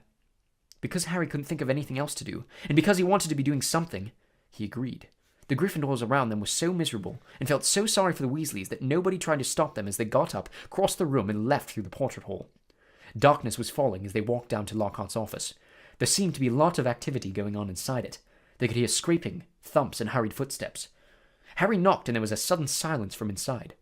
Then the door opened the tiniest crack, and they saw one of Lockhart's eyes peering through it. "Oh, Mr. Potter, Mr. Weasley," he said, opening the door a bit wider. "I am rather busy at the moment. If you would be quick." "Professor, we've got some information for you," said Harry. "We think it'll help you." Well, it's not terribly..." The side of Lockhart's face that they could see looked very uncomfortable. "I mean, well, all right." He opened the door and they entered. His office had been almost completely stripped. 2 large trunks stood open on the floor. Robes, jade green, lilac, midnight blue, had been hastily folded into one of them. Books were jumbled untidily into the other. The photographs that had covered the walls were now crammed into boxes on the desk. "Are you going somewhere?" said Harry. Well, yes," said Lockhart, ripping a life-size poster of himself from the back of the door as he spoke, and starting to roll it up. "Urgent call. Unavoidable. Got to go." "What about my sister?" said Ron jerkily. Well, as to that, most unfortunate," said Lockhart, avoiding their eyes as he wrenched open a drawer and started emptying the contents into a bag. "No one regrets more than I." "You're the Defense Against the Dark Arts teacher," said Harry. "You can't go now, not with all the dark stuff going on here." Well, I must say, when I took the job," Lockhart muttered, now piling socks on top of his robes, "nothing in the job description. Didn't expect..." "You mean you're running away?" said Harry disbelievingly. "After all the stuff you did in your books." "Books can be misleading," said Lockhart delicately. "You wrote them," Harry shouted. "My dear boy," said Lockhart, straightening up and frowning at Harry. "Do use your common sense. My books wouldn't have sold half as well if people didn't think I'd done all those things. No one wants to read about some ugly old Armenian warlock, even if he did save a village from werewolves. He looked dreadful on the front cover, no dress sense at all, and the witch who had banished the abandoned banshee had a hair lip. I mean, come on!" "So you've just been taking credit for what a load of other people have done," said Harry incredulously. Harry, said Lockhart, shaking his head impatiently. "It's not nearly as simple as that. There was work involved. I had to track these people down, ask them exactly how they managed to do what they did. Then I had to put a memory charm on them so they wouldn't remember doing it. If there's one thing I pride myself on, it's my memory charms. No, it's been a lot of work, Harry. It's not all book signings and publicity photos, you know. You want fame, you have to be prepared for a long, hard slog." He banged the lids of his trunks shut and locked them. "Let's see," he said. "I think that's everything. Yes, only one thing left." He pulled out his wand and turned to them. "Awfully sorry, boys, but I'll have to put a memory charm on you now. Can't have you blabbing my secrets all over the place. I'd never sell another book." Harry reached his wand just in time. Lockhart had barely raised his when Harry bellowed, "Expelliarmus!" Lockhart was blasted backward. Falling over his trunk, his wand flew high into the air. Ron caught it and flung it out of the open window. "Shouldn't have let Professor Snape teach us that one," said Harry furiously, kicking Lockhart's trunk aside. Lockhart was looking up at him, feeble once more. Harry was still pointing his wand at him. "What do you want me to do?" said Lockhart weakly. "I don't know where the Chamber of Secrets is. There's nothing I can do." "You're in luck," said Harry, forcing Lockhart to his feet at one point. "We think we know where it is, and what's inside it. Let's go." They marched Lockhart out of his office and down the nearest stairs, along the dark corridor where the messages shone on the wall, to the door of Moaning Myrtle's bathroom. They sent Lockhart in first. Harry was pleased to see that he was shaking. Moaning Myrtle was sitting on the tank of the end toilet. "Oh, it's you," she said when she saw Harry. "What do you want this time?" "To ask you how you died," said Harry. Myrtle's whole aspect changed at once. She looked as though she had never been asked such a flattering question. "Oh, it was dreadful," she said with relish. "It happened right in here. I died in this very stall. I remember it so well. I'd hidden because Olive Hornby was teasing me about my glasses. The door was locked, and I was crying. And then I heard somebody come in. They said something funny, a different language, I think it must have been. Anyway, what really got me was that it was a boy speaking. So I unlocked the door to tell him to go away and use his own toilet. And then..." Myrtle swelled importantly, her face shining. "I died." "How?" said Harry. "No idea," said Myrtle in hushed tones. "I just remember seeing a pair of great big yellow eyes. My whole body sort of seized up. And then I was floating away." She looked dreamily at Harry. "And then I came back again. I was determined to haunt Olive Hornby, you see. Else she was sorry she'd ever laughed at my glasses." "Where exactly did you see the eyes?" said Harry. "Somewhere there," said Myrtle, pointing vaguely toward the sink in front of the toilet. Harry and Ron hurried over to it. Lockhart was standing well back, a look of utter terror on his face. It looked like an ordinary sink. They examined every inch of it, inside and out, including the pipes below. And then Harry saw it. Scratched on the side of one of the copper taps was a tiny snake. "That tap's never worked," said Myrtle brightly as he tried to turn it. "Harry," said Ron, "say something. Something in Parseltongue." But Harry thought hard. The only times he'd ever managed to speak Parseltongue were when he'd been faced with a real snake. He stared hard at the tiny engraving, trying to imagine it was real. "Open up," he said. He looked at Ron, who shook his head. "English," he said. Harry looked back at the snake, willing himself to believe it was alive. If he moved his head, the candlelight made it look as though it was moving. "Open up," he said. Except the words weren't what he heard. A strange hissing had escaped him, and at once the tap glowed with a brilliant white light and began to spin. Next second, the sink began to move. The sink, in fact, sank right out of sight, leaving a large pipe exposed, a pipe wide enough for a man to slide into. Harry heard Ron gasp and looked up again. He had made up his mind what he was going to do. "I'm going down there," he said. He couldn't not go, not now that they had found the entrance to the chamber, not if there was even the faintest, slimmest, wildest chance that Ginny might be alive. "Me too," said Ron. There was a pause. "Well, you hardly seem to need me," said Lockhart with a shadow of his old smile. "I'll just..." He put his hand on the doorknob, but Ron and Harry both pointed their wands at him. "You can go fast," Ron snarled. White-faced and warmless, Lockhart approached the opening. "Boys," he said, his voice feeble. "Boys, what good will it do?" Harry jabbed him in the back with his wand. Lockhart slid his legs into the pipe.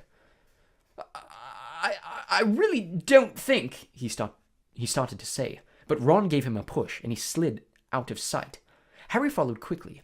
He lowered himself slowly into the pipe, then let go. It was like rushing down an endless, slimy, dark slide. He could see more pipes branching off in all directions, but none as large as theirs, which twisted and turned, sloping steeply downward. And he knew that he was falling deeper below the school than even the dungeons. Behind him he could hear Ron thudding slightly at the curves. And then, just as he had begun to worry about what would happen when he hit the ground, the pipe leveled out, and he shot out of the end of it with a wet thud, landing on the damp floor of a dark stone tunnel large enough to stand in. Lockhart was getting to his feet a little ways away, covered in slime and white as a ghost. Harry stood aside as Ron came whizzing out of the pipe, too. "We must be miles under the school," said Harry, his voice echoing in the black tunnel. "Under the lake, probably," said Ron, squinting around at the dark, slimy walls. All three of them turned to stare into the darkness ahead. "Lumos!" Harry muttered to his wand, and it lit again. "Come on," he said to Ron and Lockhart, and off they went, their footsteps slapping loudly on the wet floor. The tunnel was so dark that they could only see a little distance ahead. The shadows on the wet walls looked monstrous in the wan light. "Remember," Harry said quietly as they walked cautiously forward. Any sign of movement, close your eyes right away. But the tunnel was quiet as the grave, and the first unexpected sound they heard was a loud crunch as Ron stepped on what turned out to be a rat's skull. Harry lowered his wand to look at the floor and saw that it was littered with small animal bones. Trying very hard not to imagine what Ginny might look like if they found her, Harry led the way forward, around a dark bend in the tunnel. "Harry, there's something up there," said Ron hoarsely, grabbing Harry's shoulder. They froze, watching. Harry could just see the outline of something huge and curved, lying right across the tunnel, but it wasn't moving. "Maybe it's asleep," he breathed, glancing back at the other two. Lockhart's hands were pressed over his eyes. Harry turned back to look at the thing, his heart beating so fast it hurt. Very slowly, his eyes as narrow as he could make them and still see, Harry edged forward, his wand held high. The light slid over a gigantic snakeskin of a vivid, poisonous green lying curled and empty across the tunnel floor. The creature that had shed it must have been 20 feet long at least. "Blimey," said Ron weakly. There was a sudden movement behind them. Gilderoy Lockhart's knees had given way. "Get up," said Ron sharply, pointing his wand at Lockhart. Lockhart got to his feet. Then he dived at Ron, knocking him to the ground. Harry jumped forward, but too late. Lockhart was straightening up, panting, Ron's wand in his hand and gleaming a smile back onto his face. "The adventure ends here, boys," he said. "I shall take a bit of this skin back up to the school, tell them I was too late to save the girl, and that you two tragically lost your minds at the sight of her mangled body. Say goodbye to your memories." He raised Ron's spellotaped wand high over his head and yelled, "Obliviate!" The wand exploded with the force of a small bomb. Harry flung his arms over his head and ran, slipping over the coils of snakeskin, out of the way of great chunks of tunnel ceiling that were thundering to the floor. Next moment he was standing alone, gazing at a solid wall of broken rock. "Ron!" he shouted. "Are you okay? Ron!" "I'm here," came Ron's muffled voice from behind the rockfall. "I'm okay. This gets not, though. He got blasted by the wand." There was a dull thud and a loud, "Ow!" It sounded as though Ron had just kicked Lockhart in the shins. "What now?" Ron's voice said, sounding desperate. "We can't get through. It'll take ages." Harry looked up at the tunnel ceiling. Huge cracks had appeared in it. He had never tried to break apart anything as large as these rocks by magic, and now didn't seem a good moment to try. What if the whole tunnel caved in? There was another thud and another ow from behind the rocks. They were wasting time. Ginny had already been in the Chamber of Secrets for hours. Harry knew there was only one thing to do. "Wait there," he called to Ron. "Wait with Lockhart. I'll go on. If I'm not back in an hour..." There was a very pregnant pause. "I'll try and shift some of this rock," said Ron, who seemed to be trying to keep his voice steady, "so you can get back through. And Harry..." "See you in a bit," said Harry, trying to inject some confidence into his shaking voice. And he set off alone past the giant snakeskin. Soon the distant noise of Ron straining to shift the rocks was gone. The tunnel turned and turned again. Every nerve in Harry's body was tingling unpleasantly. He wanted the tunnel to end, yet dreaded what he'd find when it did. And then, at last, he crept around yet another bend. He saw a solid wall ahead on which two entwined serpents were carved, their eyes set with a great glinting emeralds. Harry approached, his throat very dry. There was no need to pretend these stone snakes were real. Their eyes looked strangely alive. He could guess what he had to do. He cleared his throat, and the emerald eyes seemed to flicker. "Open," said Harry in a low, faint hiss. The serpents parted and the wall cracked. The halves slid smoothly out of sight, and Harry, shaking from head to foot, walked inside. Chapter 17. The Heir of Slytherin. He was standing at the end of a very long, dimly lit chamber. Towering stone pillars entwined with more carved serpents rose to support a ceiling lost in darkness, casting long black shadows through the odd, greenish gloom that filled the place. His heart was beating very fast. Harry stood listening to the chill silence. Could the basilisk be lurking in a shadowy corner, behind a pillar? And where was Ginny? He pulled out his wand and moved forward between the serpentine columns. Every careful footstep echoed loudly off the shadowy walls. He kept his eyes narrowed, ready to clamp them shut at the smallest sign of movement. The hollow eye sockets of the stone snakes seemed to be following him. More than once, with a jolt of the stomach, he thought he saw one stir. Then, as he drew level with the last pair of pillars, a statue high as the chamber itself loomed into view, standing against the back wall. Harry had to crane his neck to look up in the giant face above. It was ancient and monkeyish, with a long, thin beard that fell almost to the bottom of the wizard's sweeping stone robes, where 2 enormous grey feet stood on the smooth chamber floor. And between the feet, face down, lay a small, black-robed figure with flaming red hair. "Ginny!" Harry muttered, sprinting to her and dropping to his knees. "Ginny, don't be dead! Please don't be dead!" He flung his wand aside, grabbed Ginny's shoulders, and turned her over. Her face was white as marble, and as cold, yet her eyes were closed, so she wasn't petrified. But then she must be... "Ginny, please wake up!" Harry muttered desperately, shaking her. Ginny's head lolled hopelessly from side to side. "She won't wake," said a soft voice. Harry jumped and spun around on his knees. A tall, black-haired boy was leaning against the nearest pillar, watching. He was strangely blurred around the edges, as though Harry were looking at him through a misted window, but there was no mistaking him. "Tom? Tom Riddle?" Riddle nodded, not taking his eyes off Harry's face. "What did you mean she won't wake?" Harry said desperately. She's not... "She's still alive," said Riddle, "but only just." Harry stared at him. Tom Riddle had been at Hogwarts 50 years ago, yet here he stood, a weird, misty light shining about him, not a day older than 16. "Are you a ghost?" Harry said uncertainly. "A memory," said Riddle quietly, "preserved in a diary for 50 years. He pointed toward the floor nearest the statue's giant toes. Lying open there was a little black diary Harry had found in Moaning Myrtle's bathroom. For a second, Harry wondered how it had got there, but there were much more pressing matters to deal with. "You've got to help me, Tom," Harry said, raising Ginny's head again. "We've got to get her out of here. There's a basilisk. I don't know where it is, but it could be along in any moment. Please, help me." Riddle didn't move. Harry, sweating, managed to hoist Ginny half off the floor and bent to pick up his wand again, but his wand had gone. "Did you see—" He looked up. Riddle was still watching him, twirling Harry's wand between his long fingers. "Thanks," said Harry, stretching out his hand for it. A smile curled the corners of Riddle's mouth. He continued to stare at Harry, twirling the wand idly. "Listen," said Harry urgently, his knees sagging with Ginny's dead weight. "We've got to go. If the basilisk comes—" "It won't come until it's cold," said Riddle calmly. Harry lowered Ginny back onto the floor, unable to hold her up any longer. "What do you mean?" he said. "Give me my wand. I might need it." Riddle's smile broadened. "You won't be needing it," he said. Harry stared at him. "What do you mean I won't be—" "I've waited a long time for this, Harry Potter," said Riddle. "For the chance to see you, to speak to you." "Look," said Harry, losing patience. "I don't think you get it. We're in the Chamber of Secrets. We can talk later." "We're going to talk now," said Riddle, still smiling broadly, and he pocketed Harry's wand. Harry stared at him. There was something very funny going on here. "How did Ginny get like this?" he asked slowly. "Well, that's an interesting question," said Riddle pleasantly, "and quite a long story. I suppose the real reason Ginny Weasley's like this is because she opened her heart and spilled all her secrets to an invisible stranger." "What are you talking about?" said Harry.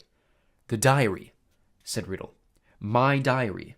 Little Ginny's been writing in it for months and months, telling me all her pitiful worries and woes, how her brothers tease her, how she had to come to school with second-hand robes and books, how—" Riddle's eyes glinted. "How she didn't think famous, good, great Harry Potter would ever like her." All the time he spoke, Riddle's eyes never left Harry's face. There was an almost hungry look to him. "It's very boring having to listen to the silly little troubles of an 11-year-old girl," he went on. "But I was patient. I wrote back. I was sympathetic. I was kind. Ginny simply loved me. No one's ever understood me like you, Tom. I'm so glad I've got this diary to confide in. It's like having a friend I can carry around in my pocket." Riddle laughed, a high, cold laugh that didn't suit him. It made the hairs stand up on the back of Harry's neck. "If I say myself, Harry, I've always been able to charm the people I needed. So Ginny poured out her soul to me, and her soul happened to be exactly what I wanted. I grew stronger and stronger on a diet of her deepest fears, her darkest secrets. I grew powerful, far more powerful than little Miss Weasley, powerful enough to start feeding Miss Weasley a few of my secrets, to start pouring a little of my soul back into her." "What do you mean?" said Harry, whose mouth had gone very dry. "Haven't you guessed yet, Harry Potter?" said Riddle softly. "Ginny Weasley opened the Chamber of Secrets. She strangled the school roosters and daubed threatening messages on the walls. She set the serpent of Slytherin on 4 mudbloods and the squib's cat. No, Harry whispered. Yes, said Riddle calmly. Of course, she didn't know what she was doing at first. It was very amusing. I wish you could have seen her new diary entries. Far more interesting they became. Dear Tom, he recited, watching Harry's horrified face, I think I'm losing my memory. There are rooster feathers all over my robes, and I don't know how they got there. Dear Tom, I can't remember what I did on the night of Halloween, but a cat was attacked, and I've got paint all down my front. Dear Tom, Percy keeps telling me I'm pale, and I'm not myself. I think he suspects me. There was another attack today, and I don't know where I was, Tom. What am I going to do? I think I'm going mad. I think I'm the one attacking everyone, Tom. Harry's fists were clenched, the nails digging deep into his palms. It took a very long time for stupid little Ginny to stop trusting her diary, said Riddle. But she finally became suspicious and tried to dispose of it. And that's where you came in, Harry. You found it, and I couldn't have been more delighted. Of all the people who could have picked it up, it was you. The very person I was most anxious to meet. And why did you want to meet me? Said Harry. Anger was coursing through him, and it was an effort to keep his voice steady. Well, you see, Ginny, told me about you, Harry, said Riddle. Your whole fascinating history. His eyes roved over the lightning scar on Harry's forehead, and their expression grew hungrier. I knew I must find out more about you, talk to you, meet you if I could. So I decided to show you my famous capture of that great oaf Hagrid to gain your trust. Hagrid's my friend, said Harry, his voice now shaking. And you framed him, didn't you? I thought you made a mistake, but... Riddle laughed his high laugh again. It was my word against Hagrid's, Harry. Well, you can imagine how it looked to old Armando Dippet. On the one hand, Tom Riddle, poor but brilliant, parentless but so brave, school prefect, model student. On the other hand, big, blundering Hagrid, in trouble every other week trying to raise werewolf cubs under his bed, sneaking off to the Forbidden Forest to wrestle trolls. But I admit, even I was surprised how well the plan worked. I thought someone must realize that Hagrid couldn't possibly be the heir of Slytherin. It had taken me 5 whole years to find out everything I could about the Chamber of Secrets and discover the secret entrance, as though Hagrid had the brains or the power. Only the Transfiguration teacher, Dumbledore, seemed to think Hagrid was innocent. He persuaded Dippet to keep Hagrid and train him as gamekeeper. Yes, I think Dumbledore might have guessed. Dumbledore never seemed to like me as much as the other teachers did. I bet Dumbledore saw right through you, said Harry, his teeth gritted. Well, he certainly kept an annoyingly close watch on me after Hagrid was expelled, said Riddle carelessly. I knew it wouldn't be safe to open the chamber again while I was still at school, but I wasn't going to waste those long years I'd spent searching for it.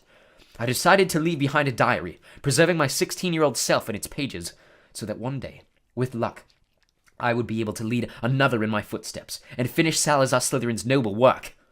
Well, you haven't finished it, said Harry triumphantly. No one's died this time, not even the cat. In a few hours the Mandrake draft will be ready, and everyone who is petrified will all be all right again. Haven't I already told you, said Riddle quietly, that killing mudbloods doesn't matter to me anymore? For many months now, my new target has been you. Harry stared at him. Imagine how angry I was when the next time my diary was opened, it was Ginny who was writing to me, not you. She saw you with the diary, you see, and panicked. What if you found out how to work it, and I repeated all her secrets to you? What if, even worse, I told you who'd been strangling roosters? So the foolish little brat waited until your dormitory was deserted and stole it back. But I knew what I must do. It was clear to me that you were on the trail of Slytherin's heir. From everything Ginny had told me about you, I knew you would go to any lengths to solve the mystery, particularly if one of your best friends was attacked. And Ginny had told me the whole school was buzzing because you could speak Parseltongue. So I made Ginny write her own farewell on the wall and come down here to wait. She struggled and cried and became very boring. But there isn't much life left in her. She put too much into the diary, into me. Enough to let me leave its pages at last. I've been waiting for you to appear since we arrived here. I knew you'd come. I've many questions for you, Harry Potter. Like what? Harry spat, fists still clenched. Well, said Riddle, smiling pleasantly. How is it that you, a skinny boy with no extraordinary magic talent, managed to defeat the greatest wizard of all time? How did you escape with nothing but a scar when Lord Voldemort's powers were destroyed? There was an odd red gleam in his hungry eyes now. Why do you care how I escaped? Said Harry slowly. Voldemort was after your time. Voldemort, said Riddle softly, is my past, present, and future, Harry Potter. He pulled Harry's wand from his pocket and began to trace it through the air, writing 3 shimmering words. Tom Marvolo Riddle. Then he waved the wand once, and the letters of his name rearranged themselves. I am Lord Voldemort. You see, he whispered. It was a name I was already using at Hogwarts. To my most intimate friends only, of course. You think I was going to use my filthy muggle father's name forever? I, in whose veins runs the blood of Salazar Slytherin himself, through my mother's side, I keep the name of a foul common muggle who abandoned me even before I was born, just because he found out his wife was a witch? No, Harry. I fashioned myself a new name, a name I knew wizards everywhere would one day fear to speak, when I had become the greatest sorcerer in the world. Harry's brain seemed to have jammed. He stared numbly at Riddle, at the orphan boy who had grown up to murder Harry's own parents, and so many others. At last he forced himself to speak. You're not, he said, his quiet voice full of hatred. Not what? Snapped Riddle. Not the greatest sorcerer in the world, said Harry, breathing fast. Sorry to disappoint you and all that, but the greatest wizard in the world is Albus Dumbledore. Everyone says so. Even when you were so strong, you didn't dare try to take over at Hogwarts. Dumbledore saw you straight through you when you were at school, and he still frightens you now, wherever you're hiding these days. The smile had gone from Riddle's face, to be replaced by a very, very ugly look. Dumbledore has been driven out of this castle by the mere memory of me, he hissed. He's not as gone as you might think, Harry retorted. He was speaking at random, wanting to scare Riddle, wishing rather than believing it to be true. Riddle opened his mouth but froze. Music was coming from somewhere. Riddle whirled around to stare down the empty chamber. The music was growing louder. It was eerie, spine-tingling, unearthly.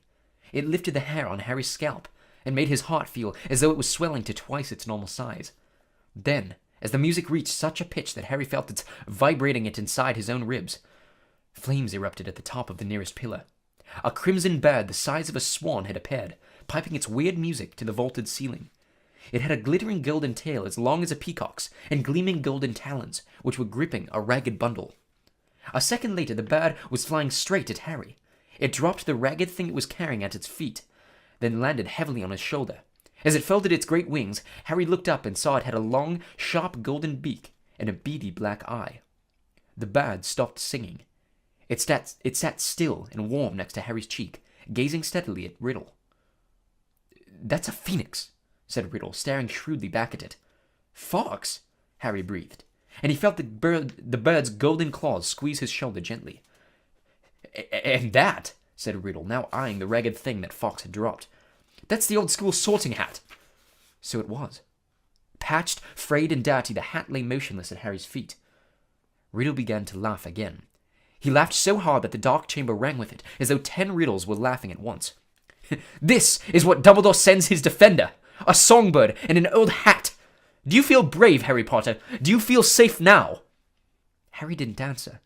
He might not see what use Fox or the sorting hat were, but he was no longer alone, and he waited for Riddle to stop laughing with his courage mounting. To business, Harry, said Riddle, still smiling broadly. Twice, in your past and my future, we have met, and twice I failed to kill you. How did you survive? Tell me everything. The longer you talk, he added softly, the longer you stay alive. Harry was thinking fast, weighing his chances. Riddle had the wand. Harry, had Fox, and the sorting hat, neither of which would be much good in a duel. It looked bad, all right. But the longer Riddle stood there, the more life was dwindling out of Ginny. And in the meantime, Harry noticed suddenly, Riddle's outline was becoming clearer, more solid. If it had to be a fight between him and Riddle, it was better sooner than later. No one knows why you lost your powers when you attacked me, said Harry abruptly. I don't know myself, but I know why you couldn't kill me. Because my mother died to save me. My common, muggle-born mother, he added, shaking with suppressed rage. She stopped you killing me. And I've seen the real you. I saw you last year. You're a wreck. You're barely alive. That's where all your power got you. You're in hiding. You're ugly. You're foul. Riddle's face contorted. Then he forced it into an awful smile. So, your mother died to save you. Yes, that's a powerful counter-charm. I can see now. There is nothing special about you after all. I wondered, you see. There are strange likenesses between us after all.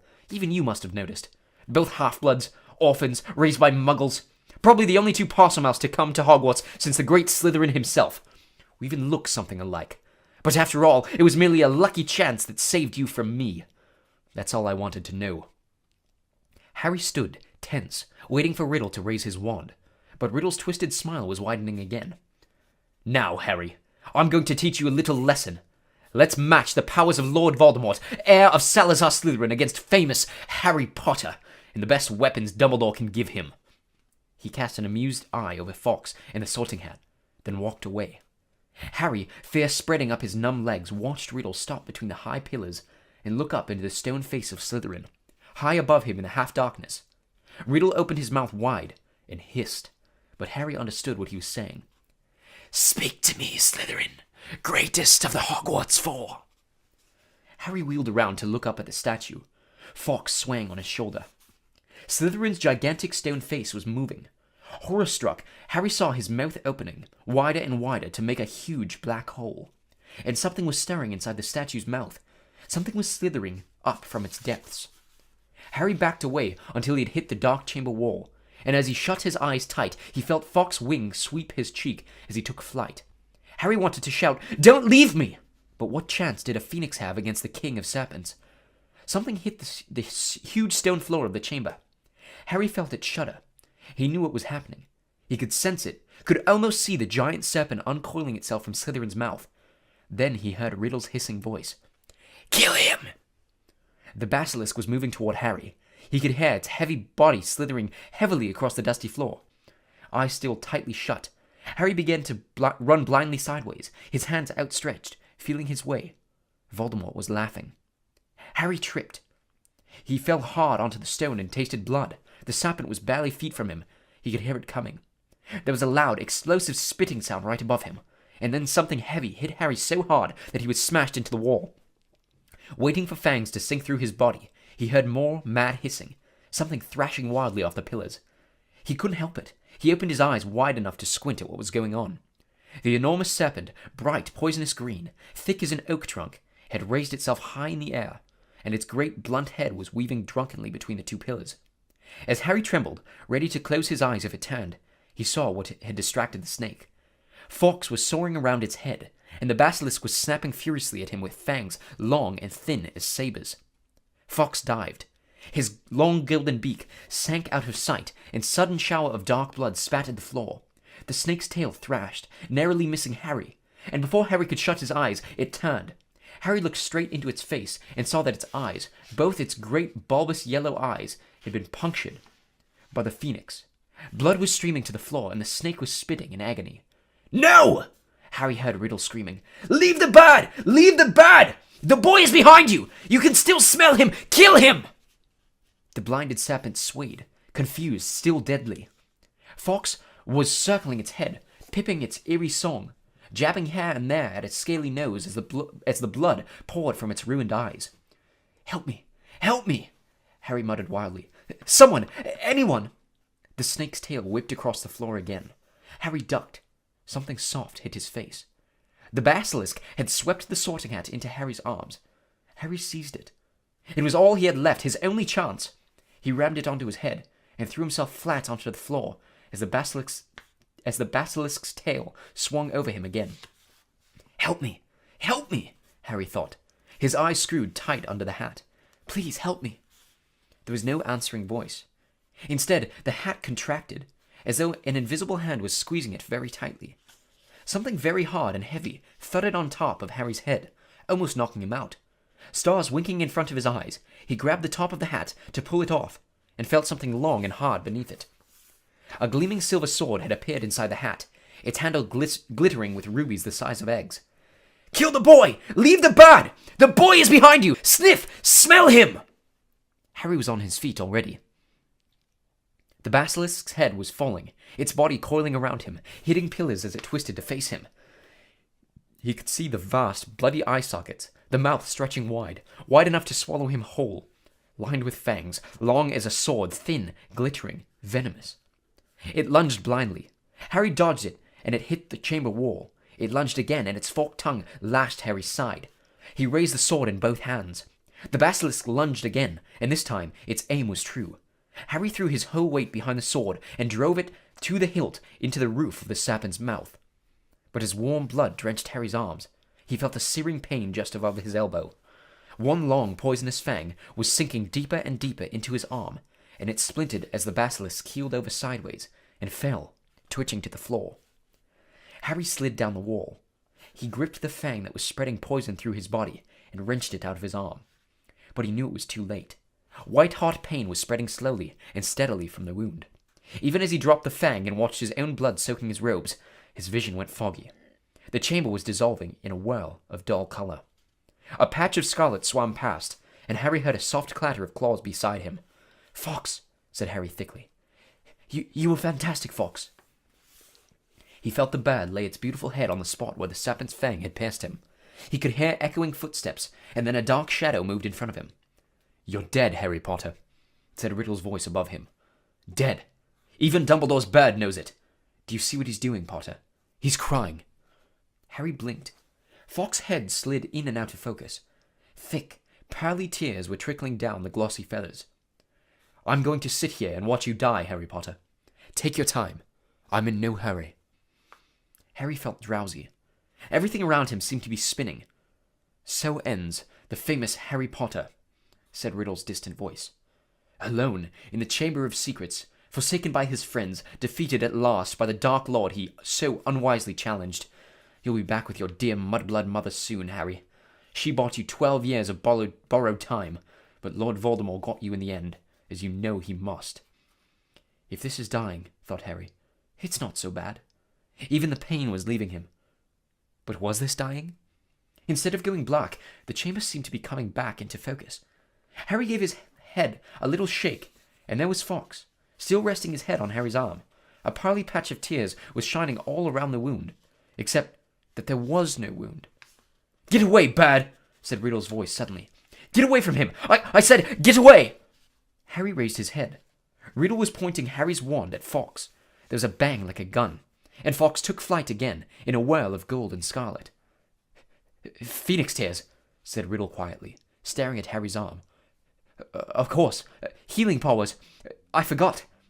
He looked into Harry's face. "But it makes no difference. In fact, I prefer it this way. Just you and me, Harry Potter. You and me." He raised the wand. Then, in a rush of wings, Fox had soared back overhead, and something fell into Harry's lap. The diary. For a split second, both Harry and Riddle, wand still raised, stared at it. Then, without thinking, without considering it, as though he had meant to do it all along, Harry seized the basilisk fang on the floor next to him and plunged it straight into the heart of the book. There was a long, dreadful, piercing scream. Ink spurted out of the diary in torrents, screaming over Harry's hands, flooding the floor. Riddle was writhing and twisting, screaming and flailing, and then he had gone. Harry's wand fell to the floor with a clatter, and there was silence. Silence except for the steady drip, drip of ink still oozing from the diary. The basilisk venom had burned a sizzling hole right through it. Shaking all over, Harry pulled himself up.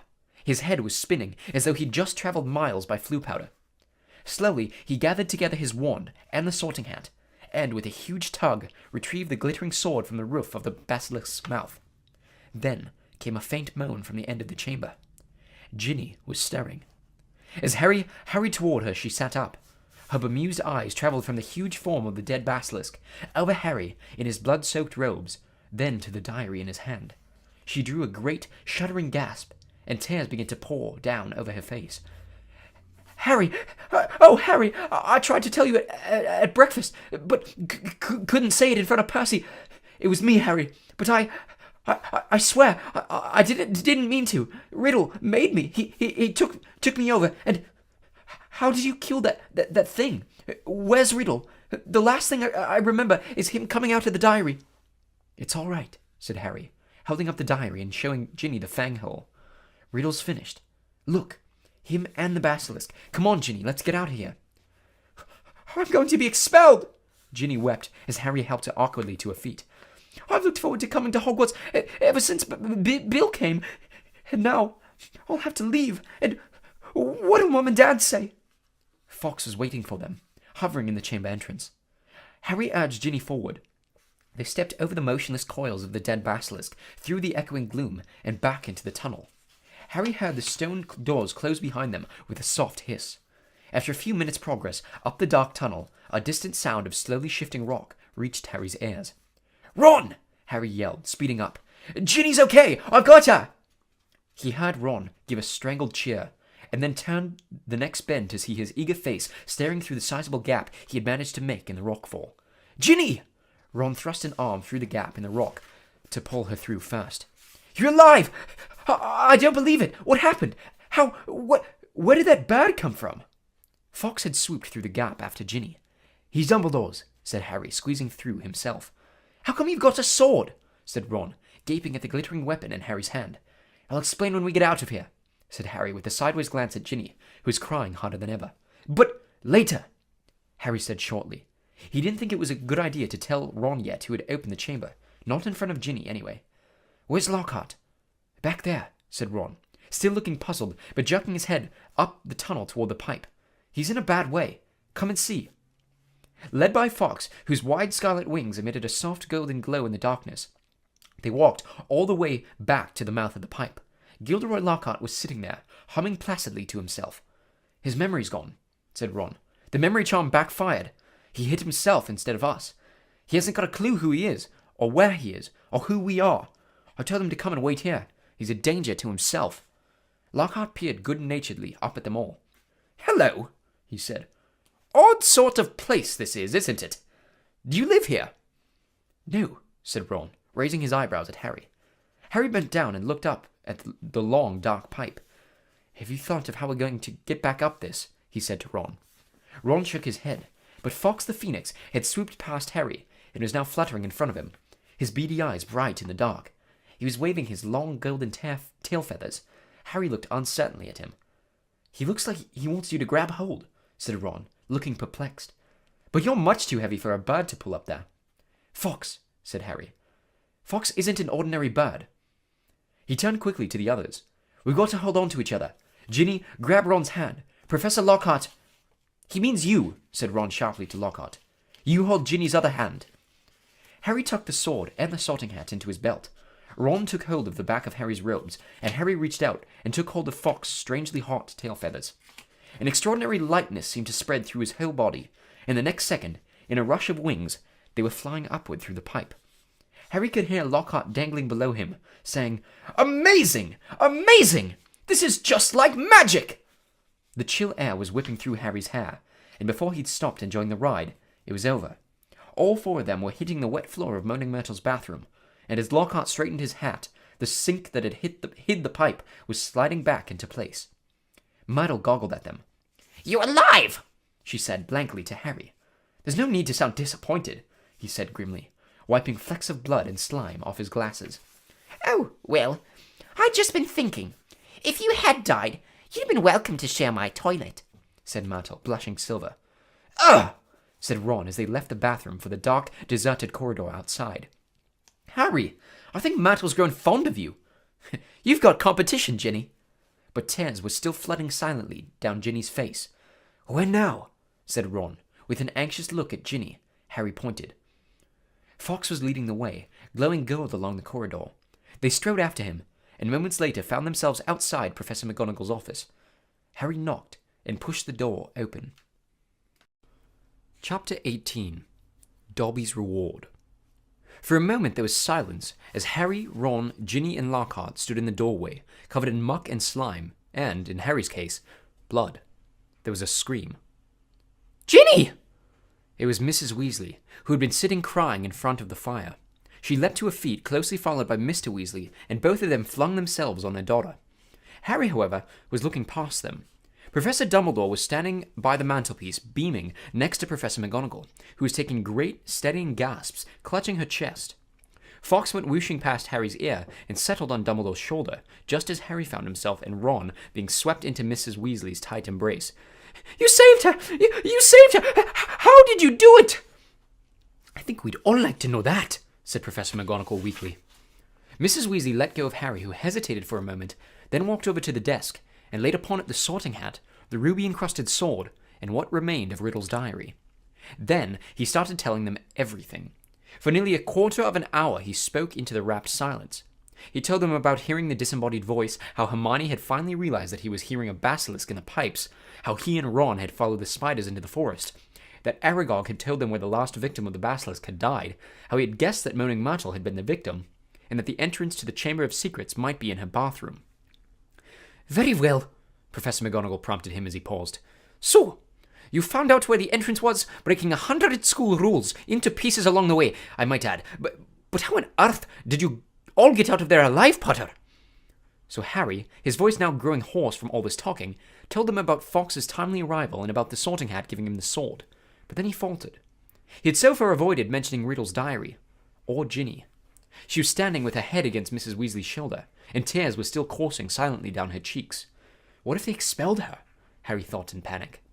Riddle's diary didn't work anymore. How could they prove it had been he who made her do it all? Instinctively, Harry looked at Dumbledore, who smiled faintly, the firelight glancing off his half-moon spectacles. "What interests me most," said Dumbledore gently, "is how Lord Voldemort managed to enchant Ginny, when my sources tell me he is currently hiding in the forests of Albania." Relief, warm, sweeping, glorious relief, swept over Harry. "What's that?" said Mr. Weasley in a stunned voice. "You know who? Enchant Ginny. But Ginny's not... Ginny hasn't been... Has she?" "It was this diary," said Harry quickly, picking it up and showing it to Dumbledore. "Riddle wrote in it when he was 16. Dumbledore took the diary from Harry and peered keenly down his long, crooked nose at its burnt and soggy pages. "Brilliant," he said softly. "Of course, he was probably the most brilliant student Hogwarts has ever seen." He turned around to the Weasleys, who were looking utterly bewildered. "Very few people know that Lord Voldemort was once called Tom Riddle. I taught him myself 50 years ago at Hogwarts. He disappeared after leaving the school, travelled far and wide, sank so deeply into the dark arts, consorted with the very worst of our kind, and underwent so many dangerous magical transformations, that when he resurfaced as Lord Voldemort, he was barely recognizable. Hardly anyone connected Lord Voldemort with the clever, handsome boy who was once head boy here." "But Ginny," said Mrs. Weasley. "What's our Ginny got to do with him? His diary," Ginny sobbed. "I've been writing in it, and he's been writing back all year." "Ginny," said Mr. Weasley, flabbergasted. "Haven't I taught you anything? What have I always told you? Never trust anything that can think for itself if you can't see where it keeps its brain. Why didn't you show the diary to me or your mother? A suspicious object like that. It was clearly full of dark magic." I didn't know," sobbed Ginny. I found it inside one of the books Mum got me. I thought someone had just left it in there and forgotten about it." "Miss Weasley should go up to the hospital wing right away," Dumbledore interrupted in a firm voice. "This has been a terrible ordeal for her. There will be no punishment. Older and wiser wizards than she have been hoodwinked by Lord Voldemort." He strode over to the door and opened it. "Bed rest, and perhaps a large, steaming mug of hot chocolate. I always find that cheers me up," he added, twinkling kindly down at her. "You will find that Madame Pomfrey is still awake. She's just giving out mandrake juice. I dare say the basilisk's victims will be waking up at any moment." "So Hermione's okay," said Ron brightly. "There has been no lasting harm done, Ginny," said Dumbledore. Mrs. Weasley led Ginny out, and Mr. Weasley followed, still looking deeply shaken. "You know, Minerva," Professor Dumbledore said thoughtfully to Professor McGonagall, "I think this merits a good feast. Might I ask you to go and alert the kitchens?" "Right," said Professor McGonagall crisply, also moving to the door. "I'll leave you to deal with Potter and Weasley, shall I?" "Certainly," said Dumbledore. She left, and Harry and Ron gazed uncertainly at Dumbledore. What exactly had Professor McGonagall meant? Deal with them? Surely they weren't about to be punished. "I seem to remember telling you both that I would have to expel you if you broke any more school rules," said Dumbledore. Ron opened his mouth in horror. "Which goes to show that the best of us must sometimes eat our words," Dumbledore went on, smiling. "You will both receive special awards for services to the school, and, let me see, yes, I think 200 points apiece for Dumbledore." Ron went as brightly pink as Lockhart's Valentine flowers and closed his mouth again. "But One of us seems to be keeping mightily quiet about his part in this dangerous adventure, Dumbledore added. Why so modest, Gilderoy? Harry gave a start. He had completely forgotten about Lockhart. He turned and saw that Lockhart was standing in a corner of the room, still wearing his vague smile. When Dumbledore addressed him, Lockhart looked over his shoulder to see who he was talking to. Professor Dumbledore, Ron said quickly. There was an accident down in the Chamber of Secrets. Professor Lockhart. Am I a professor? Said Lockhart in mild surprise. Goodness, I expect I was hopeless, was I? He tried to do a memory charm and the wand backfired, Ron explained quietly to Dumbledore. Dear me, said Dumbledore, shaking his head, his long silver moustache quivering. Impaled upon your own sword, Gilderoy. Sword? Said Lockhart dimly. Haven't got a sword. That boy has, though. He pointed at Harry. He'll lend you one. Would you mind taking Professor Lockhart up to the infirmary too? Dumbledore said to Ron. I'd like a few more words with Harry. Lockhart ambled out. Ron cast a curious look back at Dumbledore and Harry as he closed the door. Dumbledore crossed to one of the chairs by the fire. Sit down, Harry, he said, and Harry sat, feeling unaccountably nervous. First of all, Harry, I want to thank you, said Dumbledore, eyes twinkling again. You must have shown me real loyalty down in the chamber. Nothing but that could have called Fawkes to you. He stroked the phoenix, which had fluttered down onto his knee. Harry grinned awkwardly as Dumbledore watched him. And so you met Tom Riddle, said Dumbledore thoughtfully. I imagine he was most interested in you. Suddenly, something that was nagging at Harry came tumbling out of his mouth. Professor Dumbledore, Riddle said I'm like him. Strange likenesses, he said. Did he now? Said Dumbledore, looking thoughtfully at Harry from under his thick silver eyebrows. And what do you think, Harry? I don't think I'm like him, said Harry, more loudly than he'd intended. I mean, I'm in Gryffindor, But he fell silent, a lurking doubt resurfacing in his mind. Professor, he started again after a moment. The Sorting Hat told me I'd have done well in Slytherin. Everyone thought I was Slytherin's heir for a while, because I can speak Parseltongue. You can speak Parseltongue, Harry, said Dumbledore calmly. Because Lord Voldemort, who is the last remaining ancestor of Salazar Slytherin, can speak Parseltongue. Unless I'm much mistaken, he transferred some of his own powers to you the night he gave you the scar. Not something he intended to do, I'm sure. Voldemort put a bit of himself in me, Harry said, thunderstruck. It certainly seems so. So I should be in Slytherin, Harry said, looking desperately into Dumbledore's face. The Sorting Hat could see Slytherin's power in me, and it... Put you in Gryffindor, said Dumbledore calmly. Listen to me, Harry. You happen to have many qualities Salazar Slytherin prized in his hand-picked students. His own very rare gift, Parseltongue. Resourcefulness, determination, a certain disregard for rules, he added, his mustache quivering again. Yet, the Sorting Hat placed you in Gryffindor.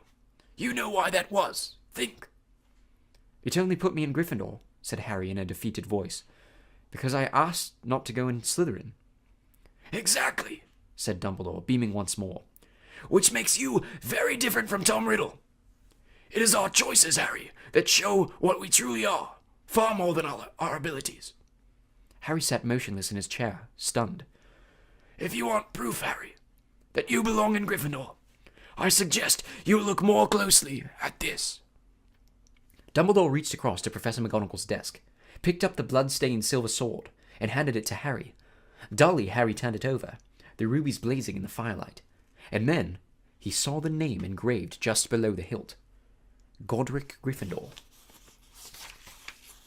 Only a true Gryffindor could have pulled that out of the hat, Harry, said Dumbledore simply. For a minute, neither of them spoke. Then Dumbledore pulled open one of the drawers in Professor McGonagall's desk and took out a quill and a bottle of ink. What you need, Harry, is some food and sleep.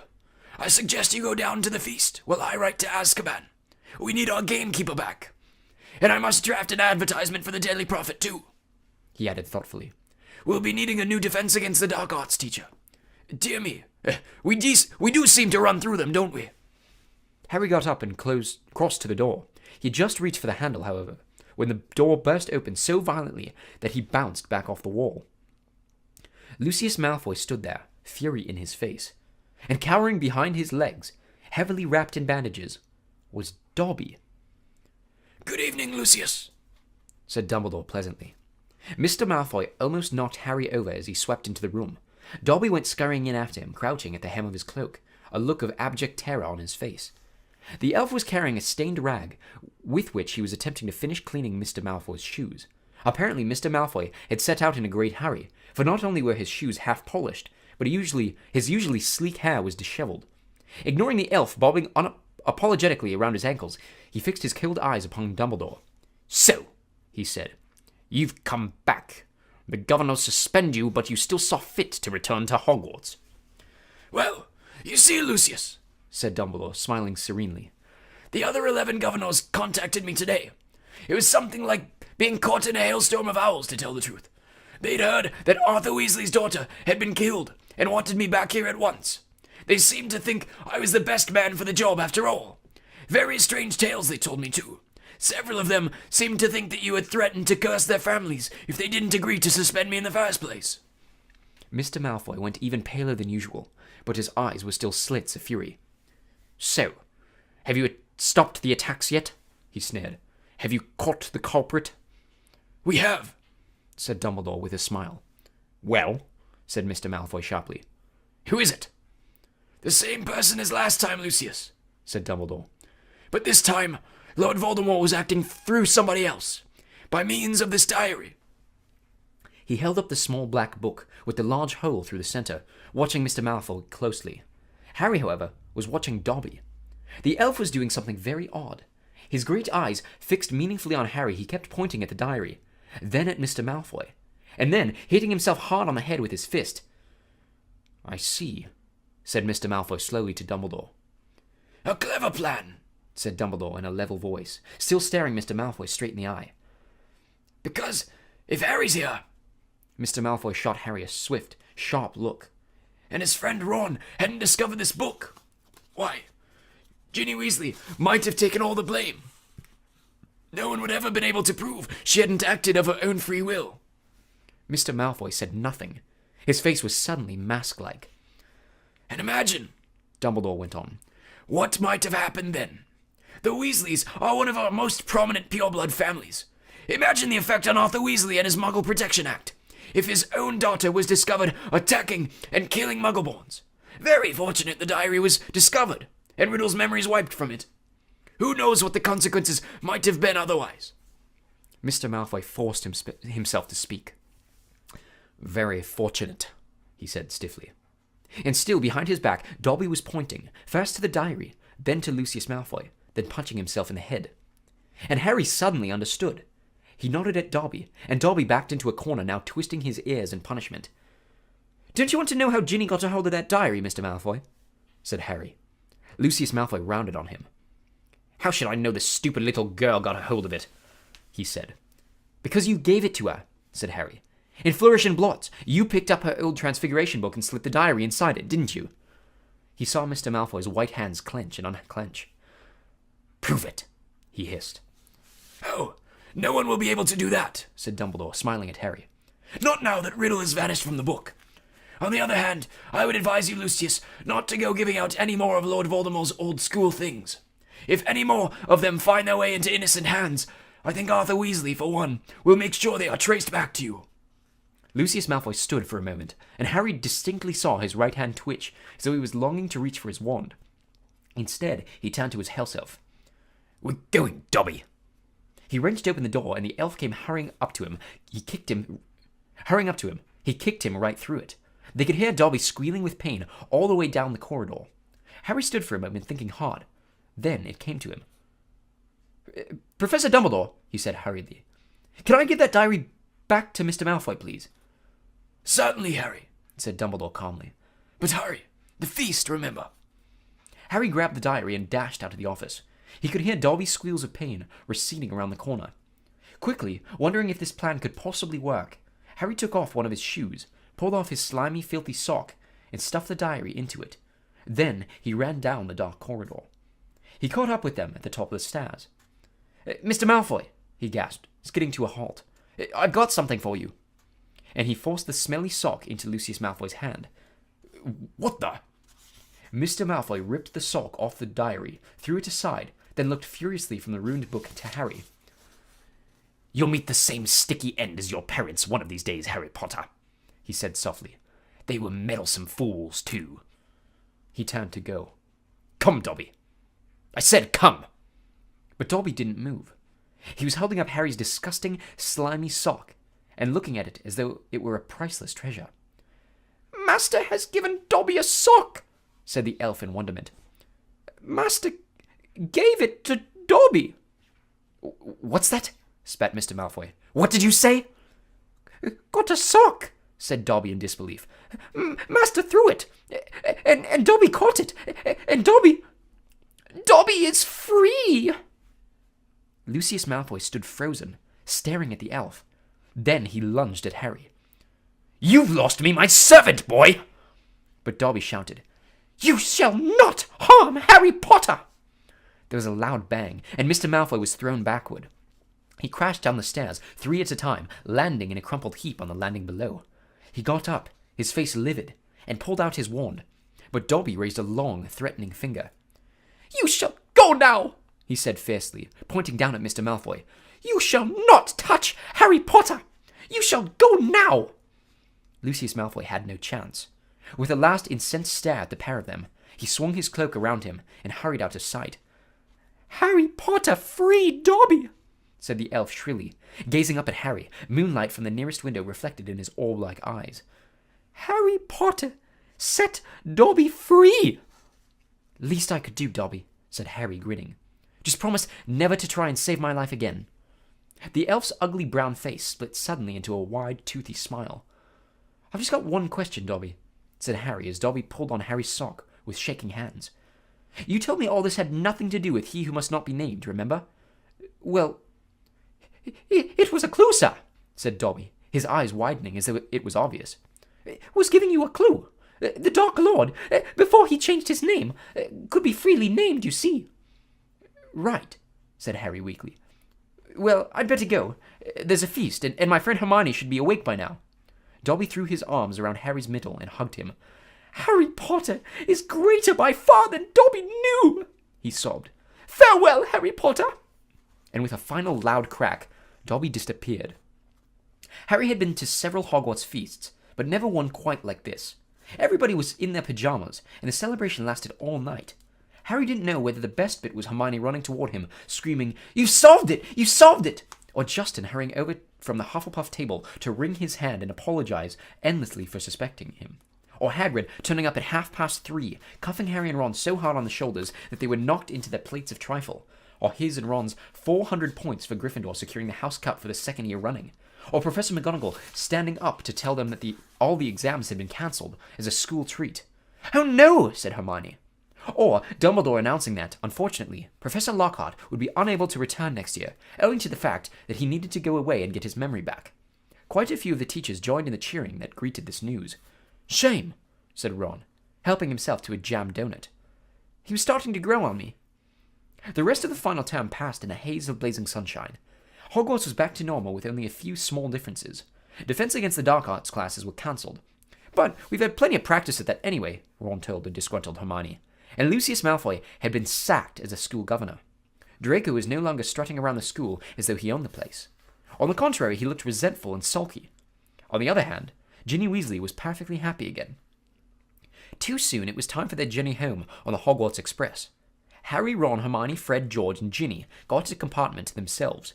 They made the most of the last few hours in which they were allowed to do magic before the holidays. They played Exploding Snap, set off the very last of Fred and George filibuster fireworks, and practiced disarming each other by magic. Harry was getting very good at it. They were almost at King's Cross when Harry remembered something. "Ginny, what did you see Percy doing that he didn't want you to tell anyone?" "Oh, that," said Ginny, giggling. "Well, Percy's got a girlfriend." Fred dropped a stack of books on George's head. "What?" "It's that Ravenclaw prefect, Penelope Clearwater," said Ginny. "That's who he was writing to all last summer. He's been meeting her all over school in secret. I walked in on them kissing in an empty classroom one day. He was so upset when she was, attacked. You won't tease him, will you?" she added anxiously. "Wouldn't dream of it," said Fred, who was looking like his birthday had come early. "Definitely not," said George, sniggering. The Hogwarts Express slowed and finally stopped. Harry pulled out his quill and a bit of parchment and turned to Ron and Hermione. "This is called the telephone number," he told Ron, scribbling it twice, tearing the parchment in two, and handing it to them. "I told your dad how to use a telephone last summer. He'll know. Call me at the Dursleys, okay? I can't stand another 2 months with only Dudley to talk to." "Your aunt and uncle will be proud there, won't they?" said Hermione, as they got off the train and joined the crowd thronging toward the enchanted barrier. "When they hear what you did this year..." "Proud?" said Harry. "Are you crazy? All those times I could have died, and I didn't manage it? They'll be furious." And together, they walked back through the gateway to the Muggle world.